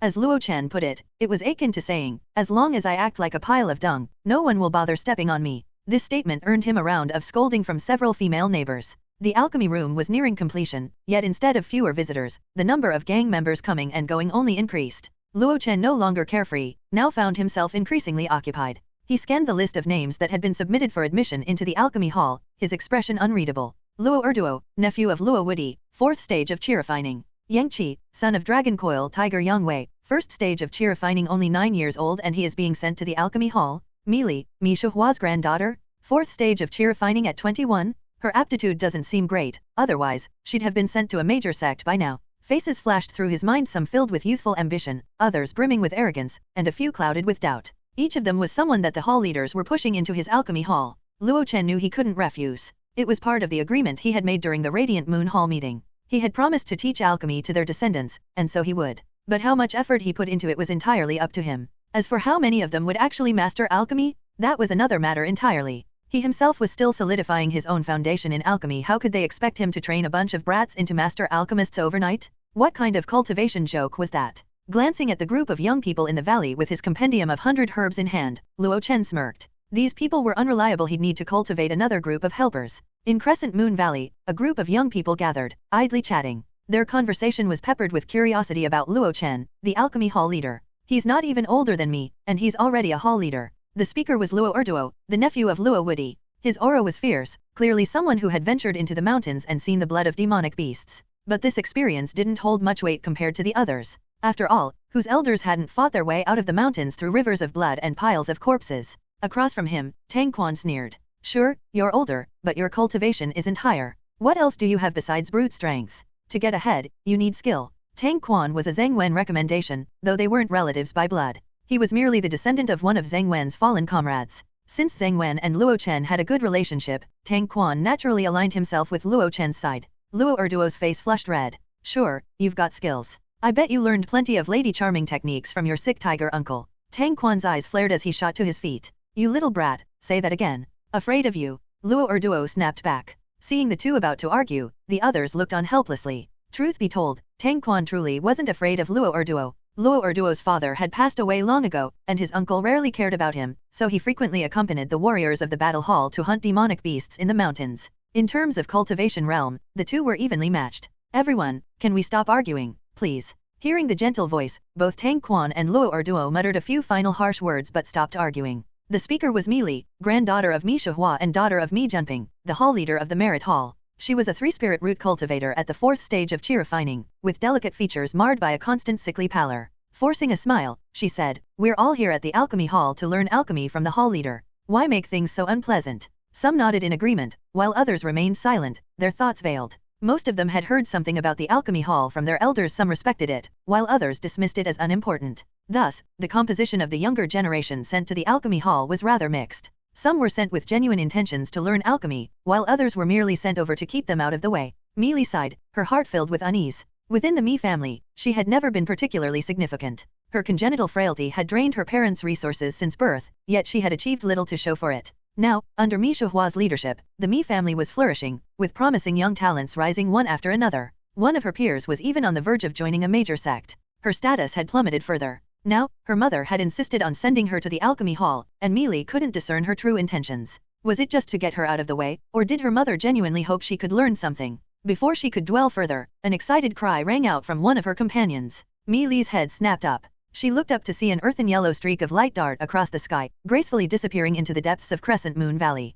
It's Grandpa? Mi Li thought to herself. As soon as Mi Shuhua landed, he wasted no time getting to the point. Little Luo, how's the research on the Jade Essence pill coming along? Luo Chen, standing amidst the growing foundations of the alchemy hall, offered a faint smile. He cupped his hands lightly in greeting. Gang leader Mi, you flatter me. I've only just begun working on the pill recipe. If it were so easily refined, wouldn't your esteemed family's name already be renowned far and wide? Mi Shihua chuckled awkwardly. He knew he was being impatient. But after his conversation with Wang Haikao last night, ensuring Gao Tingyuan wouldn't trouble Luo Chen again wasn't the only matter pressing on his mind. There was another matter that left him no choice but to rush things. If the Pashan Gang's alchemy hall could truly produce quality pills, the Daejiang Gang would definitely want a piece of the action. With the Daejiang Gang's distribution channels, their pills could be sold in other marketplaces. Sighing, Mi Shihua suppressed his impatience. The opening ceremony for the hall is set for 3 days from now. We'll invite some of our internal cultivators to witness it. I'm planning to organize a ceremony for you. Any thoughts? Luo Chen blinked. A ceremony?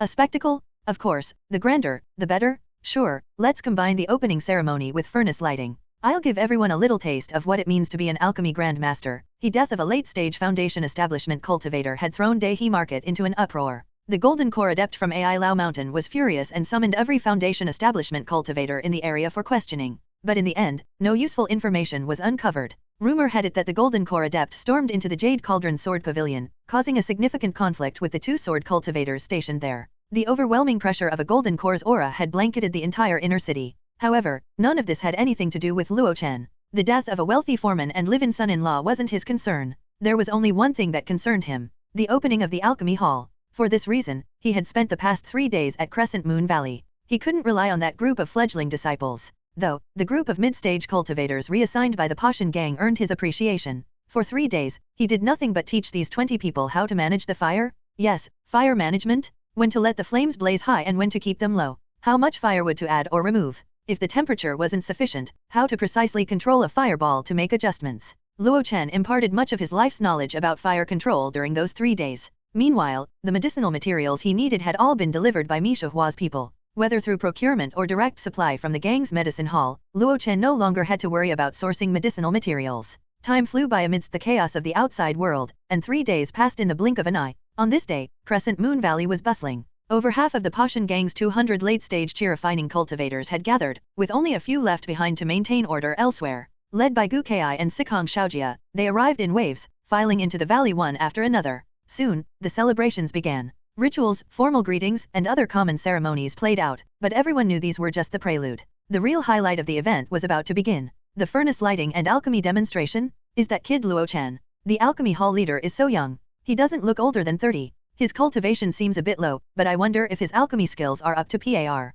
If he wasn't capable, old man me wouldn't have gone out of his way to elevate him to this position. I heard the alchemy hall's profits are supposed to benefit everyone. Is that true? Ha, you believe that? The share will definitely go to the hall leaders and the late-stage chi-refining elites. We, the regular folk, will still have to work hard to earn spirit stones. Why so cynical? Didn't your brother get transferred to the sales team? Once the alchemy hall starts producing pills, they'll be selling them, won't they? Hard to say, hard to say. Amidst the chatter, Luo Chen made a striking entrance. There was no grand introduction, no formal pleasantries. He didn't waste time getting to know everyone. Dressed in a pristine, moon-white daoist robe, his long black hair flowed freely behind him, secured by a simple wooden hairpin. His presence alone carried an air of authority, his expression one of quiet confidence. At a single glance, he looked like a cultivator of refined grace and poise. But what he did next was far less poised and graceful. Light the flames? Lit the furnace. All 3 alchemy rooms ignited in sequence, with roaring flames leaping high into the air. Amid the rich aroma of burning green steel wood, Luo Chen moved through each alchemy room, his expression solemn as he oversaw the delicate process.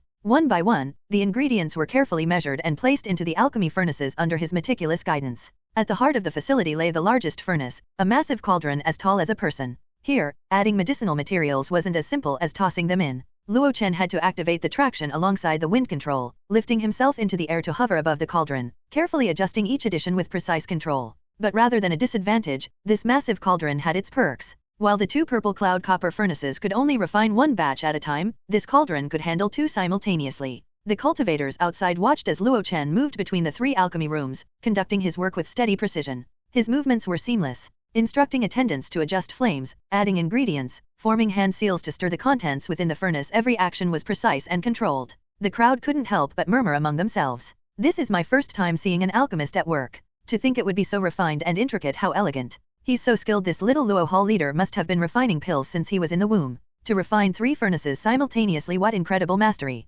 Fellow deist, what do you mean by that? To be honest, I once heard in Taishan Market that Kong Dongyu, the pavilion leader of Golden Stone Pavilion and a second-tier alchemist, can only refine one furnace at a time. Really? Does that mean hall leader Luo's alchemy skill is no less than that of a second-tier alchemist? Hard to say, hard to say. Inside the alchemy room, Luo Chen couldn't hear the chatter outside. If he could, he would have burst out laughing. What a joke! Today was his moment on stage, and there was no way he'd let it flop. So, for his demonstration, he chose to refine his specialty, the fasting pill. He was practically at perfected mastery for fasting concoctions and his skill level was maxed out. 3 furnaces? He could easily handle 3 more. About 2 hours later, under the gaze of over 100 pairs of eyes, Luo Chen took a deep breath. Extinguish the flames? Disperse. At his command, the fire-tending cultivators in all 3 alchemy rooms swiftly retreated. Luo Chen always emphasized caution. The conclusion of alchemy was the most perilous moment. At that time, the furnace might explode, or toxic fumes from failed pills could be released, which is why alchemists usually handled the collection alone. At this moment, the doors to all 3 alchemy rooms were wide open. Under everyone's watchful gaze, Luo Chen exhaled his spirit energy and activated his Grandmaster level traction. The lids of all 3 furnaces instantly flew up and landed on the iron racks attached to the walls. With a lift of his hands, countless pills floated out of one of the purple cloud copper furnaces. At a glance, nearly 50 or 60 pills hovered steadily in midair. But that wasn't all. Following his gestures, the same scene unfolded in the other 2 furnaces. In the central alchemy room, the large cauldron produced over 100 pills. Almost immediately, a rich aroma spread through the air, a harmonious blend of herbs, meat, and grains, merging into the unmistakable fragrance of alchemical pills that every cultivator recognized. Are those fasting pills? Seems like it. All that effort, and it's just fasting pills. Wait, something's off. Amid the murmurs, Luo Chen casually flicked his hand. Over 200 fasting pills floated effortlessly, dispersing toward the late-stage chi-refining cultivators of the Pashan gang, ensuring that each of them received at least 2. Mi Shuhua, standing among them, instinctively caught 2 pills that carried a translucent, flesh-colored sheen. Top-grade fasting pills. A flash of astonishment crossed Mi Shuhua's face. The fasting pills distributed among the crowd, though technically unranked, possessed potency rivaling genuine low-grade medicinal pills due to their high refinement quality. Rather than sustaining a cultivator for just a few days, these pills could suppress hunger for 10 to 15 days, providing ample energy for prolonged activity. Had Luo Chen actually refined top-grade fasting pills in a standard batch? Mi Shuhua glanced around, finding the same astonishment reflected in the eyes of others. Both of mine are top-grade. I've got 1 mid-grade and 1 top-grade. See the incomplete pill markings. 2 mid-grade, 1 low-grade and 1 top-grade. Taking advantage of the distraction, Luo Chen discreetly wiped away his sweat. Refining fasting pills wasn't difficult, and producing top-grade ones wasn't a challenge for him either. However, what truly required effort was achieving a varied distribution, ensuring that the batch contained pills of different grades rather than just uniformly producing top-tier pills. High, mid, and low-grade pills, all 3 varieties were present. In truth, this was the norm for alchemists when producing pills. Due to the complex interplay of medicinal properties and the control of spirit energy, pills in any batch would naturally turn out different. Some would be flawless, others merely decent, and some verging on failures. The number of pills and their quality were always uncertain. Only a true Grandmaster alchemist could consistently produce a uniform, high-quality batch. And when it came to fasting pills, Luo Chen was undoubtedly a Grandmaster. If he wanted to, he could have refined an entire batch of perfect, top-grade fasting pills. However, this level of mastery couldn't be revealed to Mi Shuhua and the others. It would be far too monstrous. If word spread, even Mi Shuhua wouldn't be able to protect him. Stronger factions would hunt him down, not to recruit him, but to enslave him as a mere tool, a never-ending pill-making machine for their own benefit. Compared to these unknown factions, the Pashan gang was far more manageable. His grand plan to pluck Luo Chen had only just begun. Thus, when he first took on the title of Alchemy Hall Leader, he had spent 10 full days at home, studying how to refine pills with consistent results. If he had only beginner-level proficiency, it would have been impossible. But his mastery of fasting pills was at a Grandmaster level, and the system-provided knowledge spanned every tier of experience. Through trial and adaptation, he had successfully grasped the perfect method of maintaining controlled variation. That's how today's performance came to be. 60 top-grade, 120 mid-grade, and 31 low-grade pills. Upon receiving the results, a genuine smile of delight spread across Mi Shuhua's face and patted Luo Chen on the shoulder. With you here, I can rest easy about the alchemy hall. Before Luo Chen could say anything flattering in return, he turned to address the crowd. This batch of fasting pills will serve as a token of greeting to everyone. They're not highly valuable, just a gesture of goodwill. Our hall leader Luo Chen's true expertise lies beyond these unranked fasting concoctions. In time, he will showcase his full skills and refine excellent pills for our gang. With his addition to the Pashan gang, we will only grow more prosperous, and everyone's cultivation resources will increase. So, be sure to support hall leader Luo Chen in the future. This old man sure loved to talk. Luo Chen's heart churned with mixed feelings, but he wore a suitably proud expression on his face. The cultivators from various halls began shouting enthusiastically. We'll definitely support him. Having hall leader Luo is a blessing for the Passion gang. I, Long Zhen, will be the first to support hall leader Luo. He'll lead our Passion gang to dominate Daihe Market and make a name in the Jade Cauldron domain. Listening to these flattering words that cost no spirit stones, Luo Chen responded with a reserved smile. From today onward, he had truly established his name. The Passion gang's #1 alchemist? One day, he might even be Daihe Market's top alchemist, the Jade Cauldron domain's finest, or even the best in the eastern wilderness. After all, one must have dreams. 1. Hao Yangmao is a Chinese slang term that refers to the practice of taking advantage of freebies, discounts, or loopholes in promotions, often in a systematic or opportunistic manner. The phrase originates from the literal act of plucking wool from a sheep, metaphorically describing small but repeated gains at little or no cost. It is commonly used in the context of online shopping, credit card rewards, and financial loopholes. Inside the alchemy hall, Luo Chen stood before a group of 20 or so cultivators, delivering his first day speech. His words were a blend of encouragement and criticism, pointing out their room for improvement while setting clear expectations. Once he finished, he dismissed them. As they left, Luo Chen muttered to himself, although they're all mid-stage cultivators, most are old, weak, or frail, and a majority of them are female cultivators.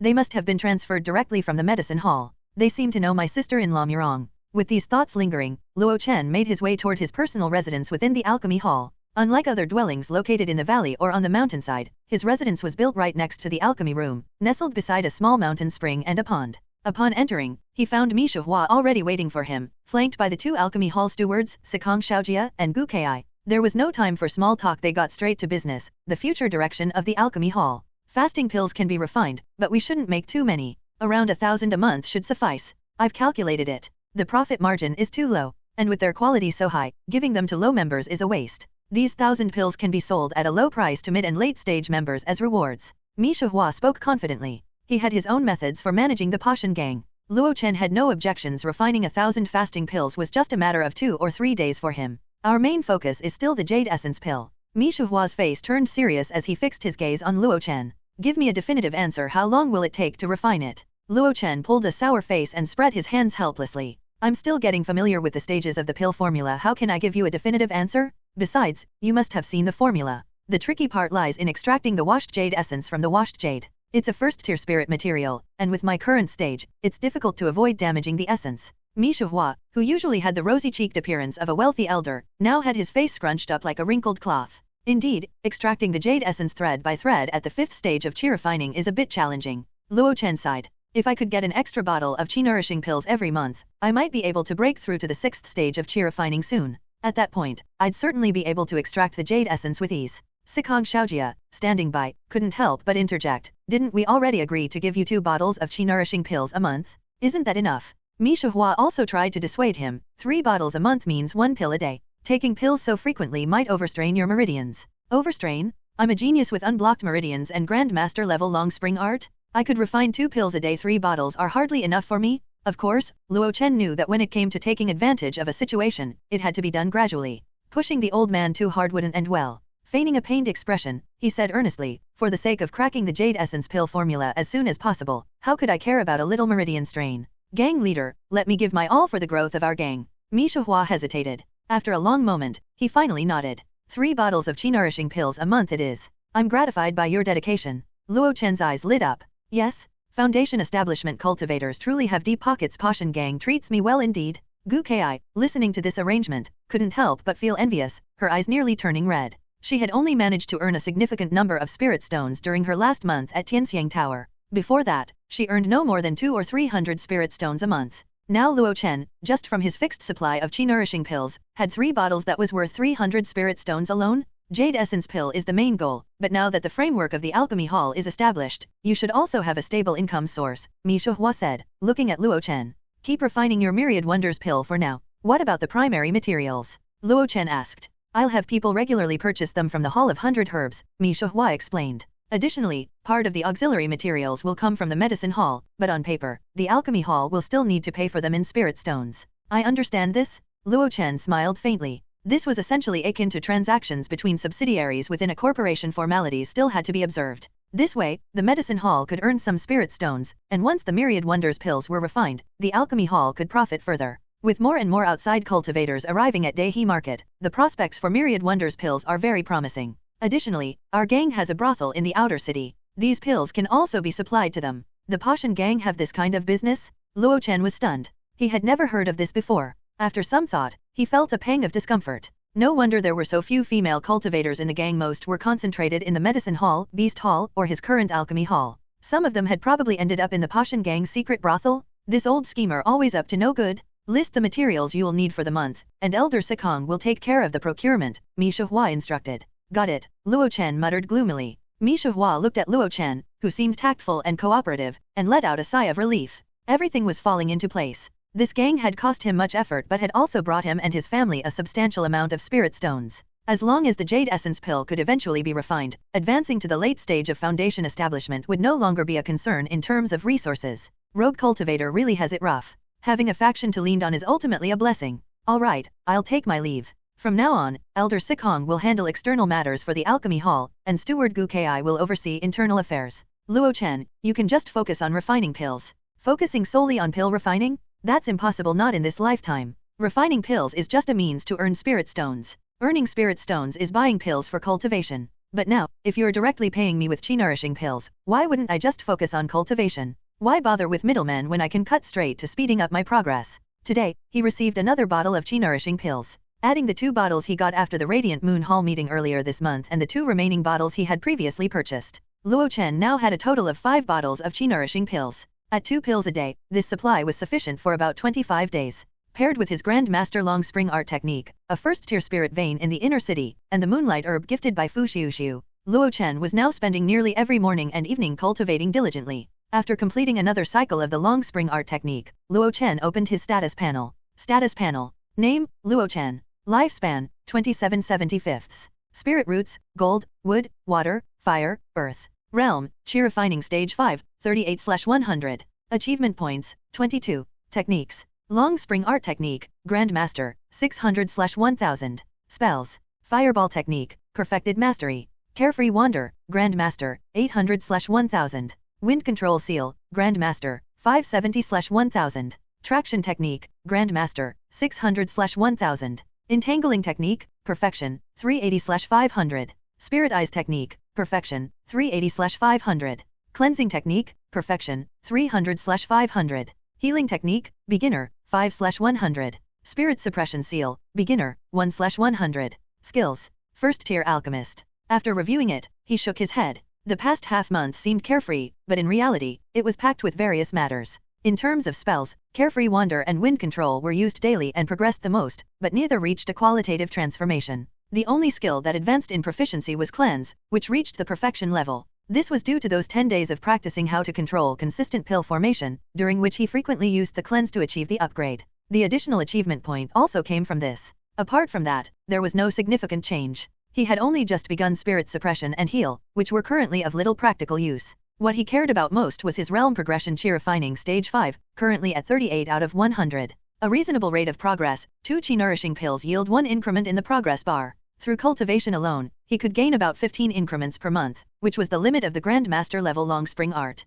Not bad. As long as the pill supply continues and I persist in cultivation, advancing to the 6th stage of Chi Refining should take about a month and a half. After arriving at this estimate, Luo Chen let out a long breath of relief. This cultivation speed was astonishing. Such rapid progress could only be achieved with fully unblocked meridians and a steady supply of resources. However, the thought that advancement pills become less effective at higher realms made Luo Chen feel a growing sense of urgency. At present, he had around 700 spirit stones in savings. Once considered a small fortune, a quick calculation revealed it would be nowhere near enough to sustain his cultivation in the later stages. With a long-term vision, Luo Chen was already planning for the 6th stage of Chi Refining and beyond. The Jade Essence Pill. Mi Shihua is anxious, but how could I not be? But whether I am anxious or not, the initiative is still in my hands. Using this matter, I can squeeze more benefits out of that old man. As he closed the status panel, Luo Chen glanced at the skill section. He remembered that his fasting concoction had already surpassed 800, yet after refining over 200 pills today, it had only increased by a few points. Luo Chen frowned, a thought surfacing in his mind. Could it be that for each proficiency level, only refining pills of the corresponding tier can yield proportional growth? Most of the fasting pills he refined today were lower and mid-grade, with only 60 being top grade. The increase in proficiency matched precisely that number 60. If that's the case, I'll need to carefully consider the quality and tier of pills I refine in the future. The next day, Luo Chen arrived at Crescent Moon Valley with his 2 bodyguards. After leaving the bodyguards in the valley, he summoned everyone in the Alchemy Hall. Excluding the transport and sales teams that were outside his jurisdiction, the 30 old, weak, and female members in front of him were his direct subordinates. Today, we're going to assign tasks. Luo Chen awoke early. After completing his morning cultivation, he sat quietly, lost in thought. A concern tugged at the edge of his mind, not quite an immediate problem, but something that had troubled him for some time. Would I be responsible for every single alchemical task in the alchemy hall? If that were the case, wouldn't I be worked to death? Previously, he had tried delegating some responsibilities. Fire control, for example, seemed like an obvious task to assign. So, when he opened the furnace to refine pills the day before, he allowed others to manage the flames. The results were less than ideal. Even with some hasty training, the cultivators had failed to handle the tasks effectively. Luo Chen found himself darting between the 3 alchemy rooms, constantly stepping in to fix mistakes. While fasting pills were unranked and relatively simple to make, the Myriad Wonders pill was a first-tier pill that required far more attention to detail. To avoid burning himself out, Luo Chen spent the entire morning weighing his options. In the end, he arrived at a conclusion. The solution was to further divide tasks. Division of labor. The murmured repetition of his words caused a ripple of restlessness to pass through the gathered cultivators. There were 30 of them, and none seemed to understand what he meant. In their minds, alchemy was a seamless, singular process. How could it be separated into parts? Luo Chen's eyes settled on the man who had spoken, Luo Erduo, a fellow clansman who appeared slightly older and not at all friendly. Behind him stood Luo Wudi, the descending mountain tiger, who had openly aligned himself with Mi Shuhua during the Radiant Moon Hall meeting.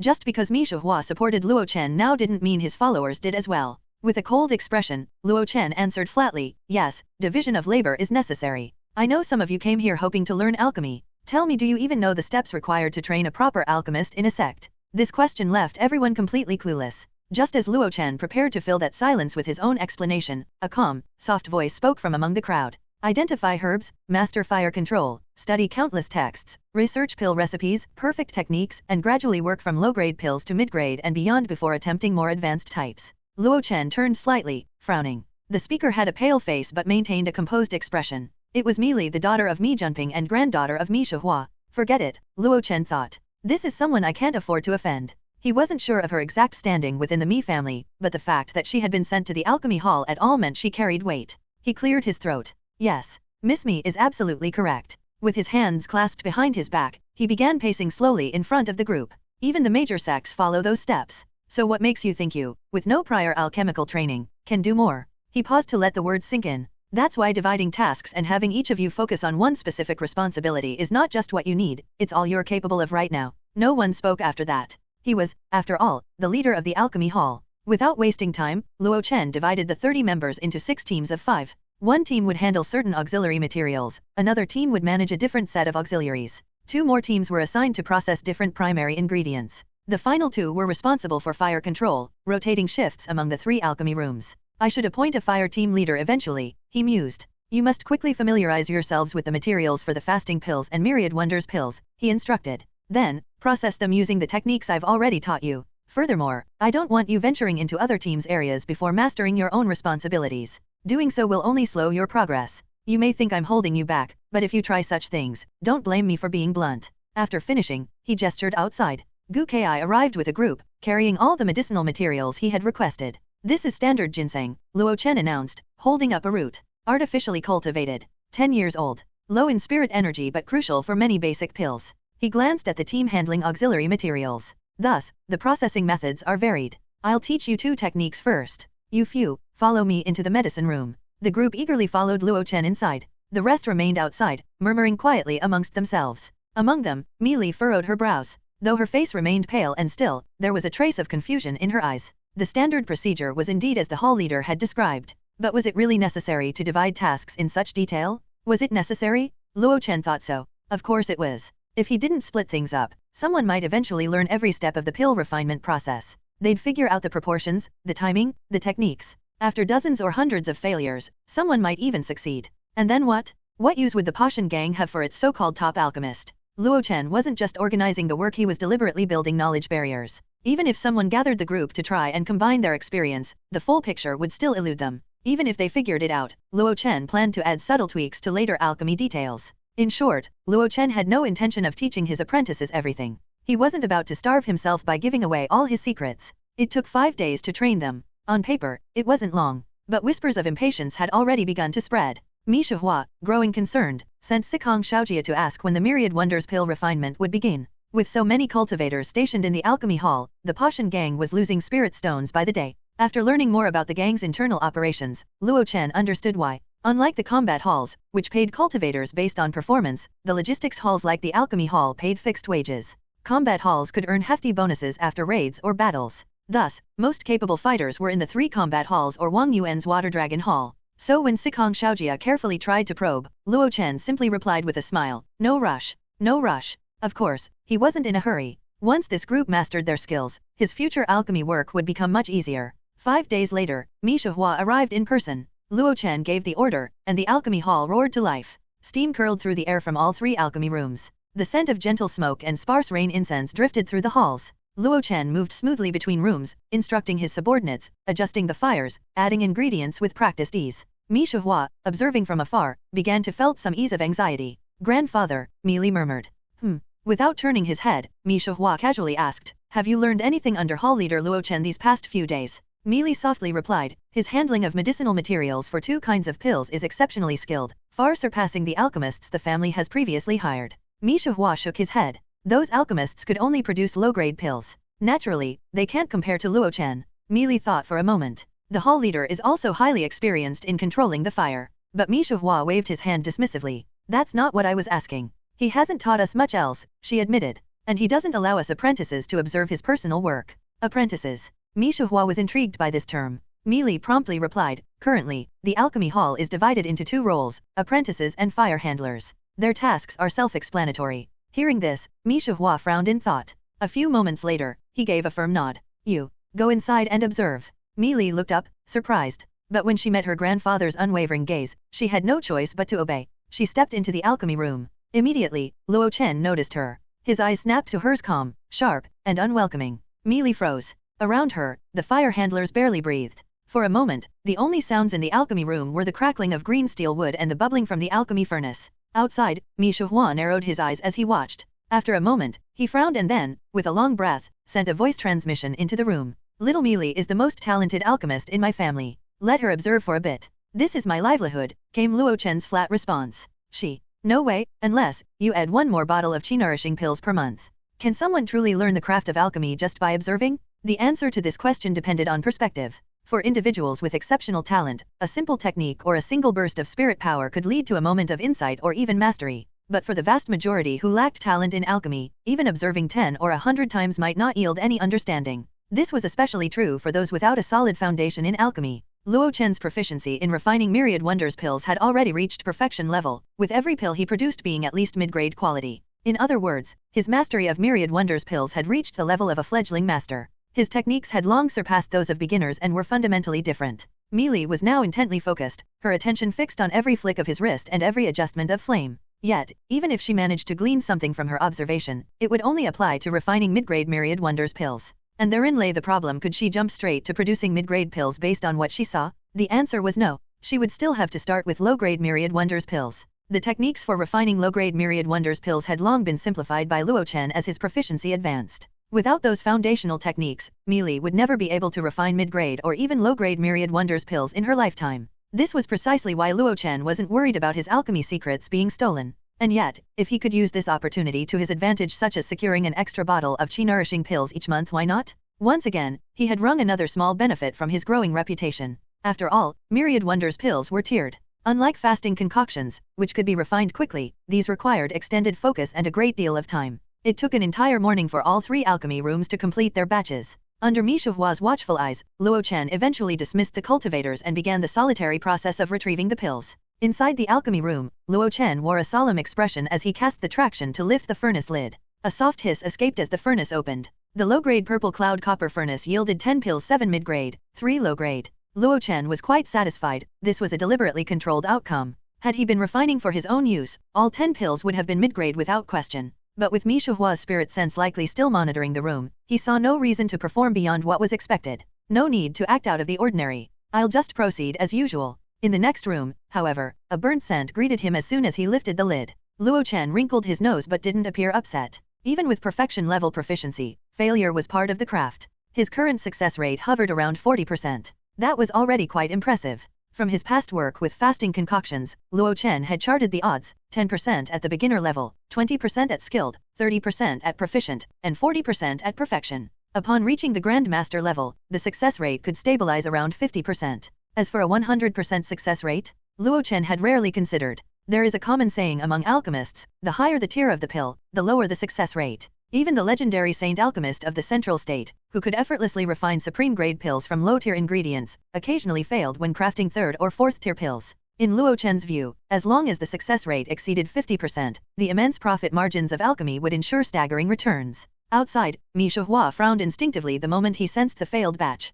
5 spirit stones worth of materials gone. However, when Luo Chen lifted the lid of the mid-grade cauldron, releasing a wave of fragrance, Mi Shuhua's frown disappeared completely. Carrying a large wooden tray, Luo Chen emerged from the alchemy room, his face calm. This time, luck was on our side, he said nonchalantly. 30 pills formed. Most of them mid-grade, a few low-grade. I didn't let you down. He passed the tray to Meili and dusted off his hands. The pale-faced girl, usually composed, now wore a subtle blush of excitement. She was thrilled. Out of 3 alchemy rooms and 4 batches of materials, 3 had succeeded and more than half the pills were mid-grade. What did this signify? Luo Chen wasn't just a first-tier alchemist, he was an elite among them. If he could consistently produce mid-grade pills and occasionally refine high-grade ones, he'd be considered a master of this pill. Of course, the cultivation world didn't hand out titles so easily. A master alchemist was generally someone who could refine third-tier pills or higher. No one judged alchemical prowess solely by mastery over a single pill type. Still, seeing the light in his granddaughter's eyes, Mi Shuhua realized Luo Chen had earned her admiration and perhaps even her loyalty.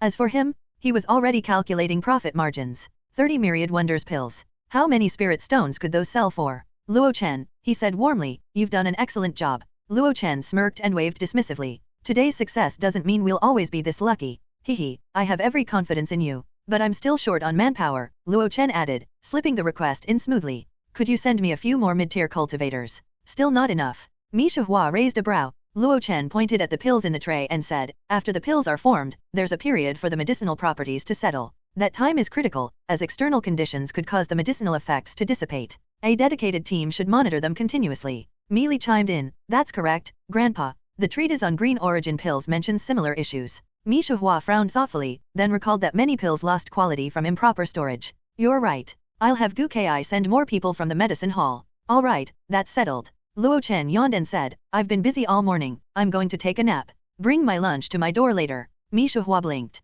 You're not continuing. Luo Chen shot him a look and replied, gang leader, I'm a person, not a puppet. I get tired too. Without spirit consciousness, managing 3 alchemy rooms at once, do you think I can handle that? Besides, if I don't rest, do you think they don't need rest either? He gestured behind him. The fire-handling cultivators looked exhausted. A few older women had flushed cheeks, sweat dripping down their brows. Besides, the furnaces can't keep up either. Luo Chen smirked. 2 low-grade artifacts and 1 mid-grade cauldron can't handle continuous alchemy. Unless you get me an enchanted treasure furnace or a supreme-grade cauldron. Mi Shuhua gave a wry smile. Then you should all go rest. An enchanted treasure furnace? What a joke, he didn't even have his own natal treasure yet. His best supreme-grade artifact, a purple river daoist robe, had even been destroyed by Qin Liangchen on the debate platform. When Luo Chen came out to get lunch, he realized that Mi Shuhua had already left Crescent Moon Valley. Good riddance, he thought, breathing a little easier. That old man's presence made everything feel tenser. Luo Chen glanced at his lunch and grinned. Hey, this is decent. Spirit rice, spirit vegetables, and this meat, it's first-tier demonic beast meat.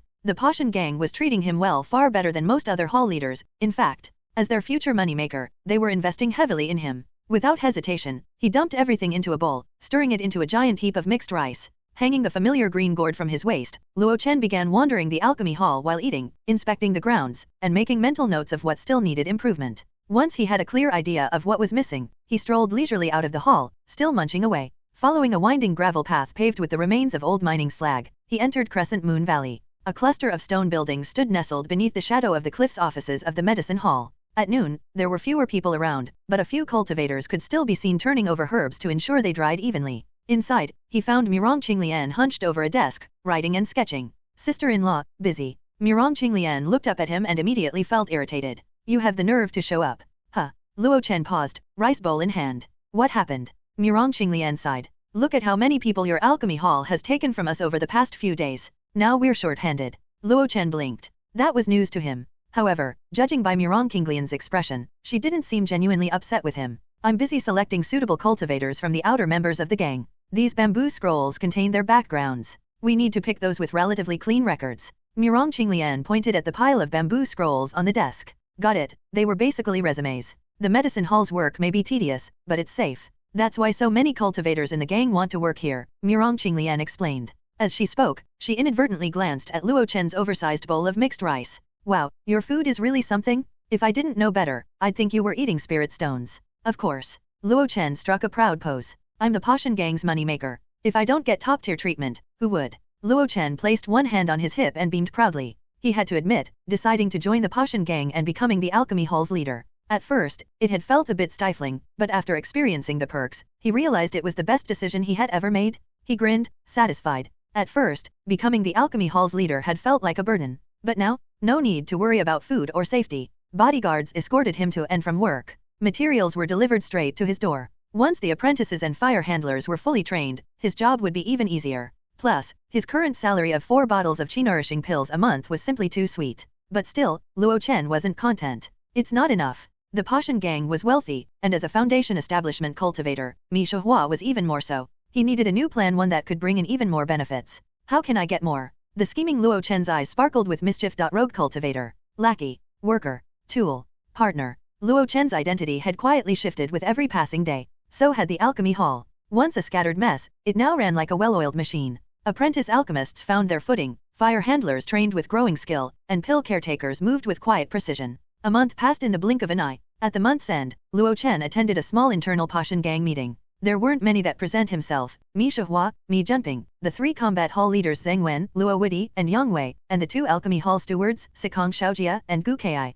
During the meeting, it was decided that each of the 3 combat halls would dispatch 10 people, 1 late-stage chi-refining cultivator and 9 mid-stage ones. In this way, 3 small teams were formed. These 3 teams would be dedicated to serving the Alchemy Hall in the future. Their tasks included protection, transportation, and some procurement work. At the meeting, Luo Wudi brought up a matter. I have a lead over at the Snow Lotus market. It's a bit risky, but if we can establish it, the profits will be tremendous. As the saying goes, fortune favors the bold. Why not give it a try? Someone added. The others seemed intrigued and eager to give it a shot. However, after learning about Luo Chen's current pill production, Mi Shihua temporarily shelved the proposal. This month, the Alchemy Hall only produced 980 Myriad Wonders pills, he said flatly. That barely meets the demand at the Daihe market. Even if we open a route to Snow Lotus, we won't have enough to supply them. And besides, the Snow Lotus market is a desolate and frigid place, far less prosperous than the Daihe market. It's not worth the effort. Those were Mi Shihua's exact words. Luo Wudi felt a bit disappointed. He had hoped to use this opportunity to help one of his brothers rise to prominence and take charge like Wang Yuan.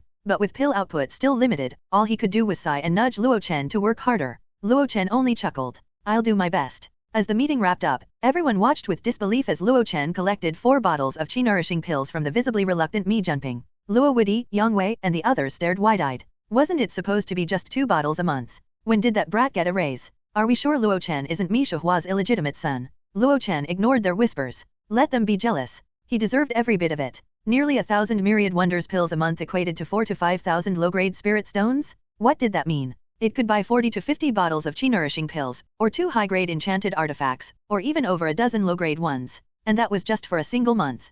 Chi-refining cultivators had lifespans of at least 100 years. In the long run, as long as Luo Chen continued producing pills, the Passion Gang would enjoy steady and substantial profits. So, no matter how unwilling Mi Shihua and Mi Junping were, they had no choice but to pay his salary. Under the dark night sky, Luo Chen sat alone on his bed. The Grand Master level Long Spring art circulated unceasingly within him, drawing in the power of the chi-nourishing pills that steadily dissolved in his core. Vast spirit energy surged through his meridians, merging slowly, yet surely, with his own. The process was long, a transformation of spirit power as natural as breathing. A sensation of fullness gradually settled in his body, the strength coursing through him thick and heavy, until Luo Chen gritted his teeth and swallowed another chi-nourishing pill. Breaking through the 6th stage of chi-refining, it'll be today. Let's do this in one go, he muttered, eyes gleaming with determination. With the new surge of spirit power pouring in, the sensation of fullness grew stronger, to the point of feeling bloated. By the time Luo Chen finished his cultivation and opened his eyes, his body was already emanating the spirit power fluctuations of the 6th stage chi-refining.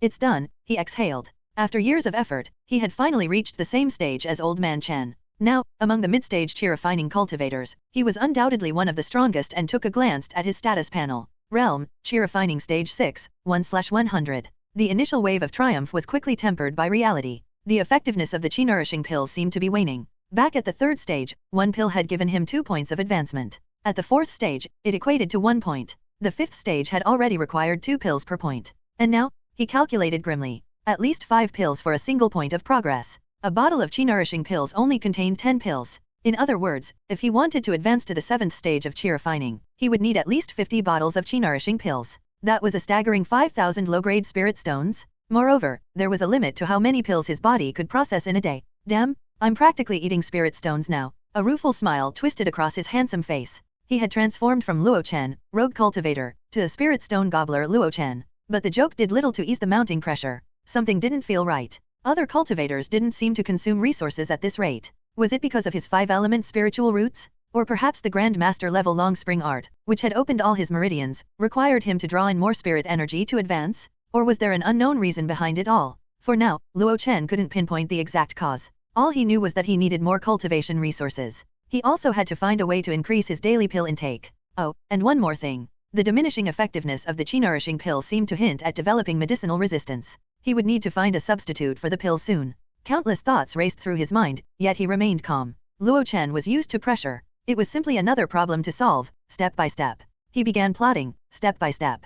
Eventually, he rose from bed and stretched, murmuring, whatever the case, breaking through to the 6th stage of chi refining today is something to celebrate. To a grand drink. He uncorked his green gourd, poured himself a generous cup of pineapple wine, and stepped into the courtyard. The night was tranquil. The moon hung bright and round in the sky, casting a gentle silver glow over the sparse stars. The small courtyard was silent, save for the gentle creaking of a swing. A solitary figure sat there, rocking back and forth absent-mindedly. Ki, still awake, he called softly. The moment Luo Chen stepped into the courtyard, Gu Ki had already noticed him. She nodded lightly in acknowledgement but remained seated, her figure unmoving, as though lost in thought. Suddenly, she blinked. You've broken through to the 6th stage of chi refining. You found out, huh? Haha. As expected, a genius shines even in the dark, no matter how low-key they try to be. Luo Chen chuckled mischievously, his voice light with amusement. After thinking for a moment, he formed a hand seal, and his spirit power began to flow through a specific route. The spirit power fluctuations leaking from his body gradually retracted, flowing back into the specially condensed spirit power seed within him.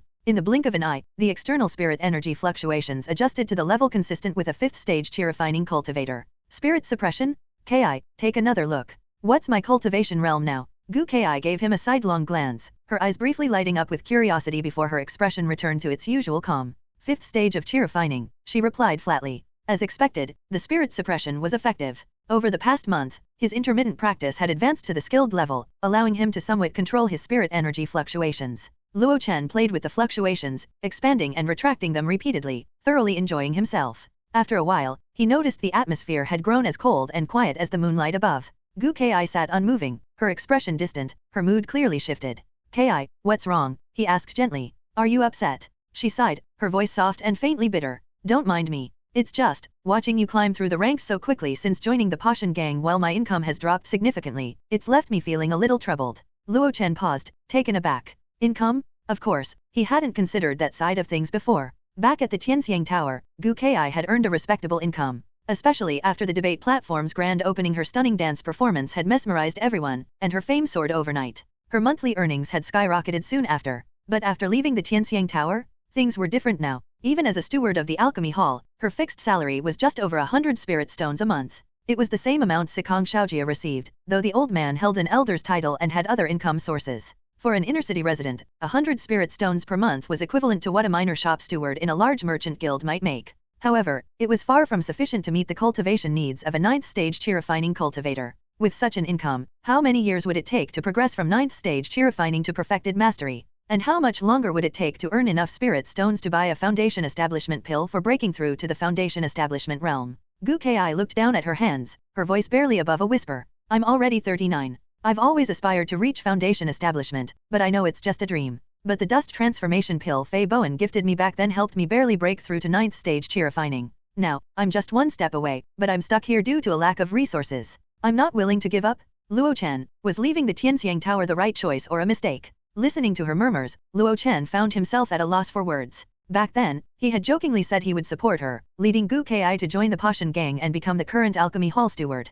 But it was only now that he realized. Her current salary, modest as it was, might have been enough to cover the daily expenses of an ordinary cultivator, but it was nowhere near sufficient to sustain someone at the 9th stage of chi refining. Her cultivation needs would require far more than 100 spirit stones a month. Still, this wasn't his burden to carry. He had offered her a path forward, a new opportunity. That in itself had been an act of goodwill. And yet, seeing the uncertainty in her eyes, Luo Chen couldn't bring himself to stay silent. In response to Gu Kai's confusion, Luo Chen could only say, "It might not have been the best choice," he said gently, "but it certainly wasn't the wrong one. That foundation establishment cultivator at Tianxiang Tower, the one surnamed Hua, he was only there for 2 months, and I've already heard of 2, maybe 3 female cultivators who have already met their ends." He mentioned the rumors casually, but Gu Kai's expression froze. For a moment, she had no reply. The silence between them deepened. Luo Chen sighed inwardly. He didn't know how to comfort her beyond that. Their situations were too different. Aside from his monthly salary, he also had a share of the profits from the pills. Even now, as he stood here in this quiet courtyard, he was earning more than most chi-refining cultivators could dream of.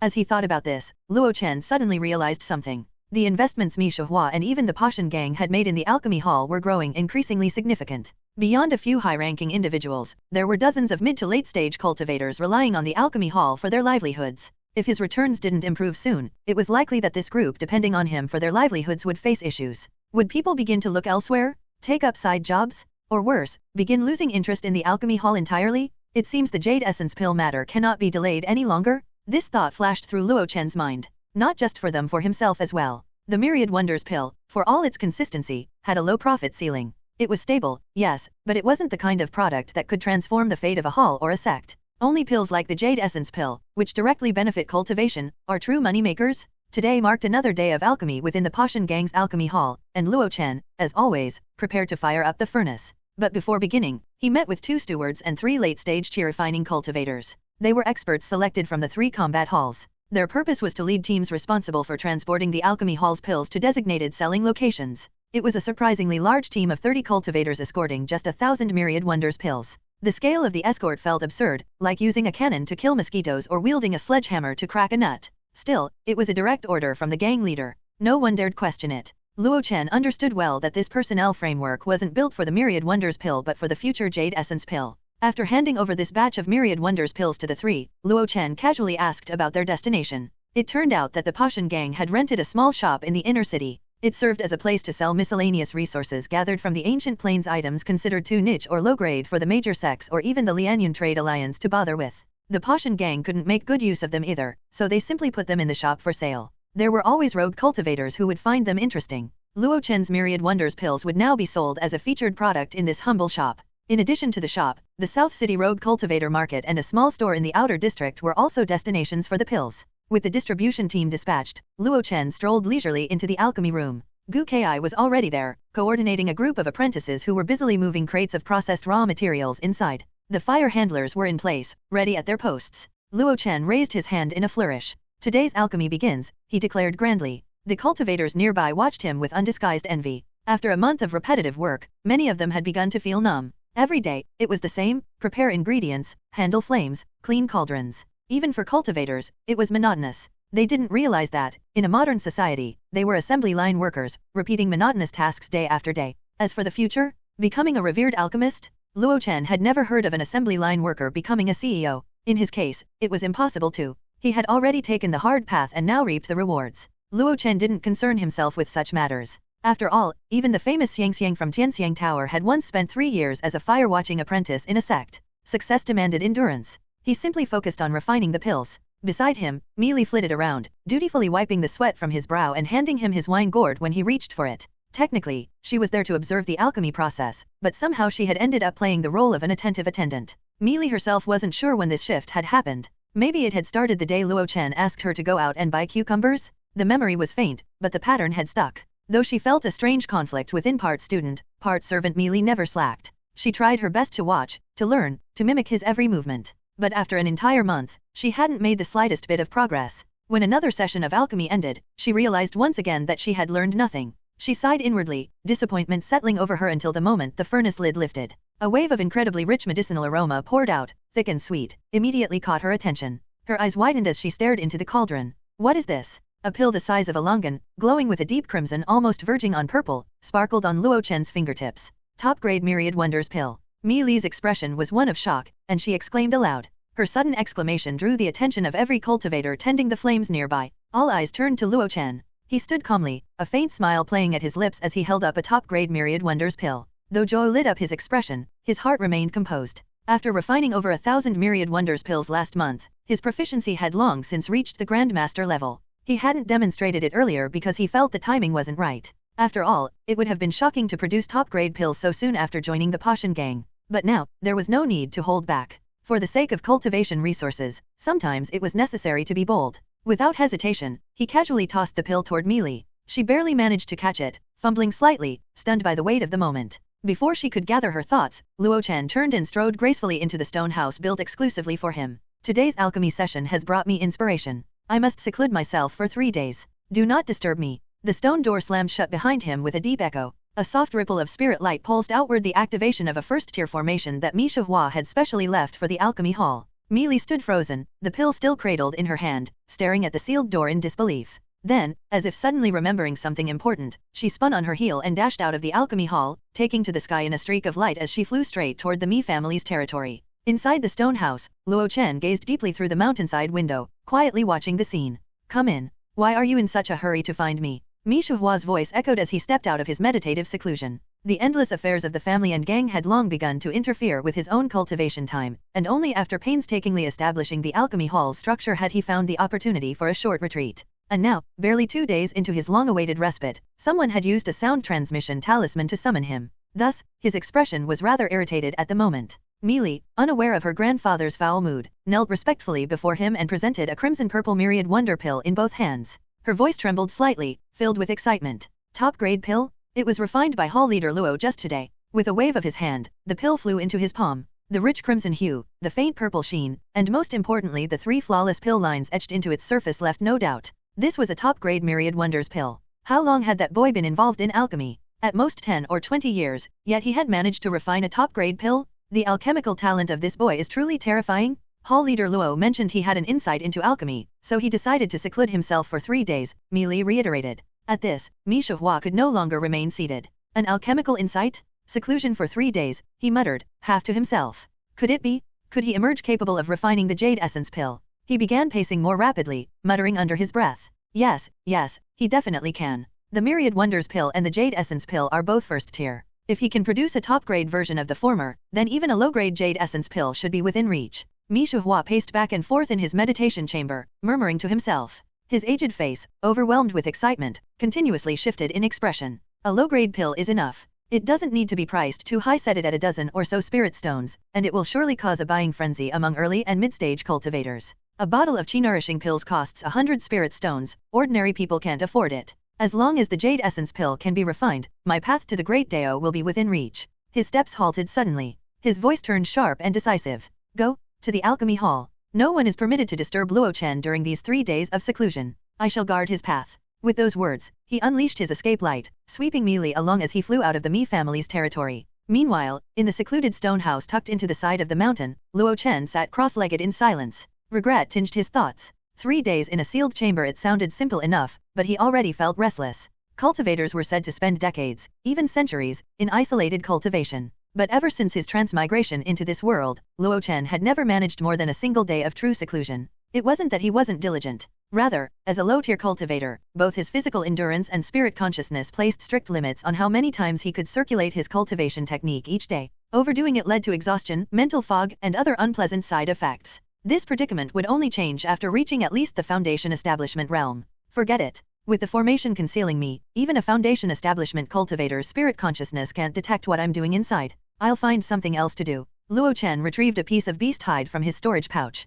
It was the second-tier alchemical recipe for the blood fiend pill that Wang Yuan had given him. He had had this for days and occasionally perused it, but progress was minimal. After all, it was a second-tier recipe. The main ingredient must be substituted. Otherwise, once I start refining it, being discovered would mean certain death. So, what material would work? Essence blood of cultivators? I wonder if demonic beast blood could work instead. Netherworld yin fiend, this is something that's hard to find. Moreover, I don't have the method to collect malevolent energy. I'll need to think it through. For a while, Luo Chen became engrossed in studying the second-tier alchemical recipe. Whenever he snapped out of it, he would eat a fasting concoction. When tired, he would switch to another activity. He would either read the treatise on green origin pills, the alchemical treatise by Qing Yuanzi, or practice the spirit suppression. Occasionally, he would even self-inflict minor injuries. He would make a small cut on his hand and then heal it with the heel, treating it as practice for spell proficiency. As for Mi Shihua's most pressing concern, the jade essence pill, Luo Chen didn't care in the slightest. It was a first-tier recipe he could learn it at any time using achievement points.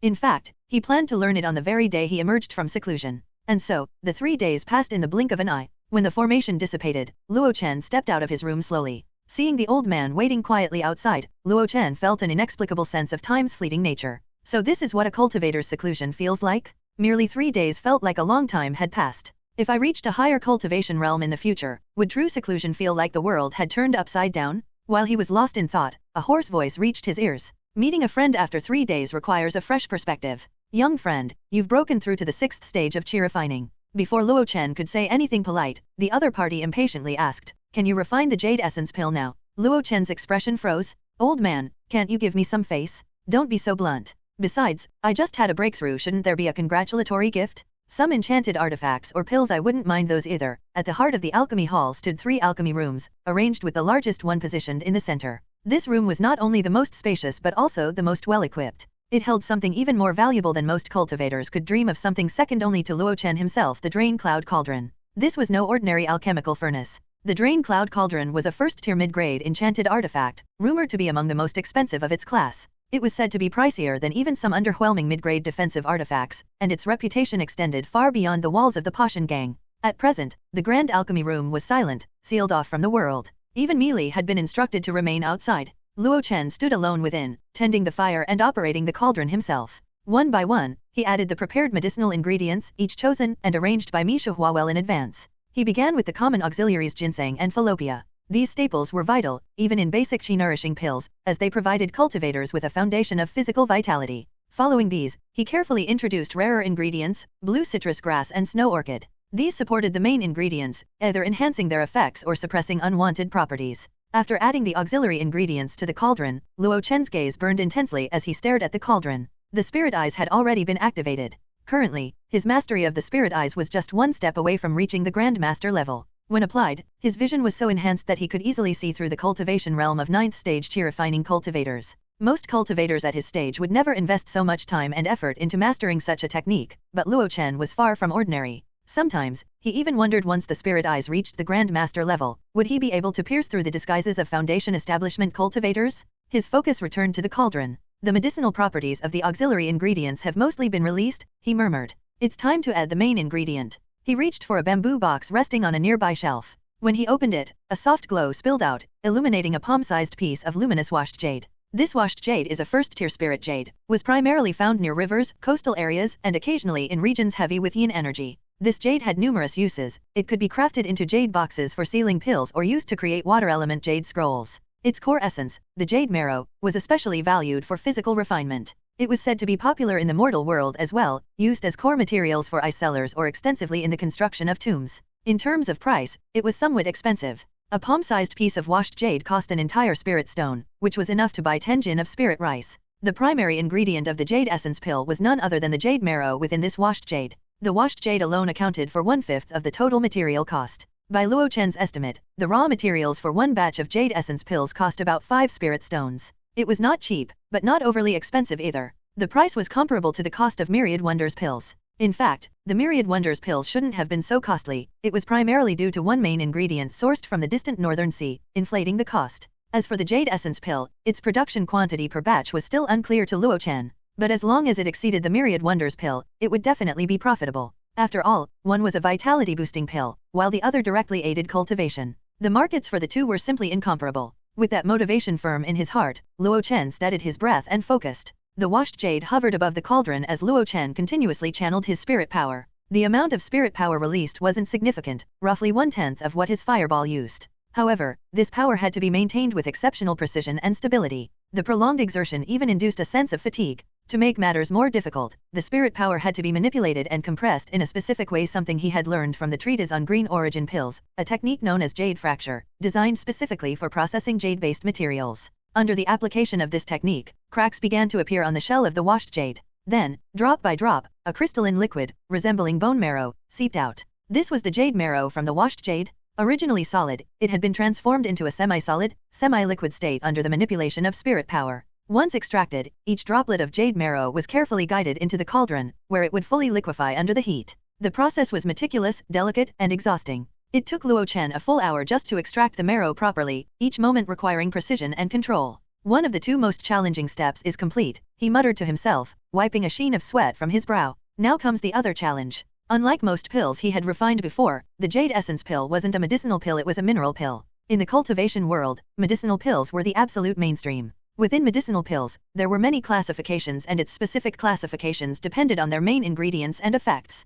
For example, if herbs were the primary ingredient, it was a medicinal pill. If a demonic beast's inner core was used, it was called a beast pill. And if minerals were the primary ingredient, it was a mineral pill, also known as a golden stone pill. And beyond those were even more exotic classifications: soul pills crafted from spirit essence, chi pills formed from raw energy, rare pills derived from the earth's unique treasures. There were even rumors of alchemical masters refining Dao pills using the intangible laws of the Great Dao as the main ingredient. Swallowing a single Dao pill could promise enlightenment of the Great Dao, making one's destiny their own, no longer bound by the heavens. Luo Chen, however, had little interest in such abstract mysteries. He had only ever worked with medicinal pills, and now, mineral ones. The Jade Essence pill was his first true venture into the latter, and refining a mineral pill came with its own host of problems. The greatest hurdle lay in purifying the mineral while ensuring it blended harmoniously with the herbal ingredients. If the impurities weren't thoroughly removed, the final product would contain lingering metallic toxins. If the fusion failed, the mixture would destabilize, and the resulting pills would mineralize into useless lumps.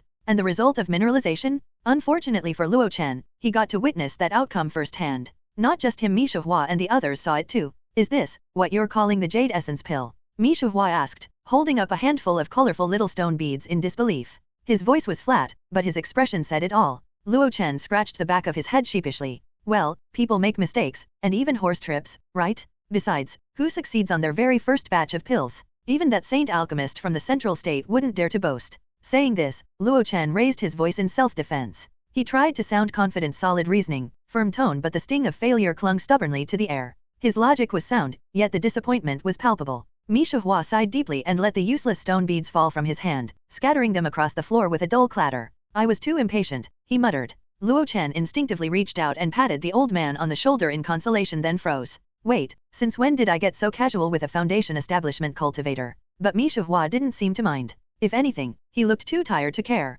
Seeing that, Luo Chen offered a wide grin and said with a chuckle, hey, failure is the mother of success. It didn't work out this time, but next time for sure. Don't be discouraged, old me. I actually gained a lot of insight into refining the Jade Essence pill. Mi Shihua, still mumbling failure is the mother of success under his breath, wandered away in a daze. After guarding Luo Chen's seclusion for 3 whole days with high hopes, this was the reward he received the moment Luo Chen emerged a handful of rainbow-colored mineral junk. After Mi Shihua left, Luo Chen shook his head in amusement. That old fellow is already so senior, and yet he's still so impatient. Back when Luo Chen was first refining the Myriad Wonders pill, he had failed for several days in a row, but even then, he had remained full of confidence. That same spirit hadn't dimmed now, even after his initial attempt at crafting the Jade Essence pill had ended in failure. In front of the gathered subordinates, he crouched down and calmly picked up the colorful, glassy stone beads scattered across the ground. After all, the materials were worth 5 spirit stones, and the little trinkets produced weren't entirely useless. If nothing else, these could be used to string beads or play Chinese checkers during leisure time.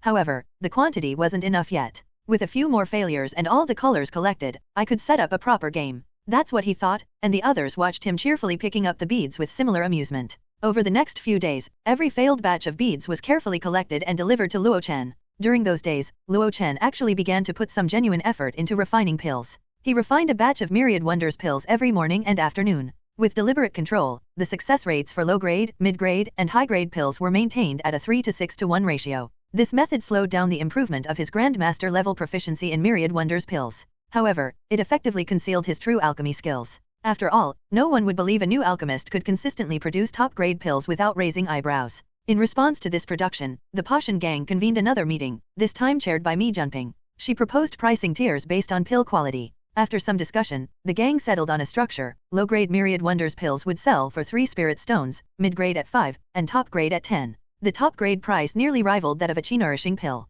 Naturally, demand was low. Still, the gang reasoned there would always be a few desperate or wealthy cultivators willing to pay. Besides, the medicinal properties differed significantly between grades. According to an internal report from Zheng Wen, a seasoned user, mid-grade pills were twice as effective as the low-grade pills. Top-grade ones not only eliminated all prior side effects but also offered genuine foundational stabilization and revitalization. Even with long-term use, it wouldn't cause loosening of the body's foundational seals, and it genuinely provided foundational stabilization and vitality restoration. Zheng Wen had even claimed, with no small amount of drama, that he had found a glimpse of the Great Dao through those pills. Luo Chen was deeply moved by himself, feeling that he had brought a touch of warmth and a splash of color to the cold and indifferent cultivation world. I, Luo Chen, was destined to be one of the top 10 outstanding young representatives of the Jade Cauldron Domain's cultivation world. The Jade Cauldron Sword Sect owed me a trophy crafted from top-grade spirit stones? Alright, enough self-congratulations, he thought sheepishly. Aside from the daily refinement of myriad wonders pills twice a day, Luo Chen would spend his evenings attempting to refine jade essence pills alone.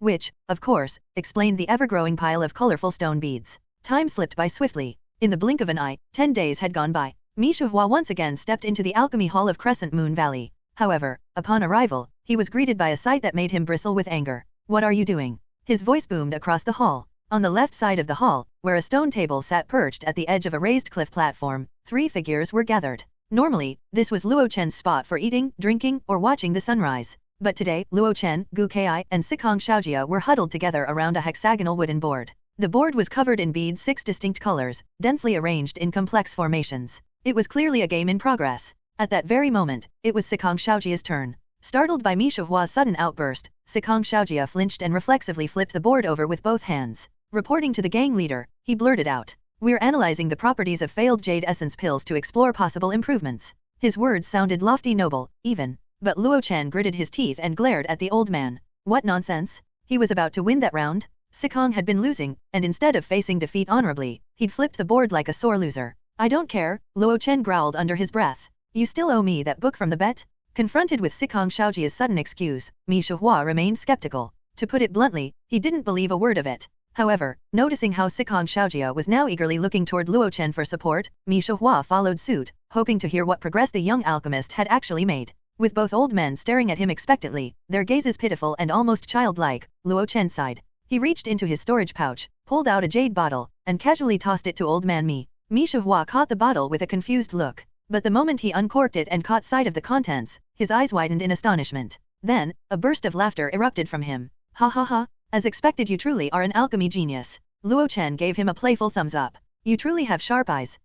Mishihua froze for a moment. This kid was truly shameless? But soon, he couldn't hide his joy as he poured out a faint white pill from the jade bottle. Come here, that kid from the Luo family. Luo Chen instinctively took a step forward, then froze, his face twisting in mild annoyance. Damn it. He meant Luo Erduo, not me. Once I achieve greatness, the name Luo must be reserved for reverence, not confusion. Luo Erduo, the nephew of Luo Woody, stepped forward in confusion. Gang leader, take this pill, Mishihua instructed. Circulate your technique, refine it, and then tell me what you feel. All right, Luo Erduo replied quickly. Luo Erduo was usually careless, but in the presence of a foundation establishment cultivator, he was as obedient as could be. He swallowed the jade essence pill and immediately began practicing his technique. However, his posture was bizarre to the extreme, resembling a toad crouching or a tiger descending a mountain with fur bristling. Seeing this, Luo Chen was dumbfounded. Noticing his confusion, Gu Kai whispered, each technique has its unique use, so the methods of cultivation naturally differ. It's said that Luo Erduo practices his uncle Luo Woody's fierce tiger transversing mountain.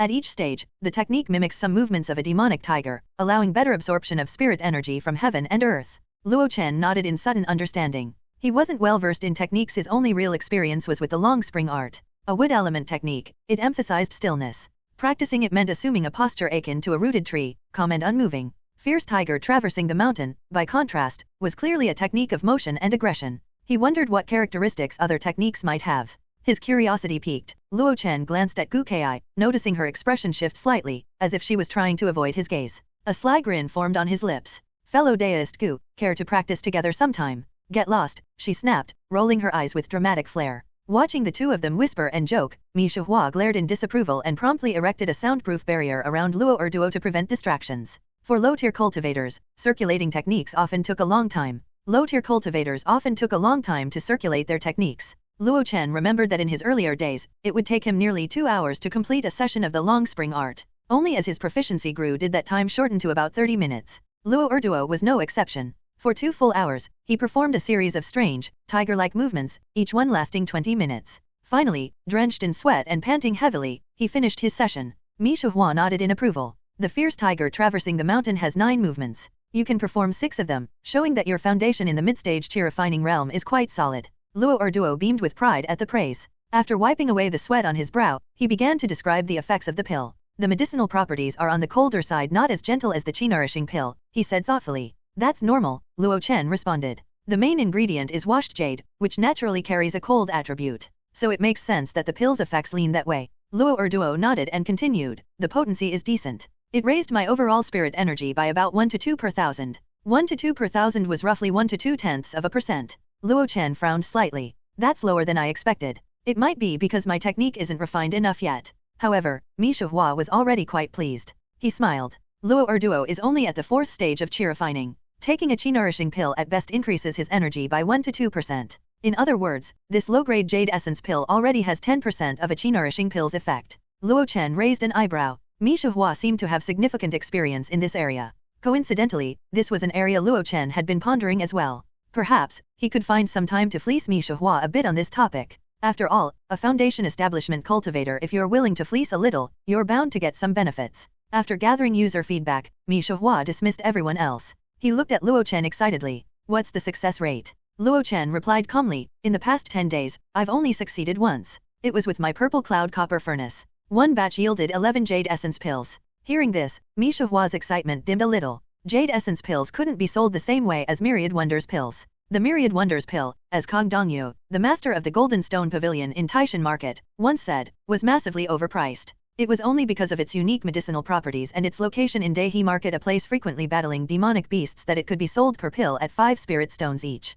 Whereas, its real value, in more peaceful inland markets, was no more than 1 or 2 spirit stones per pill. And now, the Jade Essence pill was proving to be only about 1/10 as potent as a chi-nourishing pill. Naturally, its selling price per bottle couldn't be set much higher. Cultivators were notoriously sensitive when it came to the cost of cultivation resources. With a cost of 5 spirit stones per batch, if we price it at 10 spirit stones per bottle, we won't see much profit, Mishahua muttered under his breath. Then he looked at Luo Chen hopefully. Can you increase the yield? Luo Chen spread his hands. At the moment, it's unlikely unless I make significant progress in refining the Jade Essence pill. Besides, it can't be mass-produced like Myriad Wonders pills yet. I'm not fully proficient myself, and the techniques can't be taught to others. At present, everything had to be handled by Luo Chen himself. If he dared to let apprentices or fire handlers assist with such a delicate process, the failure rate would skyrocket, possibly rendering only one successful batch in 100. Hearing this, Mishahua's already aged face furrowed deeper with worry. The wrinkles along his brow seemed to stretch even further, weighed down by responsibility.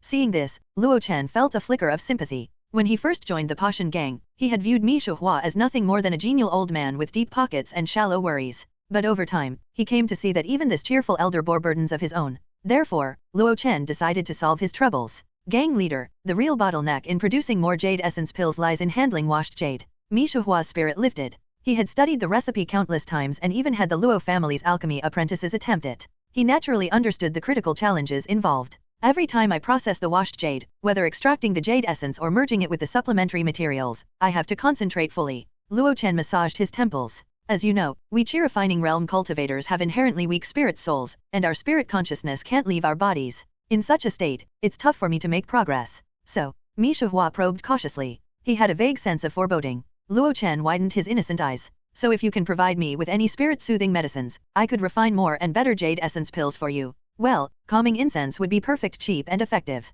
If I could get just one small box a month, I'd surely contribute even more to the sect. Calming incense was one of the best auxiliary tools for low-tier cultivators during training. 1 stick a day allowed cultivators to practice their core techniques 5 more times, reputedly restoring their fragile spirit souls. Luo Chen had used this item before, having obtained it from a short-lived fool. That had been one of the rare times in his life where he was killed and robbed for treasures. That experience left him with terrible but also wonderful memories. Calming incense was part of the wonderful memories. A box of calming incense had allowed him to train relentlessly while even finding energy to develop new combat techniques. It could be said that without that box of calming incense and the accompanying chi-nourishing pills, he wouldn't have survived his second battle. Hearing this name, Mishahua trembled. It wasn't because it was expensive. A box of calming incense was just a drop in the ocean to him. The reason he trembled was that this kid seemed to always push his luck a little further. But for the Jade Essence pill? Mishahua took a deep breath. Calming incense, right? I'll send someone to deliver it. But you better show results. Definitely, absolutely. Little Luo here never makes empty promises.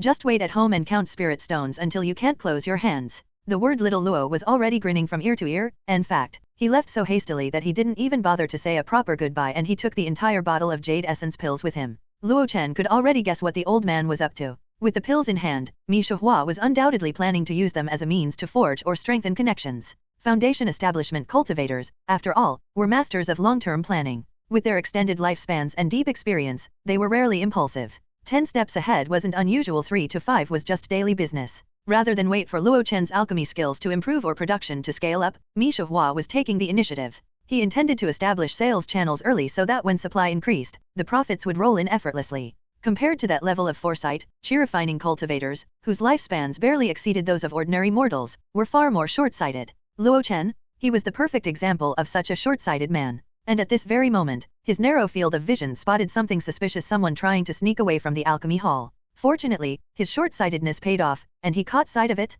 In a flash, Luo Chen appeared at the exit, blocking the way like a bolt of lightning. His arm stretched out with all the authority of a debt collector. Hand it over. Sikong Xiaojia blinked, his expression perfectly innocent. Hand what over? What are you talking about? Luo Chen's eyes narrowed as he ground his teeth. That game earlier you were about to lose. Don't you dare back out. Hand over the wager. A wager? Sikong Xiaojia asked, voice filled with theatrical confusion. What wager? Why would I make such a childish bet? And who says I was losing? I was simply playing along, humoring you, passing time with a little game of checkers. Luo Chen stared at him for a long, silent moment. Then he took a deep breath and leaned in slightly. Fine, since you put it that way. Hee, young one, what could you possibly do to me? Sikong Xiaojia sneered, exuding a weathered air of someone who had seen it all. Then, in the next moment, his face turned increasingly red as Luo Chen cupped his hands around his mouth like a megaphone and shouted across Crescent Moon Valley. Elder Sikong is cheating? The Grand Elder of the Alchemy Hall, Elder Sikong Xiaojia, owes Hall Leader Luo Chen 3 spirit stones from gambling, drinking, and wenching?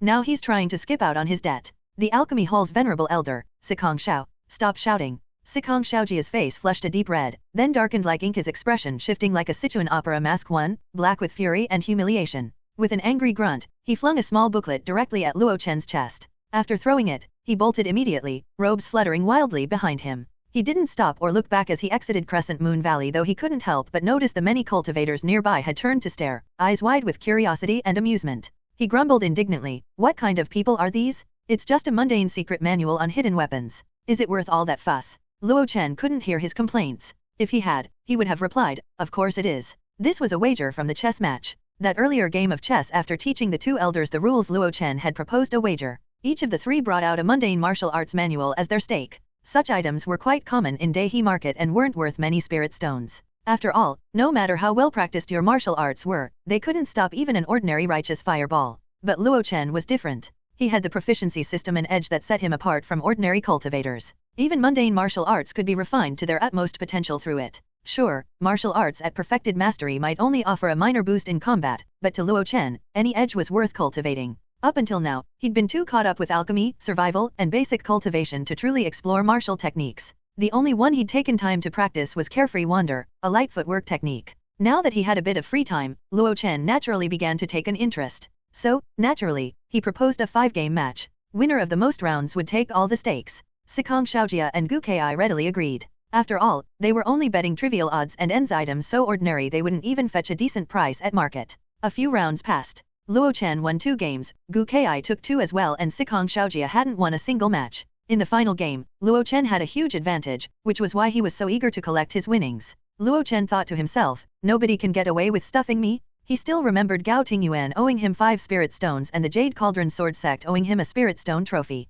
Heavenly Maidens Scatter Flowers. At the sight of the book's title, Luo Chen froze. You old rascal, why did you give me a martial arts manual so completely out of character? As he stood there, stunned, Gu Kai strolled over, her footsteps light and elegant. She glanced at the title and immediately covered her mouth, stifling a giggle. Oh, so it's this manual, she said with amusement. You know it? Luo Chen asked, raising a brow. Back then, a martial arts master who had just stepped into the Dao came to Dehi market with nothing to his name and sold this manual, Gu Kai explained. That guy was clever. He mass-produced many copies and sold each for just 1 spirit stone or equivalent cultivation resources. So this thing has already flooded the market in Dehi. A common item, yet Sikong Xiaojia still wanted to cheat over it? Another shameless old coot. Wait a minute. Luo Chen suddenly thought of something. Flooded the market? Does it have any redeeming features that made it so popular among the cultivators in Dehi? Anything that becomes a commonplace item must have some value. Just like storage pouches and chi-nourishing pills. Gu Kai smiled slightly. Of course it does. It's a hidden weapon technique, but once cultivators learn it, they find that Heavenly Maidens Scatter Flowers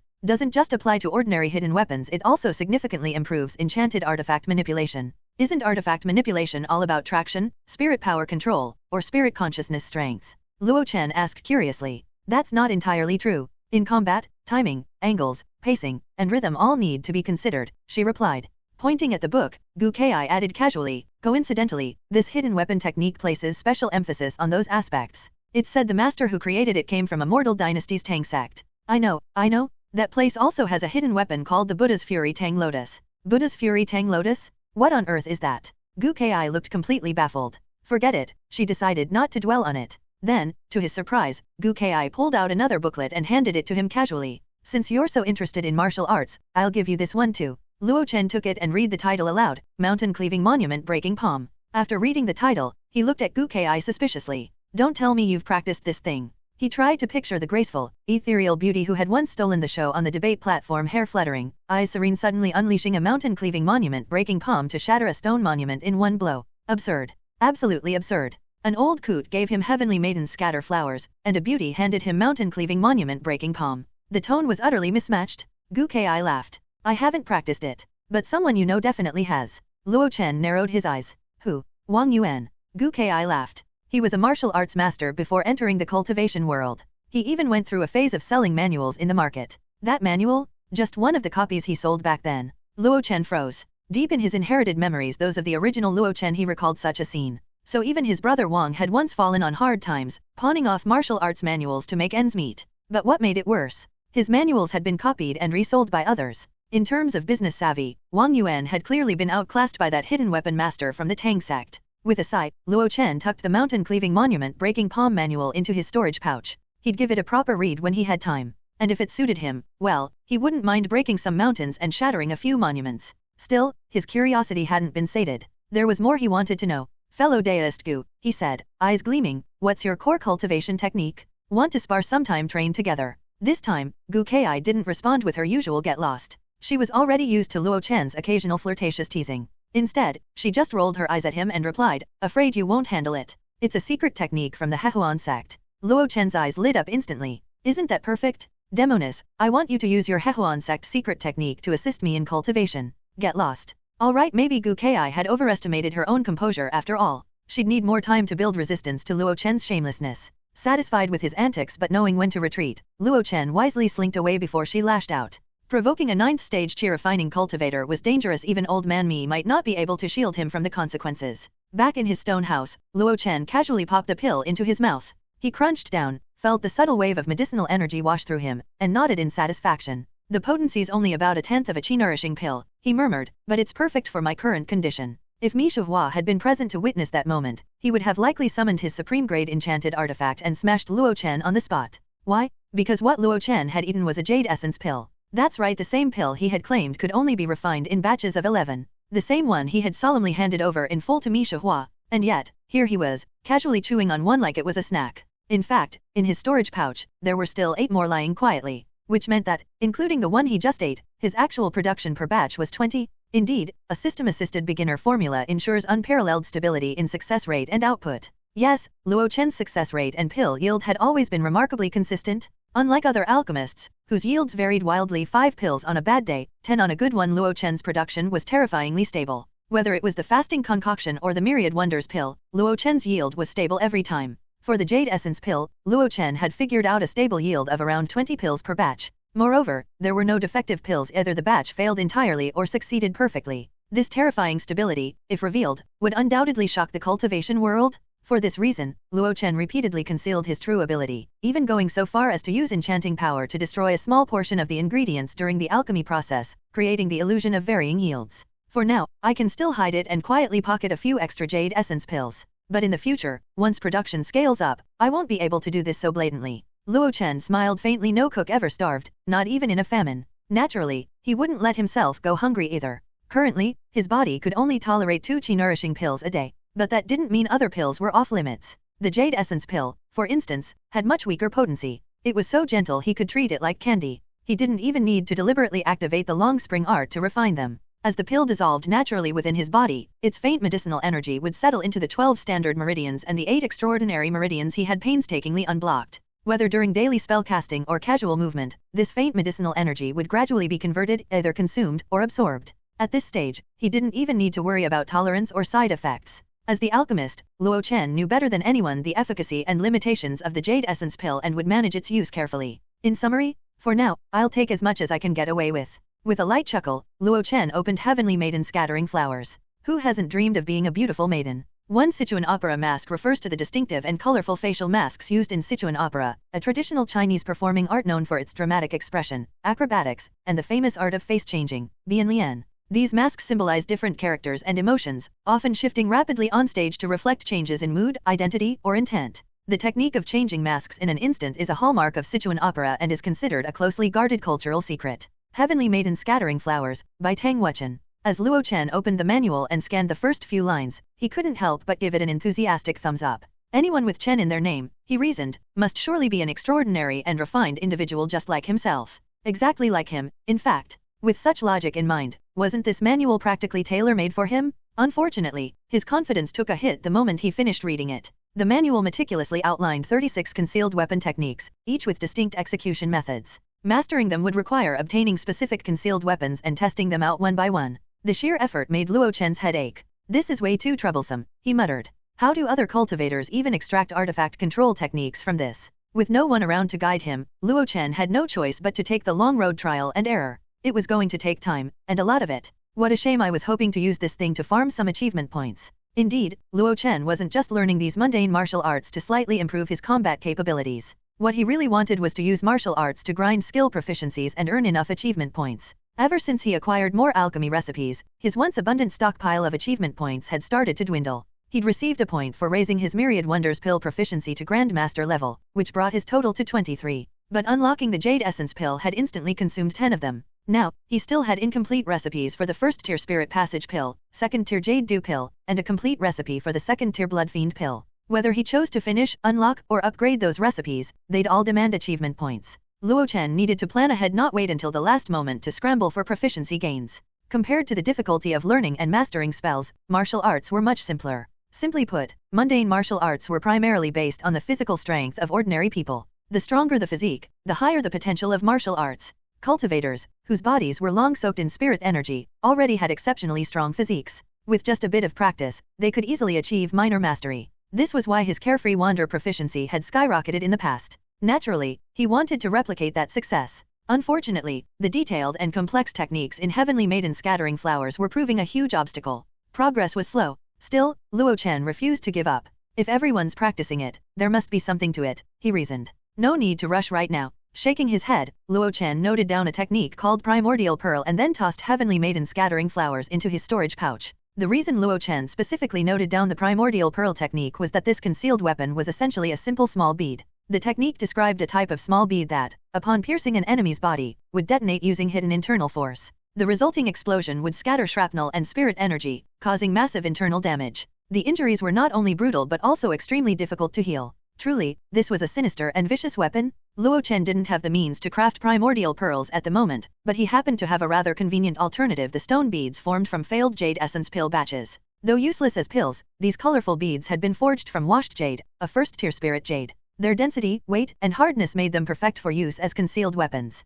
In fact, they were probably even more refined than most of the primordial pearls floating around the mortal markets. After putting away Heavenly Maiden Scattering Flowers, Luo Chen casually opened another martial arts manual. This one was gifted by Gu Ki, Mountain Cleaving Monument Breaking Palm, an original martial art that Wang Yuan used to sell at roadside stalls in his early days. He hadn't expected much from it. At first glance, it sounded like a brute force technique akin to iron sand palm, which required tedious external conditioning, hitting ironwood logs, soaking hands in herbal brews, and all the rest. Luo Chen didn't have time for that sort of training. However, after just a quick glance, he became completely engrossed. This is actually a palm technique that focuses on controlling internal energy. It was rare this was not an external technique but an internal one. It described how martial arts experts could release their internal energy or true qi externally through special methods and specific meridians and acupoints. Goodness, this was extraordinary. As far as Luo Chen knew, in the mundane martial world, only martial arts grandmasters could achieve the external release of true qi. This palm technique took a novel approach. Even without reaching the level of a grandmaster, one could still achieve true qi externalization.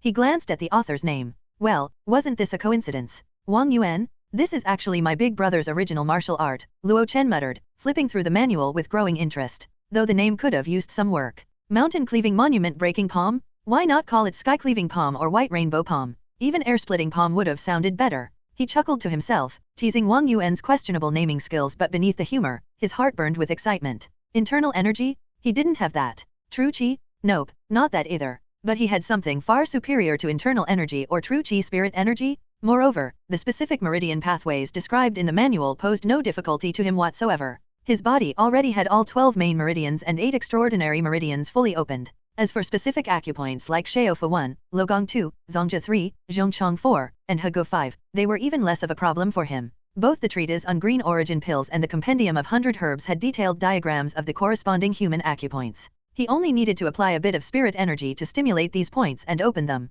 Once done, mastering mountain-cleaving monument-breaking palm would be easy. Thinking about it, he acted immediately. Luo Chen guided his spirit energy along the basic method recorded in the manual and it advanced smoothly without any hindrance. When it reached his palm, the spirit energy condensed into a needlepoint and gently pierced through. Break, break, break, break, break. In rapid succession, all 5 acupoints opened. The pathway for external spirit energy release was now established. And better yet, it could be closed or sealed at will when not in use. Worried that the pathway might not be wide enough, Luo Chen repeatedly expanded it with spirit energy until he felt a slight cool breeze emanating from his palms and finally stopped. All right, he muttered with a grin. Let's see what kind of power my brother's martial art really has. With that, he raised his arm and struck the ground with a heavy palm. A torrent of spirit energy surged forth like a rushing river, spilling out instantly. Boom! A thunderous explosion echoed throughout the stone house and beyond.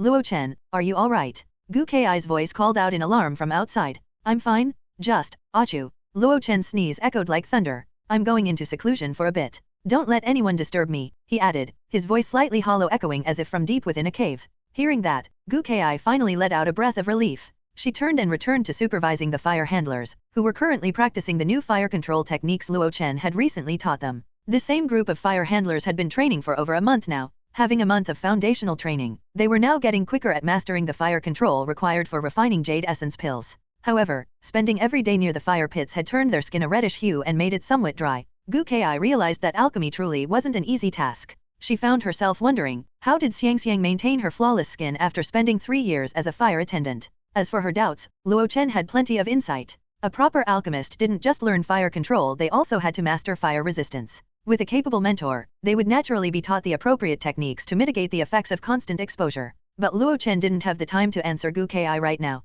because at this very moment, he was far beneath the alchemy hall at a subterranean cavern. Or rather, not just a cavern, but a vast, interconnected tunnel. Looking at the intricate network of tunnels resembling a spider web, a thought emerged in Luo Chen's mind. A mining tunnel? He was right. This underground network was part of the legacy left behind by the Jade Cauldron Sword sect back when they mined star silver in Crescent Moon Valley. After the sect relocated, the tunnels had been sealed. When the Pashan gang later took over the valley, they likely scouted the area but finding no inheritance or treasure worth keeping, they simply left it untouched. It's said that the medicine hall oversees a few larger mine shafts, which are often used to air dry herbs that can't be exposed to sunlight. Then this place must have been part of the main star silver mining shaft. He glanced at the status panel, where the newly appeared entry mountain cleaving monument breaking palm, beginner, 1/100. Luo Chen couldn't help but let out a bitter laugh. The palm technique had given him quite the unexpected surprise. On his very first attempt, he'd failed to control its strength and ended up punching straight through the ground. Did I just break the earth with one palm and transform into a dragon? Standing in the center of the interconnected main mining shaft, Luo Chen felt a bit lost for a moment. Should I explore this place? Where do I even start? After a brief hesitation, he chose the widest tunnel. In his mind, the largest path would have seen the most traffic back in the day, making it both safer and easier to navigate. He wasn't expecting to stumble across ancient cultivator remains, divine inheritances, or some miraculous shortcut to the nascent soul stage. He only hoped there wouldn't be any underground demonic beasts lurking inside. Spiders, snakes, pangolins, anything like that, please, don't show up. Just as he muttered those words, an idea sparked. With a flick of his hand, a small puppet dropped to the ground and began scuttling forward, nimble and efficient. It darted ahead with surprising speed, slipping through narrow gaps in the rock like a scout on a mission. Puppet techniques are great, perfect for travel, murder, and treasure hunting. I should find a chance to learn it someday. And with that, Luo Chen strode forward, stepping into a rare and unplanned adventure beneath the alchemy hall. Meanwhile, back on the surface, Mi Junping stood in the center of the alchemy hall, arms crossed, her expression sour. Is Luo Chen not here? Gu Ki hesitated. She could already sense trouble brewing. He's here, but if he's here, tell him to come out and see me. He's in seclusion, Gu Ki replied honestly, recalling Luo Chen's very specific instructions. He said not to be disturbed. Seclusion? A mere mid-stage chi refining cultivator going into seclusion every now and then? What kind of nonsense was this? Anyone unaware might think he was some enlightened cultivator who entered seclusion for centuries at a time. Mi Junping thought bitterly, then shoved a pile of items into Gu Ki's hands. This is his profit share from last month. Give it to him when he comes out. and check the accounts if anything's missing. Don't come looking for me. With that, she spun around and stormed out of the hall. Gu Kai stared after her for a moment, then turned her attention to the bag in her arms. She opened it and froze. A neatly stacked pile of low-grade spirit stones shimmered in the light, perfectly uniform and gleaming. Atop them sat a small, familiar wooden box, one she recognized immediately. Gu Kai's mouth opened slightly in disbelief. Was Luo Chen's income really this much now? 1 Xiaofu, HT8, is an acup ointment located on the palm, specifically along the heart meridian. It is commonly used to clear heart fire, calm the spirit, and benefit the small intestine. In cultivation or internal practice contexts, it is associated with regulating inner emotional energy and refining heart-based qi. 2 Logong, PC8, sits at the center of the palm and belongs to the pericardium meridian. It is one of the most sensitive and powerful points used to clear heat, cool the blood, and calm the mind. In martial or energy arts, Logong often acts as a major outlet for emitting internal force, qi, through the hands. 3 Zongzhou, TE3, is found on the dorsum of the hand, along the triple energizer, Sanjiao, meridian. It is typically used for relieving pain in the hands, head, and ears, and also for unblocking the meridians. Energetically, it's useful for balancing the body's 3 burners, upper, middle, and lower, enhancing overall coordination of qi. 4 Zhongchong, PC9, lies at the tip of the middle finger and is the Jingwell point of the pericardium meridian. It's a critical point for reviving consciousness, clearing heat, and harmonizing the heart. In cultivation, it often serves as a release valve for extreme internal pressure or heat surges. 5 Hego, Li 4, is situated between the thumb and index finger, on the large intestine meridian. It is one of the most frequently used points in acupuncture and energy work for pain relief, boosting immunity, and regulating overall qi flow. Hegu is also known as a master point for the face and head, making it vital in both healing and combat-based applications. The deeper parts of the tunnels could wait for another day. Standing at a junction within the vast, dimly lit mining shaft, Luo Chen glanced at the 3 branching paths ahead. After a moment's thought, he turned around without hesitation. This section of the old Star Silver mine was far too extensive to explore in a single afternoon. That's enough for today, Luo Chen decided. Recalling the pangolin puppet, Luo Chen relied on his memory to quickly return to his stone house. Once there, he chipped off a piece of stone and used it to reseal the hole he'd blown open with the palm. A quick application of the cleanse left him feeling fresh and clean. With a satisfied breath, he pushed open the heavy stone door. My profit share from last month, he echoed in surprise when Gu Kai handed him a bag. Excited, Luo Chen opened it up. Inside was a hefty pile of low-grade spirit stones, clean, crisp, and uniform in size. A quick count revealed 650 spirit stones. His joy dimmed slightly. Was your share less than expected? Gu Kai asked, noting the flicker of disappointment on his face. Luo Chen hesitated before giving a nod. A little less, but not by much. Even though he hadn't personally handled last month's sales of Myriad Wonders pills, as an alchemist, he naturally understood the costs and returns. In 1 month, with 2 furnace sessions daily, 1 in the morning and 1 in the afternoon, the mid-grade purple cloud cauldron could refine 2 sets of raw materials, and the 2 purple cloud copper furnaces could refine 1 set each. Combining this with his later advancement to Grandmaster level proficiency in Myriad Wonders pills, he had ultimately produced 1,000 pills. The pills varied in grade low, mid, and high, and Jumping had introduced a tiered pricing system accordingly. All told, the sales should have brought in about 4,000 spirit stones. After deducting the 600 spirit stones spent on raw materials, the rest was profit. Luo Chen's share of the profit should have been around 700 spirit stones. Now, seeing 50 missing, he raised an eyebrow until Gu Kai handed him a list. This is from Hall Leader Me, she explained. It details the shared expenses: alchemy hall cultivator stipends, wages for the 3 shopkeepers, and pay for the pill escort team. These expenses were deducted from the profits and shared among everyone. Of course, relying solely on this share of the profit wouldn't cover everyone's wages, so headquarters supplemented part of it. Luo Chen scanned the list carefully, reviewing every name and expense line. Finally, he gave a small nod. It was within expectations. Nothing seemed out of place, and he didn't feel the need to argue over 50 missing stones. Instead, his thoughts wandered toward a bigger question. What if he hadn't joined the Passion gang? How many spirit stones could I have made last month working alone? Without the 3 furnaces, the raw materials provided by the Passion gang, the fire handlers and apprentice alchemists assisting him, and people dedicated to selling the pills. At most, he could have run 2 furnaces a day, and no matter how quickly he improved, his proficiency wouldn't have skyrocketed to the Grandmaster level. Breaking down the numbers and adjusting for those limitations, Luo Chen arrived at a rough estimate. 800. Yes, if he had relied solely on himself, his net income last month would have been 800 low-grade spirit stones. At first glance, it seemed like joining the Passion gang had cost him a loss of 150 spirit stones.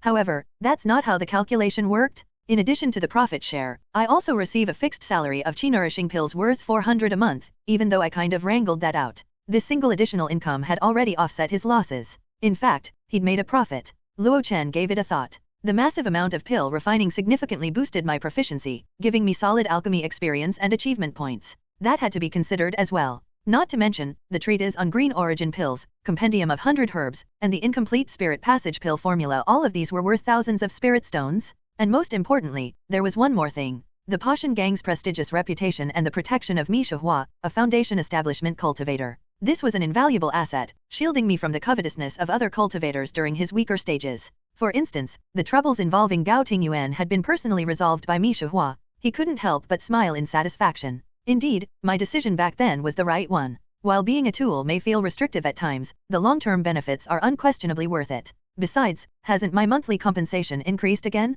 His gaze landed on another item in the bag, a plain wooden box. Curious, Luo Chen opened it, and the moment he saw its contents, his expression lit up. Inside were 12 slender incense sticks, neatly arranged in rows. Calming incense, he exclaimed. Gu Kai's eyes widened. Mi Shihua acted so swiftly, actually delivering this item to Luo Chen. Luo Chen closed the box with a pleased nod. This wasn't some cheap favor, it was a truly valuable gift. He had experienced the effects of calming incense firsthand. A full box like this was worth a solid 120 spirit stones. For a low-tier cultivator, it was a treasure. With this incense, his cultivation efficiency could rise dramatically. It allowed low-tier cultivators to run their core cultivation techniques 4 or 5 extra times per day without suffering from soul fatigue or pain. Of course, the body required ample nutritional supplements, otherwise, the soul might keep up, but the body wouldn't. Luo Chen knew this from experience. The first time he'd used calming incense, he was so poor he had to stretch one stick over 2 or even 3 days just to avoid collapsing from overexertion. This was because his nutrition couldn't keep up at the time. But now, he was well off.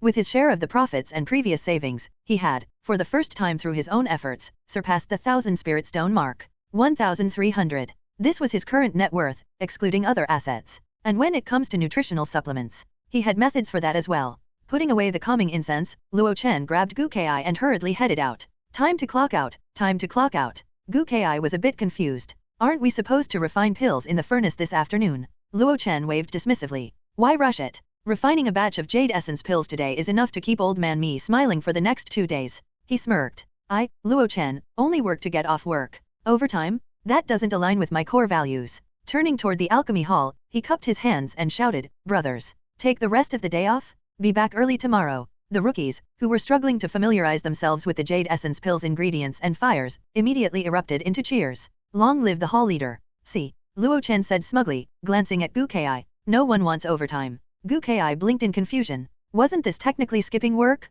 How could he call it overtime? Luo Chen grinned. He could practically hear the capitalist shackles clinking in her mind. This poor girl, completely brainwashed by the late shifts at Tianxiang Tower, he thought. Leaving work early wasn't really about being lazy. The main reason was far more practical. His packed schedule of early mornings and late nights meant he always missed the best hours of the daytime markets. After all, this was a ruthless and cunning cultivation world.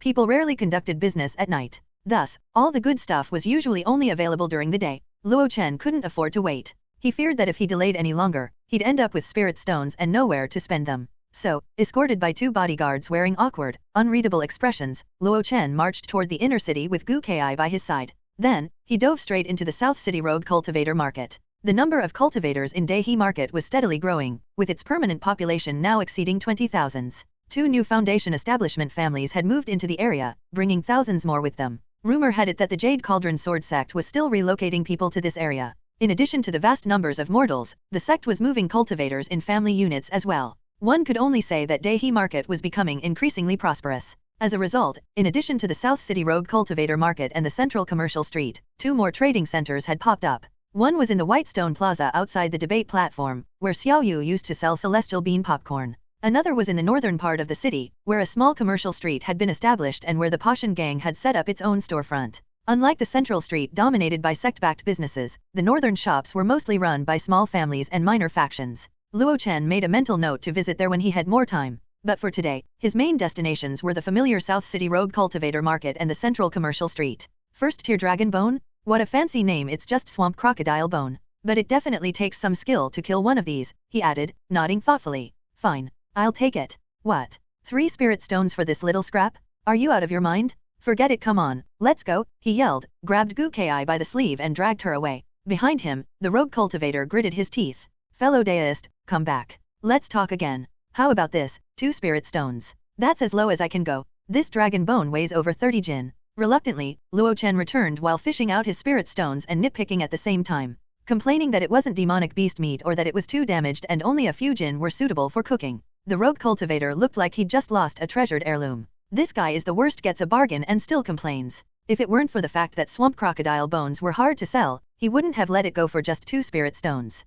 Gu Kai, meanwhile, watched the whole exchange with great amusement. Despite Luo Chen recently receiving a sizable bonus, he still lived frugally. Or maybe, she thought, it wasn't just frugality, it was Luo Chen's absolute refusal to suffer even the tiniest loss. A born haggler, through and through. Next, Luo Chen continued shopping in the center of the rogue cultivator market. Luo Chen handed Gu Kai a long list and tasked her with scouting out any listed materials while he combed through stalls and vendors across the market. They spent nearly 3 hours scouring the southern district before heading toward the central commercial street, where Luo Chen made bulk purchases at well-known places like the Spirit Source Pavilion, Hall of 100 Herbs, and Spirit Herb Pavilion. By the time they returned to the quiet Sihuan courtyard, Gu Kai had finally tallied the receipts and her jaw dropped. Luo Chen, you actually spent 300 spirit stones in one go today. Luo Chen just nodded calmly and made his way inside without a second glance. Gu Kai was still in shock. Luo Chen usually seemed so stingy, as if he'd split a single spirit stone in 2 just to save money. And yet, he had just spent hundreds in a single outing without blinking. It was truly contradictory. Contradictory? Luo Chen knew that he was never contradictory. He worked like crazy to earn spirit stones and was stingier than anyone when it came to unnecessary expenses. But when it came to pursuing the Great Dao, he was more willing to spend than anyone else. Even when chi-nourishing pills were so expensive, he'd been buying them 5 bottles at a time back when he was at the 4th stage of chi refining. Thud. The purple cloud copper furnace landed directly in his home's alchemy room. Without wasting a second, he lit the fire, added water, and poured in a bottle worth 10 spirit stones innate powder from Spirit Herb Pavilion, stirring it thoroughly. Next came a series of herbs, added one by one with practiced precision. Finally, he dropped in the real treasure of the mix, the small-looking but deceptively heavy crocodile dragon bone, all 30 jin of it. 3 hours of simmering, Luo Chen murmured, adjusting the flame. That should give me a good batch of essence-nurturing liquid, straight from the treatise on green origin pills. He let out a long breath, already feeling a rush of anticipation. The treatise on green origin pills was a treasure trove of knowledge. Beyond foundational alchemy theory and pill refining techniques, it also included minor medicinal recipes intended specifically for alchemists. These weren't quite full pill formulas, but with regular use, their benefits could rival those of low-grade pills. Essence-nurturing liquid was one such recipe. Absorbed via medicinal baths, it not only nourished the body's vitality but also enhanced an alchemist's sensitivity to the subtle changes in medicinal properties during refinement. The author Qing Yuan's original intention was to help alchemists achieve the latter effect, enabling them to better perceive changes in the medicinal properties of pills during refinement. But Luo Chen had a different goal in mind. He didn't need enhanced perception right now. What he needed was vitality, and a lot of it. With all the pills he was refining, the spirit energy he was channeling, and the cultivation he was pushing through daily, Luo Chen's body required constant replenishment. And speaking of nourishment, Luo Chen went to the kitchen, set up a large pot, and threw in the vegetables, bones, and demonic beast meat he had purchased. Today, it's hot pot chaos stew. After rummaging through, he realized he was missing vermicelli. TCH. No problem. He grabbed a handful of cleaned beast tendons and tossed them in. These'll do just fine. He tossed in a handful of clean demonic beast tendons and clapped his hands with satisfaction. Now, all that was left was for the delicacy to be ready. That night, elsewhere in Crescent Moon Valley, a husband and wife returned home together, walking hand in hand down a quiet alley. Qin Liangchen strolled ahead, Murong Qinglian holding onto his arm, her steps light and cheerful. The dividends are in, she said brightly. 300 spirit stones from the medicine hall, and another 100 from the alchemy hall. But the big money's still coming from our spirit fish business. We've locked in supply contracts with the Zhongding family, and another cultivation family brought in over 500 spirit stones this month. She smiled, proud and content. And you, husband? How did your month go? Qin Liangchen's face turned red as he muttered, 300. The words came out quietly, and not without some shame. His income less than half of his wife's felt like a heavy stone on his heart. As the family's supposed pillar, he couldn't help but feel a little frustrated. Murong Qinglian just chuckled. Don't be upset. You're the one who secured the spirit fish lake in the first place. I'm just helping manage it. Despite this, Qin Liangchen still felt uneasy. Being an elder of the Pashan gang hadn't turned out to be as profitable as he had imagined. He had little real authority, and even less influence. But he reminded himself that if he hadn't stepped into that role, Murong Qinglian wouldn't have been able to claim leadership over the medicine hall. They had each played their part. After a moment of silence, Qin Liangchen looked toward the end of the dark alley, where the moonlight barely touched the street. His expression softened. Let's save up a few more months of spirit stones and then send some to Xiaohu. I wonder how Xiaohu is doing in the Luyun sect. Has he run out of the pills we left for him? How is he getting along with his fellow disciples? Murong Qinglian nodded quietly beside him, her hand tightening around his. Their family dynamic was a bit peculiar. While Qin Liangchen was undoubtedly the backbone of the household, but it was Murong Qinglian who managed most of the external affairs. Unlike most strict fathers and husbands, Qin Liangchen never shied away from expressing his feelings openly. Even when their son was still at home, he would lift the boy high into the air, playing with him every single day, much to Xiaohu's embarrassment. Old Qin, Mirong Qinglian said casually as they walked, I heard the gang recently acquired a top-grade gold element enchanted artifact, a giant sword. It suits your fighting style perfectly. Why don't we buy it? Qin Liangchen blinked in surprise. You want to buy it? But aren't we saving spirit stones for Xiaohu? Mirong Qinglian shook her head with a gentle smile. We'll still save for him, but not right now. He's only at the early stage of chi refining, he doesn't need that many resources yet. But you're different. You've got real potential to reach foundation establishment. You'll need a reliable enchanted artifact to get there. She looked up at him, her expression firm. If you break through, Xiaohu will have more confidence in the sect and in his father. Qin Liangchen was quiet for a moment, seriously considering her words. Then, slowly, he nodded. You're right, he said at last. I still have that foundation establishment pill from Mi Shihua. I can't let it go to waste. Then, grinning, he leaned in and stole a kiss from Mirong Qinglian when no one was looking. My dear wife, you're the best. Once you near perfected mastery, I'll help you reach foundation establishment too. Mirong Qinglian wiped the saliva off her face, feeling both embarrassed and annoyed as she pushed him away. You shameless old man. She gave him a playful shove and stepped into the courtyard only to be hit by a wave of rich, spicy aroma. It was so sharp it made her want to sneeze, yet it stirred her appetite all the same. Big brother Qin? Sister Mirong? You're back. Luo Chen waved them over from beside a steaming iron pot. Come join us for hot pot. We saved some bowls and chopsticks just for you. He nudged Bai Miling gently with his foot, prompting her to make room. She reluctantly shifted aside, still gnawing on a piece of bone. Beside her, Gu Kai laid out 2 sets of bowls and chopsticks, pouring them each a generous cup of wine. Mirong Qinglian exclaimed in surprise, you must have struck it rich, eating such a lavish meal. Indeed, the courtyard stove supported a bubbling iron pot packed with meat, vegetables, and thick broth glowing with red-hot spices. The scent was intoxicating. Gu Kai chuckled. Our dear hall leader Luo made a tidy sum, so he's treating us to a proper feast. It truly was a feast. More than half the pot was filled with beast meat, and the vegetables had been enhanced with traces of spirit energy. Just the ingredients alone were worth at least 5 spirit stones. If a restaurant like the Zhongding Pavilion had prepared this, it could have easily sold for 50, maybe even 100 spirit stones a pot. What elevated it further was the flavor.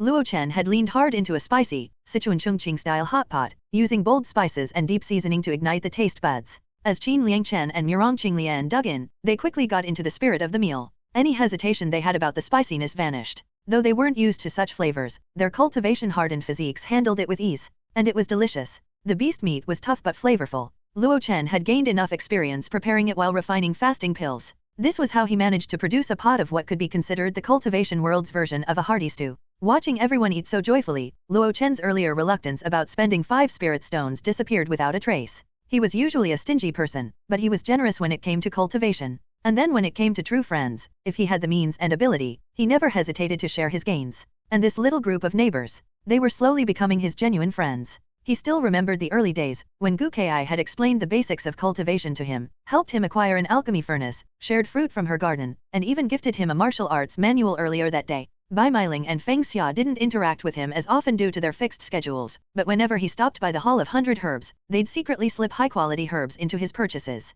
And then there was the couple, Qin Liangchen and Mirong Qinglian. They had guided him in spell cultivation, gifted him a puppet, and even shared a bowl of second-tier tiger bone medicinal soup, a critical help that had allowed him to break through to the 5th stage of chi refining. Nowadays, they often lent him a helping hand within the Pashan gang. All these small acts of kindness accumulated over time, and Luo Chen remembered each one in his heart. In the past, he didn't have the means, so he often took advantage of their generosity. But now, he was no longer as hard-pressed. Treating everyone to a good meal was well within his means. Alchemy. Luo Chen grinned as he raised his wine cup. Huh? When I become a second-tier alchemist in the future, I'll refine foundation establishment pills for all of you, but you'll have to cover the cost of the materials yourselves. I heard the main ingredients for foundation establishment pills are especially expensive. Luo Chen bragged shamelessly. Everyone listened with amused smiles. Qin Liangchen, being the supportive big brother he was, chimed in to boost Luo Chen, saying that foundation establishment pills were nothing special. He should aim to refine Scarlet Cloud pills for Golden Core cultivators instead. Naturally, Luo Chen couldn't lose face and boldly claimed he'd work on pills for nascent soul and divine transformation cultivators.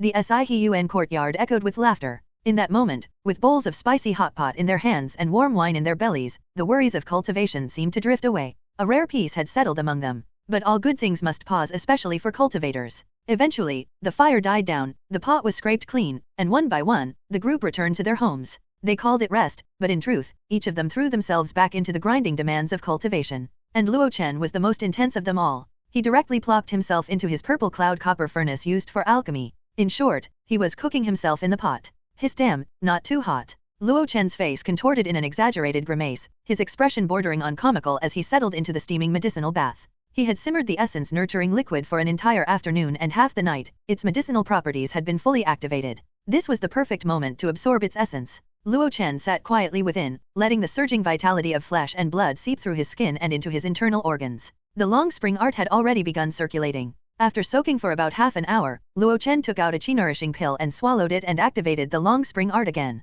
Another half an hour, and a stick of calming incense was slowly lit. Luo Chen's exhausted mind, like a dried-up stream, was reinvigorated as if nourished by vast rivers, making him feel refreshed once more. Another one. And so, the night passed in the blink of an eye. When Luo Chen emerged from the purple cloud copper furnace, the pot of essence-nurturing liquid had turned completely clear. All of its vitality had been absorbed and refined by him. Observing this scene, Luo Chen fell into deep thought. The world measures realms by chi refining, foundation establishment, golden core, and nascent soul. But in ancient times, chi refining cultivators followed the principles of refining essence into chi and refining chi into spirit. This pot of flesh and blood essence not only supported an additional 5 cycles of the long spring art but also strengthened my physique and increased my spirit power by a bit. Feeling the full and abundant sensation within his body, Luo Chen couldn't help but stretch lazily. What a wonderful night. He opened his status panel. Status panel. Name, Luo Chen. Lifespan, 27/75. Spirit roots, gold, wood, water, fire, earth. Realm, chi refining realm stage 6, 5/100. Achievement points, 13. Techniques. Long spring art, Grandmaster, 627/1000. Spells. Fireball, perfected mastery. Carefree wander, Grandmaster, 870/1000. Wind control, Grandmaster, 600/1000. Traction, Grandmaster, 721/1000. Entangle, perfection, 430/500. Spirit eyes, perfection, 490/500. Cleanse, perfection, 350/500. Heal, beginner, 15/100. Spirit suppression, beginner, 78/100. Mountain cleaving monument breaking palm, beginner, 1/100. Skills. First tier alchemist. Luo Chen schemed through his system panel with practiced ease, eyes darting from section to section as he took in the details of his current state. There were no significant changes in his spells, except for the addition of mountain cleaving monument breaking palm at the beginner level. In terms of skills, the Jade Essence pill had been added to his list. Successfully crafting one batch of 20 pills earned him 20 points in proficiency. These were all expected developments. But what truly caught Luo Chen's attention was his realm progress bar. He remembered clearly that before practicing last night, the progress bar was at 4/100. That had taken 10 full days of daily cultivation using the long spring art and chi nourishing pills, an effort that had barely inched him forward after reaching the 6th stage of chi refining. Under those circumstances, his progress had only increased from 1 to 4.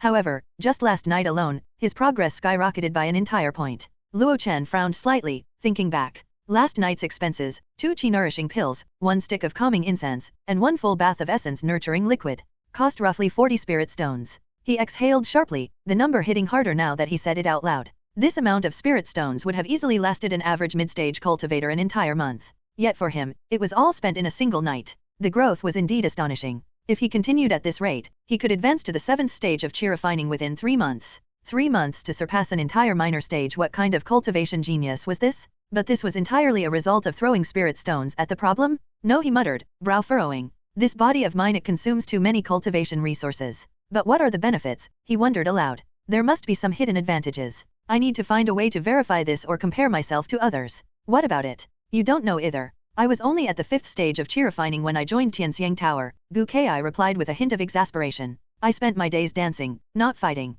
How would I know things like that? Hee, weakling, Luo Chen said with a mocking smirk, earning himself an immediate glare from her. But soon, her expression softened, and she let out a quiet sigh. I really do need to get better at combat techniques, she murmured. The Pashan gang isn't like Tianxiang Tower. There's no strong backing. No one knows when the next incident might happen. She was referring, of course, to the clash between 2 major gangs, an event that had left the streets bloodstained and even claimed the life of Broken Blade Su Rank, a cultivator powerful enough to wield a fragment of an enchanted treasure. The debate platform still echoed with the memory of that day. In the grand sweep of Daihe Market's history, such events were not uncommon. Many factions had risen and fallen over the years. The Pashan gang and Daejiang gang had only come into prominence within the last century. Still, no backing? Luo Chen rubbed his chin thoughtfully. Was it really true that the Pashan gang had no backing? Somehow, he doubted it. Things weren't always as they appeared. As the two walked out of the city, their conversation shifted to lighter topics. By the way, Gu Kai said, since Fu Xiaoxiu moved out, the east wing is vacant. Do you want to move in? Forget it. The renovated back rooms may be a bit cold, but they don't have many other flaws. Winter's coming soon. It'll get even colder. Winter already? Winter already? Luo Chen blinked in surprise. Only then did he notice the yellowing leaves on the trees lining the street. Cultivators didn't usually feel temperature changes unless they were extreme. Unknowingly, he had drifted from the height of summer into the chill of autumn. Behind them, the two Pashan gang bodyguards caught up. They began to notice something was off. Luo Chen didn't seem to be heading toward Crescent Moon Valley. Hall leader, where are we going? Zhou Yuanli asked curiously. Luo Chen smiled. We're heading to the main hall. I want to see if the gang leader is around. I've got something to discuss with him. But upon arrival, they found Mi Shihua was nowhere to be found. In fact, Mi Shihua didn't spend every day at the Pashan gang. He had his own social network and responsibilities, including overseeing the Mi family, a small cultivation family he had founded after stepping into foundation establishment. These days, the Mi family was well known near Dehe Market, perhaps even more influential than some of the newly migrated foundation establishment families from the interior, especially given their control over the Pashan gang itself. For this reason, many newly relocated foundation establishment families took the initiative to visit Mi Shihua. Not being able to meet him left Luo Chen a little disappointed, but he had other ways to verify his doubts. Once he arrived at Crescent Moon Valley, he started his morning by refining 4 furnaces of Myriad Wonders pills. After that, Luo Chen didn't rush to refine Jade Essence pills, but instead he sought out one of the fire handlers, a wiry old man named Chu Hanchinj. Among the alchemy hall's staff, mostly elderly, women, and children, Chu Hanchinj stood out. He had reached the 6th stage of chi refining and had already settled his roots in Dehe Market. He had a son and a daughter, though unfortunately, neither had spirit roots. His hope now was to have more children, or perhaps grandchildren, who could carry the Chu family's cultivation aspirations forward. Hall leader, you were looking for me? Chu Hanchinj asked, bowing slightly with curiosity in his eyes. Luo Chen smiled slightly and said, yes, I have something, and it's good news. From today, you are promoted to team leader. You'll oversee all the fire handlers, managing their shifts, rotations, and general responsibilities. Also, I'm increasing your pay by 1 spirit stone a month. However, hearing this great news, the old man became visibly excited. The old man's eyes widened. He could hardly contain his excitement. Tending the flames was grueling work, constantly monitoring temperature, adjusting firewood, and frequently casting fireball to keep the flame consistent. Doing that day in and day out for over a month had pushed him to the edge of burnout. If he became the team leader, he wouldn't have to tend the flames himself but could supervise others instead. But of course, he knew such good news would come with strings attached. There was always a condition. The condition lay in that very however. Chu Hanchinj noticed Luo Chen watching him with an intensity that made him shift uneasily, as though he were some kind of rare treasure about to be appraised. Hall leader, please feel free to speak. If there's anything I can help with, I'll do my best. It's simple, Luo Chen said with a grin. Come, follow me. Without letting anyone else accompany them, Luo Chen led Chu Hanchinj out of Crescent Moon Valley, cutting through a small trail that wove toward the valley's rear.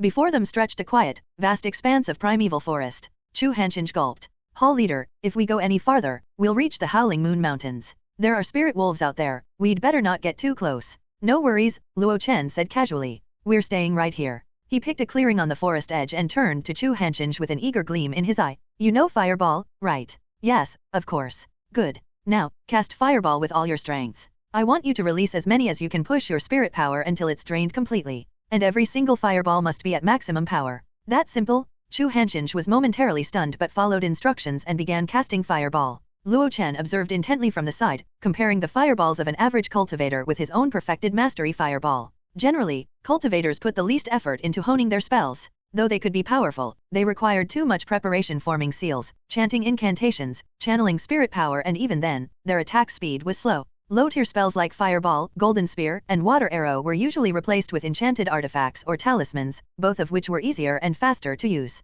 Its speed had always been a weakness. In comparison, enchanted artifacts and talismans were far superior. One only required spirit power to control, and the other could activate instantly. Worse, spells were notoriously inefficient in energy consumption. Each casting drained a cultivator's spirit power reserves, slowing down their progress in accumulating spirit power and making it harder to break through to the next realm. For that reason, only cultivators with little hope of advancement or without access to enchanted artifacts focused on spells. Chu Hanchinj was precisely the kind of aging cultivator who fit these conditions. His fireball spell was surprisingly solid proficient level, Luo Chen guessed. His hand seals were quick and practiced, his spell formation smooth.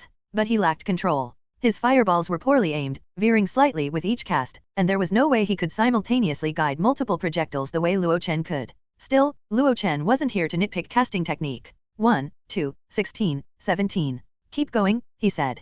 Chu Hancheng's face was drenched in sweat. He was pale and trembling, shoulders slumped. I can't anymore, he gasped. My spirit power can only sustain these 17 fireballs. Luo Chen frowned. Only 17? He eyed the blackened ground littered with burn marks and scorched branches. What kind of spirit roots do you have? And how long have you been at the 6th stage of chi refining? He asked suddenly. I have 3 spirit roots. I reached the 6th stage of chi refining at 75E, and that was 18 years ago. 93 years old, huh? At your age, still working out here, that's tough on you, old man. Luo Chen's tone grew more polite. Chu Hancheng caught his breath and managed a smile. It's not too hard. I must thank the hall leader for promoting me, things will be easier for me in the future. Luo Chen hummed in acknowledgement and fell into deep thought. After 18 years at this level, even without any pill support, someone with 3 spirit roots should have reached the peak of the 6th stage. No, considering that early and mid-stage cultivators often lacked money and couldn't afford to live in inner-city first-tier spirit vein locations. So, progressing through realms would naturally be slower. This old man was likely at the mid-stage of the 6th stage of chi refining. Even so, he was still far ahead of my current progress. Yet his total spirit power wasn't even half of mine? Luo Chen raised his eyebrows, realizing that his spirit power capacity might far exceed that of ordinary people. Fireball was his most proficient spell. Back when he was still at the 5th stage of chi refining, he could cast close to 100 of them in a single session. It sounded impressive, but when he infused each fireball with full power and maximum spirit energy, he could only manage about 20. That was the limit. This was also the reason why his favored blazing fireflies attack always hovered at around 10 fireballs, any more and it would become unstable or cost prohibitive in spirit energy. After breaking through to the 6th stage of chi refining, he could release about 30 at full power, 10 more than when he was at the 5th stage. It was clear to him that this number would continue to rise as he advanced further in cultivation. If he reached the same age and cultivation realm as Chu Hancheng, he would likely be able to fire off at least 40 maximum power fireballs. That meant one thing: his spirit power reserves were over twice that of a cultivator in the same realm. Discovering this answer startled Luo Chen. When did this change happen? Suddenly, Luo Chen thought of his Grandmaster level Long Spring Art. That's it, achieving Grandmaster level Long Spring Art cleared all my meridians, doubling my spirit power capacity, and precisely because of this, I now need to accumulate far more spirit power than other cultivators at the same stage to break through realms. Understanding this, Luo Chen's furrowed brows finally relaxed. This was definitely a good thing. In terms of combat and foundational strength, it was a clear advantage. But for Luo Chen, whose lifespan was limited, this was a major drawback. It meant he would need to spend far more time and resources just to reach the same breakthroughs as cultivators of his stage. Perhaps, the situation is even worse? Luo Chen recalled a common principle. As cultivators continuously moved spirit power through their bodies, their dantians would expand, and their meridians would widen, all in preparation to gather the massive amounts of spirit power needed to break through to foundation establishment. If my current foundation is already twice that of others, doesn't that mean my dantian will grow even wider than ordinary people's in future cultivation? Wouldn't the required spirit power be even greater? 1 time? 2 times? 3 times? Luo Chen's head began to ache. Hall leader, is there anything else? Chu Hancheng's voice brought him back to the present. Luo Chen shook his head. No, that's all for today. You can return. After the man left, Luo Chen let out a long sigh. As expected, everything has its pros and cons. The Grandmaster level Long Spring Art has brought me many benefits, increasing the maximum number of pills I can refine, automatic energy recovery, and accelerated cultivation.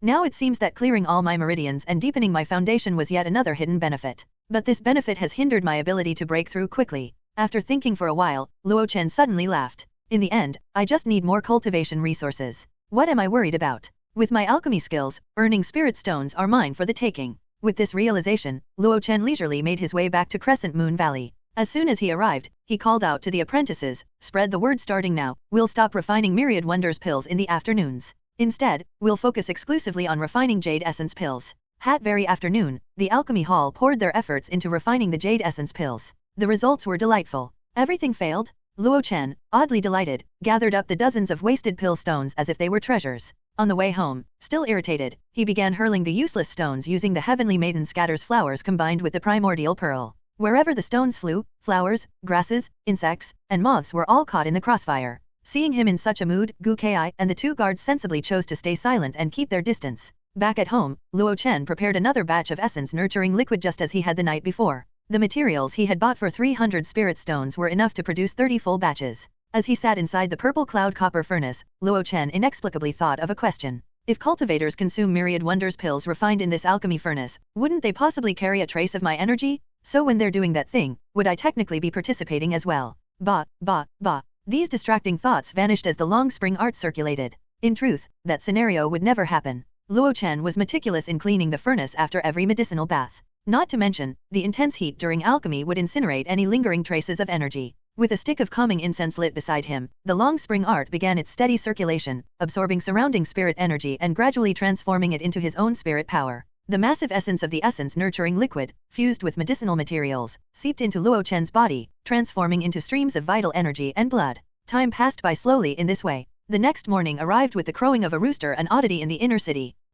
Where's that crowing coming from? Luo Chen's gaze shifted, quickly settling on the east wing room. Gu Kai had woken up as well and was also looking over curiously. The door creaked open, revealing a tall man with sharp brows, cold eyes, and dressed in spotless white. He cast a brief glance at Luo Chen and Gu Kai but said nothing. Without a word, he turned and left the courtyard. Luo Chen gaped and pointed at his departing figure. How rude. Is he the new neighbor? Gu Kai asked with a frown. Just yesterday, they had mentioned that Fu Xiaoxiu had moved out, leaving the east wing vacant. Apparently, someone new had moved in overnight, and from the looks of it, he didn't seem the friendly type. He hadn't even exchanged names or greeted them with basic courtesy. He's a tenant brought in by senior son, came Qin Liangshan's voice as he stepped out of his house, stretching with a yawn. He's from the nearby Duan family of cultivators. Name's Duan Feng. Qin Liangshan was the most laid-back among them. Wearing the title of elder without many responsibilities, he always seemed to know these trivial matters around the neighborhood. The Duan family. Luo Chen raised a brow. Don't they have an ice-fire spirit spring? Not quite a full spirit vein, but close enough in quality of a first-tier spirit vein.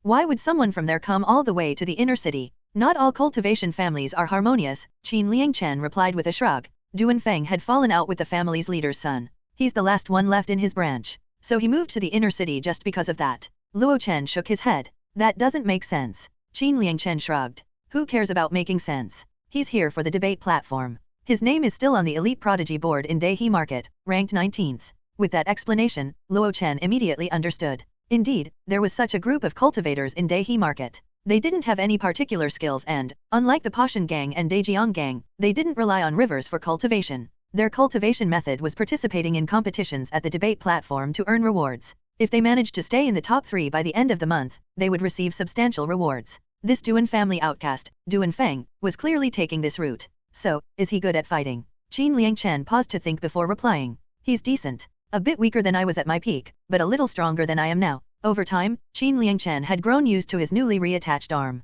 His combat strength had slowly recovered, bringing him back to the 9th stage of chi refining. Luo Chen curled his lips in a dismissive sneer. What's the use of being able to fight? Out here, it's all about influence and connections. Just a bad-mannered nobody. After saying that, he called Gu Kai and headed out the door. Despite his disdainful words, his direction betrayed a different intention. He was heading toward the Jade Cauldron Sword Pavilion. Perhaps it was too early, as there were hardly any people around the Sword Pavilion or the Whitestone Plaza across from it.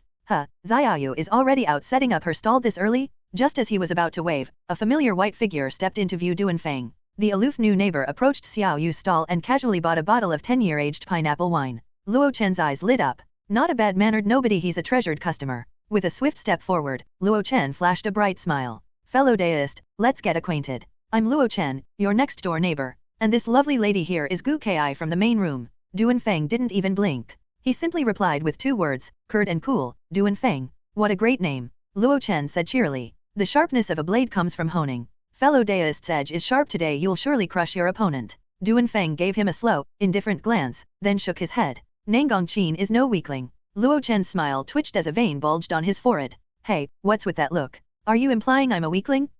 If you weren't my customer, I'd rain 10 or 8 fireballs down on you. Although he thought this, a flowery smile still spread across his face. No worries, no worries. After drinking our wine, your battle prowess will soar, he said, gesturing grandly. He turned towards Xiaoyu, who was standing dutifully nearby. Xiaoyu, this is my neighbor. Give him a discount from now on. Buy 10 bottles of pineapple wine, and he gets a free pack of celestial beans. Got it, big brother Luo, Xiaoyu replied sweetly, already committing Duan Feng's face to memory. Only then did Duan Feng seem to realize that the stall belonged to Luo Chen. He gave him a polite nod. Thank you. Then, without another word, he turned and walked straight toward the passage leading to the debate platform at Fallen Phoenix Mountain. The ticket cultivator barely looked up, simply yawning and waving him through clearly. Duan Feng was a regular and no mere spectator. Gu Kai, watching the scene unfold beside Luo Chen, laughed softly. You, who are usually so stingy, how come you're suddenly so generous today? Luo Chen puffed up his chest. Hihi, I'm always generous with my neighbors. He would never admit the truth that it was a tactical business move. Once that guy got used to drinking wine with celestial beans, he would naturally spend extra spirit stones to buy them. Earning spirit stones required tactics? Let's go to Crescent Moon Valley, he declared with flair. Failure is not an option today. With a grand sweep of his sleeve, Luo Chen strode away, radiating unshakable confidence. With the sting of yesterday's 3 failed attempts still lingering, Luo Chen entered the new day with modest expectations. Surprisingly, luck seemed to favor him by the afternoon. He finally succeeded in refining a batch of jade essence pills. The success came from his trusted purple cloud copper furnace. Perhaps it was simply familiarity, or maybe a bit of providence, but seeing 20 neatly arranged jade essence pills now resting in the pill room, Luo Chen let out a long, relieved breath. At the beginner level of proficiency, the failure rate was painfully high, nearly 1 success in 10 tries. The loss of raw materials was significant, making every successful batch feel like a small miracle. But Luo Chen knew that as his proficiency improved, so too would his success rate. The path ahead would gradually become smoother. While the Myriad Wonders pill still brought in consistent profits, but its market remained narrow to support the resource drain of his cultivation journey. The Jade Essence pill, on the other hand, had broad market appeal. I wonder how old man Mi Shihua is doing with the sales channels. Luo Chen mused to himself. But before the thought could fully settle, a sharp pain suddenly stabbed through his eyes. His vision blurred, and thin lines of blood trickled strangely from both corners of his eye sockets. He winced and shut his eyes tightly. Luo Chen, what's wrong? Gu Kai's concerned voice rang beside him. Raising a hand to wave her off, Luo Chen forced a weak smile. It's nothing. You all keep working, I'll head inside to rest for a bit. Probably overused the spirit eyes during refinement. My eyes just need a break. Gu Kai watched him with furrowed brows as he staggered into his stone house. A moment later, a faint blue light shimmered in the air. The first tier formation had been activated inside the stone house. Inside, Luo Chen opened his eyes slowly and wiped away the blood. Everything looked normal. Yet, he could feel that something had changed. In his eyes, the world suddenly became vivid and alive. The room itself emitted a soft spirit glow, and from beneath the floor, he could sense faint, continuous fluctuations of spirit energy. He could trace its origin deep underground. Crescent Moon Valley had once been a star-silver mining site for the Jade Cauldron Sword Pavilion, and indeed, beneath the valley ran a branch of a first-tier spirit vein connected to fallen Phoenix Mountain. This was the very reason Mi Shihua had rented the rights to this land to process medicinal herbs near a source of spirit energy. Beyond this, Luo Chen saw many other things. The azure light curtain that surrounded his stone house wasn't just an abstract barrier anymore, it had structure. He could now clearly perceive its source, several array flags arranged around the perimeter, drawing their energy from embedded low-grade spirit stones. Even the flow of spirit power through the formation became visible, weaving in slow, elegant currents. Outside the light curtain were the cultivators gathered in the alchemy hall. They no longer appeared as mere silhouettes. Instead, each of them emitted a distinct glow, brilliant spheres of 5-element spirit power. A wave of dizziness threatened to overwhelm him. Luo Chen held his breath, heart pounding with the realization, the Spirit Eyes spell had advanced to the Grandmaster level. This spell, which he'd only picked up for alchemy, had become a tool he used constantly. It wasn't like Fireball, which he had long since mastered, or Carefree Wander, a mundane movement technique. The Spirit Eyes didn't just upgrade, it transformed. And now, it has finally advanced. However, the effects of this upgrade were completely different from other spells like Fireball, Carefree Wander, and Wind Control. While Grandmaster level Fireball allowed him to release 10 blazing spheres at once, and Wind Control reduced his spirit power consumption, the effects were, at their core, enhancements of spell mechanics. Carefree Wander had become more refined and proficient, but hadn't fundamentally changed. This might be because Carefree Wander wasn't truly a spell but merely a mundane lightness skill. Spirit Eyes, on the other hand, felt like it had performed surgery on his very eyes. No longer did he need to form seals or channel spirit power to activate the spell. The technique had become integrated into his vision. A thought, a flicker of will, and the Spirit Eyes came alive, effortless, silent, invisible to others. Even if he left the Spirit Eyes active all day, no one at the chi refining stage would notice. Not even Foundation establishment cultivators might sense it easily. It had become part of his body, part of his being. Not only that, his perception of spirit energy fluctuations had become more than 10 times sharper. His gaze wandered up and down, sometimes left, sometimes right, and sometimes far and near. Suddenly, Luo Chen's gaze stopped at the ground. It was as if he could see through countless thick layers of rock and stone, reaching deep into the Earth's meridians. Such a dense concentration of spirit energy. Deep beneath Crescent Moon Valley, there was actually a place where spirit energy condensed so densely that it nearly pulsed with life. Luo Chen stood still for a moment, startled by what he'd seen. Then, slowly, realization crept into his mind. But he didn't act on it immediately. Instead, he calmly stepped outside his stone house and made a brief appearance before Gu Kai and the others. He offered them a casual smile, making sure to show he was fine. Luo Chen knew the value of keeping things under wraps. If anything had seemed amiss, Mi Shihua would have surely come to investigate personally. And if that happened, whatever treasure or secret lay beneath the valley would no longer be his alone. By evening, most of the alchemists had finished their work and left. The day's refined pills were securely locked in the pill storage room, and a quiet calm returned to the alchemy hall. Luo Chen turned to Gu Kai and casually informed her that he'd be staying late to continue refining jade essence pills. Gu Kai had no objections. For now, Luo Chen was the only one truly capable of refining the pills. The others' apprentices and fire handlers were still in the midst of learning the methods he had taught. Once most of the hall was clear and only a few guards remained, Luo Chen made his move. He slipped back into the stone chamber and removed the hidden stone slab. Let's see if that branch of the first-tier spirit vein truly exists, he murmured to himself. Lifting the stone slab, Luo Chen descended into the underground mine tunnel. He chose a tunnel that extended downward, releasing a small puppet that followed closely behind him. Is it blocked? This path doesn't work either. I'll try another tunnel. The direction seems to be off. It seems I'll have to use some special methods. After once again being blocked at the end of a sealed mine tunnel, Luo Chen realized that this place had probably not yet been discovered. As a result, there were no direct tunnels leading to it. If it were before, Luo Chen might have needed an enchanted artifact to slowly carve through the stone. But now, he had something far better: the mountain-cleaving monument-breaking palm. A surging spirit power rushed through his meridians. A heavy thud echoed as stone shattered away. He let the debris fall and strike his body, knowing his mid-grade enchanted robe would easily protect him. With every palm strike, he carved a little deeper, pushing toward that invisible pulse of power he'd glimpsed with the spirit eyes. It looks quite deep. Sighing, Luo Chen continued repeating this action. One strike, and yet another. Here and there, he even discovered small pockets of untouched star silver ore. With practiced ease, he drew his jade blade and carved out several shining pieces, careful not to waste a sliver. As he moved, he noticed the proficiency of his mountain-cleaving monument-breaking palm slowly increasing. The technique was a mundane martial skill, still rough in terms of spirit power usage, but that also meant it didn't drain him too much. Luo Chen glanced at his status panel and, seeing the growing proficiency of the mountain-cleaving monument-breaking palm, nodded with satisfaction. After an hour of work, Luo Chen finally slumped against the wall and sighed. Damn, it's deep. I can't finish this today. If he delayed any longer, it would be too late to return. Zhou Yuanli and Lu Qiang, his bodyguards, were still stationed up top in Crescent Moon Valley, waiting for him. With a sigh, Luo Chen used a large boulder to temporarily block the unfinished tunnel and made his way back out. Elsewhere, at the Mi family's estate, Mi Shuhua had just concluded a meeting with a newly relocated foundation establishment cultivator when he heard a report from his daughter. Luo Chen came by looking for me today. His curiosity was piqued. What did that boy want from me? Mi Junping really disliked Luo Chen. He had received far too many benefits from the gang. He even seemed unsatisfied. Compared to the benefits he had received, the value he had created for the Pashan gang and the Mi family was still far from sufficient. She pursed her lips, her tone sharp and disapproving. TCH, what else could he want? He's definitely trying to ask you for more benefits. That guy is simply insatiable. Mi Shuhua frowned, displeased with her attitude. His daughter, he thought, still lacked vision. She only knew how to measure short-term gains, unable to grasp the long-term benefits. Compared to what he was investing now, the value Luo Chen could bring in the future was immeasurable. As for Mi Junping, she had been unable to restrain herself in her youth, fell in love with a cultivator, and even had a child. Even though she had his full support, she was unable to break through to the foundation establishment realm for the rest of her life. This had forced Mi Shuhua to give away the hard-won foundation establishment pill as a reward. The second generation of the Mi family had no worthy successors. Fortunately, among the third generation, there were still a few who were worth grooming. After thinking for a moment, Mi Shuhua said, Mi Li should be home, right?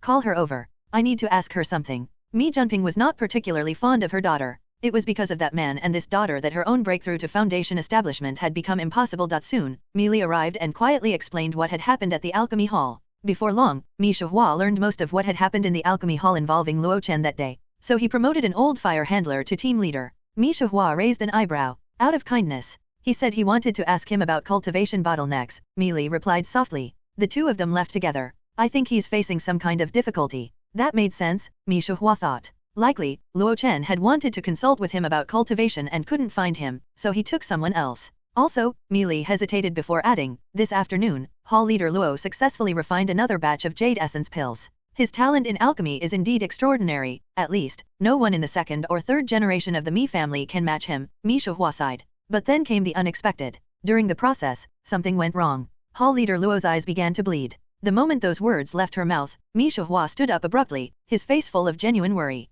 What? What happened? Mi Li's heart sank. Her grandfather had never once shown that level of concern for her. Still, she explained calmly, he said it was due to overusing the spirit eyes. Too much strain during alchemy. Mi Shuhua paced the room with small steps, his brows furrowed tightly. This was indeed a problem. Spirit eyes, though a low-tier spell, was infamous for its dangers. Sects often warned their disciples to use it sparingly. Overuse could draw unwanted attention or worse, cause lasting damage to the eyes. There were two well-known dangers with spirit eyes. First, it could easily offend high-tier cultivators. And second, it could damage the user's own eyes. Mi Shuhua slowly sank into his chair, regret surfacing like a tide. He had been too hasty. Luo Chen was still so young, barely at the 6th stage of chi refining, yet he had pushed him to refine pills so frequently. It was no wonder the boy had reached his limit. He thought me jumping earlier for being short-sighted, but now he realized, he had been no better. What family ever produced a top-tier alchemist in just a few years? It took decades, sometimes even centuries, to cultivate one. The more he thought about it, the more guilt settled in his chest like a stone.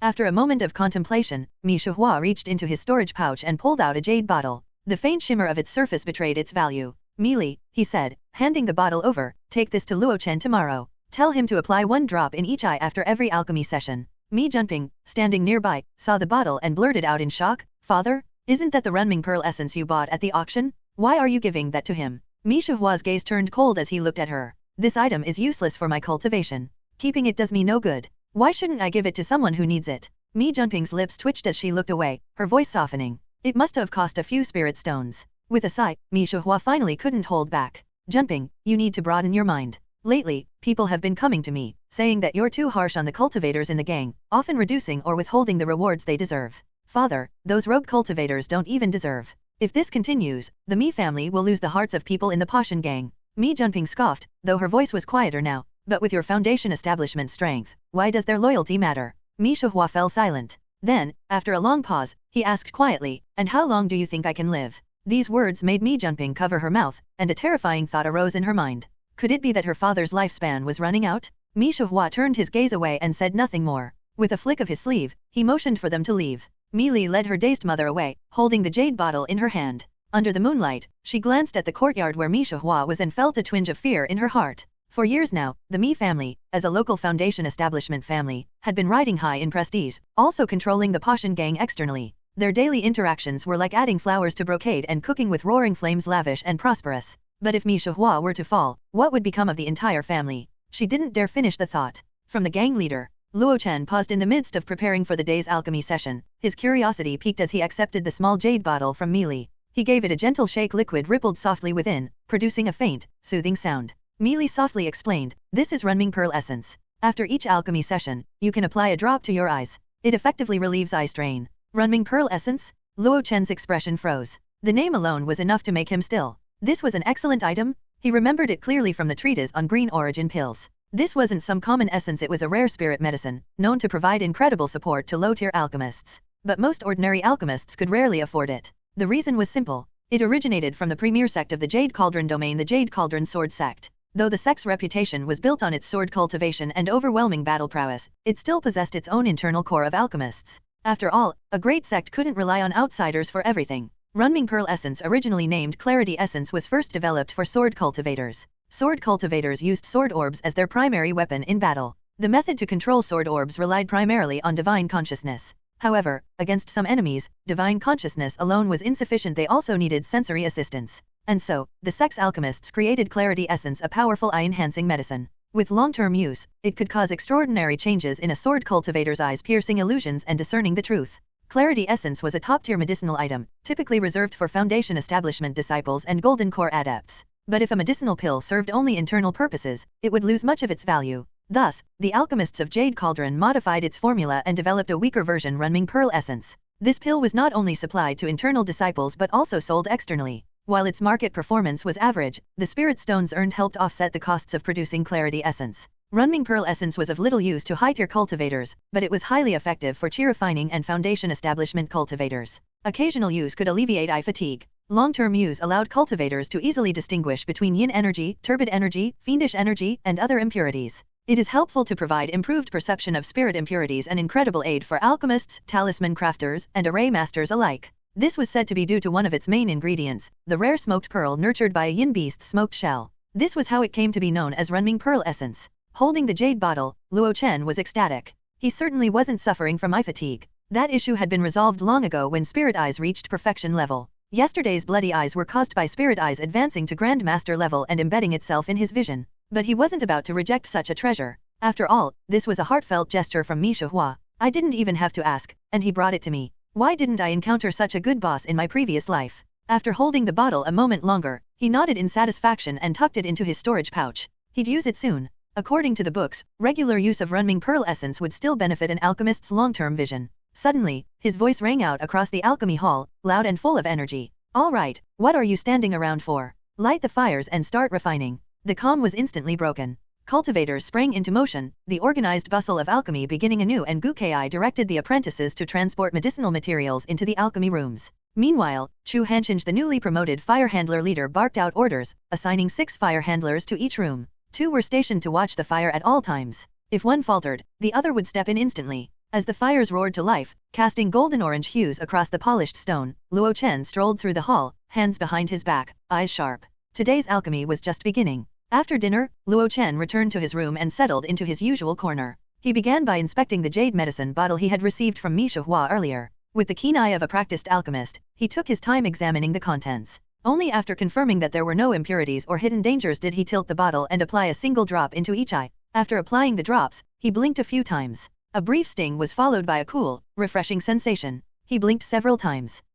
Feels cooling, soothing even, he muttered, rotating his eyes slowly. Other than that, nothing too noticeable. He pursed his lips in mild disappointment. For all the praise this eye medicine gets, there sure aren't any dramatic effects. Still, Luo Chen didn't dismiss it outright. Runming Pearl Essence was a thoughtful gift, and more importantly, a gesture of goodwill from Mi Hua. He decided he would use it occasionally from now on. With moderate usage, this bottle would easily last a month. Carefully storing the bottle away in his pouch, Luo Chen rubbed his hands and headed into the mine tunnel. Time to clock in, he said with mock enthusiasm. Gold miner shift starts now. Digging commenced. Boom, boom, boom. Since he was deep underground, the sound of Luo Chen's mountain-cleaving monument-breaking palm wouldn't reach Crescent Moon Valley, especially since he had blocked the narrow tunnel, making it even more secure. An hour passed. Covered in sweat and dust, Luo Chen finally straightened his back and let out a long sigh. Damn, this is deep. He stared at the jagged wall before him, catching his breath. The spirit fluctuations ahead were growing stronger. He was close. But I'm almost through, he muttered, brushing dirt from his robes.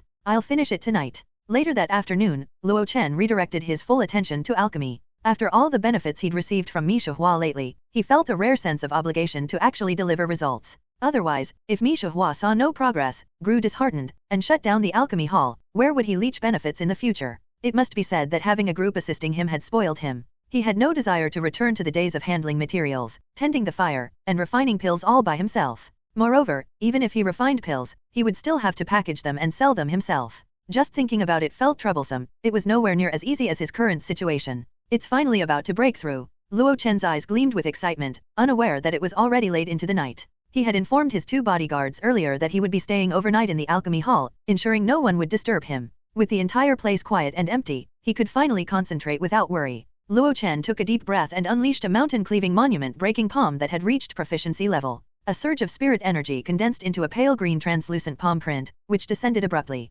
Pop! The sound was crisp and satisfying like an eggshell cracking. The final layer of stone shattered cleanly. In that instant, a dense wave of spirit energy surged outward from beyond the broken wall. Startled, Luo Chen instinctively activated his enchanted robe. Defensive light rippled around him, fluttering without wind in anticipation of danger. He tensed, but nothing happened. Cautiously, he stepped forward and descended into the newly exposed space. The small cave he discovered was just under 2 meters wide. Though cramped, it was more than enough for one person. As his gaze swept the chamber, a glimmer on the floor caught his eye. Luo Chen's pupils contracted. Spirit stones. On the cave floor lay a patch of exposed crystalline ore, dotted with specks of silvery light. Those glistening ores were unmistakably the raw form of spirit stones. Calling them spirit stones was incorrect. To be precise, these were raw spirit stone ores. In the cultivation world, circulating spirit stones were nearly identical in size, shape, and spirit energy content. It was said that spirit stones were found within spirit veins. The large sects occupying these veins mined the raw ores and, using unique methods, cut them into uniformly sized spirit stones. These spirit stones were then circulated as currency in the cultivation world, used to buy and gather resources from others. The spirit energy contained within those spirit stones was impure and chaotic. As a result, ordinary cultivators couldn't directly absorb it and could only use the stones as currency for trading. Only some large sect cultivators possessed the techniques to craft spirit stones and extract their pure spirit energy. Even if they weren't located near spirit veins, they could extract spirit energy from the spirit stones they carried for cultivation. Luo Chen lacked such skills, so the spirit stones he earned could only be spent on expensive chi-nourishing pills. But things were different now. In front of him lay a natural spirit vein. The raw spirit stone ores buried deep within a natural spirit vein radiated energy that could be directly absorbed by cultivators. It was no wonder that all the major sects in the cultivation world built their headquarters atop spirit veins of varying grades wherever spirit energy gathered. Power followed. Now, Luo Chen had discovered one of his own. It was only a small one, of course an insignificant offshoot of the first-tier spirit vein that ran beneath Daihe Market. But that didn't matter. It didn't need to support a sect or even a team of cultivators. But it didn't need to support the cultivation of many people. It only needed to support himself. Sure enough, my guess was correct, Luo Chen murmured to himself, his voice echoing softly in the narrow cave. He inhaled deeply, sensing the spirit energy in the air. It was dense and vibrant, far purer than what one normally encountered in the open. He could already feel the energy within his body growing active, stirred by the ambient power around him. The spirit energy he had expended using the mountain-cleaving monument-breaking palm to break through the underground seemed mostly restored. This place isn't large, and the amount of raw spirit stone ore isn't much, he admitted. But it's enough to sustain my cultivation for quite a while. Luo Chen had no intention of mining the raw spirit stone ore to sell it. First, he lacked the techniques to refine raw ores into standardized spirit stones. And even if he did manage to sell it off, say, to the Jade Cauldron Sword sect, the spirit stones he received would just go straight back into buying pills and resources for cultivation. That kind of trade came with a hefty markup, and all that profit would end up in the hands of unscrupulous merchants. Second, and more importantly, raw spirit stone ores acted much like miniature spirit gathering arrays. They attracted ambient energy and concentrated it within a localized area. If left untouched, the ores would continue to absorb and condense spirit energy, possibly even drawing power directly from the source of the spirit vein itself. That was precisely why major sects built their mountain gates atop these veins. Spirit veins, when not over-harvested, could regenerate over time. Cultivators who knew what they were doing didn't just mine spirit stones, they cultivated with the land. Leaving the raw ore undisturbed would serve Luo Chen far better than mining it for short-term profit. It could even siphon some energy from the source of the spirit vein. He sat down cross-legged, a grin slowly creeping across his face. I've been living off old man Mi's generosity for long enough, he mused. Time to ease up a bit. He chuckled to himself, eyes gleaming. Leeching off the Jade Cauldron Sword sect's spirit vein? That sounds much more sustainable. But then he paused, shaking his head as he corrected himself. Leeching? What nonsense. This was rightfully his to begin with. He paid rent to live in the inner city, paid good spirit stones every month. And yet, what benefit did he receive from the so-called first-tier spirit vein running beneath Dehi Market? All the spirit energy had been siphoned off by the major shops and even the Jade Cauldron Sword Pavilion using their formation arrays. What was left for ordinary residents like Luo Chen was just a meager amount. The spirit energy concentration in this cave truly belonged to the domain of a first-tier spirit vein. Having realized this, Luo Chen no longer felt constrained by morality, not that he ever had in the first place. Let me see how much spirit power I can increase by cultivating the long spring art here. He sat cross-legged, with his palms facing upward and his tongue pressed against the roof of his mouth. The Grandmaster level long spring art had begun to circulate. In the cramped cave, a young man sat cross-legged with his eyes gently closed. His moon-white daoist robe rose and fell gently with the rhythm of his measured breathing. Though his face bore a hint of roguish charm, there was a firmness in his features, an unwavering determination that spoke of someone who would forge ahead with optimism no matter the hardship. Suddenly, his eyelids trembled. Slowly, Luo Chen opened his eyes. They were clear, alert, and filled with a contemplative light.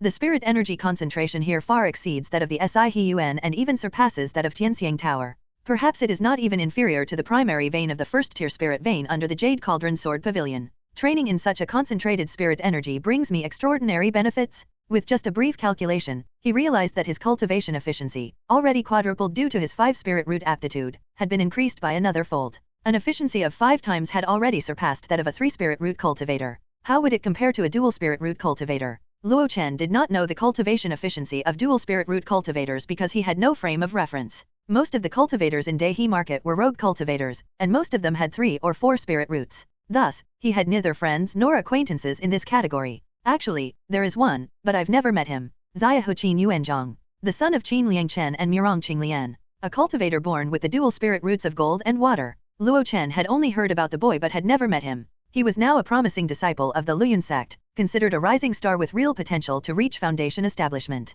Luo Chen had never inquired about the child's current cultivation realm. From what he knew, Qin Liangchen and his wife had been meticulous in the boy's early development, avoiding pill use entirely and instead nurturing his body through medicinal baths and proper nutrition. They had taken great care to build a stable foundation. But all that was beside the point. Moreover, regarding sect admissions and aptitude inquiries, the Qin Liangchen couple had never given the boy pills from a young age. Instead, they had relied on medicinal baths and nutritional supplementation to strengthen his foundation. However, these were all trivial matters. Luo Chen only needed to know that cultivating in this place was greatly beneficial to him. It seems I'll need to find more excuses to stay at the alchemy hall in the future. I don't need to cancel the lease for the Sihun either, after all, it's in the inner city, and safety is guaranteed. Now, a monthly rent of 10 spirit stones was no longer a burden for him. It was just the equivalent of a single chi-nourishing pill. Thinking of the chi-nourishing pill, Luo Chen smiled. Such a good place and opportunity must not be wasted. He took out a stick of calming incense and a chi-nourishing pill. He lit the incense, consumed the pill, and began cultivating.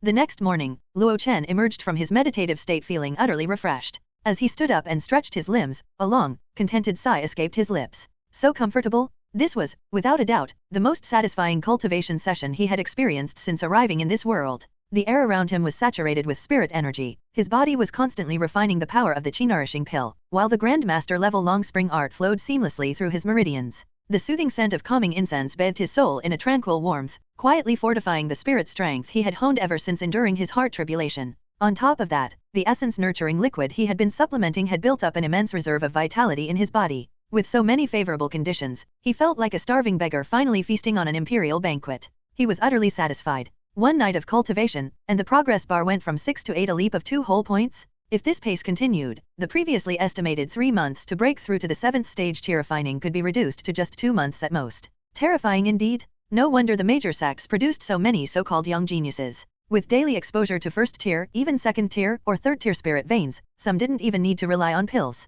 Spirit energy itself surged into them like an endless tide. Especially during the early and mid stages of chi refining, the faster one progresses, the more time they have to prepare for foundation establishment in the late stages. They don't need to worry about insufficient lifespan like rogue cultivators. Sister Xiaoxiu once said that the best age for cultivators to break through to foundation establishment is before 60. After 60, a cultivator's vitality starts to decline, and the chances of failure increase significantly. Just this one factor has blocked countless rogue cultivators who spent their entire lives reaching the 9th stage of chi refining. Luo Chen felt a deep pity for those rogue cultivators. After painstakingly reaching perfected mastery of chi refining, they still have to face unfavorable circumstances like insufficient lifespan and declining vitality. Even if they acquire a foundation establishment pill, it would likely end in failure. I must never end up in that situation, Luo Chen said. The joy he had felt from discovering the spirit vein cave was largely dispelled. Even if he could break through to the 7th stage of chi refining in 2 months, the spirit energy required for subsequent levels would only increase, especially at the 9th stage of chi refining, where many rogue cultivators found themselves indefinitely stuck.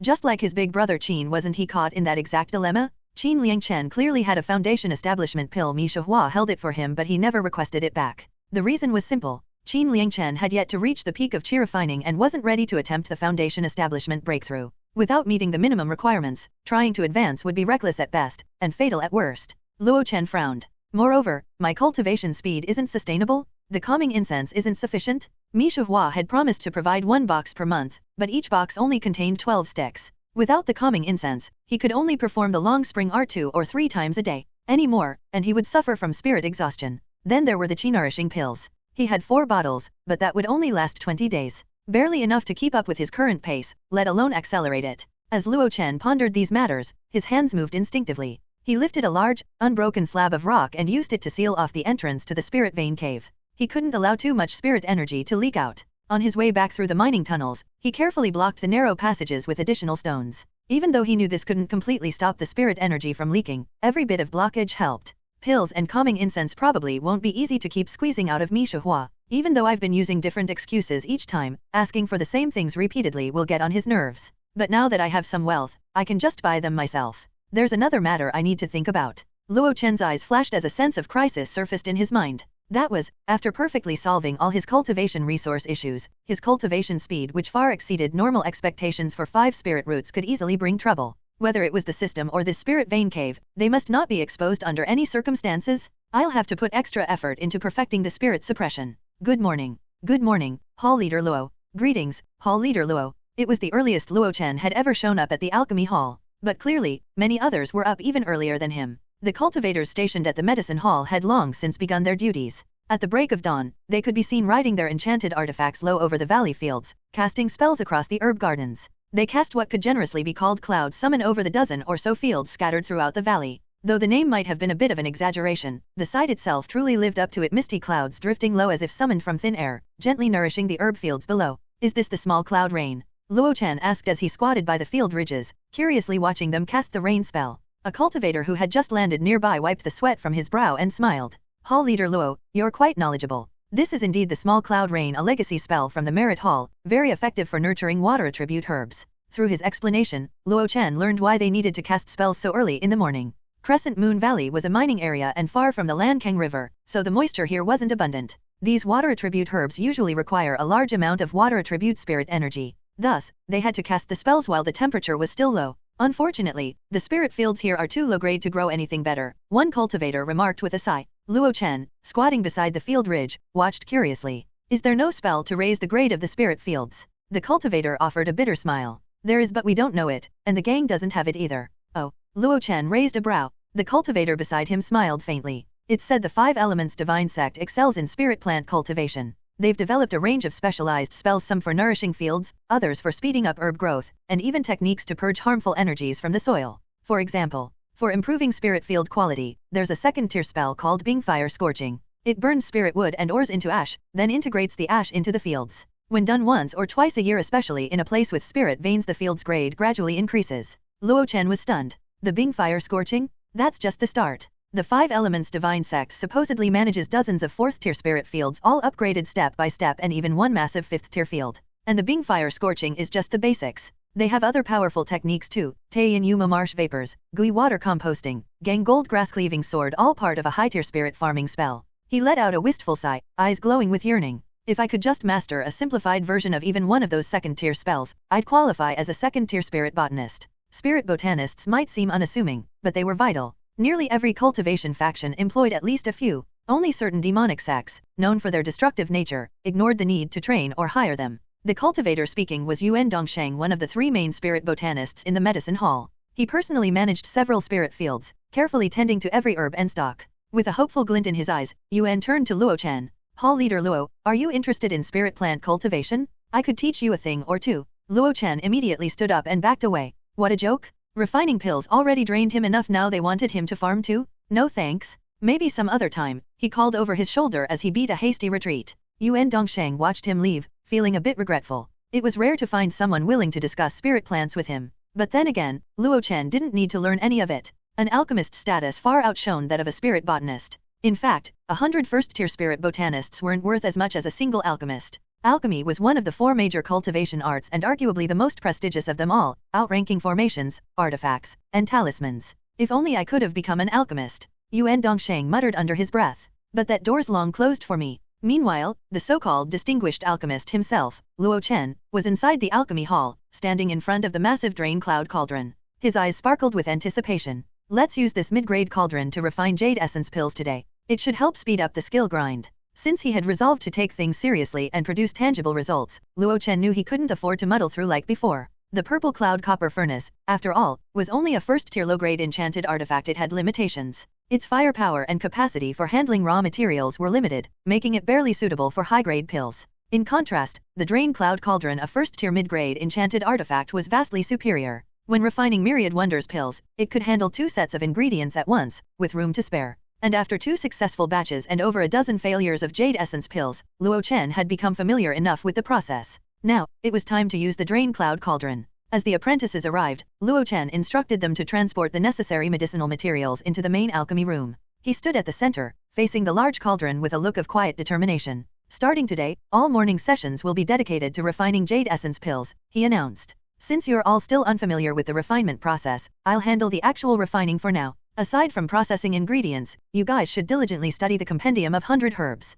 Luo Chen handed the Compendium of 100 Herbs, which he had borrowed from Mi Junping, to Gu Kai. As the alchemy hall steward, she oversaw internal operations, coordinating the apprentices, managing fire handlers, and organizing the pill caretakers who stored and distributed the final products. When Luo Chen needed his subordinates to learn something new, he rarely taught it himself. He left the supervision to Gu Kai, trusting her to handle things efficiently. Make 20 copies, he instructed. Have them memorize the herb characteristics. Gu Kai hesitated as she took the Compendium of 100 Herbs. This is a book from Merit Hall. Are we really allowed to distribute it so freely? There's nothing wrong with it. If there are any issues, I'll deal with Mi Junping myself. That was no idle boast. Luo Chen's mindset had shifted again. While he couldn't let his subordinates learn the true essence of his craft, there was no need to keep everything hidden from them either. If they could grasp some foundational knowledge, it would be of great help to his grand alchemy endeavors in the future. Additionally, Elder Sikong, Luo Chen called out, go to the Merit Hall and borrow the flame manipulation for the alchemy hall. Standing nearby, Sikong Shaojia frowned. That's a premium first-tier spell, not some general technique. What do you need it for? So what if it's premium? Luo Chen waved a hand dismissively. It's not an offensive or defensive spell, just a method for controlling enchanting power. Turning toward the fire handlers, his voice sharpened. Their flame control is far too crude. It's barely sufficient for refining fasting pills and Myriad Wonders pills. When it comes to the jade essence pills, they're no help at all. Teaching them flame manipulation will benefit you, me, and the entire Pashan gang. Is that so? Sikong Shaojia remained silent for a moment, half convinced, but ultimately didn't argue. Without another word, he left Crescent Moon Valley and made his way toward the merit hall at the gang's headquarters. As for the merit points needed to borrow such a technique, that wasn't a concern. When the alchemy hall had first been established, Mi Shihua had made a clear decree: any spell deemed beneficial to the hall could be freely provided. Otherwise, Luo Chen would never have gotten away with borrowing the compendium of 100 herbs. Dealing with Mi Junping, of course, might still require a bit of persuasion from the old man. Watching Sikong's retreating figure, Luo Chen let out a subtle sigh of relief. The additional tasks he'd assigned to the apprentices and fire handlers were, as he'd claimed, genuinely necessary, but there was another reason he hadn't voiced. His own proficiency in refining the Jade Essence pill was still stuck at the beginner level. At this stage, he could only manage the process alone. Allowing others to assist, as they had with fasting pills and myriad wonders pills, was simply beyond his current capability. Truthfully, most alchemists probably need help to refine even basic pills, Luo Chen thought. And yet none of them can achieve what I've already done. He even had a sense that if he became stronger, he could expand his operations even further. One day, he wouldn't be limited to just a few assistants and furnaces. With enough power and proficiency, he could command a whole hall of alchemists, all working under his guidance to produce high-grade pills. That confidence stemmed from the perverse efficiency of achieving Grandmaster level proficiency in any pill, which ensured a stable output of top-quality products. Speaking of which, what would happen if a pill reached perfected mastery? Supreme-grade pills. His gaze landed on the skill nearest to perfected mastery, the fasting concoction. That morning, only 2 furnaces of pills were refined. One furnace was the Jade Essence pills that Luo Chen refined personally using the Drain Cloud Cauldron. He used 2 full sets of materials, both failed.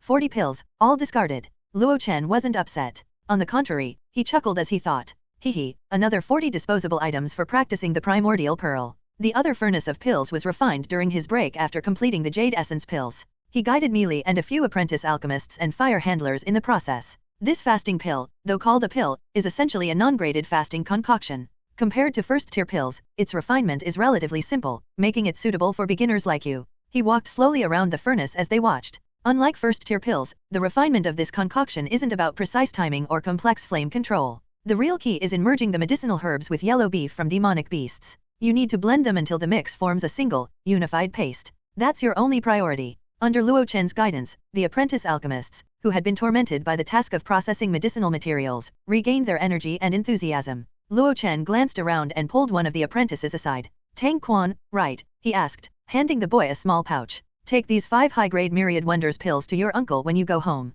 Tang Quan accepted them with a conflicted look. His uncle was none other than the sick tiger, Zhang Wen. Recently, fellow deist Zhang had complained several times about the insufficient quantity of high-grade myriad wonders pills, leaving him dissatisfied. Luo Chen recalled this and had set aside a few pills during collection to give this loyal client. Since it didn't cost him anything, as he intentionally withheld from the official count to obscure the true extent of his alchemical skill. Giving a few away smoothed relations and helped maintain his carefully crafted image. "All right," Luo Chen said, returning to the group, "let's collect the concoction. I'll handle this part myself for now. Later, you'll all do it on your own." He lifted a hand, and with a flick of his fingers, summoned his Grandmaster level traction. The lid of the cauldron rose slowly. A light, savory aroma drifted out, instantly refreshing everyone in the room. Meili, Tang Quan, and the others instinctively took deep breaths, and their spirits were instantly invigorated. It even felt as if their stomachs were full. Luo Chen's eyes narrowed as the paste inside came into view. With a subtle shift in his fingers, he guided a thick, golden mass upward. "This," he said, "is the original form of the fasting concoction.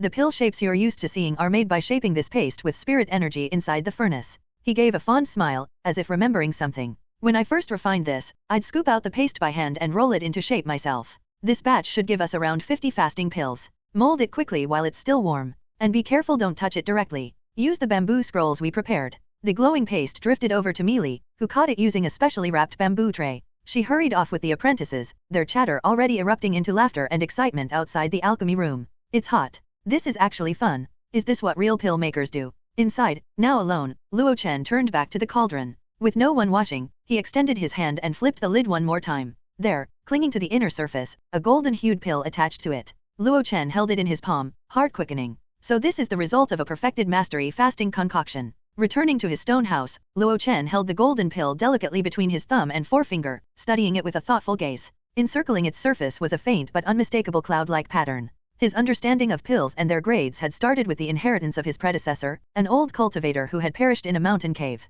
That cultivator hadn't been a disciple of any renowned section, a rogue alchemist from the Medicine King domain. He had barely qualified as an outer disciple of the Medicine King sect due to his passable alchemy skills, his situation not so different from Fu Xiaoxiu's. But unlike her, he failed to achieve foundation establishment, nor had he obtained the Eternal Youth Scripture or the advanced chapters of the Medicine King Codex. As time wore on, he was relegated to menial duties in the sect, until eventually, he met his end alone in a remote mountain cave in Yuanzhou Nation. Yet, in his death, he had passed something on. Among his belongings were the cheer-refining chapter of the Long Spring art as well as recipes for fasting concoction and myriad wonders pills. As for why an outer disciple of the Medicine King sect would possess a strange recipe for aphrodisiac pills, that was beyond Luo Chen's understanding. After transmigrating, Luo Chen began hawking his wares at rogue cultivator markets, where he often picked up stray tidbits of pill-related knowledge. The buyers, even though they lacked formal alchemy knowledge, were surprisingly picky, offering unsolicited advice, critiques, and commentary. Over time, Luo Chen absorbed their chatter and assembled a working understanding of pill evaluation.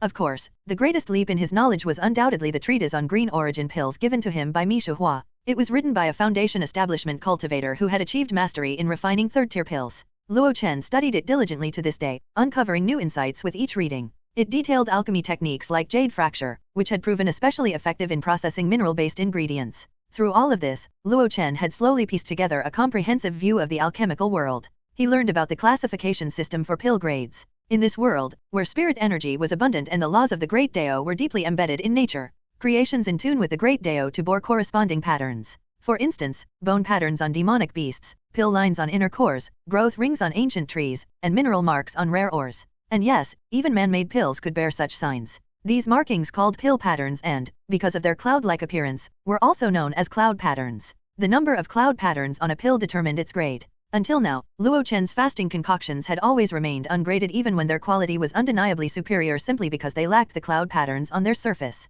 But today was different. Today, the fasting concoction he had refined had reached perfected mastery. And it showed. The golden pill in his hand bore a single distinct cloud pattern. Though it was just one pattern, it signified that the pill had entered the graded tier. "Let's see how potent you are," he muttered and, without hesitation, tossed the pill into his mouth. He trusted his own work. After swallowing, a deep sense of satisfaction filled his body. It was like the comforting fullness that came after a warm, hearty meal. His stomach settled into a state of complete contentment. "This potency," Luo Chen murmured, rubbing his abdomen with a thoughtful frown. "Compared to the low-grade concoctions, this one's at least 10 times stronger. Compared to top grade, about 3 times as effective. Ordinarily, a low-grade fasting concoction could stave off hunger for 3 days. A top-grade version might last 10. But this supreme-grade fasting concoction could stave off hunger for an entire month." He recalled that when using the Drain Cloud Cauldron with 2 sets of materials, he usually produced 100 pills. But this time, he had only extracted 50 portions of paste and this one golden, cloud-patterned pill. In other words, it took an entire set of ingredients just to produce this one supreme-grade fasting concoction. Upon reaching this conclusion, Luo Chen felt somewhat dissatisfied. Whether in terms of external profit or internal energy conversion, it was a loss. From this perspective, even a supreme-grade fasting concoction was of limited use in earning cultivation resources. Perhaps the only benefit was that during prolonged retreats, this pill eliminated the need for frequent consumption of other fasting pills. A supreme-grade fasting concoction should be comparable to a proper low-grade fasting pill, Luo Chen muttered under his breath. He sighed, the thrill of reaching perfected mastery in a pill recipe now tinged with a touch of disappointment. That was simply the nature of the world. Rarely did things align perfectly with one's desires. Still, Luo Chen had prepared himself mentally. The fasting concoction, after all, wasn't even a formally recognized pill. For the system to elevate it to the equivalent of a first-tier low-grade pill was already a minor miracle. Not to mention, it had even rewarded him with an achievement point. Glancing at his status panel, Luo Chen noted with satisfaction that Spirit Eyes had reached Grand Master level, the mountain-cleaving monument-breaking palm had advanced to skilled level, and the fasting concoction had hit perfected mastery. All told, he now had 16 achievement points accumulated. The more achievement points he had, the more secure Luo Chen felt. He would need many more for future alchemy pursuits. As he stared at the achievement points, an idea suddenly popped into Luo Chen's mind. What if I just mass-produce ungraded pills, or grind mundane martial arts like crazy? Wouldn't I be able to farm achievement points endlessly and unlock second-tier pill recipes like Blood Fiend pills in no time? The thought was so tantalizing he almost got lost in it until he promptly slapped himself across the cheek. What am I even thinking? Do I have so much time to waste? My usual schedule is already packed with cultivation and alchemy. I barely have time to practice spells and study pill-related knowledge. Trying to take on additional mundane martial arts? That's just asking for trouble, Luo Chen thought. The benefits brought by those things were far too insignificant. Practicing 1 or 2 occasionally was fine, but indulging too deeply was absolutely out of the question. This kind of thing must be approached within one's means. Besides, as his cultivation realm increased, unlocking beginner-level pill recipes would require fewer and fewer achievement points. If he stayed the course, things would naturally get easier. That realization brought a wave of calm, washing over him like cool water. He hadn't even noticed how tense he'd become until now, but the sudden peace also sparked a thought in the back of his mind. Could it be that I almost fell into an inner devil just now? Since ancient times, the path of shortcuts and obsession had always been a dangerous one. The moment he allowed greed or impatience to dominate his thinking, he risked veering off his cultivation path. Steady steps, Luo Chen whispered. Step by step toward the Great Dao. Today's refinement, 52 fasting concoctions, with a low-medium-high grade ratio of 7 to 2 to 1. 20 myriad wonders pills, ratio 4 to 5 to 1, the alchemy caretaker reported in a calm, practiced voice. Store them in the pill repository and make sure they're logged in the records, Gu Ki instructed smoothly. Standing nearby, Luo Chen nodded in silent approval. His technique for balancing pill quality had become increasingly refined. A few pills would fail, others would succeed, and their grades would vary just enough to seem natural, neither too outstanding nor too poor. He had perfected the control of pill grades, ensuring that neither envy nor distrust arose within the gang. He had mastered this balance quite well. Whoosh! Just then, a rush of wind swept through the alchemy hall as a glimmer of artifact light receded. The light faded, revealing the figure of Sikong Shaojia, who descended with practiced ease. Luo Hall leader, Sikong greeted, handing over a slim, neatly bound booklet. Here's the flame manipulation. Taking the thin booklet, Luo Chen flipped through it while asking, Elder Sikong, thank you for your efforts. Did you encounter any trouble? Sikong Shaojia chuckled, no trouble at all. I thought I'd have to argue with me jumping, but surprisingly, she was much more generous this time. Perhaps because the flame manipulation isn't considered an exquisite spell.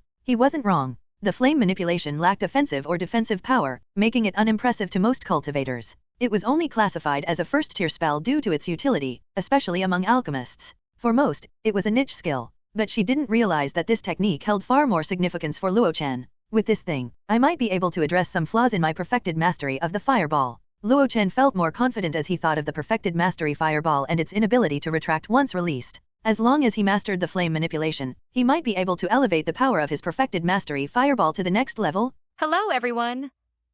As we wrap up this video, I want to share a quick note. I have a Patreon account.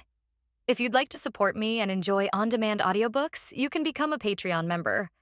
Alternatively, you can check out my Google Drive link, which has 500+ novel audiobooks available through my Ko-fi or Patreon shop. I appreciate your support.